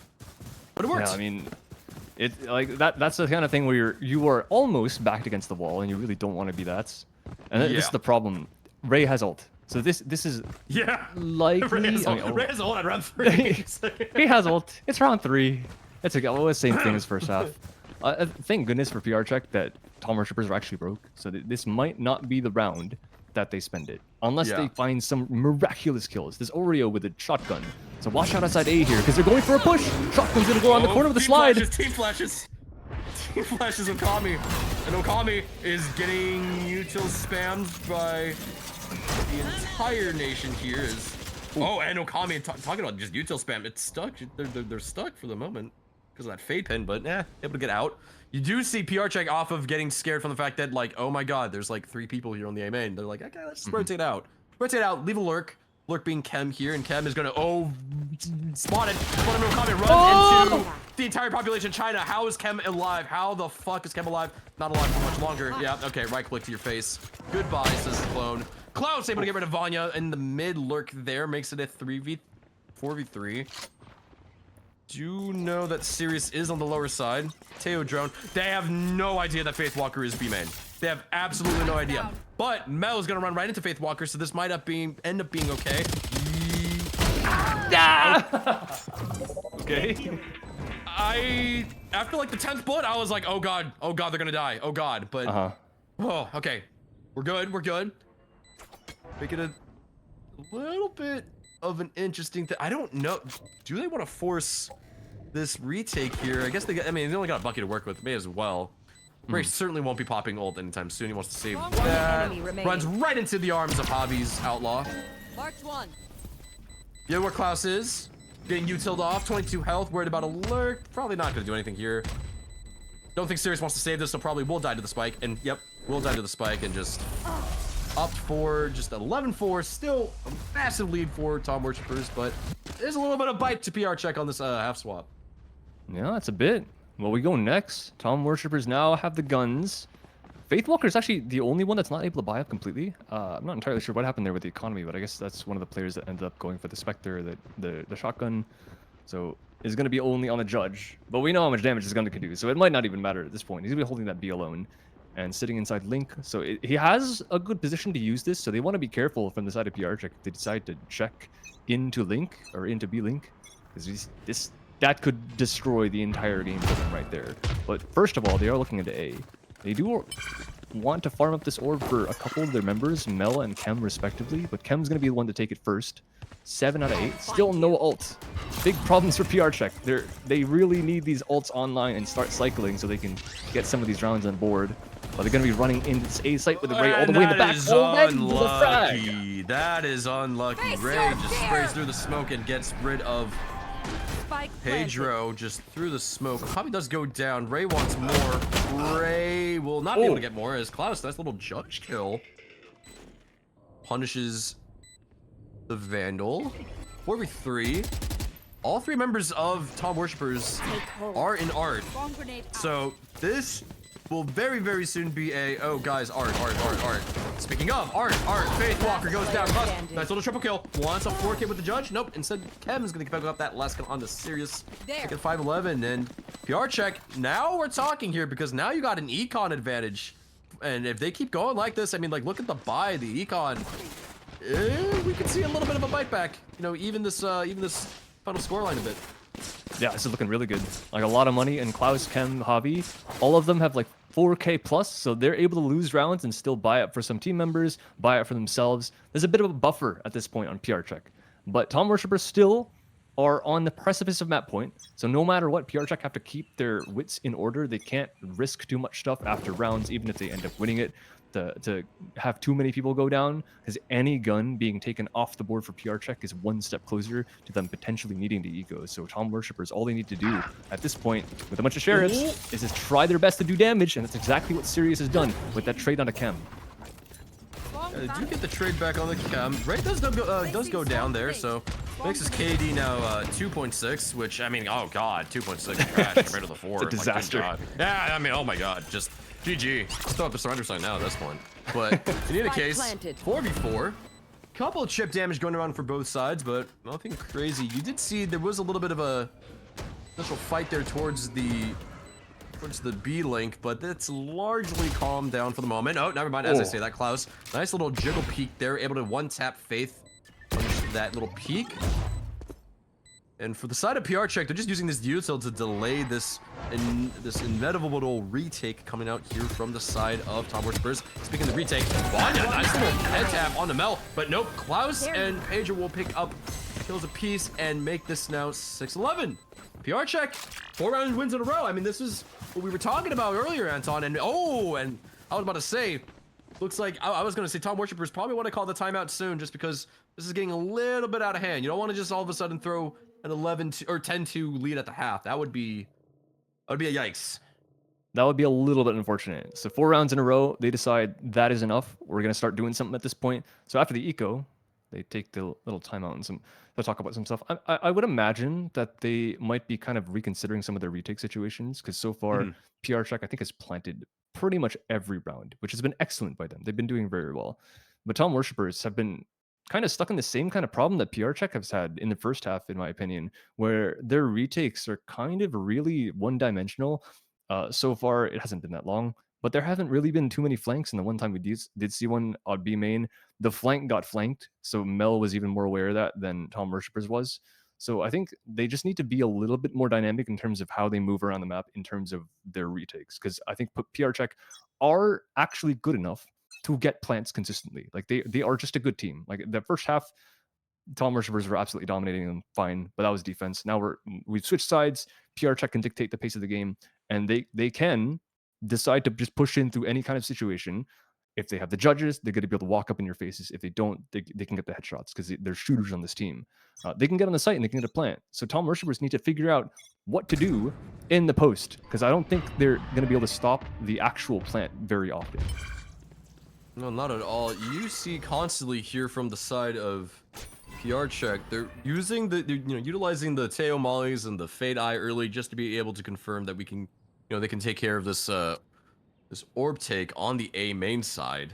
So you constantly see that Chem is able to farm that orb for themselves, but this is interesting. We're playing really, really quiet now on the side of Team PR check as opposed to the usual just, util spam, figure out where the members of Tom Worshippers are on this defensive side and then just hit it knowing where they are and get ready for pre-fires.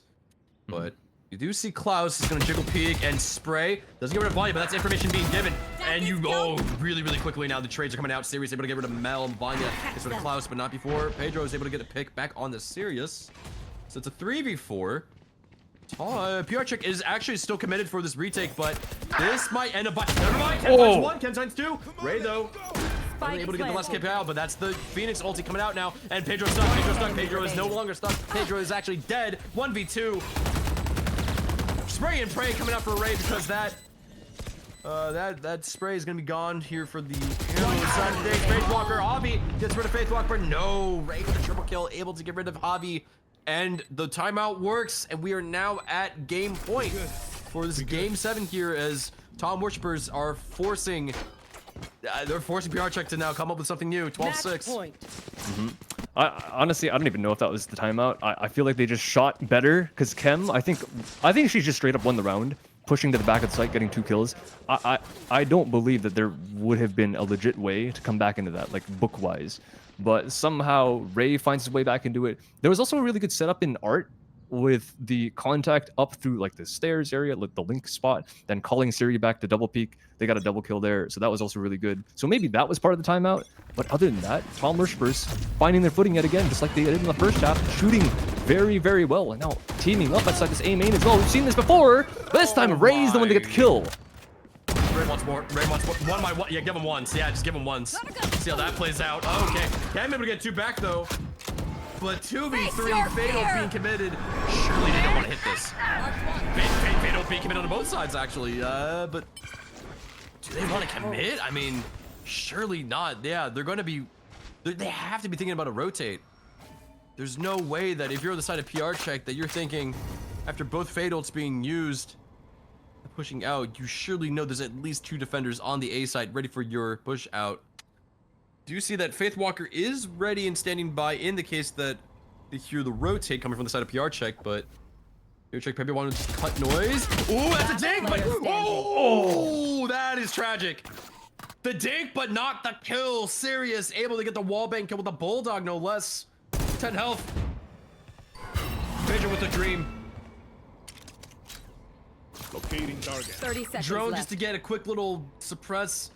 Not there. Swings out. Dies to Vanya's bulldog. And that is your game. 13-6 final score line. Tom Worshippers move on to the upper finals, and you will see Team PR check move down to the lower losers bracket tomorrow, guys. Yeah, wow, what a way to end it as well. Like, that's like, it was action throughout the entire first section of it, and honestly, it didn't really end with a bang. It ended with a whimper. PR check just couldn't do anything after Tom Worshipper. Like, okay, they didn't have much time in the second half. They were actually doing very well. And then Tom Worshippers took a timeout, and then it all fell apart.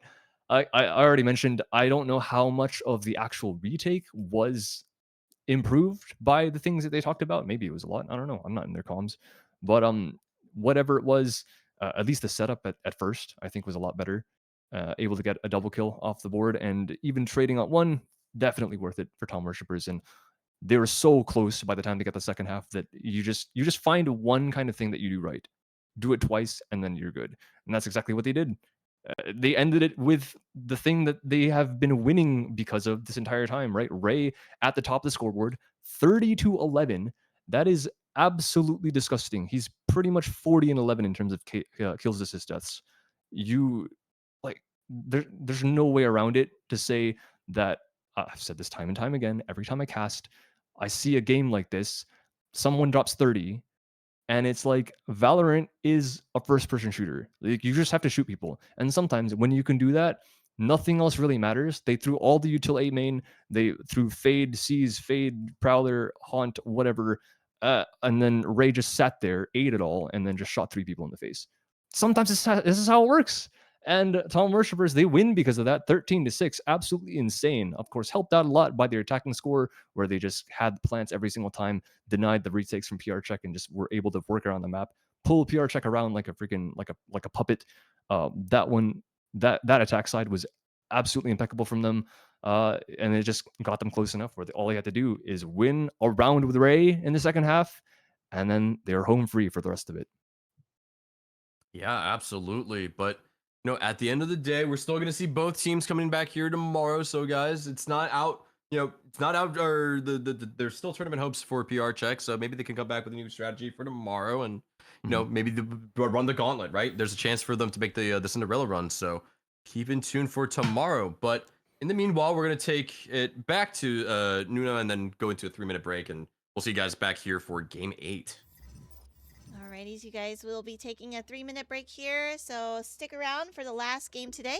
And just note, you guys, that after this game, we will be doing a giveaway for the new Hollow Meridian bundles, so stick around for that. See you guys in a couple minutes. Bye-bye!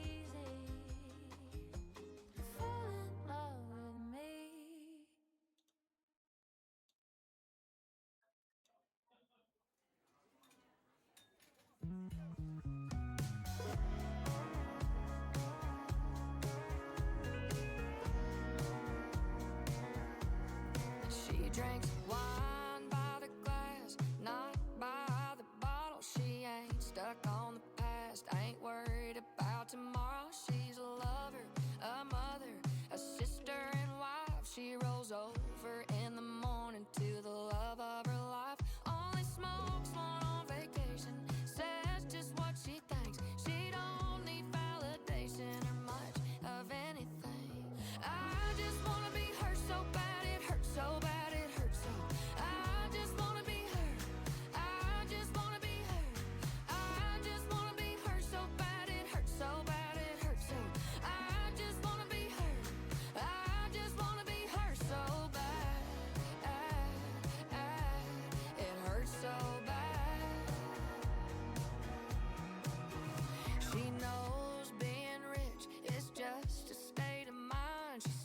Talking to Jesus, calls her mama all the time. She don't over embellish. If she says it, then it's true.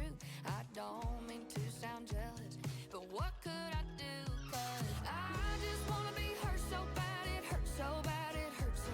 I just wanna be her. I just wanna be her. I just wanna be her so bad, it hurts so bad, it hurts so. I just wanna be her. I just wanna be her. Don't want all this drama, give me some real. Trade a mile high, walk one in her heels. Take all my money, everything I have. I just wanna be her. I just wanna be her so bad.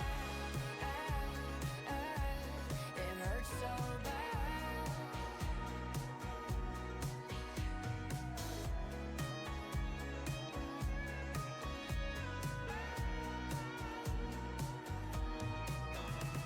I just wanna be her so bad, it hurts so bad, it hurts so.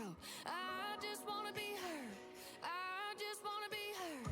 I just wanna be her so bad, it hurts so bad, it hurts so. I just wanna be her. I just wanna be her.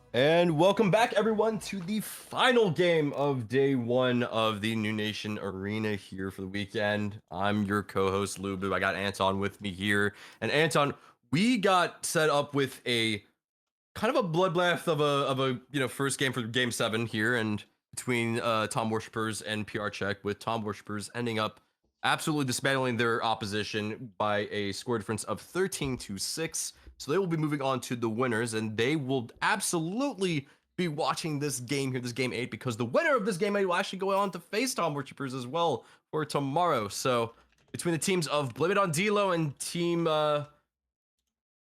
Zudu Super Clicks. Yeah. I know okay, it's, thank it's, you. it's I was about to say, hard. I was about to, I was gonna use licks. I thought licks, and then I was gonna be a little bit, yeah. I was like, I got to make sure that's right. But yes, Zudu Super Clicks. There you go. So between those two teams, we'll see who moves on to face Tom Worshippers tomorrow, and then the loser will be facing Team the Stinkers as well. So still gonna see a lot of Valorant for tomorrow, everyone. But in the meantime, let's show the lineup here between the two teams. And you see for Team Blame It on D-Lo, we got Blue Jay leading the way, and followed by D-Lo as well.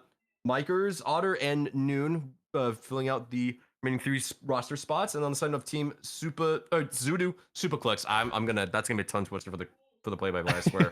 We got Zoris, Claire, Alexa, Robin, and Cody. So gonna be interesting to see these matchups here. And we got a couple of returners as well. I see some familiar names as well, but it's gonna be an exciting matchup here between the two teams. And we're gonna be ready to see the map, I believe, too, if I'm not mistaken, which should be Bind. It's gonna be one of the map that actually for the new upcoming Act 3 or V3, whatever the fuck Valorant's doing now for their episodes and acts. This map's going out soon, guys. It's going out. Ascent's coming back. If you like Ascent, then good for you. If you like Bind, just a little bit of a teardrop. But what are your thoughts on Bind, Anton? You love it, hate it? I mean, I enjoy it. I don't think it's my favorite map in the game, but it's definitely like it's up there. I think it's like top 3, like OG maps. Bit of a soft spot, of course, and the fact that it's like there's TPs. I really like the concept of teleporters in a tactical shooter, like completely opposite of Counter-Strike, where you have like 2 sites and then you just have to rotate with movement, right? But here, right, not only do we have like crazy dash agents and like slide whatever and TPs, but you have map TPs where anyone can decide to hit a site, cancel, go over to the other side, and the defenders have to react accordingly. I think that allows for a lot of tactical depth. So I'm a little bit disappointed that Bind is leaving, but hey, that's just how it goes. Sometimes maps come in, maps come out. So hopefully we'll see Bind back soon enough with some cool changes. And I'm excited to see when that is going to happen. But for now, this might be one of the last moments that we see Bind in a tournament, because we got today, we got tomorrow, and who knows how long it's going to be out. Cross fingers, hopefully not that long, because I definitely would prefer Bind over. There's a couple of maps in Valorant, in the current rotation that I'm like, what, I don't think this needs to come back for a bit until you rework it. Fracture. Anyways, so with that said, we're gonna toss it back to Nuna, and then we'll get through the highlights, and we'll get this game underway for you folks. So just stay tuned. So, are you trying to say that you want to see a Fracture game, or No. They need to rework that fucking thing to the ground and then bring it back up. Okay, No, they do. Agree. Yeah, Agree. yeah. Honestly, I can't wait for Ascent to come back. I love Ascent as a KJ player, Yes. but yes, I agree. Get Fracture out of here. I was hoping to see a Fracture in the tournament, but I'm pretty sure that's been like the first map that's been banned for every map. It's the ugly duckling. It's the ugly duckling. No one wants to see. They didn't change it. They should have changed it. At least add like an extra barrel. Add an extra barrel, and then all of a sudden it makes it a little bit more sense. But no. You know what? They just need to add more ropes. That's what they need to do. I think a rope. I think an additional rope would be great. But anyways, okay, we could go on a tangent about Fracture all we want to. So I'm gonna go talk to the teams real quick, and then we're gonna show hype videos, and then we'll be on to our last game of the day. All right, be right back, you guys. Where am I going? Oh, I'm going here. Hello, team. Hi, You guys are live. Hello, Okay, hello. Hello. Did you like your schedule? You know what, you guys, I did ask for an OT, but I didn't mean that figuratively, and I also didn't mean to go to 20 rounds, okay? And then to have to reset the lobby, the admins and I were scrambling, not gonna lie. So we had no idea what to do. Thank God for Brown. Shout outs to him. So congratulations, you guys, on making it up to upper bracket. I'm super excited for you guys, and I know you guys are gonna bring us another banger game here on Bind. Let's try not to do that for OT again, please. I'm sorry. But I do want to say congratulations. Of course, if you do win this one, you go straight to upper finals. However, if you do lose this map, you do drop down to lowers, okay? But I just wanted to say congratulations again. Good luck, have fun. We'll be showing your hype videos here shortly, and then we'll get started with the game, okay? Am I able to restart in that time? Be able to. I don't know. My ping is like broken right now. I don't know why. Yeah, talk to Ari about it. Yep. Okay, good luck, have fun. Bye. Hello, team. Hello. Hi. Are your Hi. guys' noses plugged up for me since I'm here? Yeah, because it smells bad. Okay. I have a you gas know- mask, yeah. Okay. All right, you guys. Well, I just wanted to say congratulations on making it to this upper bracket. I'm super proud of you guys. You guys are playing amazing, and I know you Wow, guys thanks, are gonna Nuna. play. You guys. Okay, and you guys. You're really selling it there, Zuo. And what was I trying to say? Oh, good luck, have fun. Obviously, if you guys win this one, you go up. You Oh God, you continue to upper finals. But if you do lose this map, you do drop down to the lower bracket. But I know you guys are gonna do just as amazing. We're gonna show your hype video one last time, and then we're gonna go straight into the game. Okay? Yay! All right. Yay! Good luck, have fun, you guys. Thank you. Thank you. Bye. You guys, they were being so mean to me. They were actually plugging their nose when I came in. So I don't. I mean, I get it that. though. What? Okay. Whoa! Okay. Shots all right. fired. All right, you guys. So let's go ahead and watch these amazing hype videos here shortly. Let's go ahead and start with Blame It on Dila, you guys. Here is the team.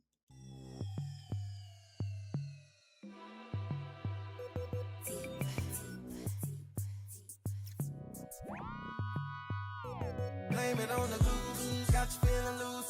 Blame it on the throne, got you in the zone. Blame it on the alcohol. Blame it on the. She says she usually don't. Alright, are we gonna start actually trying now, or? Cause shorty know what she want, but she don't want to see like she is. I didn't mean that. I hear you saying what you won't do, but you know we're probably gonna do what you've been feeling deep inside. Don't let it girl, what you drinking? Don't let it sink in. Here for the weekend, thinking we can see what we can be if we press forward. Just one more round and you're down. I know it's never come up. Feeling what you don't even care. I was on my way. You was before my bus and Fuck you. Got you feeling loose. Blame it on the throne. Got you in the zone. Blame it on the alcohol. Blame it on the alcohol. Blame it on the rock. Blame it on the hitting. Blame it on the booze. Got you feeling dizzy. Blame it on the alcohol. Blame it on the Oh my God! Indian nigga screaming money ain't a thing if it ain't throw it up in the sky. And hold your drinks up high. Until the independent mamas, you can buy their own bottles. If you're looking like a model, when them broke fellas holler, tell them bye. Hold your drinks up high. You can blame it on the goose. Got you feeling loose. Blame it on the throne. Got you in the zone. Blame it on the alcohol. Blame it on the alcohol. Blame it on the rock. Blame it on the hitting. Blame it on the booze. Got you feeling dizzy. Blame it on the alcohol. Blame it on the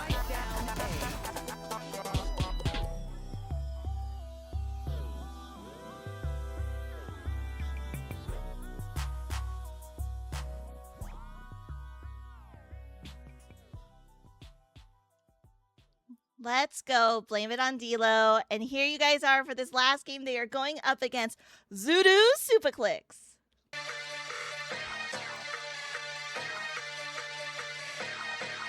ATL Jacob, ATL Jacob. in that mode again. Please don't call my phone again. Walking causing havoc. Yes, that is a habit. Bad, I'm tragic. They watch me on the stages. They watch me go crazy. I'm about to make them pick the pieces up. They lock them into cages. A lot can happen in a couple minutes. Lots of reasons, lots of things in action. Lots of people watching things unravel. Watch the moment, watch me going. Lock and loaded. Say some shit that'll make them think it. Stop provoking. Only those things that'll make it history. Trying to make moves that'll make them miss me. Stay as busy as I want to. Taking trips to escape a bit. Make a shift to a different gear. Taking things to a different tier. Pop up with it on a roof like a proper villain. All it spinning. Got me in a mood. Driven by the vision. I've been living. Sitting pretty, fixing pretty cities. Busy, really get it. Busy, really getting up. Woke up in that mode again. Please don't call my phone again. Walking causing havoc. Yes, that is a habit. Bad, I'm tragic. Woke up feeling like. I think I just might. Woke up feeling like. I think I just might. I think I just. Woke up, spurting red. I secured another bag. Skateboard, LVP. Causing havoc when I'm in the street. Passport stamped overseas. Pie cold life over G.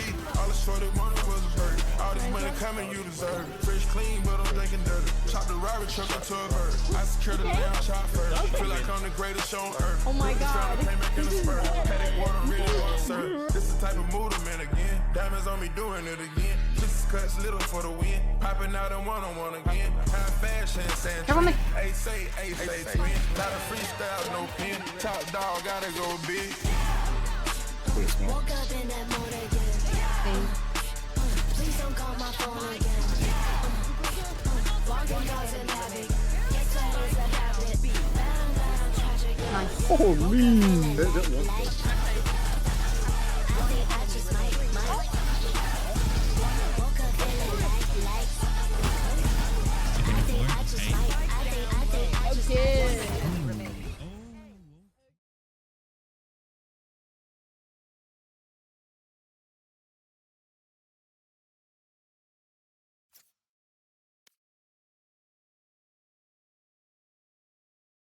And what a way to open up the final game of day 1 of Noonation Arena Season 3.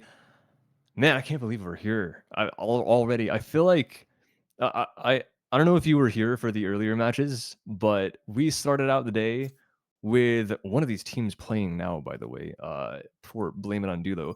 They had a 20-18 game for the second map of the day. So I thought at that point that we would be here until 2 a.m. Eastern. But alas, we're actually only 40 minutes behind because every other game decided to put us back on schedule a little by little. That was the only OT that we've had so far. That was also the longest game with the highest kill record with all this stuff. It broke 15 different records. But every other game has been a stomp so far. So I'm glad that we got to see one that was a little bit closer, which was 13-6. But I wonder if we're going to end on an absolute banger because Blame It on Dilo has already been through that once. I know some people in the staff don't want that to happen, but Zuda Superclicks over here, also a very, very disgusting team. They are frightening to go up against. I wouldn't be surprised to see this go the distance either. Yeah, well, I mean, I'm also curious to see about the team comps here because if you look at the side of Blame It on Dilo, they're not hovering, at least for the moment, they're not hovering a Sensi. And we might see a Harbor mirror matchup from both teams on Bind, which I've seen Harbor. I haven't seen Harbor mirror matchup on Bind, and that definitely would be something interesting. But you do see that Noon locked in the Omen. Maybe we see double controller, a little bit of a VCT sort of pro angle coming out from the side of Blame It on Dilo, and on the side of no. Okay, so they're baiting me. Pick the Harbor. Pick the Harbor. No, Jake, come on. Pick the Harbor, guys. Come on. That would have been fun. Instead, we're gonna have Robin. Okay. It all swapped up. Yeah. All swapped up. Yeah, they all swapped off. And instead, well, actually, so this is interesting though because for what is it, Team Zuda Superclicks, you do see that they're actually opting for no Senti. They're gonna go for the double controller comp. Viper Brim. Okay. It's a little bit more, I think, standard for something like Bind too. Makes sense. You got the Rays and the Neon double, duelist entry extravaganza. Flashes from the skies was healing. they kind of have all of their bases covered. I feel like, you know, it's just like got a little bit of everything. The only thing you're lacking maybe is a little bit more reliable info because the dog can't see fully. But otherwise, I mean, pretty well-rounded comp on the side of team Blaming on Dilo though. They're going for pure, you know, pure info again. We see the fade, see the Cypher. So they're gonna go for the nice little. Actually, Cypher's gonna be actually pretty good here too because you know there's a good chance the Skydog doesn't actually trigger the trip if he aims it up right to for Jay. So curious to see how this will go. Yeah, I'm excited to see what he's got in store. It's been a while since we've seen Cypher really like on it because he's been like after the nerf, people ended up not liking him. Lately, he's been making a bit of a return because we see the importance of Neon. So you need something to stop them. We'll see everyone on the team of Blame It on Dilo being that linchpin, right? Because they're all walking down mid right now, and they're gonna find everyone in spawn. They haven't moved. Zudo are just sitting there waiting for Blame It on Dilo to do exactly what they've done. Yeah, it's because that Micros is the first one to go down, but undeterred, you do see that they continue. They want to keep fighting here. Carby able to get rid of Blue Jay, but then you know you see Claire able to get rid of picks a piece, but then no, Robin and Zorus able to follow up with kills of their own, and you know what did seem like an initial bloodbath ends up being that fact that Zudo Superclicks they only lose Claire. I'm not gonna say her in-game name. Yeah, no, I'm not doing that to you, Claire. No, I'm not doing that to you. I But think anyways, they prefer the names. They prefer their actual names. Yeah. I will struggle a little bit because I don't know these players as well, so I might be a little bit like, oh, that one's Claire, that one's let me see. I mean, it's just staring at you though. It's in all exactly. caps too. It's just staring at you. I'm gonna mess up eventually. This is gonna happen. Like Alexa, Cody, they're all different. But yeah, it's gonna be like a GTA 6 leak. Yeah, exactly. It's crazy. Yeah, Blame It on Dilo, they got read like a book though. Like that was actually just like a hungry caterpillar when you were like 5. I was surprised they wanted to keep fighting that too, because it did seem like a little bit too aggressive after. Oh! What's happened? Neon things. Yeah. Wait. Did she get hit for 5 with a short? Wait, a shorty, and she only got hit for 5? What? Go. And okay, well, speaking of shorty, dies as Claire's able to get some revenge. Claire able to get a double kill on the Noon.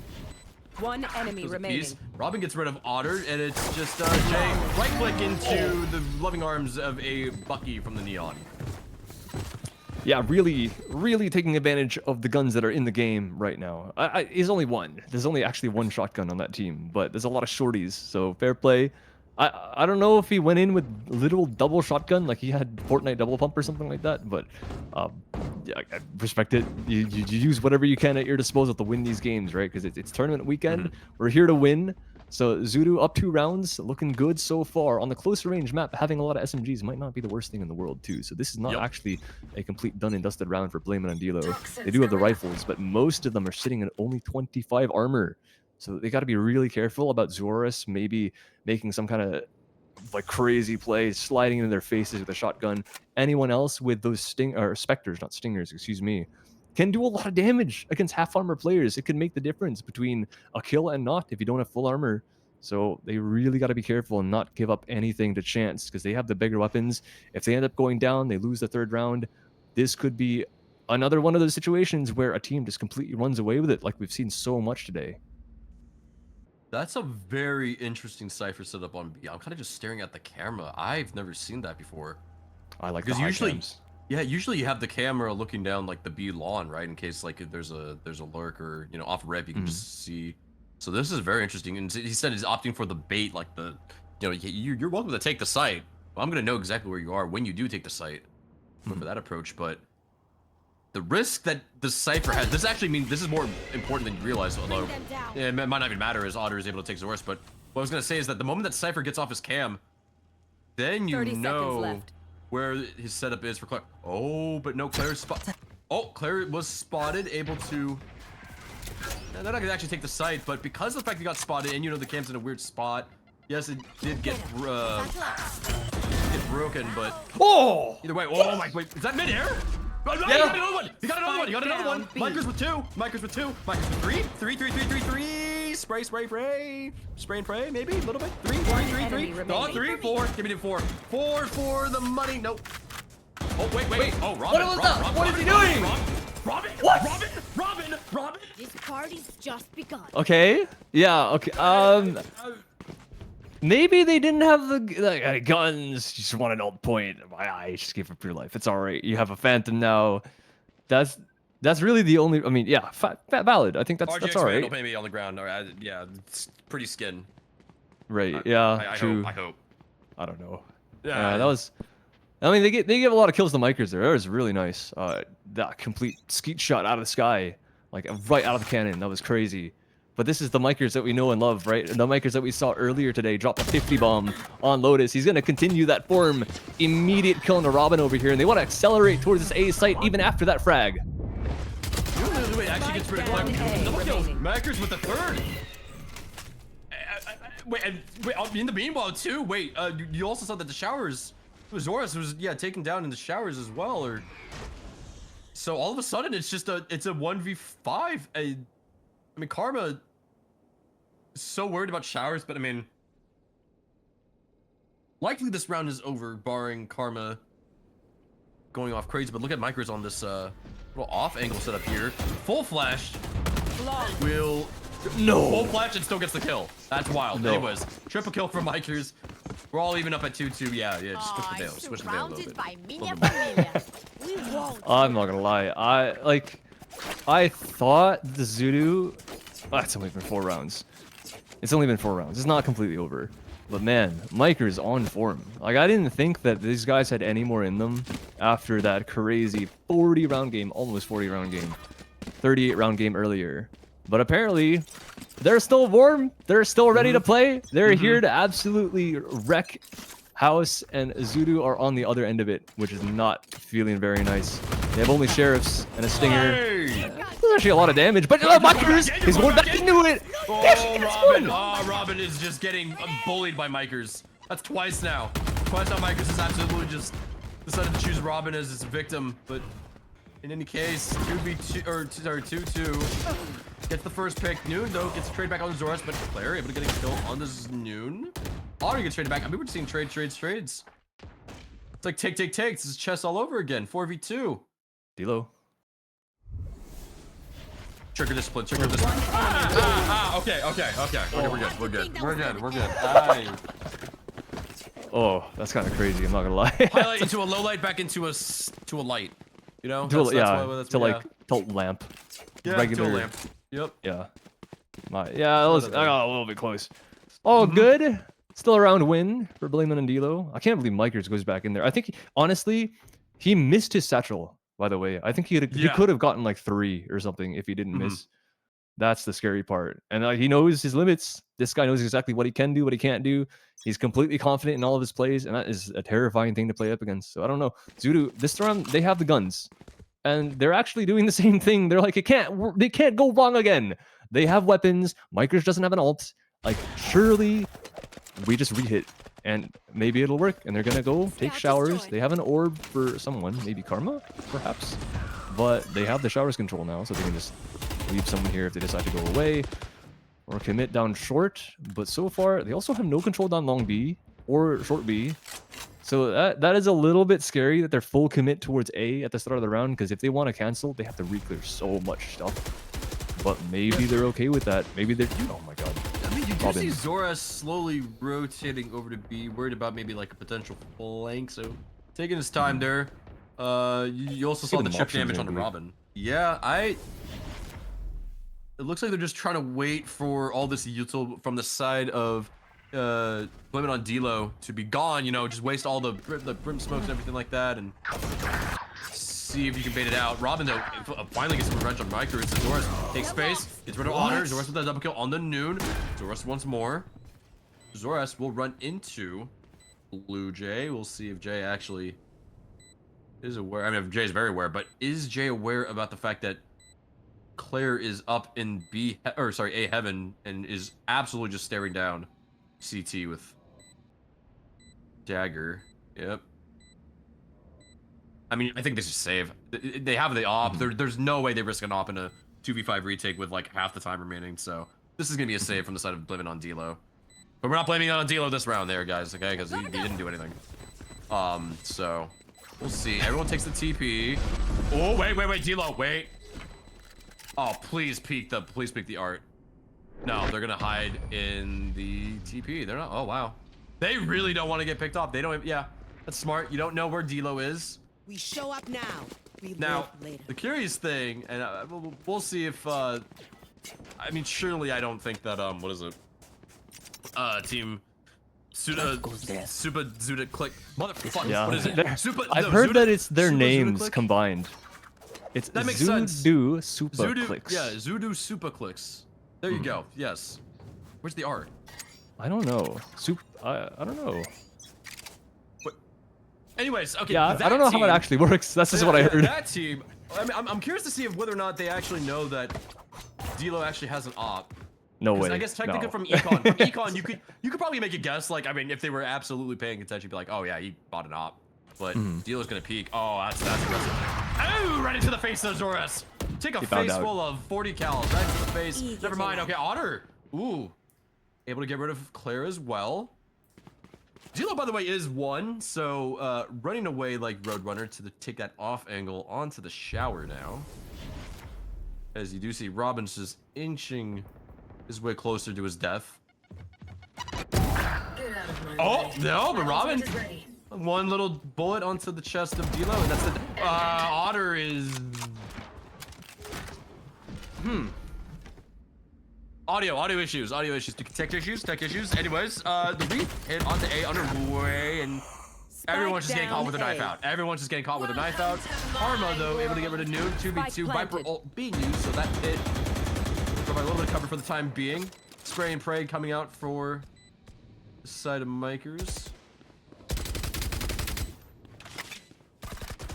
I mean, this is such a slow yet audible retake here from the side of D'Lo. Enemy remaining. Karma able to get rid of Last player Mikers. standing. Jay gets rid of Karma. 1v1.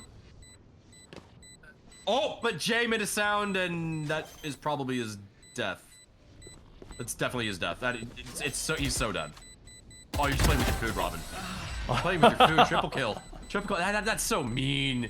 You know where he is. But either way, 4-3 to score as team Zuda Super Clicks are up 1. You got it. I'm getting there. Slowly. It took me like a week, so it's okay. Yeah. It's hard. Oh, it ended up good though. It's taken a while, but I guess like sometimes Zudu are able to win rounds. I just called him Zudu, by the way. I don't try for the rest. Yeah, but I'm just it's funnier. It's funnier if I go for the whole thing, you know? That's true. Man, I hope it's not like before where it's just like we're going to go to OT. So far it looks like that might be what's happening. It's like Gleeman and D'Lo, sometimes it looks like they're just absolutely dominating rounds, and then Zudu the next round are just doing the same thing. They're dominating themselves. Now it's back and forth.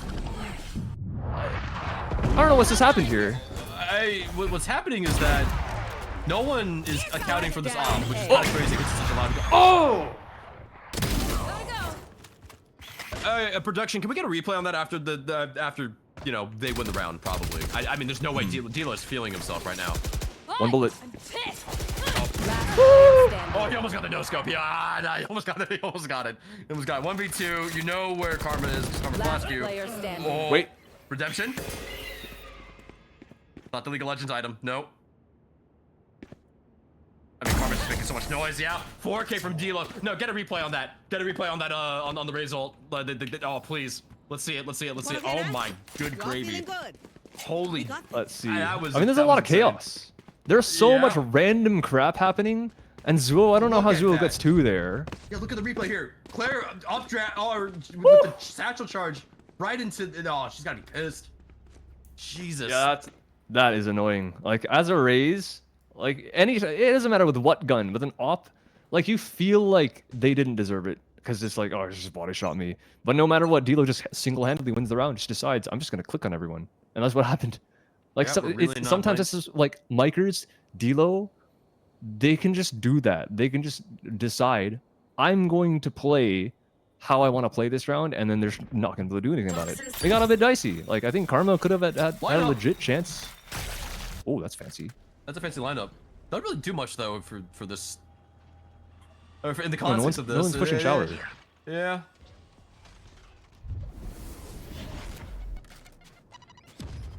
Ooh.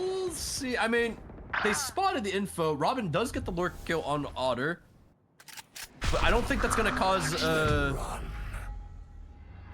Yeah, it's not gonna cause a full rotate. You do see the Omen being committed, but it was just Mikers spray and pray able to get rid of Claire. Wallbang headshot too, but yeah, they're not sold on this fake from the A from the side of Blaming on D'Lo, because you did hear the TP, but because D'Lo still showers, only heard the one person, and you also know it was Zorus because he was sprinting out. So because of that, you're able to buy into the fact of, yeah, this is probably a fake. Left.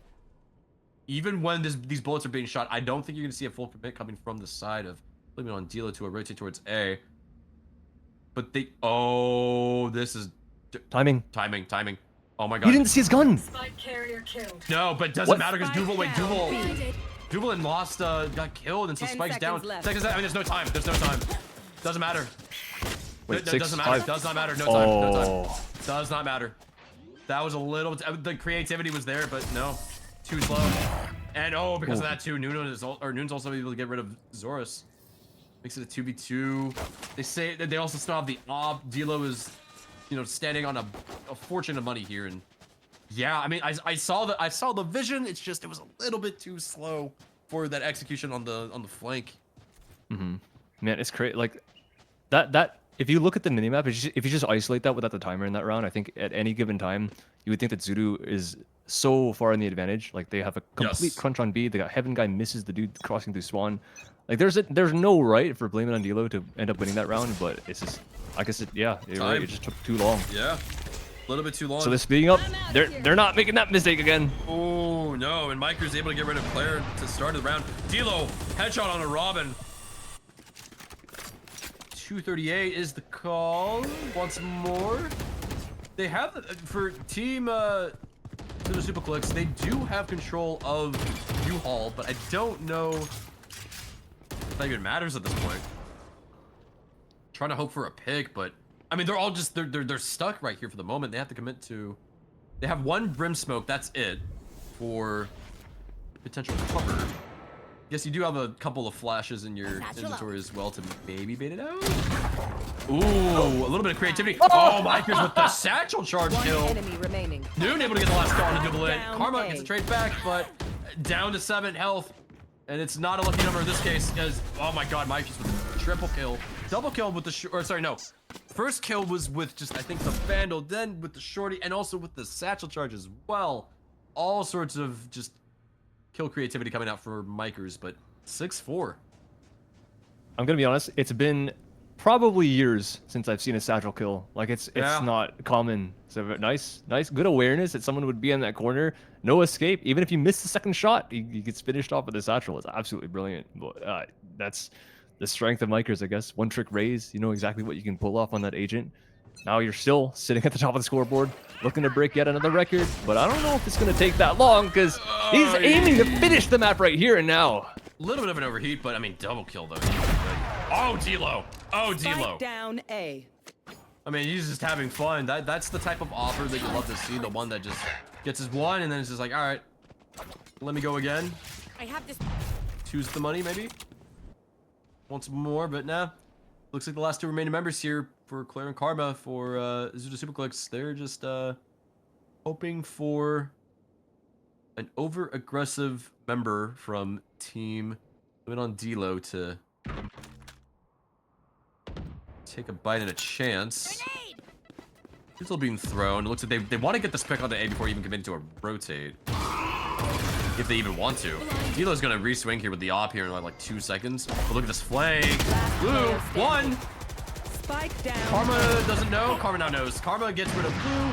1v3, couple of bullets. Oh! I got the spike. Wait, now it's doable. 35 seconds, there's plenty of time. You know the op's there.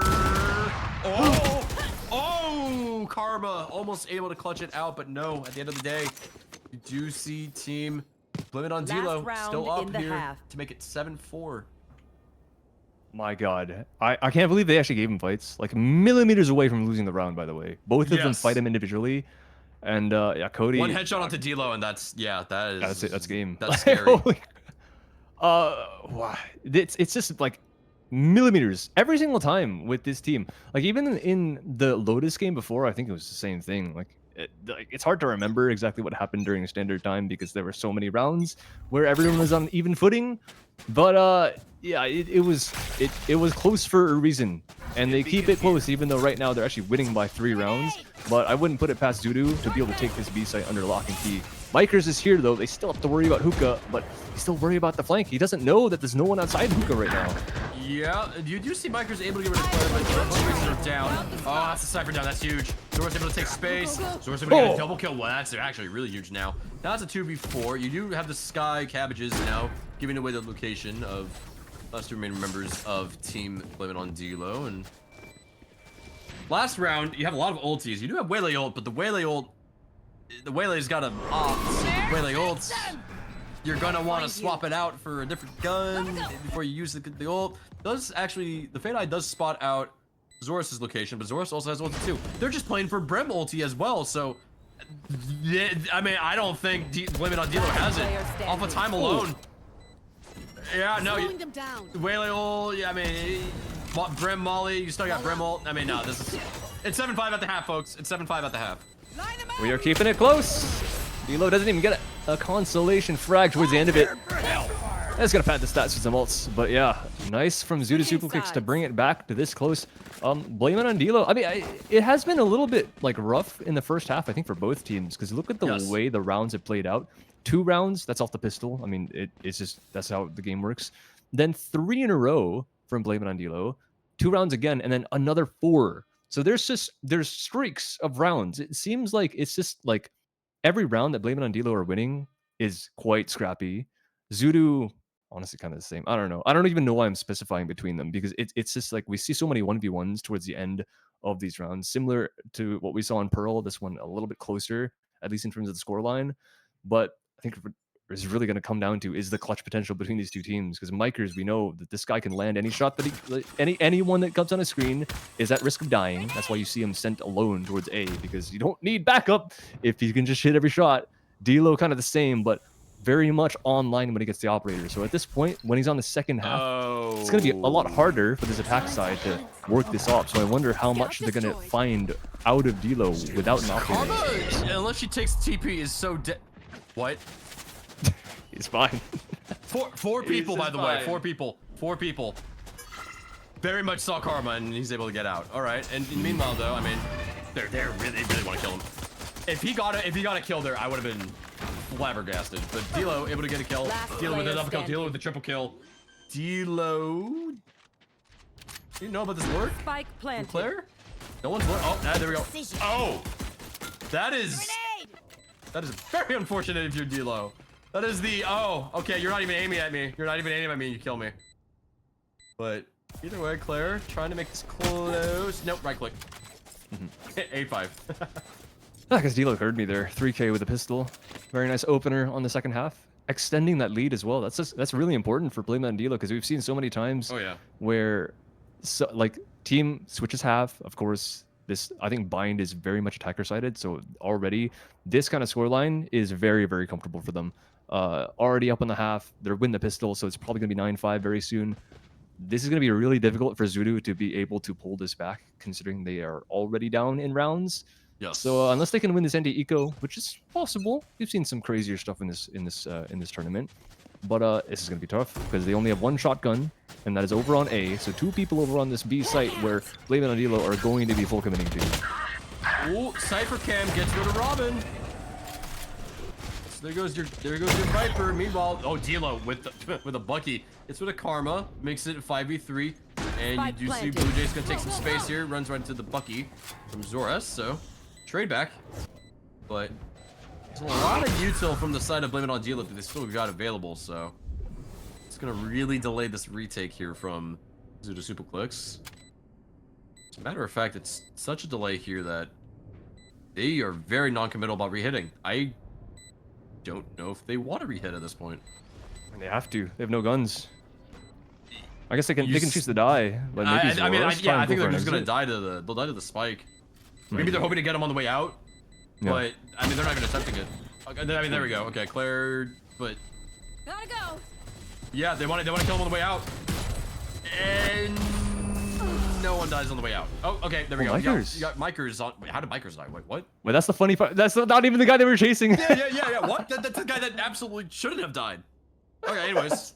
Okay. 9-5. Yeah, we take that.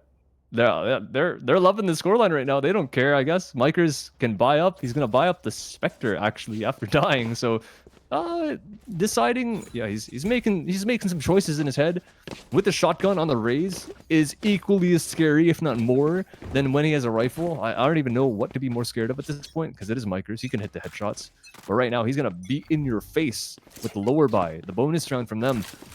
Gonna give him a good chance of winning it, but thank goodness Zudu is reading this. No one's playing that U-Haul. No one's playing up close for these weaker weapons to be able to have an advantage. They're not gonna be going for this retake later on, unless Dilo has something to say about it. Oh. A little bit close there, but Zoras able to go to Dilo. And Micers face full of Bucky onto Duval. A little bit of Molly Singe on the way out. Zoras though able to get the trade back onto Dude. TP's being called and taken because they saw everyone on the util side on the A, so they will have B side for like about 3 seconds maybe. Yeah, do the retake underway. Otter, oh that's huge. Spike down in Hookah. It's just Blue Jay on site in a 1v3. I mean, we'll see. Claire's gonna be able to pick up the spike. I doubt they want to rehit. Claire's probably just gonna leave Blue Jay alone. Or, sorry, not Claire, Mr. Micers, excuse me. But yeah, Mr. Micers gonna leave Blue Jay to die alone on site. But try to take maybe 2 members out. Blue Jay's able to get rid of Robin. And Karma will go down and Claire will be able to get the last kill on the Micers, make it 9-6. So, Zuda Superclicks showing some life, gets a round 1. Yep, that's the big buy round coming up right now. And Micers having only the shotgun in the previous round with Dilo, trying to just like gamble and try and find some picks outside A. Didn't end up working out, but now we go to where the round really ends up mattering because everyone's gonna have the rifle.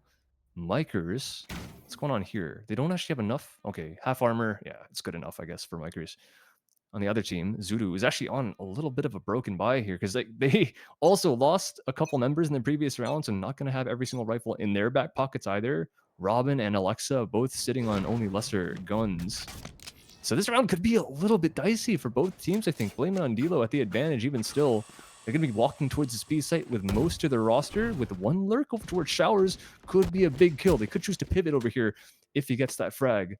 But for now, the TP is still not committed, as nothing's really happened around the map so far. I mean, they're making a lot of noise towards the B, but oh wait, Duval, no way, gets the pick on the lurk. Claire though gets rid of D-Low as well, so very quickly 5v3 as Zuda Superclicks punish 2 members on different sites. A's wide open, actually, they just don't know it. For the moment, they're actually worried about the flank. Yeah, worried about the flank here. Here we go. I mean, it looks like it does seem like Otter is ready to take the TP. Oh no. Maybe TP as a group? But yeah, because look at this flank from Claire and Duval might actually end up going. Okay, no, never mind. They're committing. Blame it on Dilo is committing. Micers with 1. Claire gets the trade back. They don't even know. They don't even know. Yeah, the hookah's under control. Zoras gets rid of Noon, and Otter's not lost in the world. Zoras with a double kill. That's crazy. They committed still to B. I guess a couple dice rolls just didn't end up going their way. They really didn't believe that Zudu was willing to walk out of A the way they did, because that was a pretty, I would say, is a pretty fast walk up outside A, and they made it all the way to hookah by the time that Blaven and Dealer decided to recommit towards B. So I guess it's like, yeah, they already knew. This point now, yeah, you have that in playbook, so you know that they're gonna do that. So now they're gonna start worrying about it. Ideally, 9-7, so they're still ahead, which is a good time to realize that Zulu are going to do these walk-ups. So now they have to put some trips down, which they've got. Now they're gonna look towards that A site, so perhaps just reading into the fact that maybe they're gonna do it again. But right now, kind of, I guess, double face outside Showers. They might speed up on this. I don't know if they are aware of the fact that there's no one else here. From Zoras. Greedy. That's a great opening. Sweeting into the 2, the 3 Sheriff here and punish for it. Duval though gets rid of D-Lo and sends his body to the Shadow Realm. But isn't thinking about the fact that there could be a second one with him. So Noon actually gets the kill back on the Duval, and so that's a Phantom. That's 2 Phantoms actually now for the side of Limit on D-Lo. So they got more firepower to work with here. This is a very, very winnable round. I mean, and Micros has ult too. Don't forget. Ray's ult is online. I mean, both Ray's ults are actually online, but it's a little bit more scary than the other in this case. Recommit onto A is the call. Ray's ult being deployed from Micros to clear out U. U is clear. I was gonna say if he's gonna shoot. Okay, yeah, I was no. But, I was thinking, I was like, are you just gonna randomly shoot into heaven? Which would have been, but no. But now, because the Ray's ult's gone from the side of Team Blame It on D-Lo, you do still have Claire's Ray's ult as well, Ray's rocket. And speaking of Claire, able to get rid of Blue Jay soon. Takes it to 3v3, plus with the Ray's ult. Omen blind gets 2. Gonna play aggressive. Miker's still playing around the triple here. Gets spotted, 57 health. Miker somehow gets the bench. They don't have time for this retake. Zuda Super Click does not have time. They're not gonna be able to get this. One enemy no time. Noon able to get a triple on a Claire, and then it's just trying to save the gun. But that was a thrifty. That is not a round you want to lose if you are Team Zuda Super Clicks. I think Otter might have not needed to die there. Maybe forgot that you were on the winning team. Usually you end up with the pistols against the spike, and you're like, oh, I have to die. But yeah, you get the money anyways, brother. That's all right. They're gonna have enough to buy. Man, blame it on D-Lo. They really just pull rabbits out of hats. Like it's crazy the stuff that they can get away with. And Zudu, like, they're a strong team. They're here for a reason, right? This is upper bracket. They've already won a map. So to see them getting not dominated, but blame it on D-Lo, at least on their attack so far, have been doing very, very well. Not quite running circles around them, but Micers is punishing them really nicely. And Azudu, I think, are reading this quite well, not playing inside that U, but even still losing fights on the site, recovering finally, and Alexa has caught 2 to try and save the round. Yeah, but now because the fact that they heard the TPs from B onto the towards the shower, they know that B site's wide open. U does have ult. If they want to, they could play a little bit cheeky. No, okay, no, they're gonna play it safe. I was gonna say bait him out to go to B, then Omen will back to A and really make him annoyed at the fact that they gotta go back. But no, they're gonna play it safe. So okay, Micros is playing with absolute fire here because there's no way to trade him out if he dies. They don't have dogs, so they're gonna clear him surely. Oh. One enemy remaining. Oh my god! And they know, and Claire has no idea about the fact that Omen is. Now she knows. And oh, doesn't get punished for it. This is gonna be a game of. Oh, she gets off of it. Ah! Impressive. Is it time? She has time. She has time. Yep.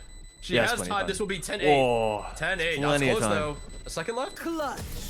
Ooh. Okay, maybe not plenty. Oh, close though. Man. Close. That was close. And she was down like 5 health too. Oh my god. Yeah, I think Micers did as much as he could there. That's a really unfortunate loss, but yeah, with the judge, it's probably exactly what you want to be. But getting a little bit confident, maybe picking up a weapon, thinking that he can challenge Claire on the other end of it. But yeah, still Claire's a shooter. Can't forget that. And Zudu are keeping it quite tight. So far, we have not seen, if I can do the math, that's 6, 7, 4. Okay, so we've only seen one other 3-round lead. But yeah, there has not been a 4-round gap between these two teams. They're keeping it extremely, extremely close. Blame it on D-Lo now, still only with one gun. Micers is going to be on that Hero Vandal in this round, trying to just get a lot of different kills, which we know he can do. So don't blame him for this kind of purchase. He can buy up in the next. Not going to be a worry in the world. That's already a great start, though. That's exactly what you want with your one rifle in the round. And that's Neon taken away from them, too. So that's even more. That's crazy. They keep finding ways to get picks on ecos. Granted, Micros is the only one that didn't eco, really. But still. Insane value. Be very, very. They're really wanting to bait out another member of Zuda Super Clicks to just like over peak and be a little bit too. We're whiffing the shots on the visual cam. Cam he can't see it. So yeah. I'll give you a pass. Brimble is still online, so. Oh, Robin. Oh, punishes Mr. Micros. That's their only Vandal, by the way. So every other member only has a pistol on the side of. Blame it on D-Lo. They're gonna call the rotate. Oh, Brimble was used. Oh, that is unfortunate. 30 seconds left. And Blue Jay gets rid of Claire. Spike planted. Now you know where they are. D'Lo gets rid of Robin. Oh no, heartbreaker here. If you're Zuda Super Clicks. Karma gets rid of Noon to make it a 2v3, but you're not even close to the site. Okay, well, we're whiffing a little bit, but both down really low. Duval versus Blue. Yeah, I mean, this round is lost. Yeah, the round is lost. They're just trying to get some eco damage. There we go, but oh my god! But the Brim ult. That was just blaming on D'Lo completely in the head. It wasn't even in a good spot. What is D'Lo doing, bro? What the heck? What a round! What a way to get in. I wonder if Zuda Super Clicks actually read in the fact that they were saving. I wonder if they just didn't know, because Micers got the kill with a rifle to start off the round. So maybe they just didn't expect everyone to have pistols. I mean, surely, but it's just a simple tab press. You know that they can't. At least they can't full buy. You knew that. Yeah. So that's crazy. But either way, I mean, yeah. That's two thrifty now. Basically thrifties, right? Basically thrifties. Yeah. I would call that a thrifty. Yeah. And because of that too, Micros is one away from ult. Yeah. Again. What a gamer! What gamer is on blaming on D'Lo? And they switch up the pace. They go quiet. Well, I guess they were quiet last round. But now D'Lo, sorry, Micers. Yeah. D'Lo because it's the team. But Micers is outside showers instead of out the short, so they have to worry about somewhere else. It's not a free take by any means, but they're gonna get in here sooner or later. Repositioning now, like, yet again after putting a question mark there. So now Claire has to watch it. They can't leave it alone. It doesn't look like this is going to be a commit, though. You see those pings at the back of the site. Duelin's playing with fire in this corner here because the moment this stuff comes out, he's going to get... Oh, he looks towards the Raze. Gets rid of one. The Raze rocket does not kill anyone. Raze actually dies. Claire gets the trade back. 4v3. Retake underway. You do have a flank coming from the showers. That TV was heard, though. Neon ult being applied here. D'Lo No. One enemy remaining. We didn't see that. That never happened. It was not on stream. You know what they always say. It's the people. Like, you have to ask yourself, why are they moving? Why are they moving? You know. Yeah, sometimes whenever you're whiffing the shots, you're just like, or the laser, the lightning, whatever the fuck. Sometimes you gotta ask yourself, like, why are they moving? If they were just standing still, you couldn't just stand still and be nice. No, D'Lo's like, let me just neo matrix. I mean, that's not even a matrix thing. That's just a fucking. I don't even know what to call that. You just dodge most of the neon ult. Oh my god. Oi. I don't know what you're talking. No, what dodge? That didn't. I didn't see a neon ult dodge. that It was round. just it's too tanky. Too tanky. Yeah. It's too much health. Dude, 4-0. I know how that feels, bro. I've been there. You think it'd be easy? It has no recoil. It's perfectly accurate. You think? Yeah. It should be. We go again. This time different guy with a rifle. It's fine. They're fine. Karma likes to play on the edge. Like, a little bit on the edge. We are all playing on the edge if you're on the side of team Zuda Super Clicks. That is very scary, the util being dumped. Oh my god. It's just... Oh, sorry, not Duval, that's Robin. Robin's just... I feel like this entire game, Robin's just getting bullied. Just every now and then, I'm just seeing... Oh, and they really know, they want to kill Robin. They know. But look at it. Oh my god. Marcus doesn't like Robin at all. Either way. Okay, Claire gets a kill back on the Otter. D'Lo gets a trade back on the Claire. It's a 4v3. They might call the rotate here with the TP. Maybe. No, they want to commit. They want to commit. D'Lo gets rid of Doolin. But this neon redemption from Zorus. Oh, okay. Zoop. Gets one. Gets two. Spins around. Doop. Gets a triple, maybe. Bop. Big. Triple kill. There we go. You made up. Made up for the ult. Made up for the old, we're not calling it a whiff. We're calling it, it's too tanky. Either way, 11-10. Too much HP. But a headshot with the Vandal, or excuse me, the Phantom definitely does a lot of damage up close. That's nice stuff from Zorus. He's halfway there again. Timeout from Blaming on D'Lo. It hasn't been that bad of a second half, I don't think. But yeah, I respect it. I think you got to solve a couple of problems when every single one of your spike plants is getting defused lately. Well, I say every single one. you can see a couple detonations on the board. They have been very good at getting the spike down. I think that's one of the things that both these teams honestly are really good at. But I did mention Blame It on Dilo are just gonna be able to do that as well. They can get in, they can push their way in. Mikers is the spearhead that just doesn't care. He is almost always going to be at the front of the team and getting one frag. And that is more than you really have to do on a raise. Like usually, if you're on dive, you go in first, and then the second person gets the frag after the first guy looks at you. But Mikers just gets the frag anyways. That's so valuable. So it is really up to Zudu to be able to make these things happen on the retake. And Zoro in these later rounds has been doing that. Maybe not so much with the Neon ult, but very good individual play. Made the micro decisions very well, playing around his own wall, trying to make the chaos happen on site on the A site.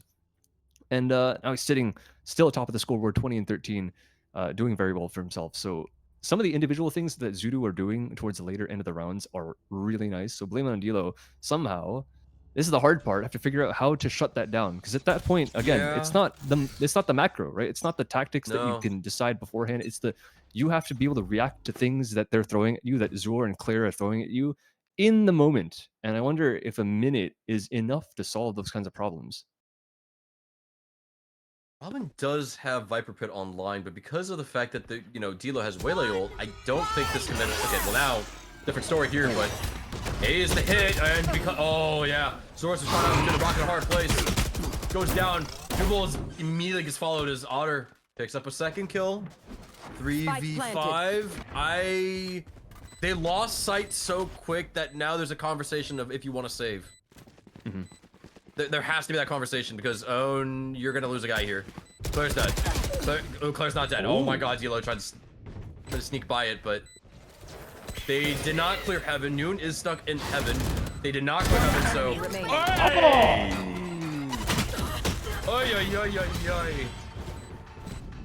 That was a clean headshot on the first guy, and then you know what? Just for luck, the guy. We'll toss in the second kill too on the headshot. Let's see that again. Disgusting. Jesus Christ. He wasn't even aiming at the second guy too. Yeah, I don't think the crosshair was on. I'm pretty sure that was movement error or something. No, it wasn't. What the heck? That is wow. Yeah, that's a way to come out of a timeout. What a play. I mean, good. Speaking about the ults. Yeah, look at the buy. It's not bad if you're Zudu clicks, but it's not great. Yeah. I would really like to see Robin just ult, honestly. Like in the last round. Yeah. Let's try and take control of something. And there you go. He's gonna ult. Now you really have to hold up. Oh, if this rocket finds him, heat seeking. Oh, wait, the dog spotted him out. How is he alive? What's happening? That pistol. Okay, he's dead. Oh my god. I mean, surely it's over, right? Surely it's over. It's 1 on 5. Claire. Okay, we didn't see that. We didn't see that. Hey, she got her one. Anyways, 13-10 is the final score.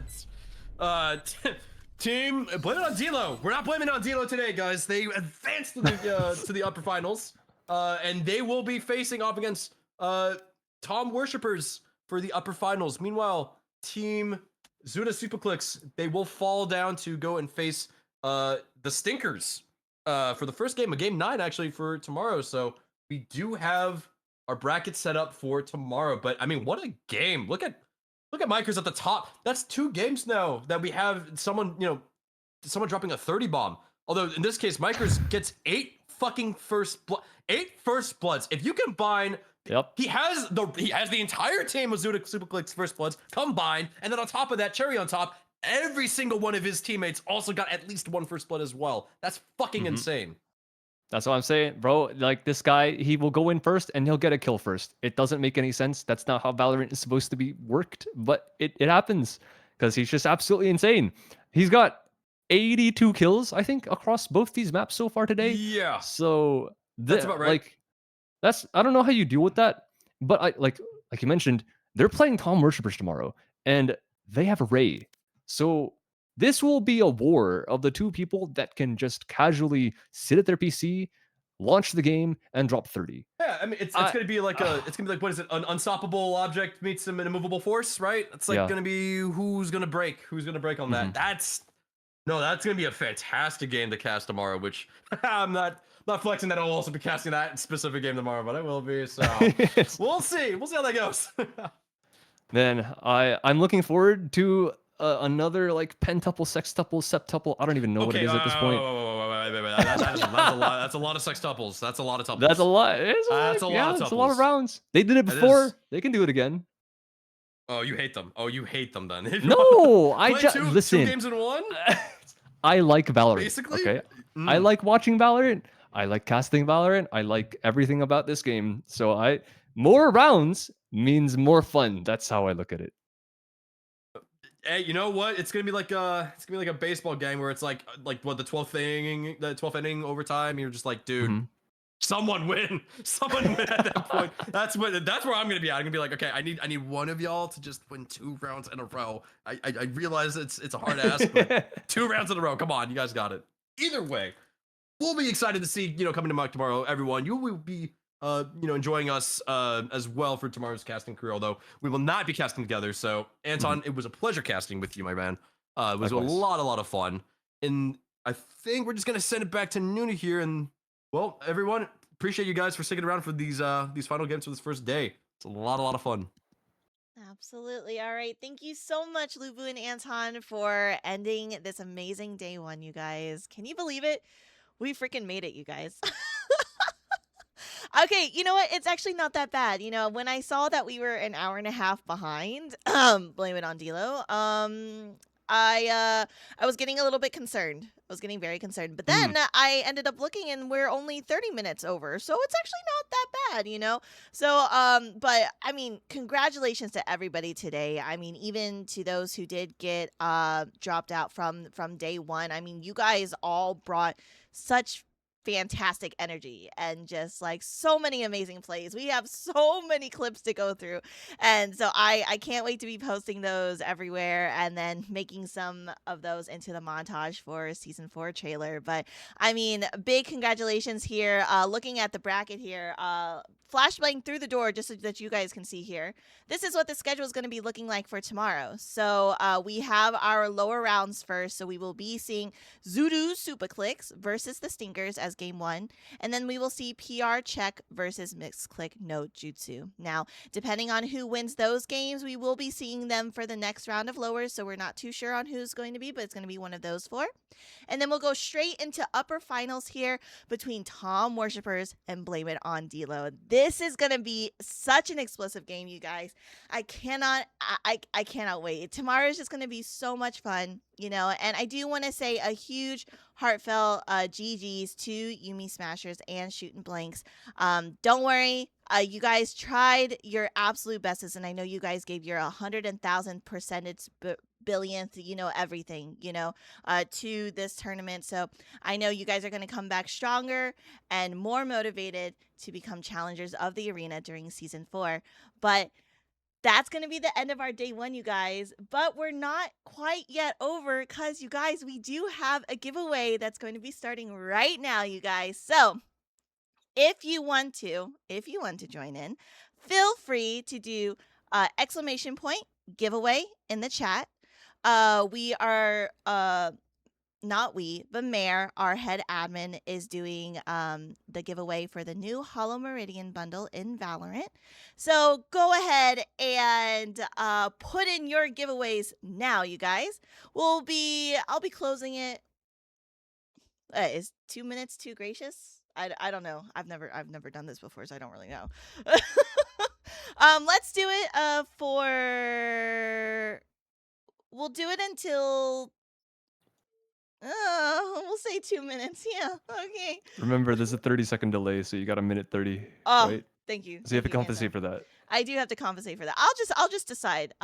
Whenever my inner gut feeling says to join. Whoa!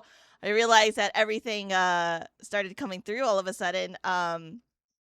Because you guys just all came in. Sheesh! Dang! You guys just all spammed it. By the way, you guys do not spam the giveaway option here, because it will remove you. Just a heads up. All right.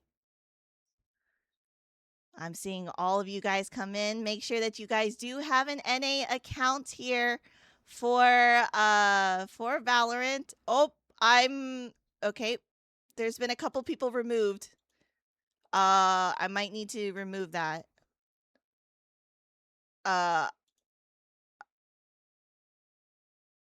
It's okay. We're okay. We're still going. Let's see. I'll give my own timer another minute.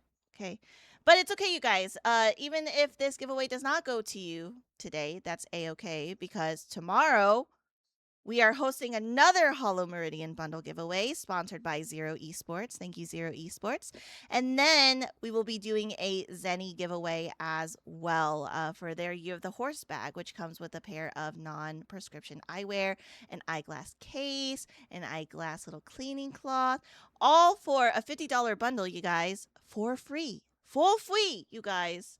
So you guys definitely want to get into that. All right, we will be closing this in about 30 seconds, you guys. You guys, this bundle is actually pretty nice. It's pretty fire. I personally really like it because I think the judge sounds really nice. Can I enter into my own giveaway? Does that work? Is that rigging it if I do that? Who knows? All right, you guys, we are going to choose the winner. You guys are going to get spoiled because it is going to announce it in the chat here in just a second. So let's go ahead and choose a winner. Hoodie! Congratulations, Hoodie, for winning the giveaway. Of course, it went to the stinkiest person here in chat. Congratulations, Hoodie. I'll make sure to send your gamer tag over to Little Wasabi. And then you will be receiving your giveaway prize sometime this weekend. But congratulations, you guys. You know, I probably should also turn that off so that it doesn't get spoiled. But, you know, it's a-okay, you know? All right, but that is going to be the end of day one, you guys. Thank you guys so much for everything, for spending time with us. It was a very long day today, you guys. How long have I been streaming for? It's been like 9 hours, you guys. Like this is a very long time. So I'm going to go eat. I'm going to go shower. I'm going to go relax. But most importantly, I'm going to get ready for tomorrow's games. You guys are going to be absolutely amazing. And yeah, hope to see you guys around. We are going to raid out to somebody that is within Noonation Arena. Let me see as we go through these channels. La la la la la. Oh, let's go to Zooris. Zooris just played on Zoodoo Superclicks. So let's go ahead and give him all of our love, you guys. I'll see you guys tomorrow at 1:15 p.m. CST.